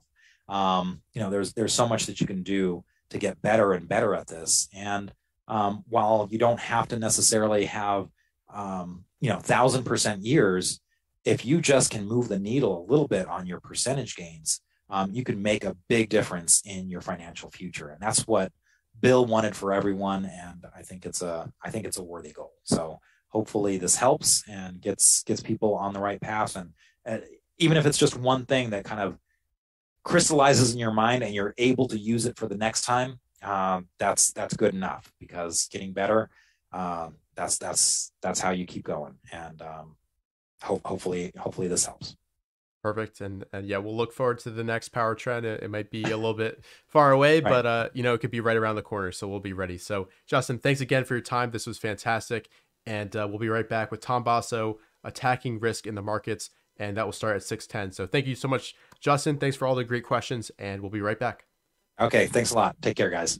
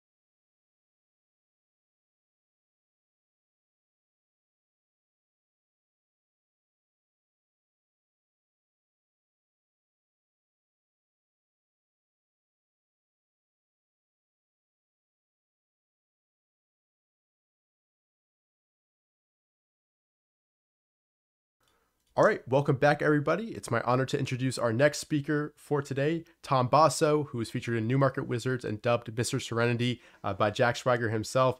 I've spoken with Tom multiple times over the past year or so, 2 different interviews, and enjoyed every single minute of them.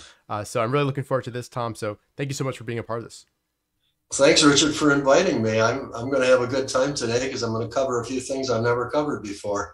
And I'm trying to keep myself amused. I don't want to go over already beaten down paths that I've talked about before. So I called this one the all-weather trader. I feel like with a lot of the comments that Twitter is throwing out these days, all the traders on Twitter and on Facebook and all that, and some of the questions I get, I have a sense that a whole lot of people are trying to figure out where the bottom of the bear market is. I feel like they've been beat up. They don't know quite what to do. Many don't have any plans. And I've kind of cruised through the whole year. And I thought it might be useful to traders to hear some of the tricks I use in real life to create what I would call an all-weather trading program, or to be an all-weather trader that I consider myself. So with that, why don't I jump right in here and we'll start covering some of these actual real-life topics that I use every day that has allowed me to just go through the bear market and not change a darn thing I'm doing every day and cruise through it. Yeah, perfect. Let's dive in. So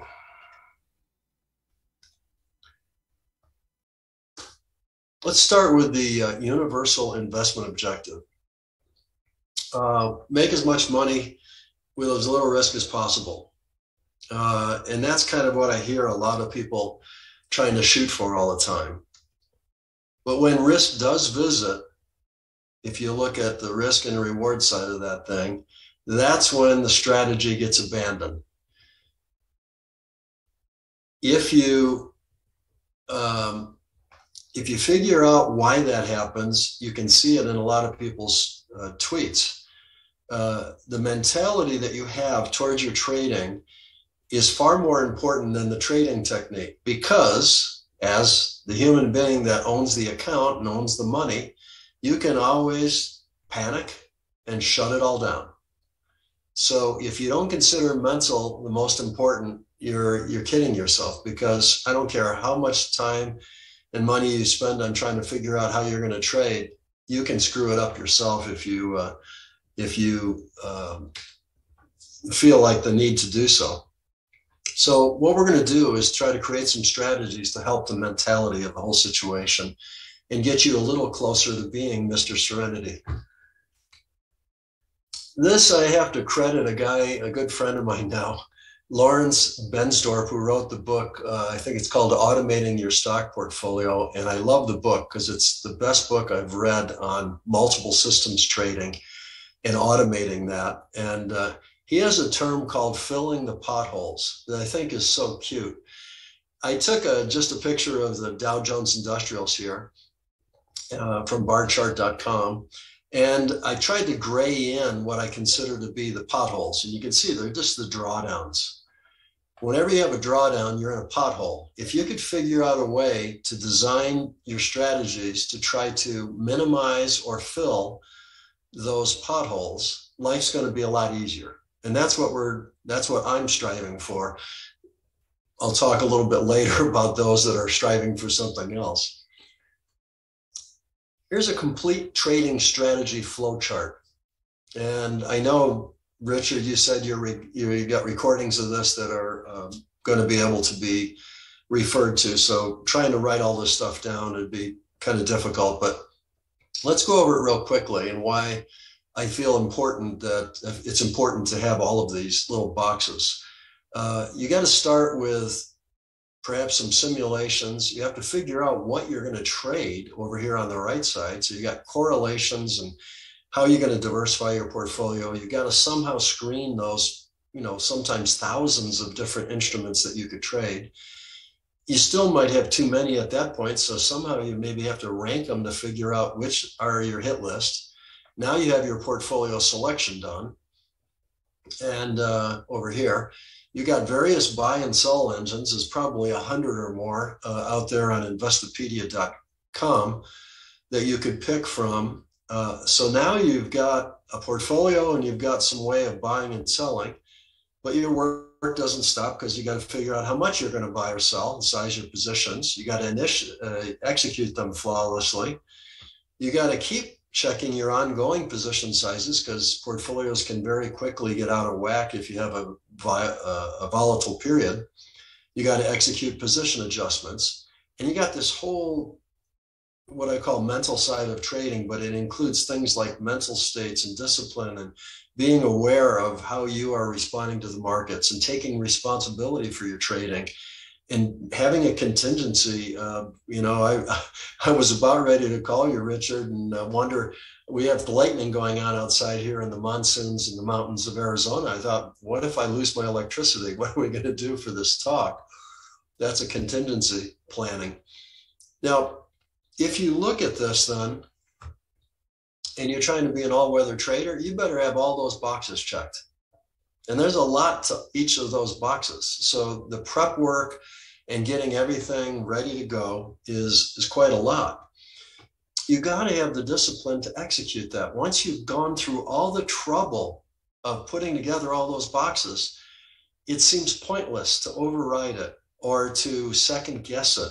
You've done your best work in planning, execute it. Here's another one that I find amazingly doesn't get done by a lot of traders, and I'm seeing it now in all the Twitter tweets.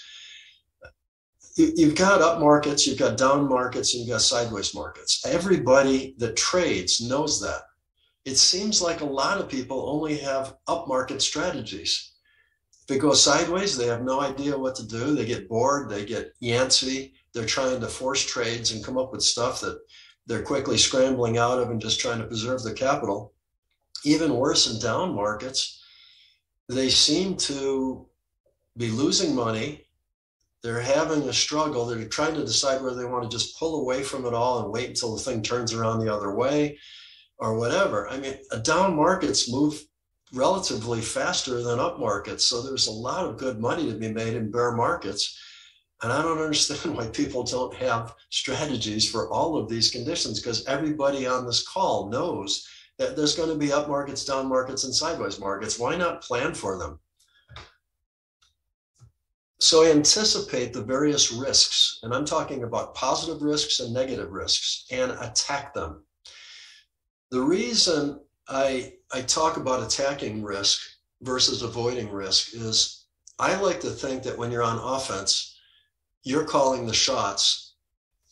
When you're on defense, the offense is sort of calling the shots and you are reacting. And I would rather try to anticipate and try to figure out where the risks are and be in control of trying to modify those risks or eliminate them or reduce them, at least something like that. To try to sit back and like be a buy and hold investor and buy the best stocks in the world, let's say, is just going to allow the markets and those particular the pricing in those positions that you're in to dictate what happens to you. You're not in any control whatsoever. That's an uncomfortable mental place to be for me. So let's look at all the ways that we might attack risk. And a lot of these, again, are things that I actually do every day.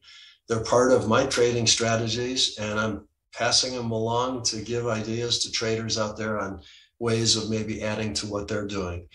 I've remained really solid on my performance through the last 6 months, and it's been relatively easy to do it. So the first thing I do is timing. That is a theme that goes through quite a bit of what I do. It goes back to the days when I was a mutual fund timer before they even had exchange traded funds, which have been around longer than some of the traders on this call probably. So what timing is to me is you're attacking the risk of a situation by getting it out of the portfolio. It's simple. You go to cash. Cash has zero risk. You're going to make some interest and you're going to have no drawdowns with cash. So You just have to figure out a way to time stuff. And that's done, to me, with the buy-sell engine. Now, you can have a buy-sell engine that's a trend following. You can have a buy-sell engine that might be driven by the phase of the moon. Whatever your own unique slant on life is in trading. I'm more of a trend follower. I'm comfortable with trend following. So most of the types of buy-sell engines and the way I deal with things come from that viewpoint.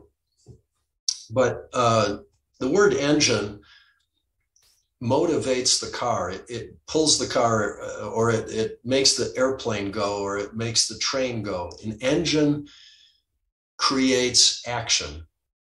And so I like to think of the buy-sell engine as the indicator or the engine that tries to motivate the trader to do something. That's why I call it an engine. So here's some examples of what is not a buy-sell engine. You screen the lowest 10% price to earnings stocks. Okay, what does that mean? That just gives you a list. That doesn't force you to do anything with it. Or how about looking at the 50-day and the 100-day moving averages and see what they're doing? Okay, well, are you going to buy when they cross? Or are you going to maybe buy because the 50 is starting to turn direction towards the 100? There's a million different ways you could do that. You could hear some good news about a company, and what are you going to do with that? You're going to go buy the company? Stock tip. Or another one, market opens down 2%, one of your stocks down 4%, so you decide to sell it. In all of these cases that I did here, you're sort of making it up on the fly. There is no strategy. There is no specific action required. And that is a mistake. It's going to just increase the difficulties you have with the mental side of trading. So trend following, these indicators, you could do moving averages. There's three of my favorites are Donchian channels, Keltner bands, and Bollinger bands. I like all of those for various reasons that we maybe can get into a little later if somebody's interested. But these models attempt to buy when the trend changes to up, sell when it changes to down. You buy well off the bottom and you sell well off the top. So you're never going to get the maximum low or the maximum high. You're going to have a lower number of trades because you're going to attempt to get in on a trend and just ride it forever if you can. You're going to let profits run. You're going to cut losses quickly. Strategies, every one I've ever looked at seems to come in between 30 to 40% reliability. So you're going to have almost 2 trades negative for every trade that's positive. But the reason you make money is the last item. The larger average profit to average loss is 2 to 1 or more. So if you're 2 times the number of losing trades to 1 trade, but if your good trade is 2 times your average loss, you're breaking even at least. If you can do any better than that anywhere along the way, you're ahead of the game. So real life statistics at TrendStat, my old money management firm I was at for 28 years before I retired, we averaged somewhere around 33% reliability over all of our strategies over all of time. And those were real results. I haven't bothered to calculate what my reliability has been with my own trading the last, 18, 19 years now that I've been retired, because I don't have to keep track of that stuff anymore for legal purposes. Sometimes 1 or 2 trades all year would produce most of the profits for the portfolio, and the rest of them just basically broke even. And I never had to predict anything. You know, when you start predicting things, what happens to your mental side? You're locking yourself into a certain way of thinking. And when you do that, what ends up happening is market does something, and all of a sudden it's not doing what you expected it to do, and now angst sets in. And was your prediction wrong? Are you beating yourself up? Are you locked into your thinking and not flexible to go the other way if it's appropriate? Lots of problems with predicting. Let's look at just some simple examples. Here I just pulled a Boeing stock with a 10-day to 50-day moving average. And you can see here where the red arrows down are sell signals, where the quicker line goes through the long-term line. And here's a couple of good trades here that were positive. I colored those green as buys. And You're going to catch a lot of the big trends here and here. You're going to get whipsawed like you did right here with this first sell. You actually had to come back in and buy just a touch higher than where you sold. So that was a useless trade, but you protected your risk. If you were out of the stock, you were in cash, you were fine. Look at another one, and this one's got, it's fairly small. I apologize for that. I hope people can see it, maybe zoom their screen or something. But these are my three favorite indicators. You can see 3 lines on the top up here and 3 lines on the bottom. And I usually just take the first one struck. So whichever the first indicator up is, that's the one that's dictating where my stops are. And I've got a sell signal here where I've got a little marker that's red because it was a negative trade. You actually sold and then got back in at a higher price. Then a great run. And then you sold out. This is, by the way, Meta, which is the old Facebook. Meta stock. I mean, it's had a really serious downslide from up in the 390s, almost 380s, all the way down to 160 these days when I pulled this. And you're out of it all the way. You never, ever got to the point where you got back in the whole way.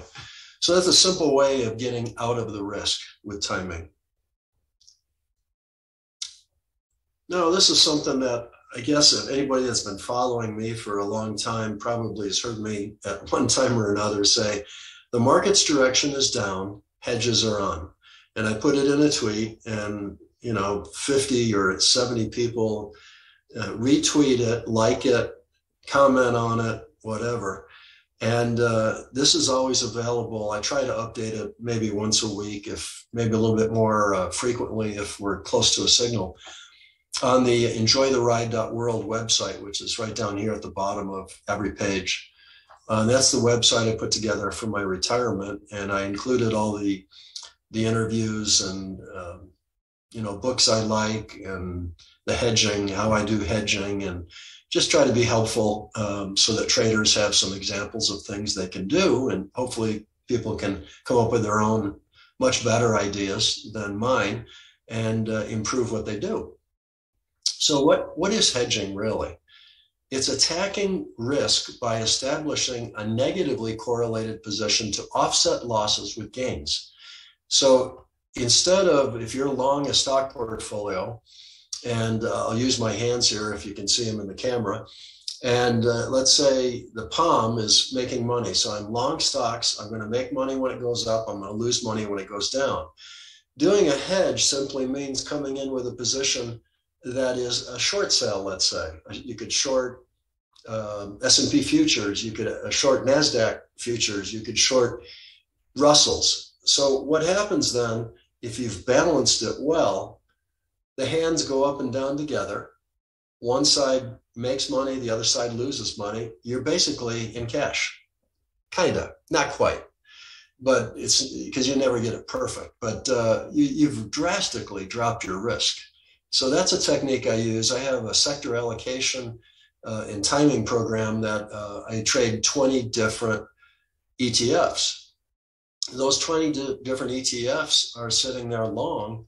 If a stock market goes through a 50% down and I didn't do something to get out of those things, I'd be down probably 50% in that section of my portfolio. And that's not acceptable to me. So what I do is on my long exposure, I calculate that every day. And if I've got all 20 positions on them, 100% invested, then that's the amount I got to hedge.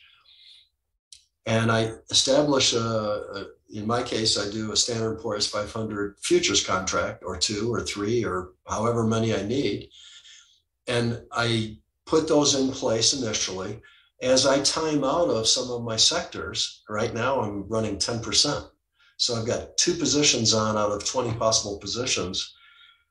I don't need as much, I don't have to have as much hedge now. So as I'm going down and as I'm timed out of some of these sector positions, I'm peeling off pieces of my hedge.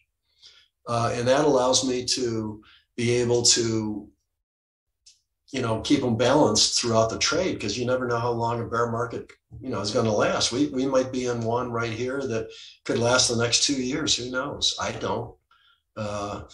the market will do what the market will do. One of my favorite sayings I keep reminding myself of. So here's actually the graph that I put on my web page. It's in my case, this is an SPY ETF, and the little green and red circles would be the actual action points where I put the hedge on with the red and I take it back off in the green, put it back on, and you can see we're on a pretty long run down now, from around the 430 down to as low as 360. And so far, I'm nowhere near taking it off. So it's another great way to protect yourself in a bear market. This next topic is one which a lot of people don't want to do. It's a lot of work, and I'll just warn you that right up front. It's a learning curve item, and I call it extreme diversification. Now, regular diversification, what you're doing with this is you're attacking risk by purposely adding ridiculous amounts of diversification, almost to the point of absurdity. But you can imagine if you've got a portfolio full of things that don't act like each other, then you're going to be protecting a lot of risk. So diversification is all about selecting items that move independently of the rest of the portfolio. If you've got, you can imagine, millions of dollars, and you could hold 50 to 100 different positions, none of which correlate with each other, it's going to be hard to make the portfolio go up or down, because, item A is going to be fighting with item B, which is going to be fighting with item C. They might be going in different directions, so you're going to smooth everything out. If you have a perfect correlation in anything, so you look at two tech stocks, let's say, you're going to have a correlation up in the 0.9 range. If it's perfectly correlated, it'd be 1.00 or 100, depending on which nomenclature that particular correlation matrix gives you. If it's perfectly negative correlated, which is what you'd want to do for a hedge, because you want to make money on one side and lose it on the other, so that you're -1 or -100. But when you're around 0, that's perfect for diversification, because each item has nothing to do with anything else. So they all go their separate ways. And as long as you're trading each of them in a way that's appropriate, you just pick up these little edges here and there and all over the place. You lose in other places, but you get a much steadier equity curve. There's no link between the two items measured. Here's an example I just pulled from one of the services I had that I was able to pull this in June, so just a few weeks ago. And this is most of the major markets of the world. You got 3 from the US, you got the UK, you got Germany, France, Korea, Australia, New Zealand, and Japan. That covers quite a lot of the large money movement in stocks around the world. And back in the day when I first started, back in the 70s, there was quite a useful diversification of being able to trade in different types of markets around the world, because you had currency increases and decreases that helped either pump up the value of your international holdings. You had stock markets in different countries doing different things than what happened in the US. But along came computers around 1980 or so. And pretty soon what happened in New York now becomes what is going to go on in the Nikkei in Japan, and it's going to filter over into Seoul, and it's going to be in Hong Kong, and then you're going to move to Europe, and you're going to do the same thing all over again, and then New York's going to open up, and we start all over again. So you look at these correlation coefficients, and the U.S. guys, the U.S., you got 0.96s, 0.99s, 0.94s, you got 0.97s. That's ridiculous high correlation. So not surprising if the Russell's down today, chances are the S&P's down today. So if you think you're getting diversification by doing like small cap and large cap, you're kidding yourself. If you think that by going to France, let's say, you're going to get a benefit, well, yeah, 0.9, pretty high. Korea, 0.82, 0.83, 0.87 points. These are all very high correlations. If you look down here where I have the cursor, the Seoul Nikkei in the last month would be the least correlated, and it's still 0.45 to the positive side. So there's, here's one over here, New Zealand to the Japan, 0.44. So there's really not a lot of places to hide when you try to go around the world stock markets. And for those that want to do their own correlation table for anything, just remember that Excel has a handy little Corel command. And I just encourage you to make the data links of both investments and dates match exactly. Otherwise, you'll get an error. But then you can create your own correlation out of any instruments that you come up with. So extreme diversification, how I do it, and I'm also chairman of Standpoint Funds management group. And this is the way they do it too, is they include a large chunk of various futures markets, because you got grains, energies, financials, metals, meats, softs, which would be things like orange juice, sugar, lumber, all these types of things. Indexes would be the stock indexes, and then the currencies. And so you got a lot of different things going on there. And I made up my own, I just cherry picked a few things here, and I'll go over what these are. CL would be crude oil. That would be natural gas, NG. W2 would be wheat. S2 would be soybeans. GC would be gold. Silver would be the next one. Lumber, live cattle, live hogs, and the Japanese yen currency. Now, I ran these over a period of time. Look at the correlation coefficients.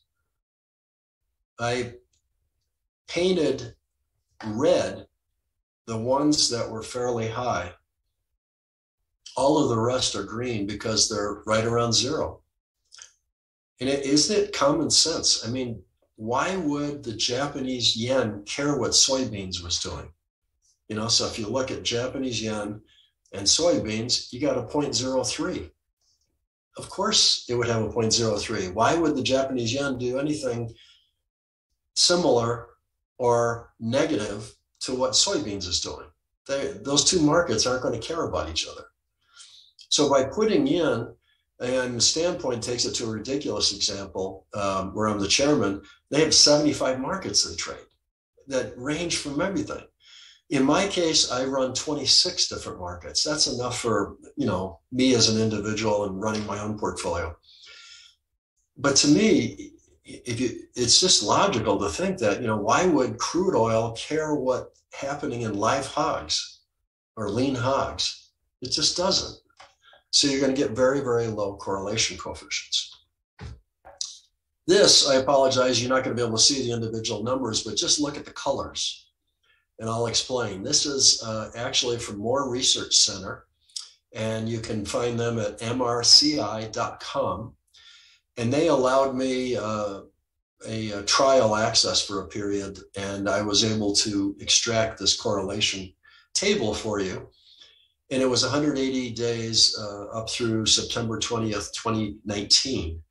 And needless to say, on both sides of the correlation matrix, there's a huge number of various global macro markets or futures.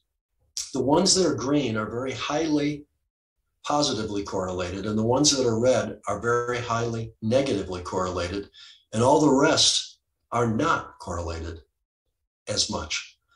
So you can see the vast majority of the page is white, and you can even drill down some more and set your own criteria and say, well, I don't want even a positive 88. That's too high of a correlation. I want to keep it to 50% or lower. And what you do is you would color more of the squares, and you would be selecting things that logically are not correlated with each other. But you can see there's definitely some potential here for extreme diversification. And I mean, if we go through what I've been doing this last 6 months during the bear market, this is the part of my portfolio that's really carried the freight. They've carried the load like crazy, because you've had, with the war and everything, there's been huge moves in unleaded gas and crude oil. Natural gas has had some huge moves. Copper's fallen off the table and is just crashing. interest rates. The Fed's been trying to run interest rates up. So what's going to happen to the bond futures? They're going to drop. So you go short and you make a lot of money that way. Lumber, if you're starting to go into a recession, do you think people are going to be building houses as fast? No. So lumber prices start declining and you go short lumber. There's just a lot of examples of that. The Japanese yen, they've been having a hard time in Japan managing their economy. The yen has been falling forever, it seems. I've been short for an awfully long time. And it's easy to make some money in some of these major trends that go on, and you don't have to really do a lot of trading. You just have to hold on your position and watch it continue to go with the trend. So a lot of profits to be made here, and they're different than stock market profits. So the next thing that has really helped me hold my own against the bear market is position sizing. Why do it and how might you do it? Well, all positions are going to have different types of risks. And I listed some of them here. Risk to the stop losses, the risk of losing money. The risk of moving quicker or slower, volatility, that's kind of a risk because it affects your brain, your mental side. You get a very volatile position, you're going to end up piercing Mr. Serenity's patience with it real quick. Bankruptcy going to zero, that's something that you can't do with trading, news, risk of the market. But on a position basis, on sizing your position, you can manage the first two certainly. So how could you do it in various ways? Well, one would be to control initial position size by dealing with the risk percent. So in my case, if I'm managing, say, my futures portfolio, and this is a different number for each of my 9 strategies that I trade. So just take it as a grain of salt. Your risk percent that you would want to have personally will always be different than mine and everybody else's, because you're a unique trader doing a unique strategy and you need to come up with your own data on this. But in my case, I use about 0.5% of my equity for each position I put on. And the way I do that is I just take the risk in dollars to my stop loss, divide it by the equity I've got running right that day, whatever I've got. And that gives me a risk percent per position. That could be one contract of futures, or it could be one share of a stock or an ETF. By knowing where my allowable limit is, which is say 0.5% of my equity number, I know how much I can take on. I know how much the risk percent-wise of every single unit is. Simple math that you learned in junior high school will allow you to figure out how many shares or futures contracts you should put on to meet your allocation. You do the same thing with volatility. If you're okay with your account going up and down 50% each day, I would label you somewhat crazy, but I look at each position, I say, I think about 0.3, maybe something like that, percent of equity. If I've got a portfolio of, at any one time, 40 to 60 things, and if I got each one potentially going 0.3%, you start adding that up, my account can go up and down by a fair amount. And I have a certain, I'm retired. I want to try to keep things smooth and easy. So volatility percent, just take average true range in dollars divided by the equity in dollars, set your volatility target, figure out how many units you should do. Control your ongoing position size. Like I just mentioned a while back, Japanese yen's been going down what seems like forever. Well, the conditions now may be very different from when I got into the thing. So as the markets change, particularly as trends mature, you get a lot of people jumping on and wanting to get in on the action. So you get more volatility. I want to control that volatility because I don't ever want to see my account go up and down at any more than a certain amount. Now, a lot of people have a real problem with volatility targeting. It's a pet peeve or a pet topic I see on Twitter all the time by some. I fall on the side of, I like to target my volatility. It keeps me mentally sane. Ongoing volatility, same as controlling ongoing risk percentages. Now, here's another one that people don't think a lot about. if I've got a portfolio, let's say in my futures trading of 26 different things, and each one has as much as 1% risk at the maximum, you could end up with a theoretical situation where I have 26% of my portfolio at risk if everyone went back to its stop loss point. Unlikely, but possible. So we don't like to worry too much. So I put a number, I think, of 16%, if I remember right, is where I usually run. If it gets up to 16%, and this is about where we ran TrendStat back in the day when I had the money management firm. If the whole portfolio to their stop loss points gets up to 16% total, I just peel off a tiny section of all the positions at the same time, bring me back into control. And I do the same thing with volatility. If the volatility gets above a level where I feel like the whole portfolio, if it were to go to 1.0 correlation, is going to really catch my attention, I'll just peel off a little section of all the portfolio. So all of these have value in smoothing performance and improving the return to risk. And I'm going to show you some examples. It all uses simple math. And the formulas are in the book that I think you can get for $10 either at Amazon or on the enjoytheride.world website. It's an easy read, simple math. All the formulas are included. So the goal out of all of this is what? The goal is to make every position that you put on in your portfolio meaningful. Never, ever non-meaningful. So you don't want to put on a position, these guys that come up and they put in, I'm just going to buy 100 shares of this because I want to, get in on some of it. And I'll probably add to my position, over the next couple of weeks. Every position I put on has a significance to the portfolio. If I'm putting a lumber position on, it's got the same significance that my silver position's got, or my treasury bond position, or my Japanese yen position. I don't really care what they are. I want them to all have a shot at contributing to the positive and to the negative so that I control all of that. I never, ever want any one of those positions dangerously large.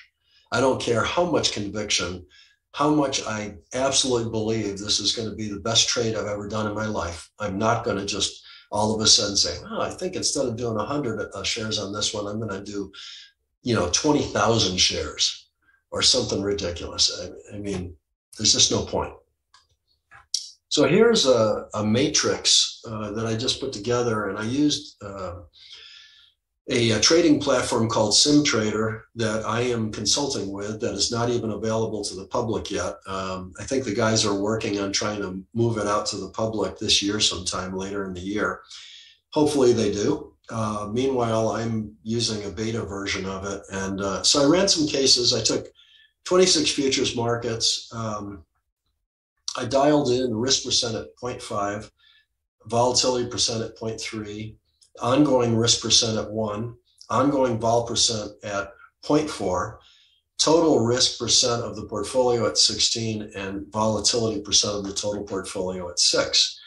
And the thing that's interesting, and I started with 10 million on all these cases, and that's just a tip to those that do simulations. Use a very large dollar amount for all of your initial equity, even if it has nothing to do with what you're going to be trading. The reason is granularity. When you get to $10 million with this particular strategy, I know that all of the 26 markets will have positions. They'll all have the effect of sizing the position will come into play. Granularity is when you have 26 items and you start with $1 million and all of a sudden the unleaded gas position drops out of this next trade because you can't afford it. So then you're going to get results that are highly granular based on the size of your portfolio. And I want to make sure I take that out. So I start with $10 million. But you can see the base case here, when I just put in risk percent, we got to 12 million by the end. And all of the various Sortino ratios, return to average drawdowns, MAR ratio, maximum drawdowns, 42%. That was this right here. To me, that would be tough for me to take. But add some volatility and your numbers go up. You got a bigger return. You got a bigger return to average drawdown. You got a bigger Sortino ratio. Your drawdown's been reduced some. Your reliability is exactly the same, and your profits have gone down just slightly, but your profit factor has gone up. Now we start adding ongoing controls in the next two, and you see now we jump up in returns. We jump up and return to average drawdowns. The Sortino has now climbed another 0.3. MAR ratio has gone up from 197 up into the 279s. Drawdowns now down to 30% from 42. That's an improvement. And we're running a slightly higher reliability. And now we're up to 16 million at the finish with a profit factor of 1.08. And then finally, we start throwing in the total portfolio controls. Now we're up in the 8.5 and above. We've got the highest Sharpe ratios, Sortino ratios. We've got return to average drawdowns have climbed a little bit more. MAR ratio is looking good. Drawdown's been reduced some more. Reliability is hitting all-time high of all cases. And you're up in the 16 million still and hanging in there at 1.08. So my attitude is, when you look at the incrementals here, is it worth it to do proper position sizing? I'm showing you the results of a fixed portfolio with a fixed buy-sell engine, and all I'm varying here after every run is simply the position size. And it shows that by doing all of these little tricks, I have improved my return to risk ratios, I've improved my returns, and all I've had to do is just properly size my positions. That's the lesson to be learned by what I just showed you. It's worth it to spend the time doing this and doing it well. So, last topic here is going to be the sideways markets. We're going to attack risk by adding strategies likely to profit from markets that don't move. As you can see, when you go into sideways markets, which I've marked on the top line here, this is the Standard & Poor's 500, and then against the equity of a timing strategy, just a simple 10-day versus 40-day moving average I did on a spreadsheet. In the circles, you can see that the equity's generally going down whenever you have these sideways periods. So you got to come up with, if you're going to be an all-weather trader, a way to do something about that. One of the things I do about once a week, I go 7 days out on a put spread or a call spread. I make one trade and properly sized for my portfolio. And if I'm overbought condition, I'm doing a bear call spread. And if I'm oversold conditions, I'm doing a bull put spread. And the reason I'm doing that, and I'll spare you the details of going through all this, but in this particular case, the market was at 425 on the SPYs. So I sold a put. It was oversold at the time, so I sold a credit spread, and I brought in over here $2.78 for each spread that I did, times 100, of course. So what ends up happening is, if the prices stay the same, I make all that money. The credit spreads expire worthless. I just get to keep it. If the market goes down, because remember, I was trying to think of, I thought the market was going to go up. It was oversold. I'm doing the put spread, so I'm thinking the market's going to climb. If it climbs, I make all the money. If it stays the same, I make all the money. If it starts going down a little bit, I still make money, but not as much as I would have liked. I start losing money when it gets down to 422, and I max out my loss at 2.22 at 420. So it has to go down 5 points, and I max out my loss. This type of strategy, because you're extracting the premium in a sideways action, I don't know what my reliabilities are, but it wouldn't surprise me if they came in 80 to 90% of the time I make the money on these things. Where you lose is when you get major trends and the market's moving one directional up or down. You get overbought, but you just keep getting overbought. Every day it goes higher and higher and higher. Those where you lose, but you've got other strategies that are cleaning up then. So it's okay if this one loses, because you're making it someplace else. Again, we're trying to be an all-weather trader. Sideways market, another option, and this has been highly successful for me, and it won't be obvious, so I'm going to have to point out some of the numbers here. Create an extremely short-term trading strategy. So a lot of my strategies are centered around once a month, 21 days of trading and all that. Buy and hold is the ultimate not do anything strategy. And I went into SimTrader and I ran some numbers, and this particular strategy, I think with the SPYs, did over the period measured 8.467%. And you can see there's a 24% drawdown. You did one trade because you're buying and holding. And you went from 10 million up to, or you went from 1 million actually up to 17 million. It really, really was over a long period of time. Then I did a 3-day, which is very short term for me, 3 indicator SPY short-term timing. Just simply buy it when it goes up, sell it when it goes down, and risk adjust it only, because you're not going to be in it long enough to worry about ongoing position sizes too much. So 0.5 and 1 is all I need. I don't care about the volatility. And look at the return here. This thing only is averaging 0.8%. So the average trader would run that and say, why do I want to do that? That's stupid. Well, why you want to do that is the last line. Look what happens when you add these two together. You end up with a higher return. You now are higher on your Sortino. You're higher on your return. You're averaging actually between the return to average drawdown.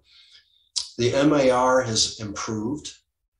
The drawdown is less, and you're not doing a huge number of trades because I'm trading the S&P against the S&P in both of these. So sometimes the long position buy and hold is offset with 75% of it down here with the timing program.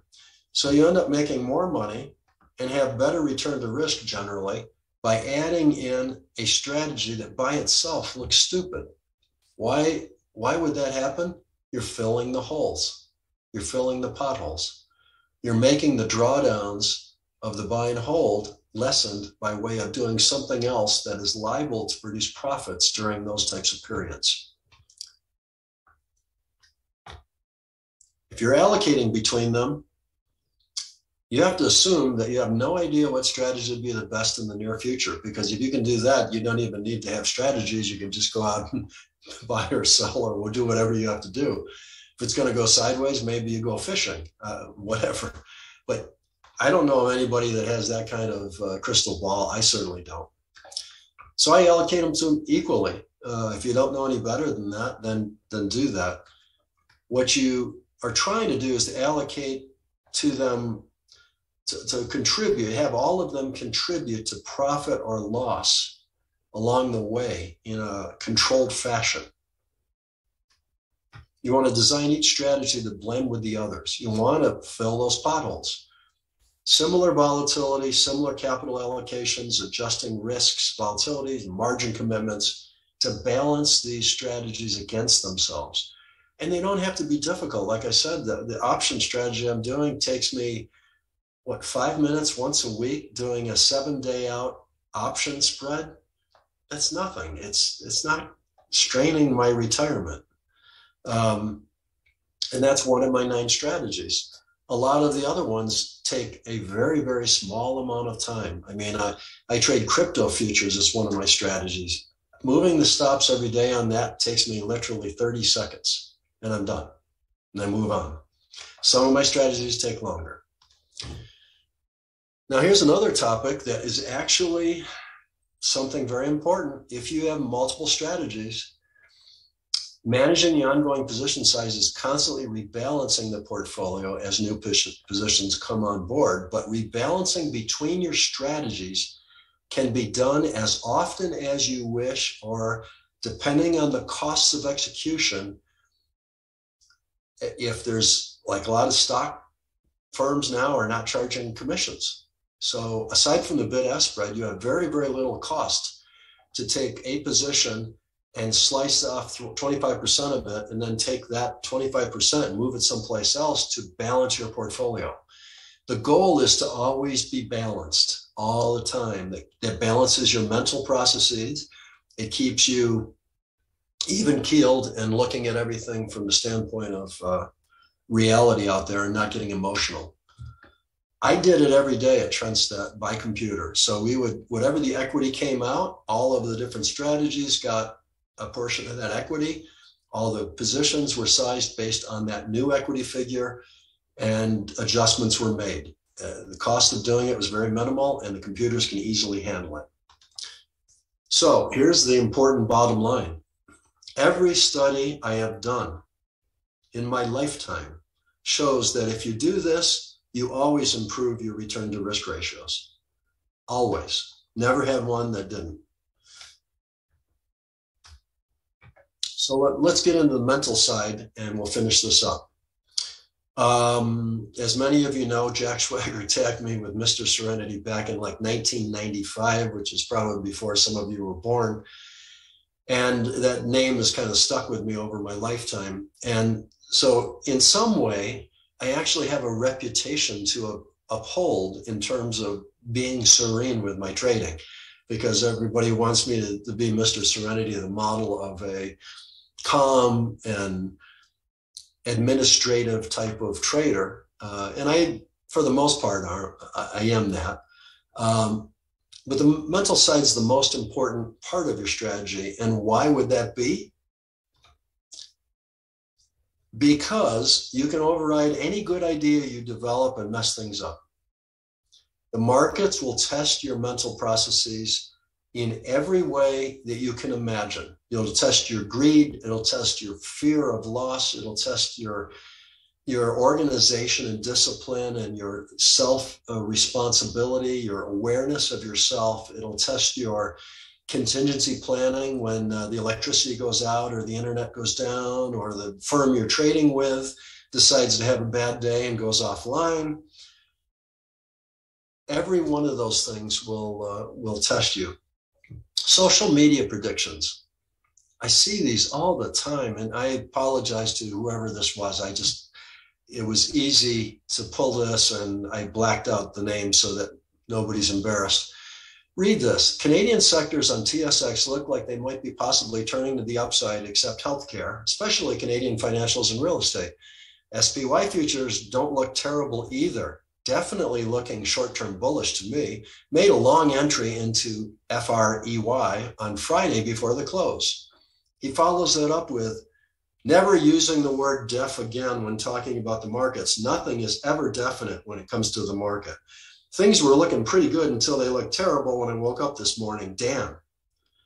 And then he comes a little bit later and says, oh, we're looking good again. SPY on pancake flipping mode, whatever that is. All right. So does this look like a total strategy to you? Going back to my flow chart when we started, this guy, whoever this person is making it up as they go. There's no plan here. There's no strategy. There's no mention of indicators. It's looking this and it's definitely looking that. And then all of a sudden things are not looking that way. This is not the way to trade. You're just creating stress for yourself. Discipline in trading a chart. I see all sorts of people saying we're waiting for the double bottom in 2020 during the COVID because it's got to test the bottom. Well, it didn't test the bottom. It turned around, went straight back up. I had one of the best years of my life. Indicators went over long. I went long. I wasn't predicting. I don't care whether there's a double bottom or not. The indicator goes over, I go long. Quit trying to predict. A good trader just reads what's happening now, this moment, not yesterday, not tomorrow, today, at this moment.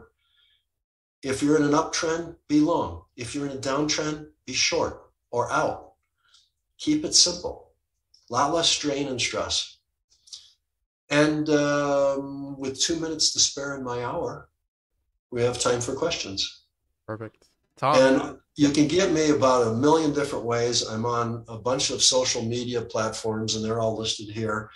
I've been writing thoughts from Enjoy the Ride every now and again when the mood strikes me. I am trying to be retired. And I do have the website, and that's my email address if somebody has a burning question they need to ask me. And with that, we have questions. Yeah, Tom, thank you so much. I think this is a really interesting presentation. I'm looking forward to watching it back and kind of going through it again.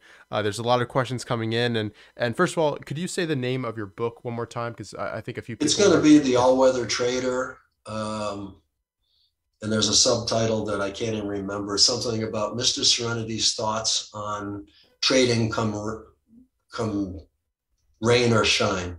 Yeah, I think is the way it's. So that's going to be your new book, but I think people are asking. New book, and I think it's all finished writing-wise. It's been through one edit, and I'm pulling together the illustrations and making them current and quality so people can read them. And that'll go to a graphics department at my publisher. And then I've got one more edit here in-house at our place with my wife, who's a grammar expert. And then that'll go over to the publisher for their final edit. And then 3 months from that point, it hits the streets. So it'll probably be, I'm guessing 6 months, maybe, hopefully by the end of the year. Perfect. And your other book on position sizing, what was the name of that book? That's called Successful Traders Size Their Positions, Why and How. Perfect. Good. And it's like 80 something pages, easy read, lots of formulas to show you how to do it, examples. I wrote that book while my wife was doing rehab for a shoulder surgery that she went through. And every time she would go to the rehab place, I had to drive because she couldn't drive with the shoulder. So I just take my laptop along and crank out another chapter. And by the time her rehab was done, I had a book written. Perfect. Yeah, great. And Ray actually had a question about what software you use to back test and test all your different strategies.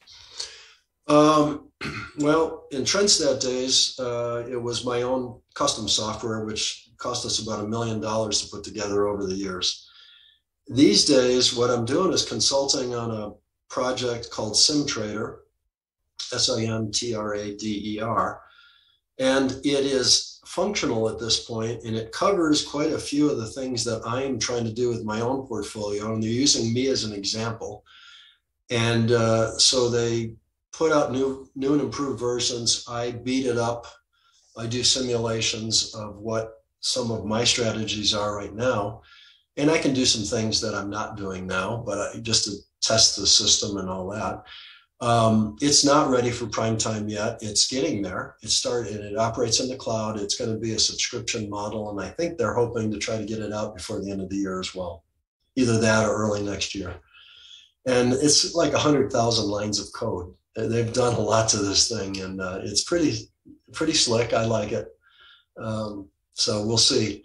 It's not available. I've got probably the access to between the developers and myself. We're the only people that have access to the platform at this point, and it'll be a while before anybody else does. They've got to add a bunch of stuff to it yet. Cool. And I had a question about, you said most of your strategies, because it kind of fits your personality, are trend following. So I'd love to hear if you use any kind of mean reversion type strategies, and also your, the pros and cons of both types. Interestingly enough, I had a conversation with a trader yesterday on exactly this topic. And it was a lady, which is rare because about 80% of the people that come to the website are guys. It's very much a guy's business, apparently. And she was saying she was having a really, really hard time incorporating mean reversion along with her trend following. And she knows that the two are kind of counter-opposed to each other, which makes a lot of sense. It's going to help you fill the pothole. However, lately, with the market just going straight down day after day, in many cases, the poor mean reversion strategies would be mean reversion longs. So you'd be buying on the dips, and they're getting shredded, and the stops are getting taken out, and the market makes new lows. And she sees that, and it's hard to handle mentally. So I told her about what I do. I would have a hard time doing pure mean reversion, which is literally sticking a limit out in the middle of some place, hoping the market comes to my limit, executes me, and then turns around on a dime. You're sort of predicting that the market's going to turn at that point, get you in and then turn and make you profits. There's a lot of predicting going on there, and I don't like that. So what I do is what I showed in my example. I create something very, very short term. I have one strategy of my 9 that I only do when I'm sitting here by the computer, and it involves using 5-minute bars. And I day trade off the 5-minute bars, and I have completely algorithmized position sizing and where I get my buys, where I get my stops, where I take profits, partial profits. Everything is hardwired.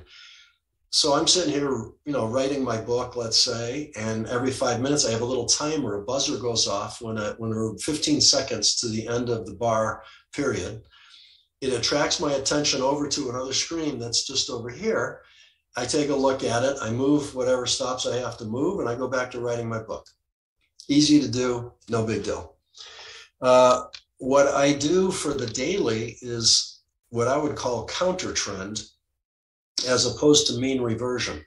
So what I'm doing is looking for overbought, oversold indicators. I like the RSI stochastic, but there's a number of other oscillators that are probably equally good. Choose your favorite, it makes no difference. Once you get an oversold condition, you want to be going long. So what I would do is set up buy stops on a very, very short term basis. Could be a 1-day type of bar. You could be buying above the previous day's high. You could be using a 3-day Keltner band or whatever your favorite buy sell engine is. But because you've gone so short term, you're going to find yourself picking up profits in those nice volatile sideways action. You're going to be in and out and in and out. You're going to do a lot of trades, but you'll probably find that you're not going to have large drawdowns. You'll probably offset some of the drawdown that's created by your longer term trend following. And it essentially has a lot of the characteristics for filling the potholes, as does mean reversion. So I think that they're symbiotic in their relationships. And just by going very, very short term, excessively short term compared to, say, a very long term trend following on the other side, you get a lot of diversification effect. So that's how I handle the problem. Yeah, I think that's a good answer. And I also wanted to ask you, how do you come up with new ideas for strategies, and what would make you go from an idea to actually adopting it and allocating capital from your portfolio?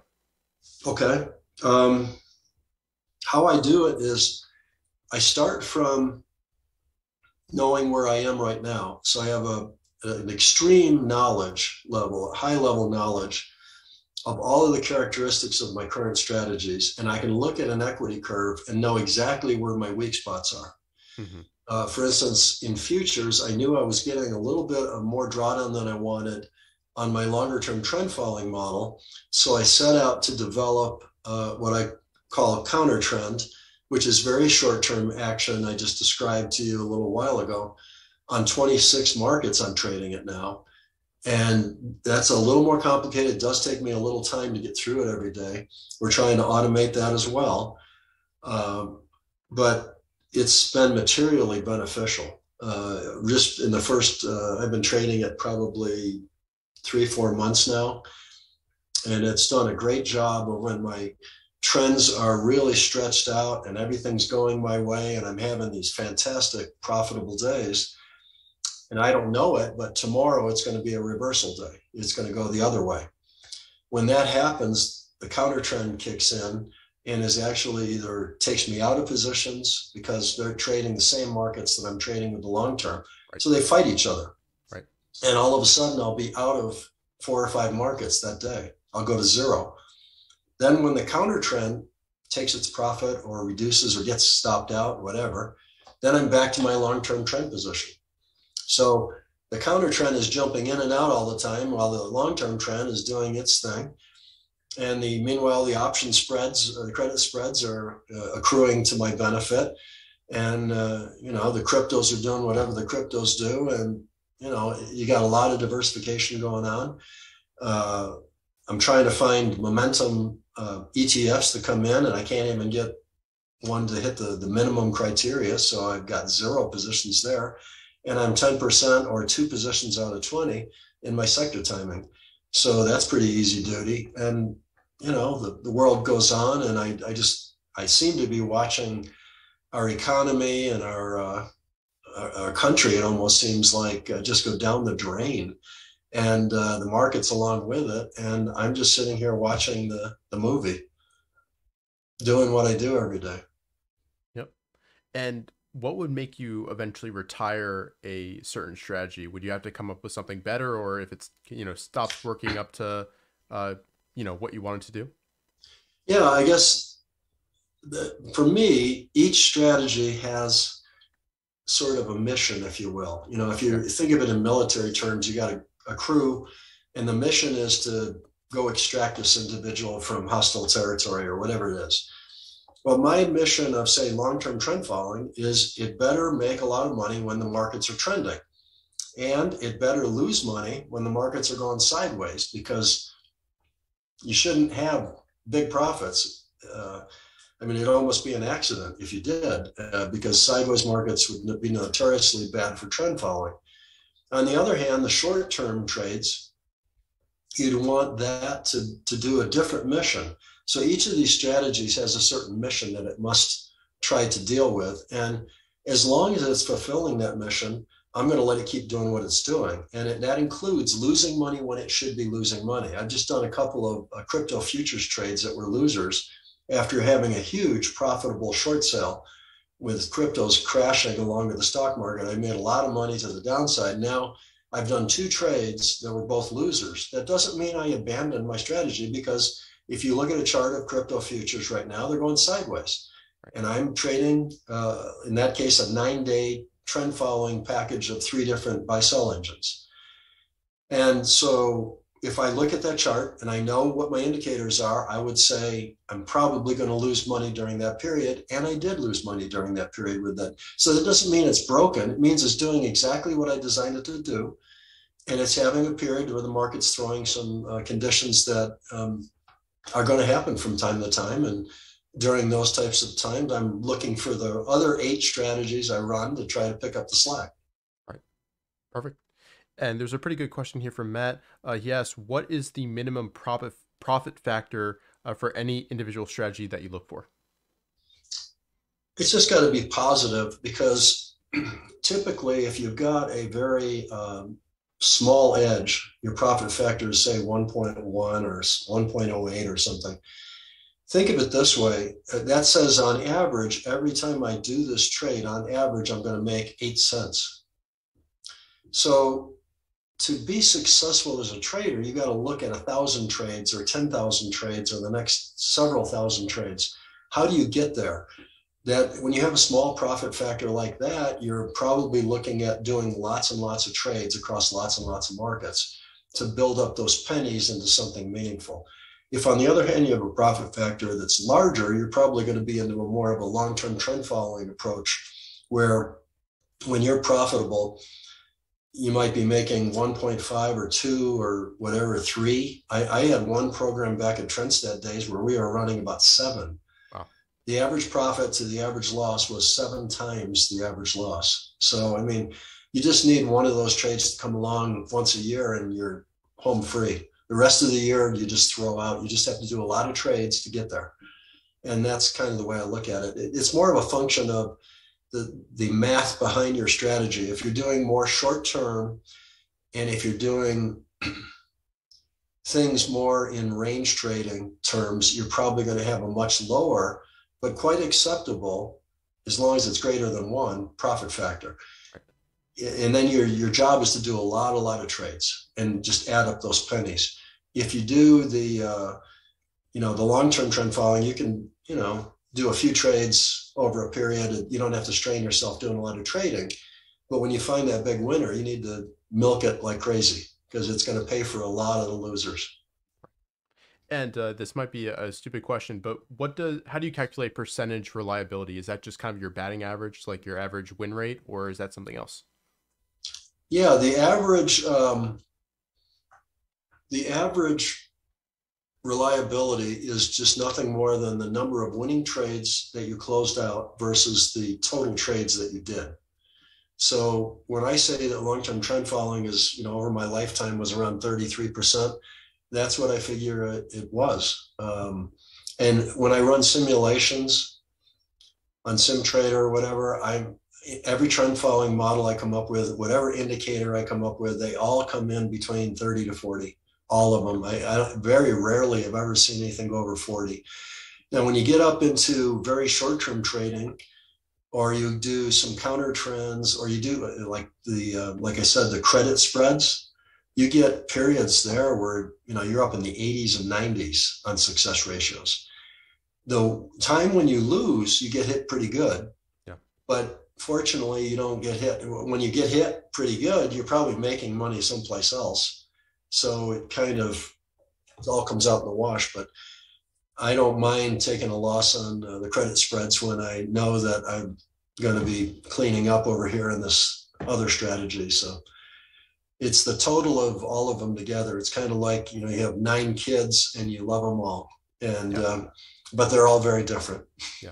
Yeah. Perfect. And I want to ask you, you mentioned those 3 indicators, the different bands that are your favorite indicators. Why is that the case? So what do you like specifically about those? That's a good question. I prefer trend following models that have the ability to change on the fly with changing conditions. And a good example is just the last 2-3 years. You've had unbelievable down with COVID crash, unbelievable up after it with the COVID recovery. You've had 2019, then everything got into 2020 is now going into what appears to be an ongoing bear market. It hasn't shown much sign of life from my viewpoint at all. And the economy doesn't look too good to me either. I think we're in a recession already. I just don't think the official GDP numbers have verified that yet, but I think we've been in it for a while as far as I'm concerned.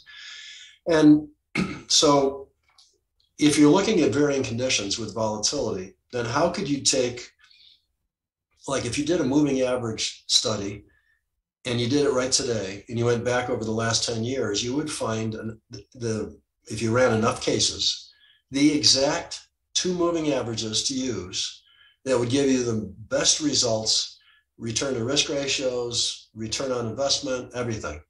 And you'd pick that case and say that was your optimum combination of indicators. But let's say next year we still stay in the bear market and everybody gets tired of it and volatility collapses and nobody's trading anymore and we've washed out a bunch of traders because nobody cares. What was optimum today is not optimum then, maybe. Mm-hmm. So with Donchian channels, you're measuring the top and the bottom of a price range X days. So in volatile periods, those are going to expand. In narrow periods, low volatility, they're going to come together. So the Donchian channels are using prices and the range of prices to change the indicator on the fly. Keltners start with an exponential moving average over the period that you decide. So in my case, I use 21 days a lot because that's about 1 month and that's about all I care about being retired and everything. I don't want to sit here in front of a computer all day. Yeah. So 21 days, that's easy. So exponential 21 days, no big deal. Then it's going to put a band on top and bottom based on what? ATR, which is volatility. Right. So as volatility gets larger, the bands get wider apart. And as volatility gets narrower, the bands get tighter. Perfect. So it's adjusting on the fly to volatility.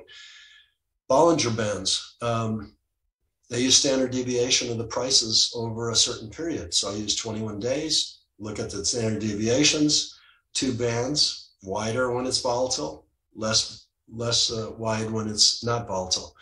That way I don't have to sit here and be re-optimizing my indicators once a month or once a year or any other period. They sort of optimize themselves, and that keeps the indicators far more robust. And then the other thing I do by combining them together, Donchians have price levels. Yeah. You get in situations like the COVID crash where the prices go one direction and fast.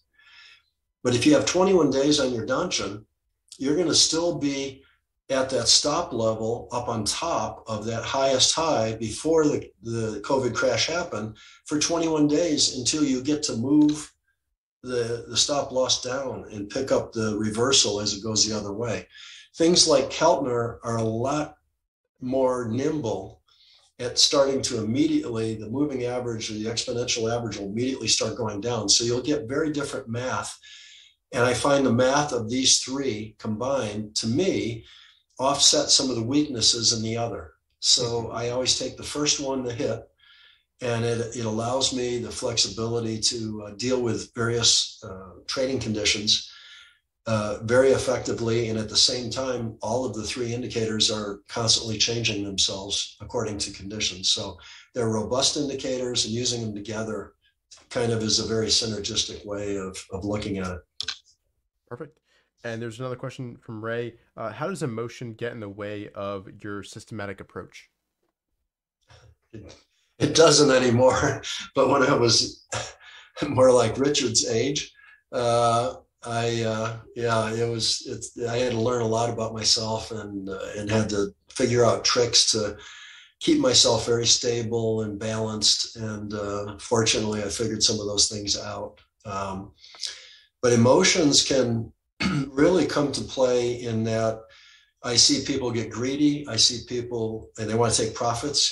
Hey, you take a profit, you go out to dinner tonight and buy a steak and have a bottle of wine.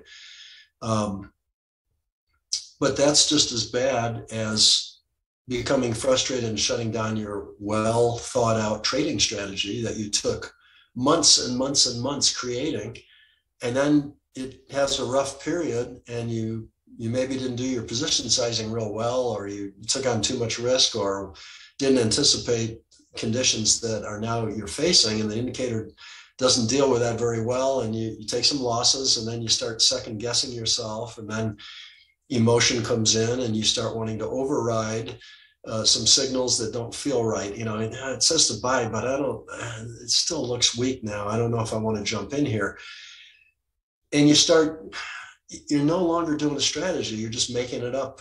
And emotion is justifying that because you feel better about trying to do it. But all you're doing is building more and more stress and more emotion into your trading, because now you're starting to predict, you're starting to say, I'll take this signal and not that one.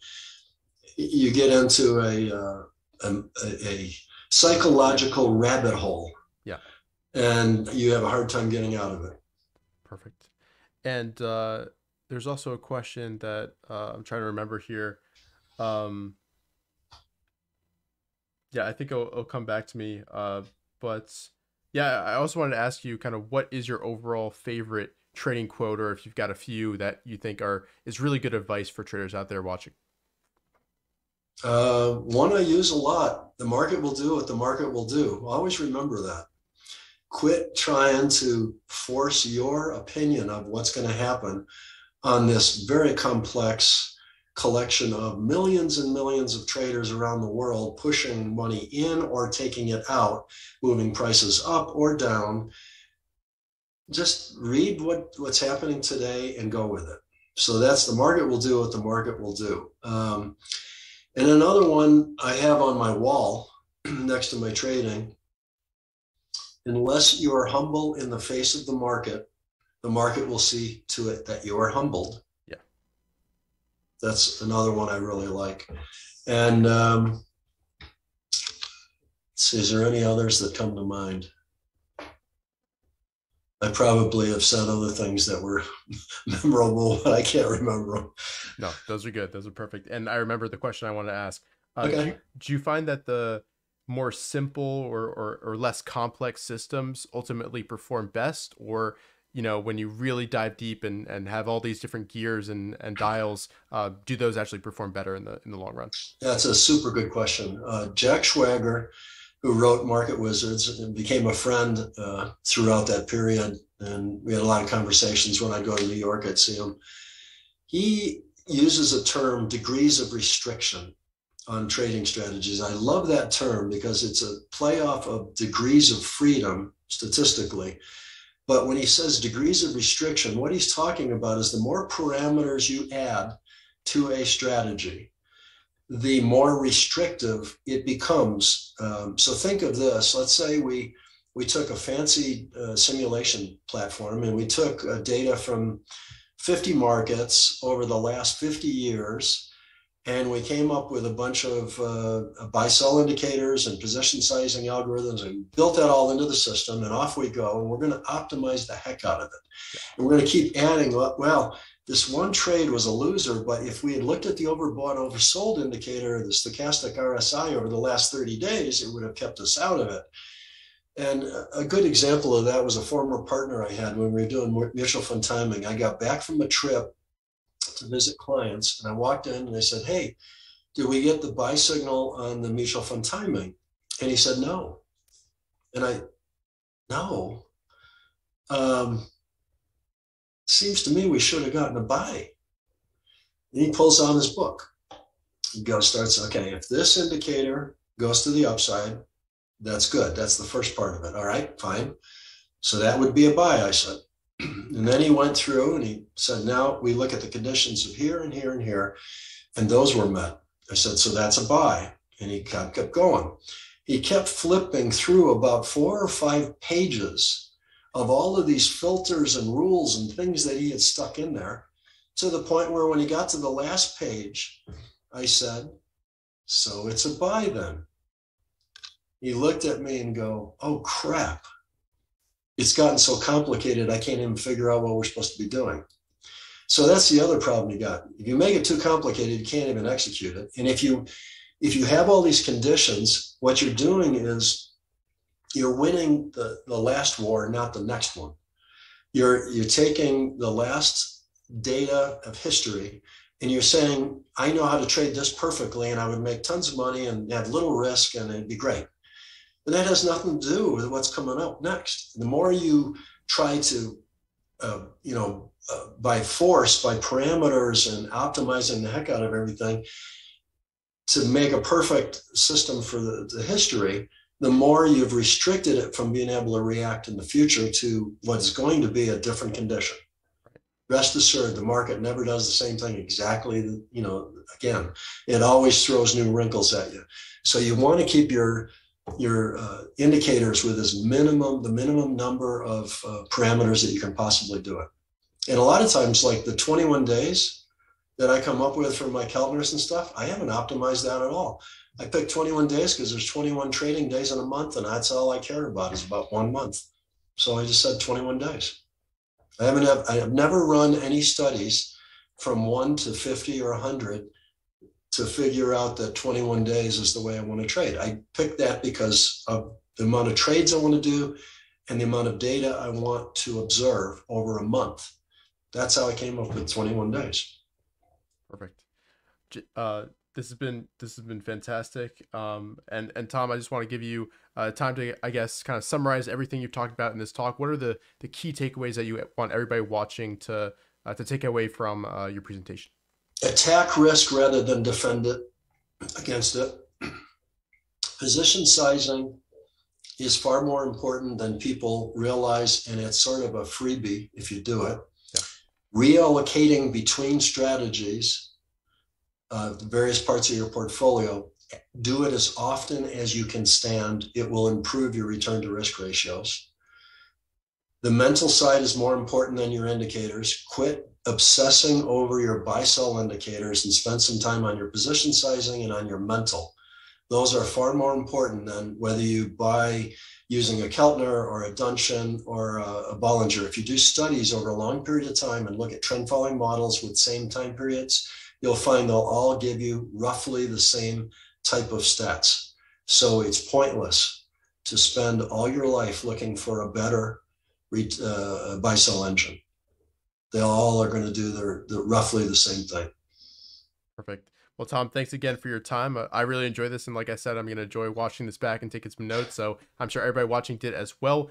Make sure if you're enjoying the stream today, go ahead and leave a like and subscribe to the channel. And Tom, thanks again. And we'll be right back with Leif Soreide in just about 5 minutes or so. So thanks again, Tom, and we'll be right back. Thank you, Richard.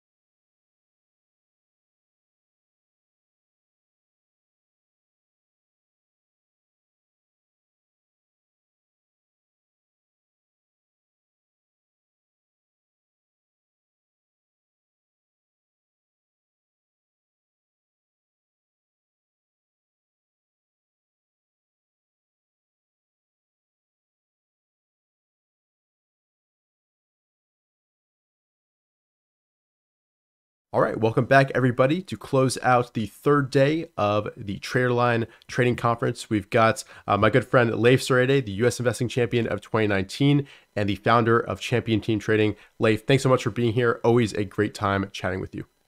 Hey, thanks so much for having me, Richard. Congrats on the conference. A lot of big names up there. It's an honor to be amongst them, and it's nice to be able to come out here and give me a little bit of leeway. Obviously, I could kind of do whatever I want, and today's the know your market signal. I feel like it's the right message at the right time. Maybe right. We'll get some ideas out there. Maybe some of the stuff is basic, and then we're going to go maybe a little further with the signal within the signal, get a little bit creative, and give some ideas about how to protect your account better and recognize the environment you're in and know when to press your bets. And that's what this is going to be called know your market signal, and preserving your account and pressing your bets at the right time. I mean, that's kind of key. And you asked me to go about myself. I mean, I founded Champion Team Trading, which is kind of a platform where I journal all our thinking behind the different swing trades that we do. And it's an educational platform, and that's a lot of fun. And that's been going on since 2020. I won the U.S. Investing Championship in 2019, and went to this FinTwit conference, and a lot of traders have reached out to me, mostly because of the win and all that, and trying to be useful. But you don't have to win maybe a trading contest to be to get known and stuff. You just have to be useful. That's really a good tip for anybody out there. If you're on Twitter, on finance Twitter, there's a lot of guys that are super useful that I follow that are not even in the contest, and you have to take ideas where you can, and some people do a lot of work there, and that's kind of a good thing to do. So I also have an MBA in finance. I'm kind of an entrepreneur turned trader in a way. It's just kind of the natural progression for somebody that I've sold some businesses, and then you start protecting your money more aggressively. I come from a trend following background. It's obviously doing a lot of O'Neill style breakouts, and kind of going from there, getting more competitive as I go, and just making it full time eventually, because when that's the only thing you want to do. That's maybe the right time to go full time, doing stuff like this and trading full time, when it's overwhelming your business interests and stuff, and all you want to do is look at the stocks and trade them. So that's kind of a clue for me, is when I'd rather do this than almost anything else. So look at the stocks all day, talk about them, and trade it. Trading is a lot of fun. So, and you got to know when to trade it, and that's the purpose of the interview here. So you got to know your market signal. And I guess we can go ahead and get into it right here. And let's dive right in. The signal components. So this is something I have on my platform, which is, in a downtrend, you're on red signal most of the time, or yellow or something like that, because you're having a faster, more difficult environment. And it's really a read of the level of difficulty. That's the key. And I've seen other people kind of adopt this, color coding as, this is nothing super proprietary about that, but this is sort of how I look at it. And this is a problem that I had when I was, aggressively swing trading, previously, when I was kind of missing a few things. There's more to it than just finding the best setups. And sometimes finding the best setups in a downtrend is a disaster, because you're missing the full picture. You're not seeing all the ones that are falling apart, that are busting open and throwing back constantly. If you're really good at finding setups, that can be to your detriment, and we're gonna get into that and how to get away from that in a way, and that has to do with maybe even looking into shorting stocks and learning that. So, but one of the signal components, obviously, looking at the last trades and seeing if they're working. Is your universe improving? And we're all gonna have different universe of stocks that we trade, and you have to have certain criteria. Obviously, we're gonna get into that. And these components of the signal can be mixed, and I'll do this from time to time. Like at the end of the 2020 run, I was actually on yellow signal, because I knew we were coming to the end of the run, as I was like February 11th in 2021 going to red signal from way over green size, using yellow risk management. So you start to combine some of the components. You start to go a little faster as things get more difficult, moving your stops up. And so there's a lot of art to it. There's no one thing that'll say, okay, you have to be this certain size. It's just, these are typical levels. It's just something to consider as ballpark, right? So If things are really difficult coming from cash, you're on red signal. You're trying to build your way up to 25% invested, and and get better than that on the heels of success, of course. And it's all about being faster at that level. If you're on a red signal, most of the trades aren't working, or they're getting blown up. So you're taking some profits quickly, moving some stop to even, and then you're protecting your account. And that's the key. You don't want to lose on the red signal. You want to be around for that time you can move up and have an easier time of it. You want to know if growth versus value, which one's winning. If it's all value, maybe it's more of a kind of risk-off environment where money is finding their way. And I'll get into more of this, but if it's very choppy, the conditions are choppy, of course, you have to recognize that. And that's, you have to actually track other stocks that are the ones you're not trading too, and see if things are blowing up around you. And maybe sometimes we'll get into that too, but you can get lucky walking through this sort of minefield, not step on any bad ones, and then work your way up the signal. But you have to recognize that sometimes that's just luck, and you still have to be faster. You can't just expect a new trend to form on whatever you bought if you're in an overall downtrend. And that's really where we're at now. We're in kind of a bear right here. So are stocks falling apart under the surface? And are the indices being held up by mega caps, which is kind of the prank that the market pulled on us really in the last year or so. So a lot of people were saying, oh, the indices are going higher, and we're going to show that how people were chasing that, but under the surface, the stocks were not doing well unless you were trading the large cap growth that was holding it up. Okay, so the signal within the signal. So this is just like Inception, right? Like that movie Inception. There's always a deeper dive you can do here. You got to deep dive your trades. And what's the MFE on your trades? A maximum favorable excursion, meaning how far out have your trades gotten, and where should you be booking these profits? And some of that you need to track outside of what you're trading too. It's not just what you're trading, it's what you see around you, and that's some of the art too. And you have to see that. You have to see what the breadth indicators are telling you. Are only select groups working or not? If the select groups are mostly risky biotechs, right off the lows, and that's where you're going to go. And that's actually one of my last trades, and I'll show that one later. But what are the groups telling you? If they're all healthcare, that's kind of like safety stuff. So that's really not my universe. I don't want to trade those. I mean, I will from time to time, but you want to get faster moving stocks. If you're a swing trader like me, who's more aggressive, you want to see that kind of action. And like I said, if you're having success on this red signal, maybe in a downtrend, just by getting lucky, maybe you just, you happen to buy stocks that just turn around and rip.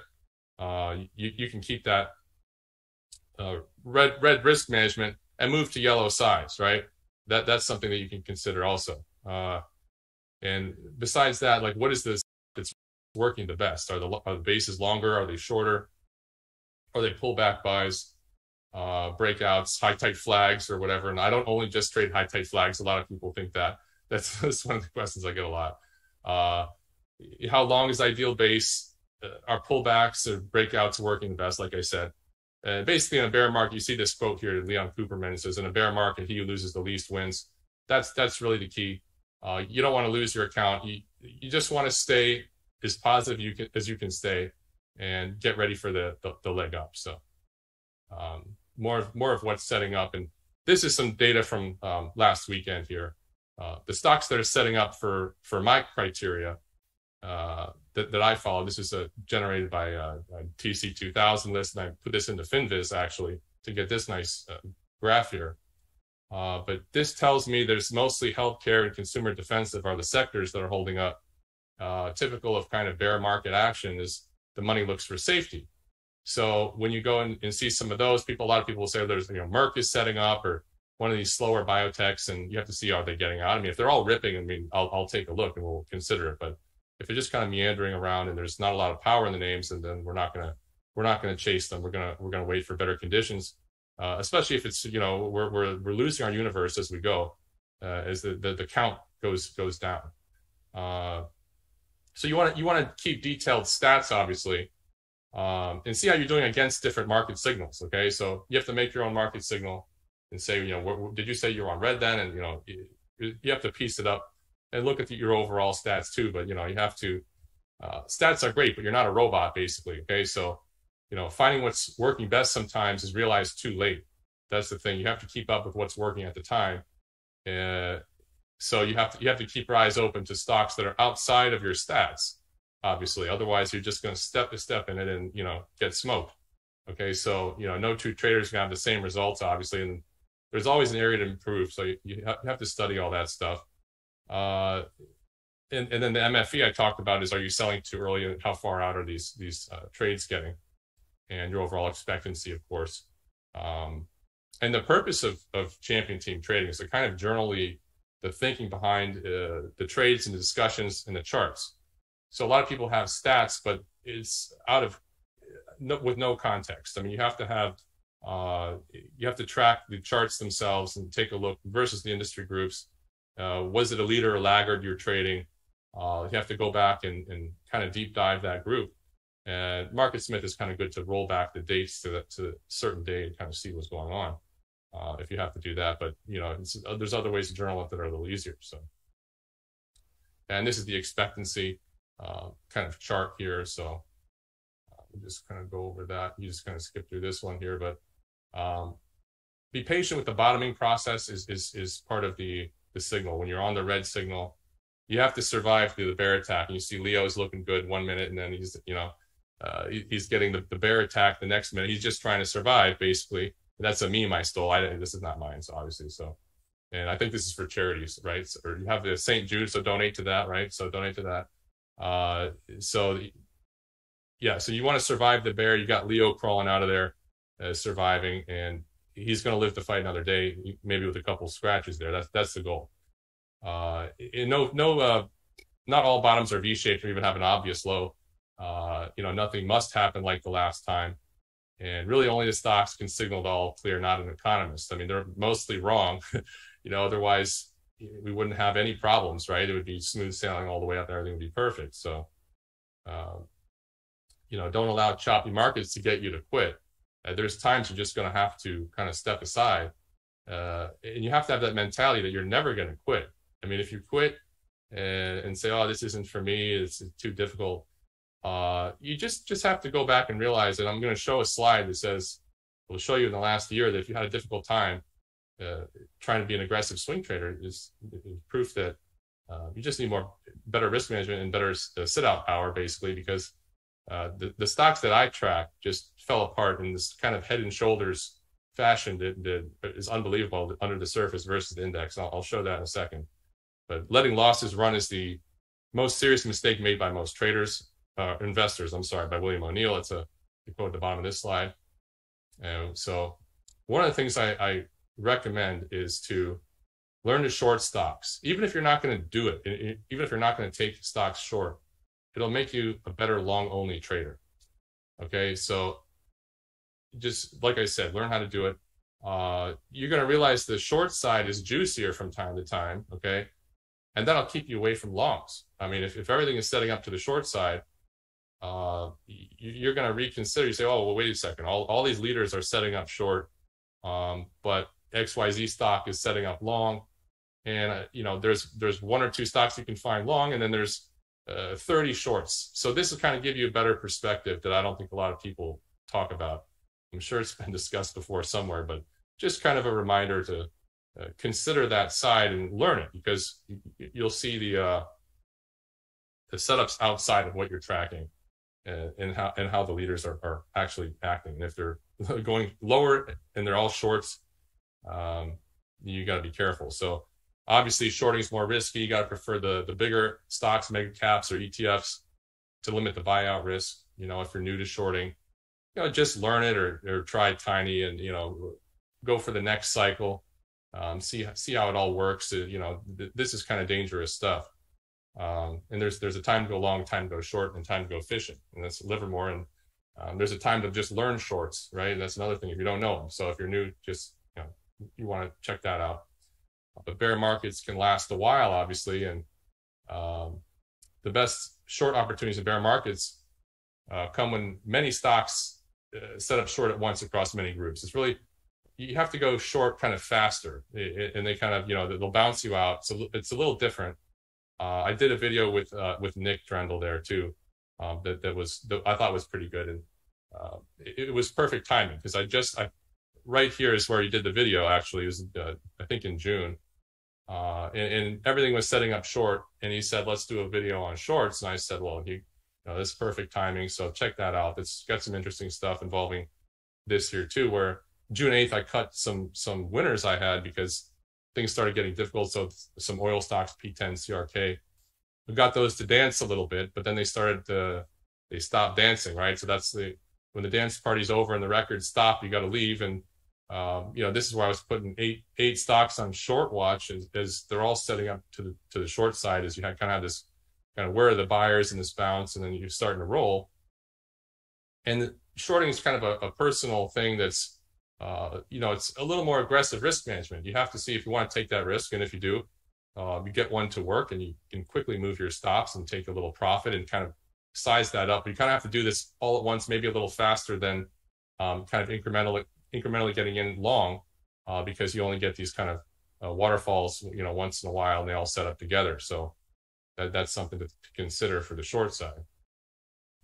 So you got to be a little faster there. But something I focus on is the CTT trending stocks, and that's on my platform. It's a custom list I generate from TC2000, based on the Minerva trend template criteria, some of that, and Weinstein stage analysis, kind of positive sloping 200-day moving average, because we don't want flat moving average like so. There's ENPH and some other ones I was just going over recently, IONS. 200-day moving average is just flat. It's kind of basis to nowhere. It's a little bit harder to time that kind of stage 2 uptrend out of a base like that. When they're already in these kind of sloping and uptrending areas, you're going to find that when they're all separate, you're going to have the bases looking better in uptrends. And you want to get those tight right sides of the bases and focus on that. And other technicals that I put in the filter is you can actually filter out slower moving stocks. And I use filters for that that'll cut out a tobacco stock or a pharma stock. If the price movement's too slow, it won't be in the universe. And that's all part of the back test that I'm going to show with the CTT trend count. And that helps to get mergers out. Mergers make the list all the time, and everybody says, "Oh, that's so tight," But if it's so tight like that, it'll be off my list because the price isn't moving around enough. It's a kind of a slow stock at some point, not the first few days, but eventually it'll get kicked off the list. And I do this list updated daily.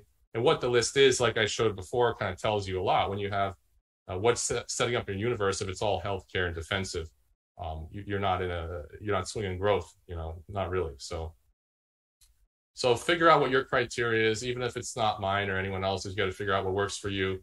And your favorite FinTwitter tweeted XYZ is setting up. Now what are you going to do? You get sucked in this way. Just never consider a stock that doesn't fit your criteria.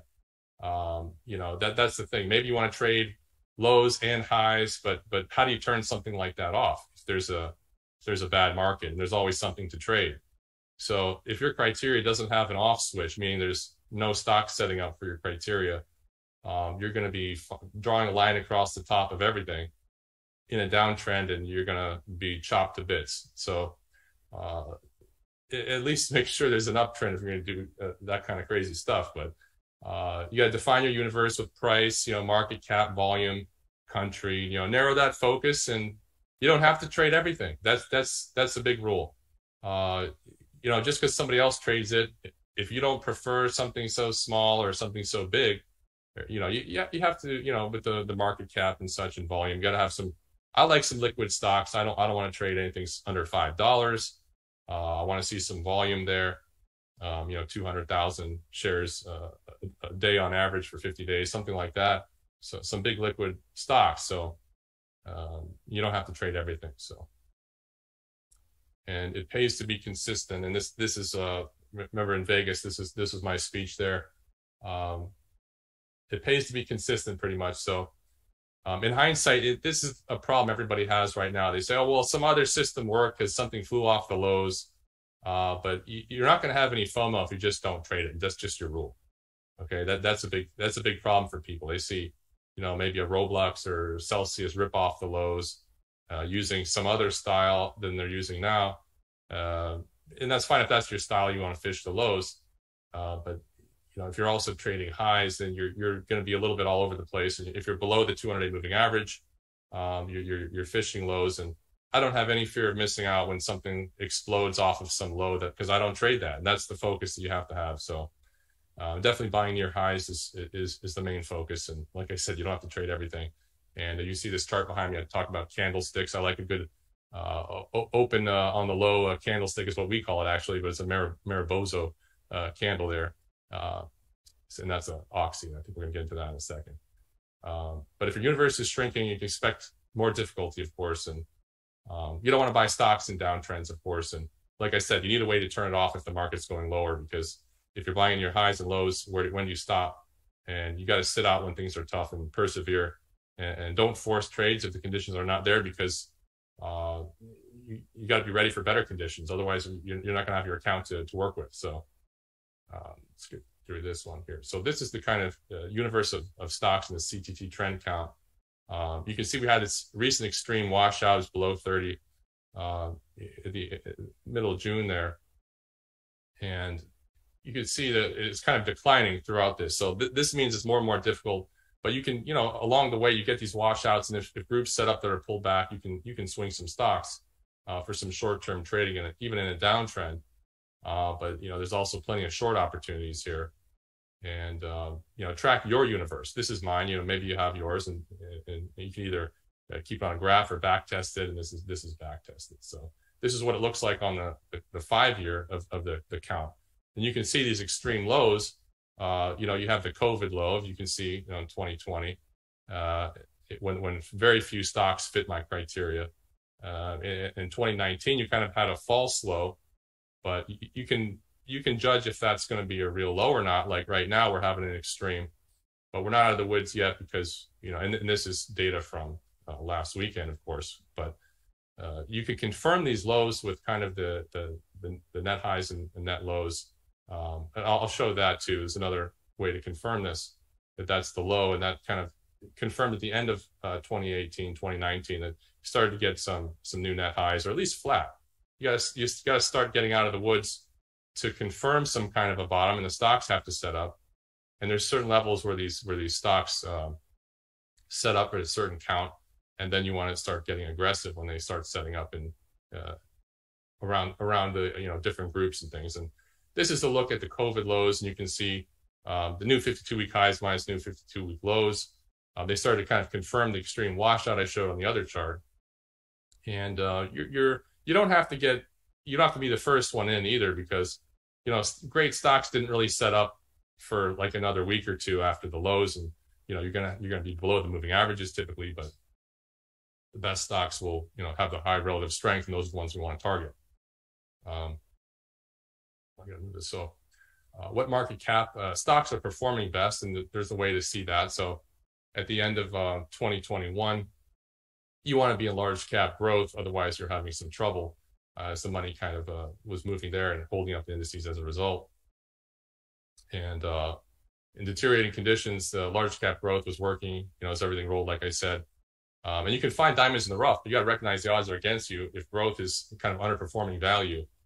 This is the other thing. So this kind of help visualize, what market cap stocks you might want to target, what's pulled back the most, and what's turning up. So it's kind of an interesting way to look at it. And you can kind of see what I'm doing there and make that yourself on stock charts. You freeze frame it. Another look at, let me move myself off here. So we have deteriorating breadth here is stocks in the NASDAQ over the 200-day moving average kind of were falling apart all year while the indices were going higher, while the NASDAQ was going higher.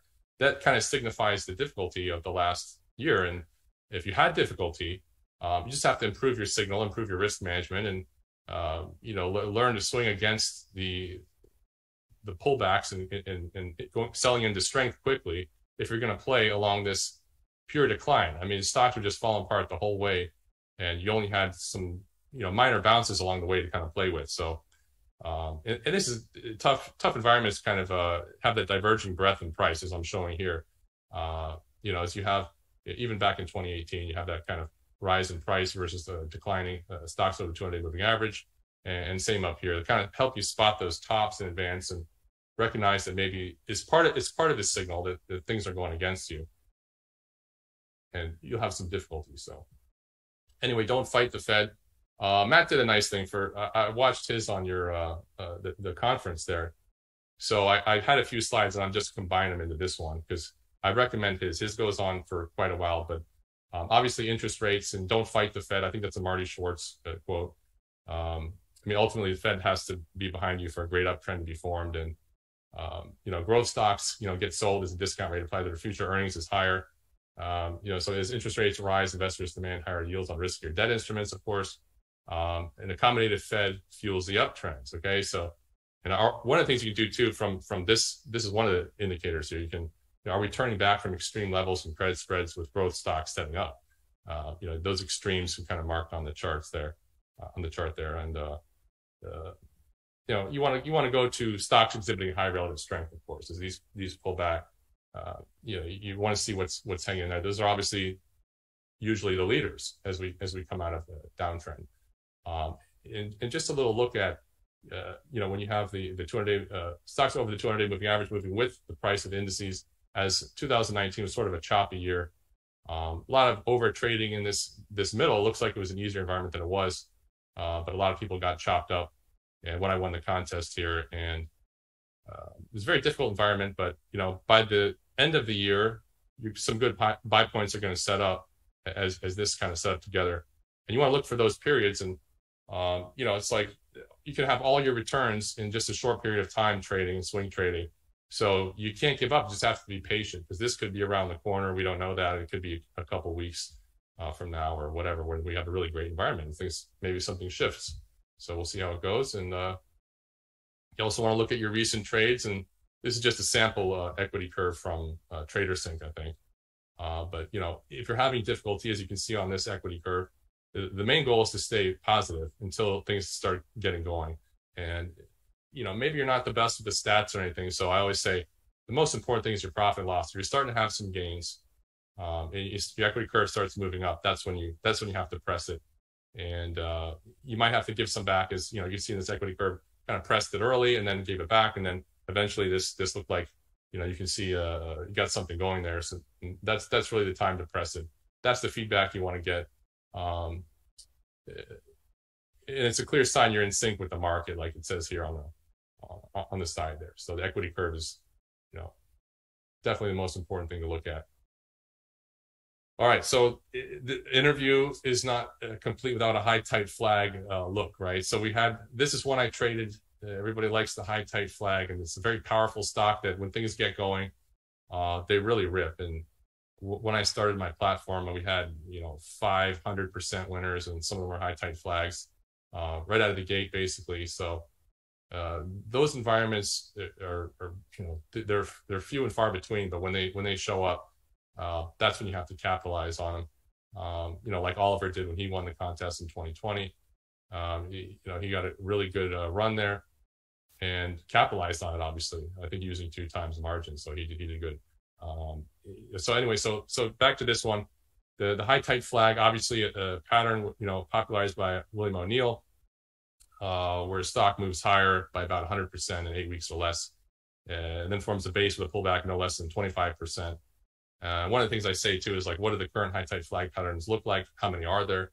I remember in 2020 we were going through 50 possibilities or something like that, trying to find which one we were going to attack. But LNTH is sort of the leader at the moment, and you see the initial buy point's a little aggressive, getting out there, selling some into strength, stopping even, finding another one because there's no cushion into earnings. You want to get out. The second buy is marked in red, the rebuy. This time selling 2 sales, selling a little more and stopping even on the rest. We're trying to play for a bigger move ultimately in one of these. And at some point I feel like this is going to go. And I tried to get it on the end here with the follow through day, did a little aggressive buy kind of over there, sold some of the strength. And I noted, this is difficult, probably stop even if that's what you want to do or something like that. If someone took the trade like this, but I got caught in the rest of it on this one here. So a lot of the high tight flags recently, they're very rare to start with. but it's kind of rare that they're all commodity stocks. Okay, so when you get these commodity stocks, there's really no N in Can Slim, meaning new. There's nothing new to it. It's a coal stock, very old technology, but what's new is, I guess, the prices are higher. So, this ended up throwing back to 105 from here. So you're not getting much, once these are that extended, the throwback rate is very high. So I think trading these more aggressively made sense. And you can always go back and analyze your trade. And, one of the things I could have done this year is sell a little faster instead of giving it so much back even. There's all the things you can do to analyze your trades.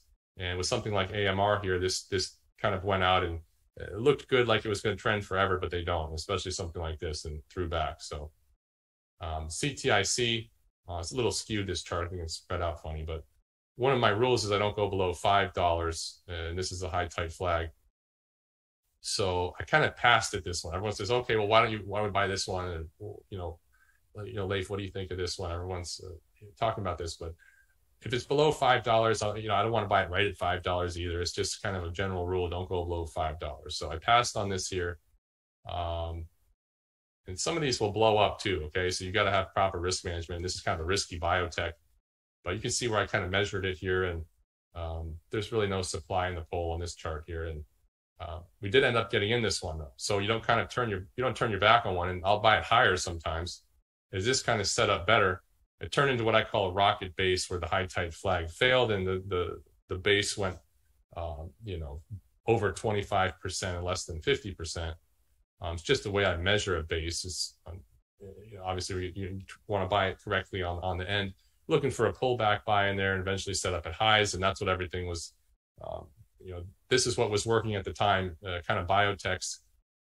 There's a few at the highs that got out, and I sold most of it this time, some up 10% and then 5%, and closed out most of it right into strength, because the market is just too choppy and difficult, and hit even on the trailer. And maybe we'll get back in it. I don't know what I'm going to do with this one. It's not one I want to put my whole account in either. So, because it's kind of no earnings, speculative biotech, smaller, all that. So a little riskier, but in great environments, these can get out and really be rewarding. So, one of the things also that I talk about is what is not a high tight flag, in my opinion. Okay, I don't want to start a thing where I have a rule everyone has to follow, but there's some room for interpretation of the high tight flag. And the way I do it is make sure that there's no supply in the pole. Okay, the rise is the pole. This measurement with the 118% off the low in 8 weeks or less, and then you have this kind of 25% or less correction in the flag. That's sort of high tight flag measurements, but you're really just back to highs. If you see all the supply, the volume by price I put on this chart on the side, there's basically a base up here in the pole. The 50 days not even over the 200 days, so it's another problem. So really this is just kind of a high handle to me on top of a base, but it's got power. And what I'd like to see is a 6 to 8 week base up here now. But I typically don't trade Chinese stocks. We're just talking about the technicals here. And what I would say, what I personally don't treat as a high tight flag. I would demand more time out of this. And you can see maybe a little mini spots on this, in this flag, that everybody probably tried to buy it, but it's just early. So, that's what I said. I want to see more time. That's what I do. And, you have this, a full base in the pole, that's it. That's not a high tight flag. I demand more time. So, Celsius is kind of a newer issue, I think, at the time when I traded this. This one, it got out over 100%, made the nice high tight flag, and sort of a textbook example, sort of 3 to 5 week base. And you're looking for as early of an entry as you can. Wherever you can find a decent pivot. This is 4 days, kind of fired up. Opened on the low, kind of pressed out on some volume. And then you're selling up into this strength here. And this went to $100, but from this spot.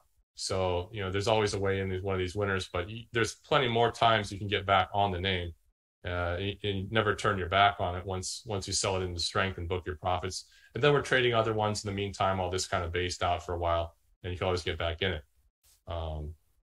So usually I'd close most of the high tight flag up 100% or so. And this is typical of really great environments. I'm not trying to say this is what's going to happen right now. You got to have an uptrend and the other things for the kind of green signal. But these can be kind of in the universe by themselves. If you do have a new popular company that comes out, they can live in their own universe and kind of do this trend without the market. So like I said, there's more spots to get back in. And if you want to get a scan for it, this is one of the scans we use. You could email us at Champion Team Trading for this scan. And some of the stuff can take off the average true range. You want volatility kind of moderating. These are all kind of ideas and ways to see like a nice buy point on it too. And then considerations for what exchange you want to trade on, market cap, things like that. But you want that, and I suggested to somebody the other day that maybe you want to open it up to see 80% rise and stuff like that. So you can start to track them. You're not going to have to go through too many extra stocks usually to see that. But in this environment, you're not getting too many of these. But the other real trading technique I used is average true range.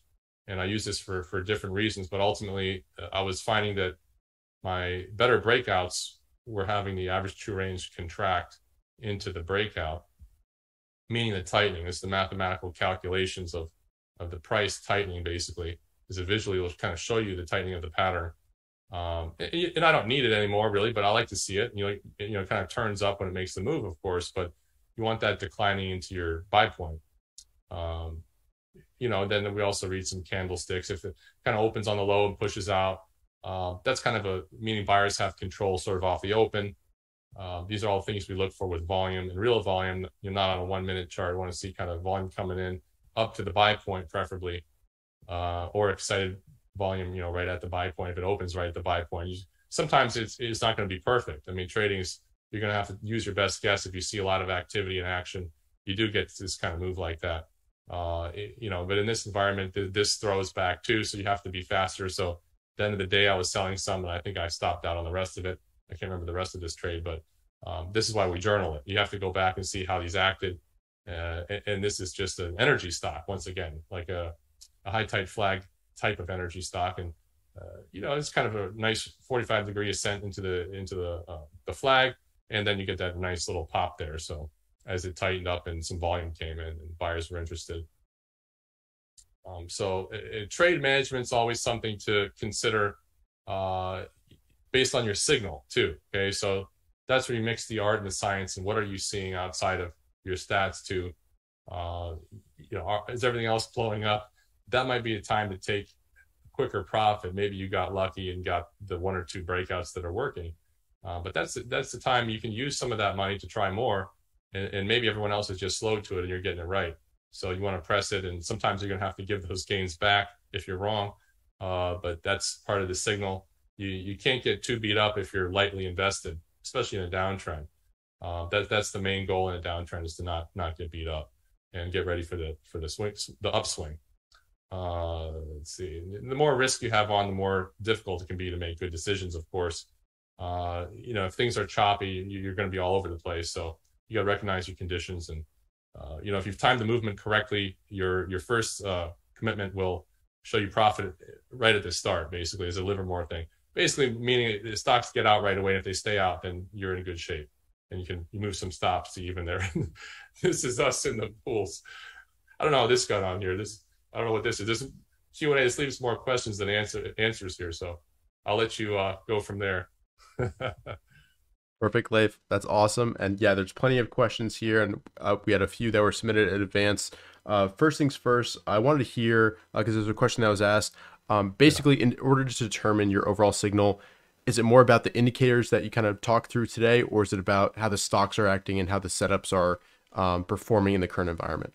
Yeah, I mean, once again, it ultimately comes down to the stocks that you track. I mean, if they're not there and there's no setups, you can't just throw your money at anything. And like I said, with the LNTH, the last one, that's the best one I could find after a follow through day one, a little bit of risk. So, you have to stay in your universe. And if your universe there's nothing to buy, and you're really forcing it, then don't buy anything. I mean, that's the key. It doesn't matter if the index goes sky high. And that's what happened to us in the last year, as we showed that when the index went higher, we had difficult conditions, and a lot of people were chasing that with, full size, and that's what's going to get you really chopped to bits. So yeah, perfect. And you mentioned previously about focusing on stocks that actually kind of move. Can you talk a little bit about that and kind of how you restrict your universe list to, make sure that you're focusing on stocks that can actually make a substantial, move in a short period of time? Yeah, so the average daily range is what we look at. We want to see, a certain percentage of the average daily range over 20 days. We want to see it moving.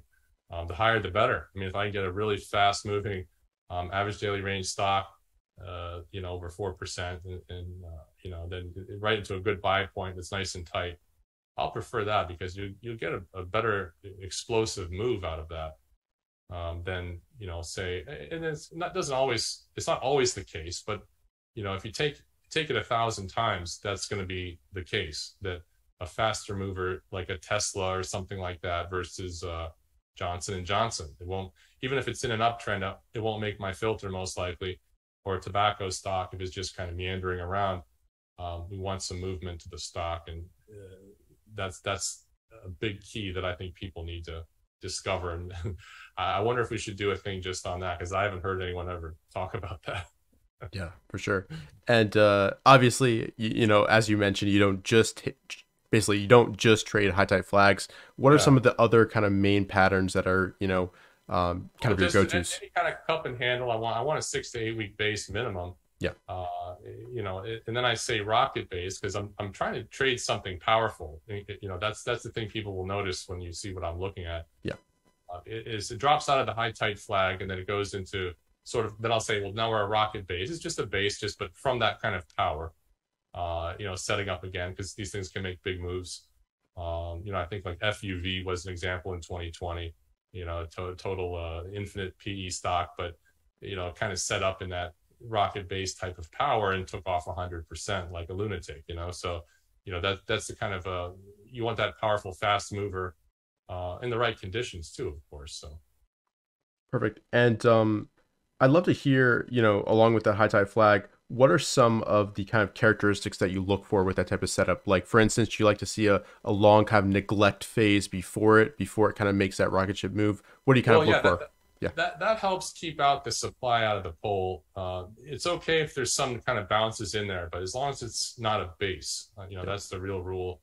Not too high in the pole either, and distant. Like, I don't know what Weinstein says, but something about, once you get to a year or, that overhead supply, you want that back in the past, if that is in the pole.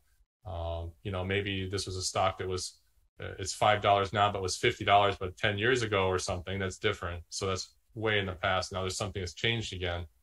Dormant state is really good. But, you could see Oxy kind of making that 45-degree ascent also.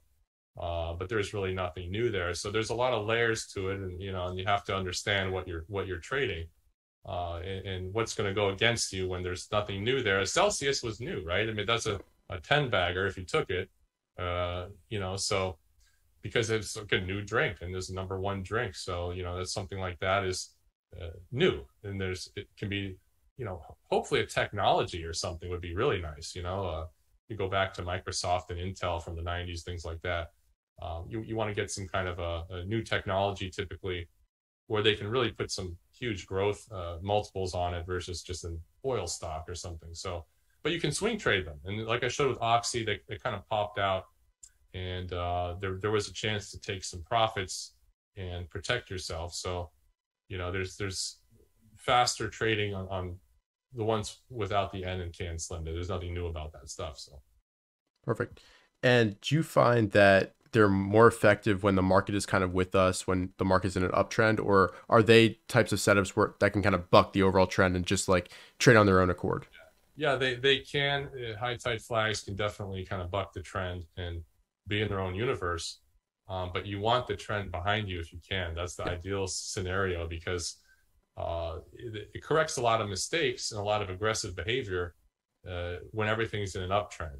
Okay, if you're trying to high tight flag and in a downtrend, there may be a holder, and this is the mutual holders rules, is what I have, that is getting completely smoked on some other trades and is using your little pop to get out because it's difficult. And and your Celsius energy back then, if that was in a downtrend, they might own, Peloton that went down huge, so they have to cover their losses, and they're mutually holding these. What are these holders holding? And that's another thing. So they're going to be holding other garbage. If you're going in a downtrend, you're going to be getting killed on some. If you're a fund, probably, so you have to cover some of that, and that can limit it in a way, but it doesn't have to, depending on what it is, of course. So there's a lot of layers to it, but it's just some things to consider, I guess. Yep. And there's a question about, on a typical year, how many kind of high tight flag type opportunities do you typically see? Wow. This year, I mean, there's been plenty. I mean, there's I don't have any problem finding them, and there's, that's the thing, but how far they go out is a different story. Right. But then, like I said, in 2020, coming up of the COVID lows, we had that large run into 2021. And I think I had, 30 to 50 to choose from. And of course, they're not all setting up at once. So you narrow it down and you come in and focus on those, and you're tracking the other ones. But we're tracking, all kinds of swing trades, just regular basis, cups and handles and everything else. And the average true range contracting is going to be typical of any VCP. Everybody trades those. I look for stuff like that too. And, that's all in uptrends. I don't buy downtrends. I don't average when they go lower, because what did Paul Tudor Jones say? Losers average losers. So we don't add to our losers. So that's key. And so we trade all the fast movers, and as they set up bases, basically. Perfect. And overall, there's a question about, how are you kind of treating this year? How are you trading it? What type of groups have you been focused on, and in which periods?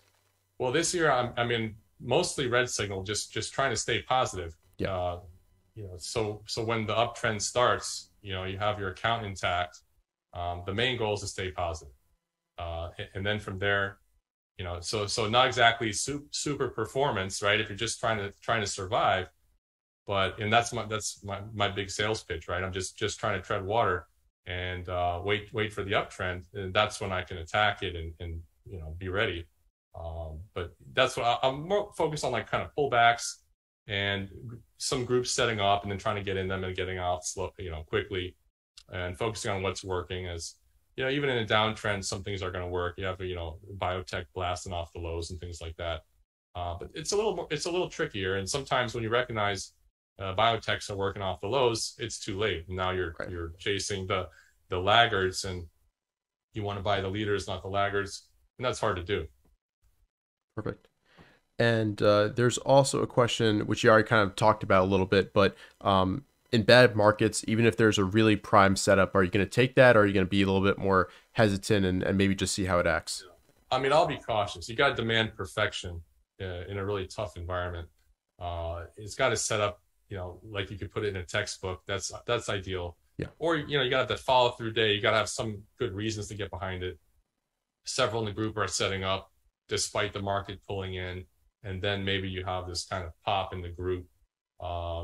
If you combine all this stuff together, you can swing some, into strength as the market kind of bounces along the way lower, even if we may have made the ultimate lows. We'll have to see in hindsight.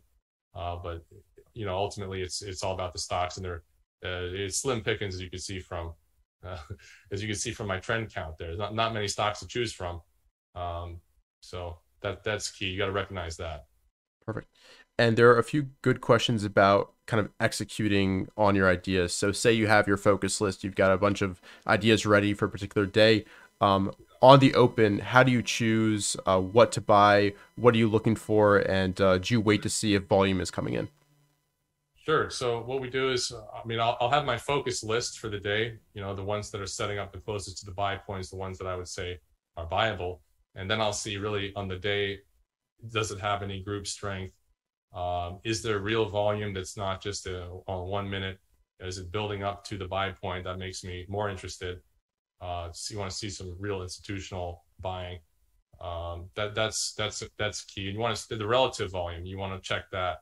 Right. And I use different tools for that. TC2000, FinViz, MarketSmith has some stuff that shows up kind of later off the open, but that's good too.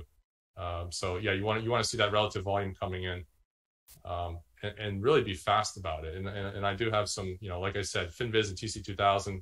that'll help you right off the open, kind of see, on your list and your quick focus list. I mean, you can put a huge list up there. It'll sort by RVOL right off the open, and you'll see which ones are popping. But you want to be focused and not go so wide for your own trading. You want to start in there with a plan and focus on your checklist. What are the groups doing? Is there volume there? What is the market doing on the day and all that? So there's a lot of stuff to consider. But you do want to see volume, but it doesn't always have to be there. Stocks can still work without them, of course, without the volume, and that can come in later. But you want to stack the odds in your favor, right? I mean, you want to see, you want them to show you one of their cards or something, right? If you're like playing poker, you get a little edge there. So that's what you want to see. And do you execute most of your trades, in the first 30 minutes of the day, or does it really depend? I know some people like to trade right there, but some people say there's a lot of noise and wait till the end of the day. How do you personally handle it? I will trade earlier in the day typically, and that's when, if the volume and the traders show up and the buyers and institutions show up to a stock that's going to go that day, I want to be involved. So typically earlier in the day, I don't have a rule. I'd like to wait a few minutes off the open to see if I'm getting faked out, but I've gone as early as a few minutes off the open or 1 minute off the open, if it's the right setup and it looks perfect and there's some volume there. So, and you talked about that candle. I forget the actual term, but where the open is pretty much the low. Can you talk about kind of what that signifies for you and why you like that? That's something I want to see too. So there's a lot of stuff to see, and with experience and practice and studying the actual, not your stats, you're studying the charts. You got to see that. The ones that are great kind of open on the low, and it's called the I can't even say it myself. Bozu candle is a candlestick pattern, but we just say open equals low because it's a math problem for us, because we'll have this check, and I have this for TC2000. It'll show if it opened on the low, and then the check right next to it. So we have all this extra stuff going for us, and that puts it in our favor. And you have enough checks from the technicals to match your own ideas and your own study. But opening on the low and pushing higher means that right off the open, the buyers are in control, and it didn't check back below that level at all. And that's what I want to see ideally. And of course, you can have a light fluctuation, very, very little. We'll still, prefer this type of candlestick, but ideally straight up, from open equals low to a good breakout. Perfect. And the buy point too. Yeah, perfect.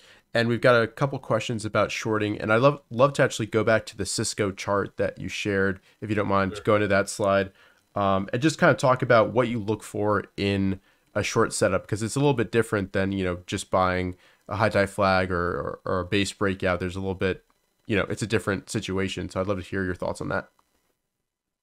Yeah. So let me go back to here. Let's see. Sorry to make you go all the way back. No, I got you. There you go. So, when you're shorting, it's just a little bit of flipping the chart upside down sometimes. You want to find stocks with weak relative strength. A stock crawling along the 200-day like Cisco couldn't figure itself out there. I just turned into a technical short as the market was kind of, I think a lot of things rolled there together, but it didn't participate in any kind of uptrend there. And then I'm covering down there into the weakness. Trying to get out before earnings.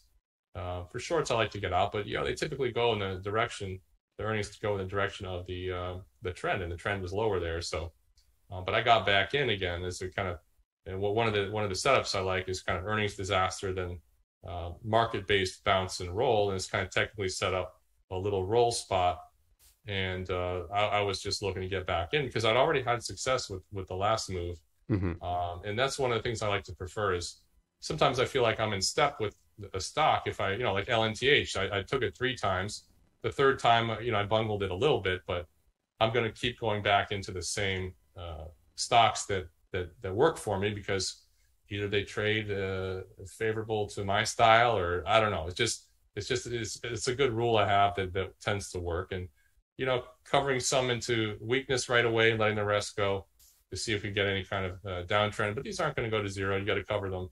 The company is a good company too, but it's just, in this market, they're selling everything. So you just trying to just do a trade here, So covering into weakness, maybe even down to that 41 might have been a good spot. And those undercuts are those kind of areas that you want to cover mostly. But I don't think this one actually undercut the earnings low there, because a lot of people get stopped out. It gives a lot of liquidity, and that's a spot to cover down there and buy, because if somebody's puking it up there, and then you're going to get your bounces, and the moving averages will catch up and maybe push it lower again. So we'll have to see how it goes. So just looking at the chart, it looks like we're in a longer term downtrend. We formed type of a type of consolidation. There's some big red bars indicating a little bit of distribution. Do you look for some type of rise on lower volume and into a moving average or prior area of resistance? Is that kind of what you're looking for here?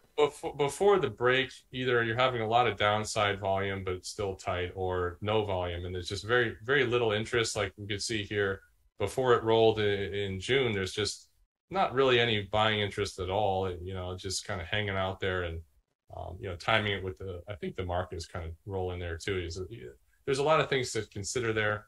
But yeah, the timing is everything. And with shorts, you can only kind of take them in chunks correctly. That's the way I look at it. Like if you just short all over the place, and then uptrends, I don't really short at all. There's just, you can, but just your time's better spent on longs in uptrends, and in downtrends, shorts can be profitable, and with managed risk. And this is a larger name. You want to look at your larger and mega caps and ETFs for safety. So perfect. And there's a question from Oliver. Does Leif treat short position sizes the same as his longs, with all other things being equal?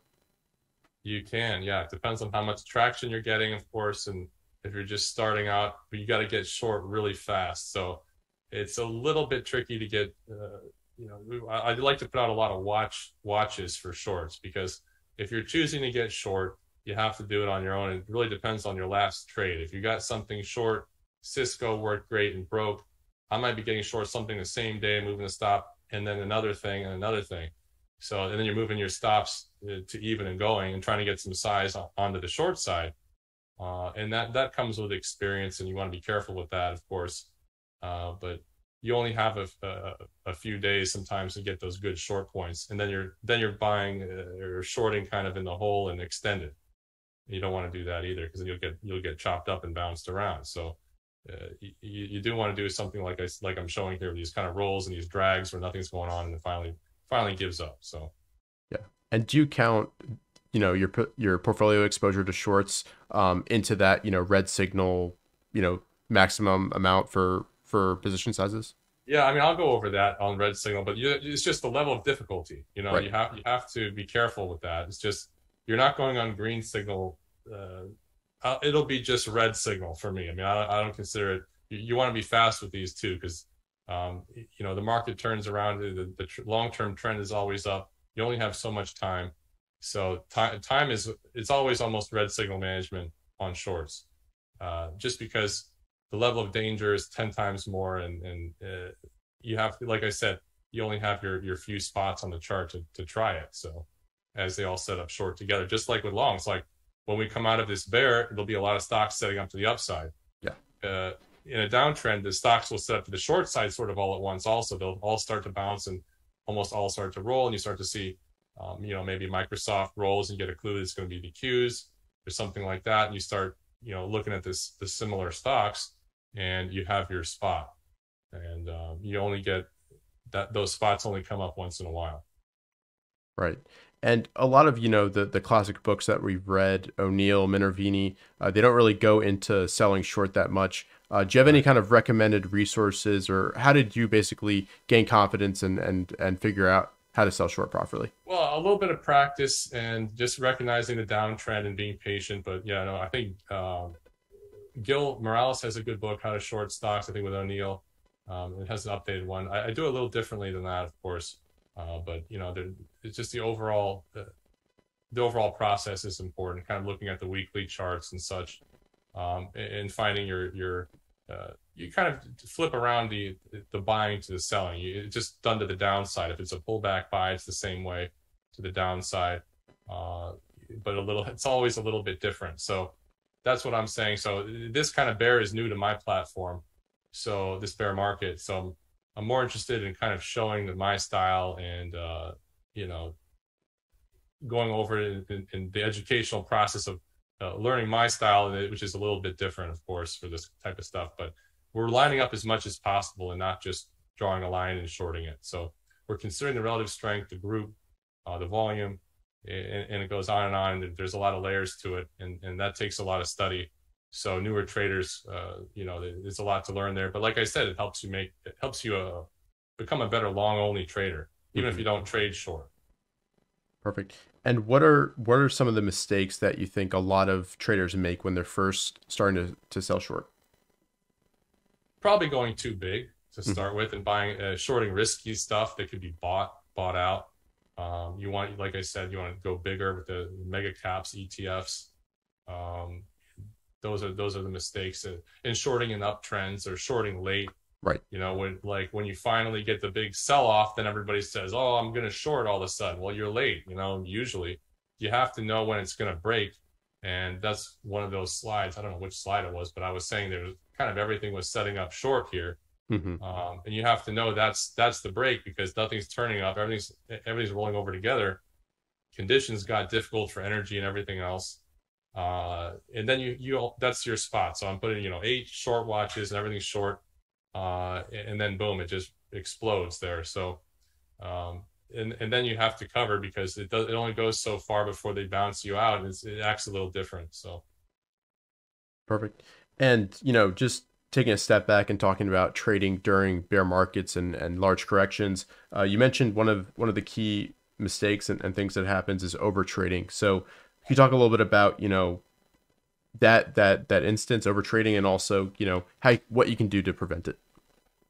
Right. Well, over trading, I find that it mostly comes from being good at finding setups. Okay, and a lot of people watching this that trade on Twitter and stuff, they're great at finding setups, but you have to be great at, this is why I say learn how to short stocks, to know that you're swimming against the tide in certain markets. Right.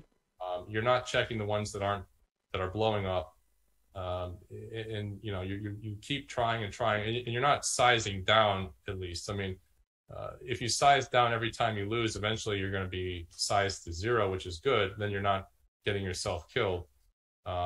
You're not getting chopped up. Well, you're getting chopped up, but less. Okay, so you have to, with so many losses, you're sizing down because you're either out of step with the market, not reading it right, the conditions are not in your favor, or any other number of things that you're messing up, or buying it wrong, or buying it extended and not recognizing where the good buy points are at the time, or just not recognizing you should be sitting out. I mean, you're in a downtrend here with you see the NASDAQ, and the 200-day moving average is sloping down.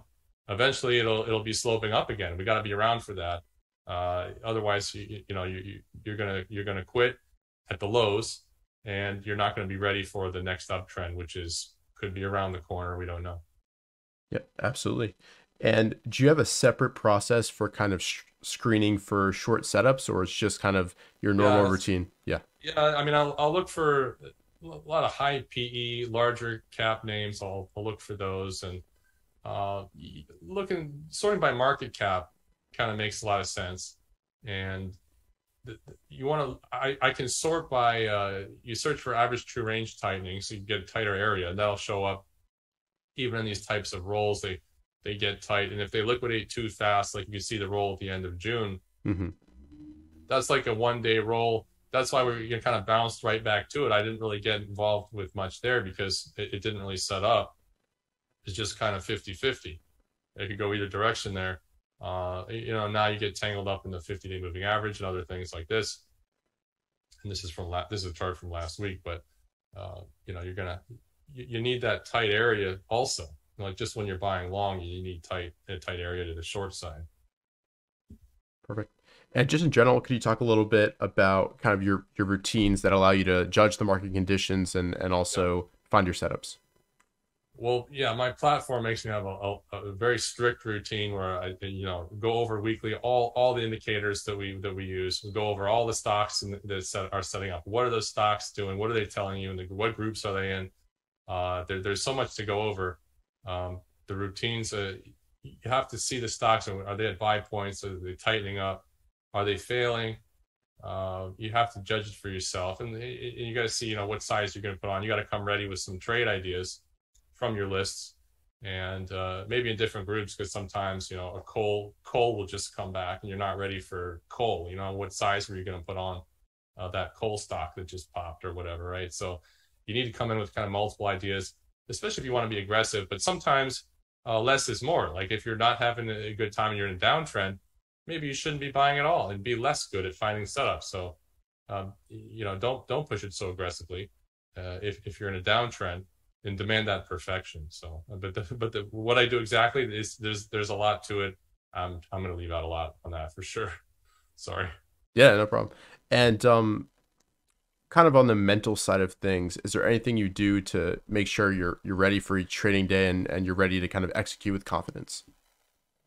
Yeah, I mean, you come in prepared with the lists, of course, and you have to know your stocks, know how they act, and know what to look for. And if it's not showing you what you want to see, don't do anything. If it's you're seeing volume through a buy point and it's something you're considering, you have to be able to pull the trigger with no hesitation. And I know someone asked me if I use market orders or buy stops, and it depends. It depends on how things are moving, and markets buys are fine too, but buy stops are good, but I try to make them close to the buy point because I want to watch it at the buy point. So mostly market orders, especially because I buy more liquid stuff too. So we're not buying the thin stuff that you're going to pay up for.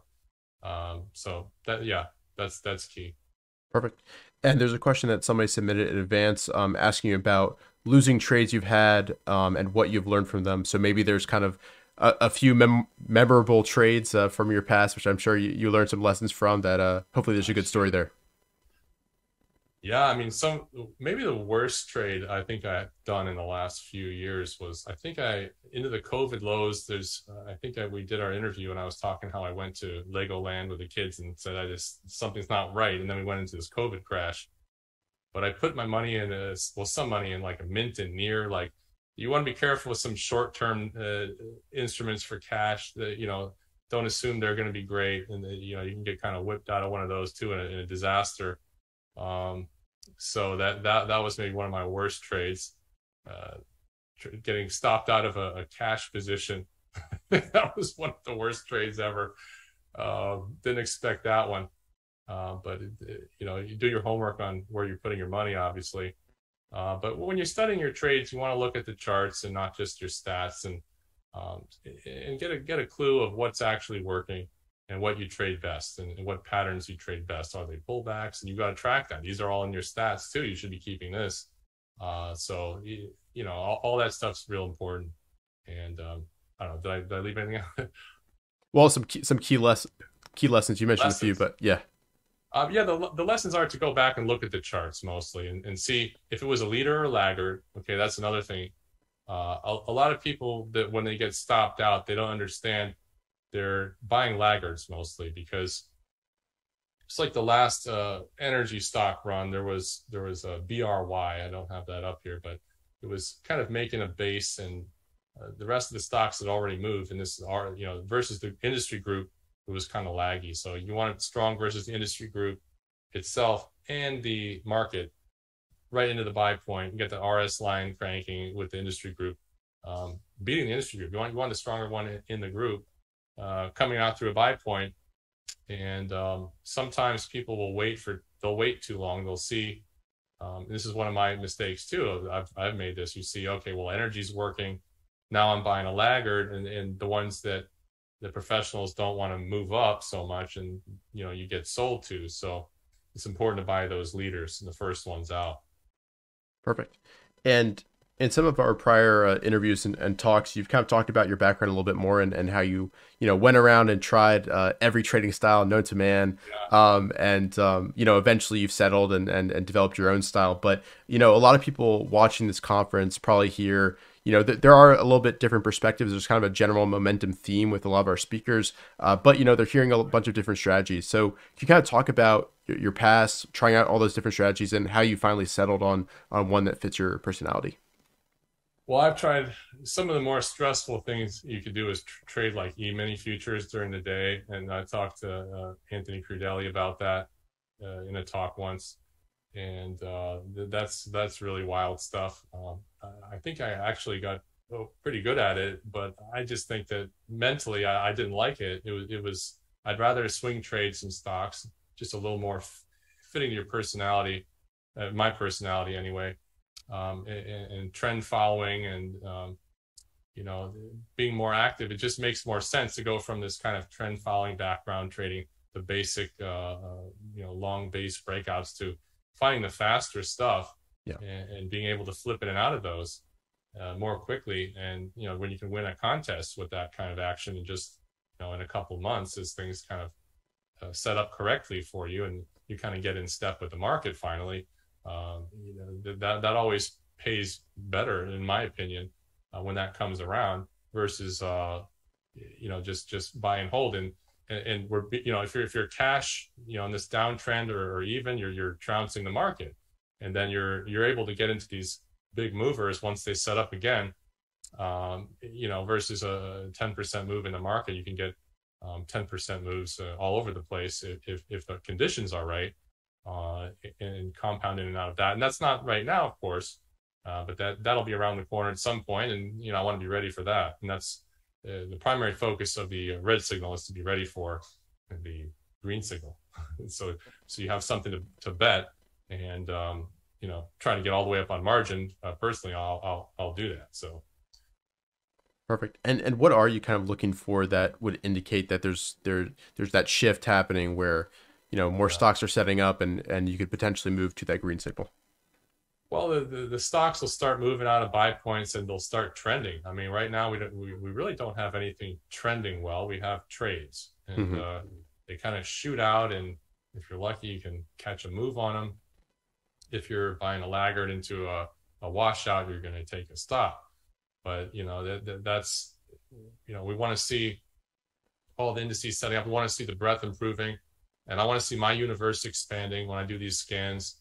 Coming off the extreme washout, they're expanded a little bit, but a lot of that is in safety stuff. I want to see them move into growth, technology, and the stuff that's really going to give me returns, versus trying to swing trade slow healthcare names and things like that.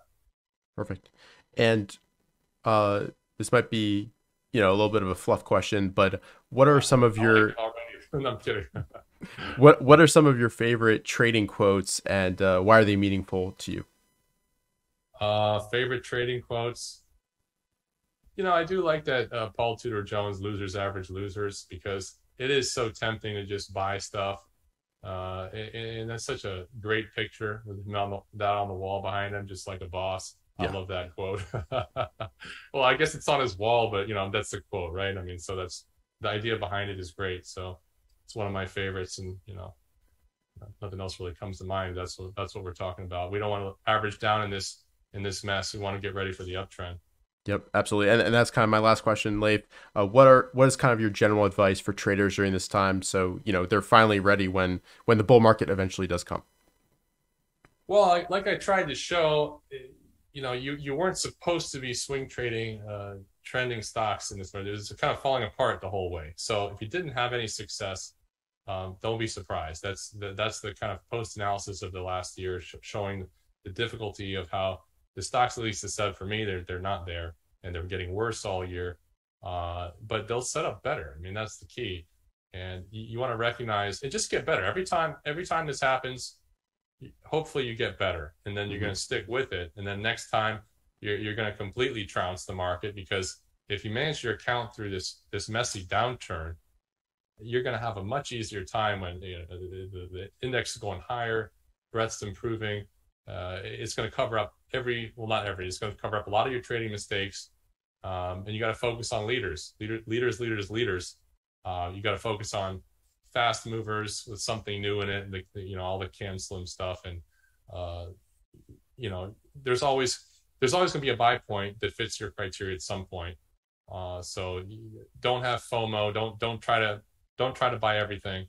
But just get ready for the uptrend. If you're a swing trader, the uptrend's where you need your account for that. So you got to persevere through the downtrend, and that red signal is kind of like the idea that I'm trying to give at this time, that you got to protect your account in these kind of conditions. Right. So when the uptrend resumes, you're ready to go. Perfect. Well, Leif, thank you so much for your time.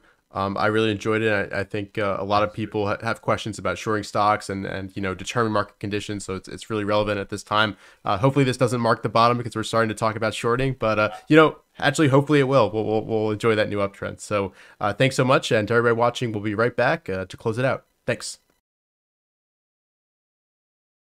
All right, everybody, welcome back. And to close out day 3 of the 2022 TraderLion Trading Conference, I just have a few quick remarks here. First and foremost, I want to take the time to adequately thank all the amazing presenters and speakers from today for doing an absolute tremendous job presenting their material and really sharing some valuable information that I know will help a ton of traders out there. So thank you guys so much for your time. We couldn't do this without you. And to the audience, thank you guys as well for participating along in the chat and asking some amazing questions. We really appreciate it. And hopefully you're finding this whole conference experience meaningful and valuable. And if you are, we do ask that you go ahead and donate to St. Jude's, contribute to that campaign, and also go ahead and leave a like down below and subscribe to the channel. As I mentioned before, we'll come right back tomorrow and finish this thing off strong with another great group of speakers. And throughout the rest of the year, we've got some amazing videos, presentations, and interviews planned that you do not want to miss. So go ahead and subscribe below if you're not already. And with that said, thank you guys so much for joining. We'll go ahead and see you guys tomorrow at 8:45 a.m. Eastern time. Close this thing off right. So thank you guys so much and have a great rest of the evening. Take care. I think this is a really exciting time to be doing this because so many people are losing so much money in the market. And there's never any guarantee no matter what you do. But if you learn to do the proper game plan, which we're going to teach them here, and you learn to be objective and put all of the noise on the side, you'll find out that you'll win a whole lot more than you lose, and that's all we can ever ask in life. So I'm going to look to teach people to be objective, to shut out outside forces like TV rumors, talking heads on TV, all that stuff, and learn that there was a reason why in the old days when I had the professional tape reader, I used to use at the top of every issue an important masthead that said, "The tape tells all." That wasn't just glittering generalities. It was a valid approach to the market.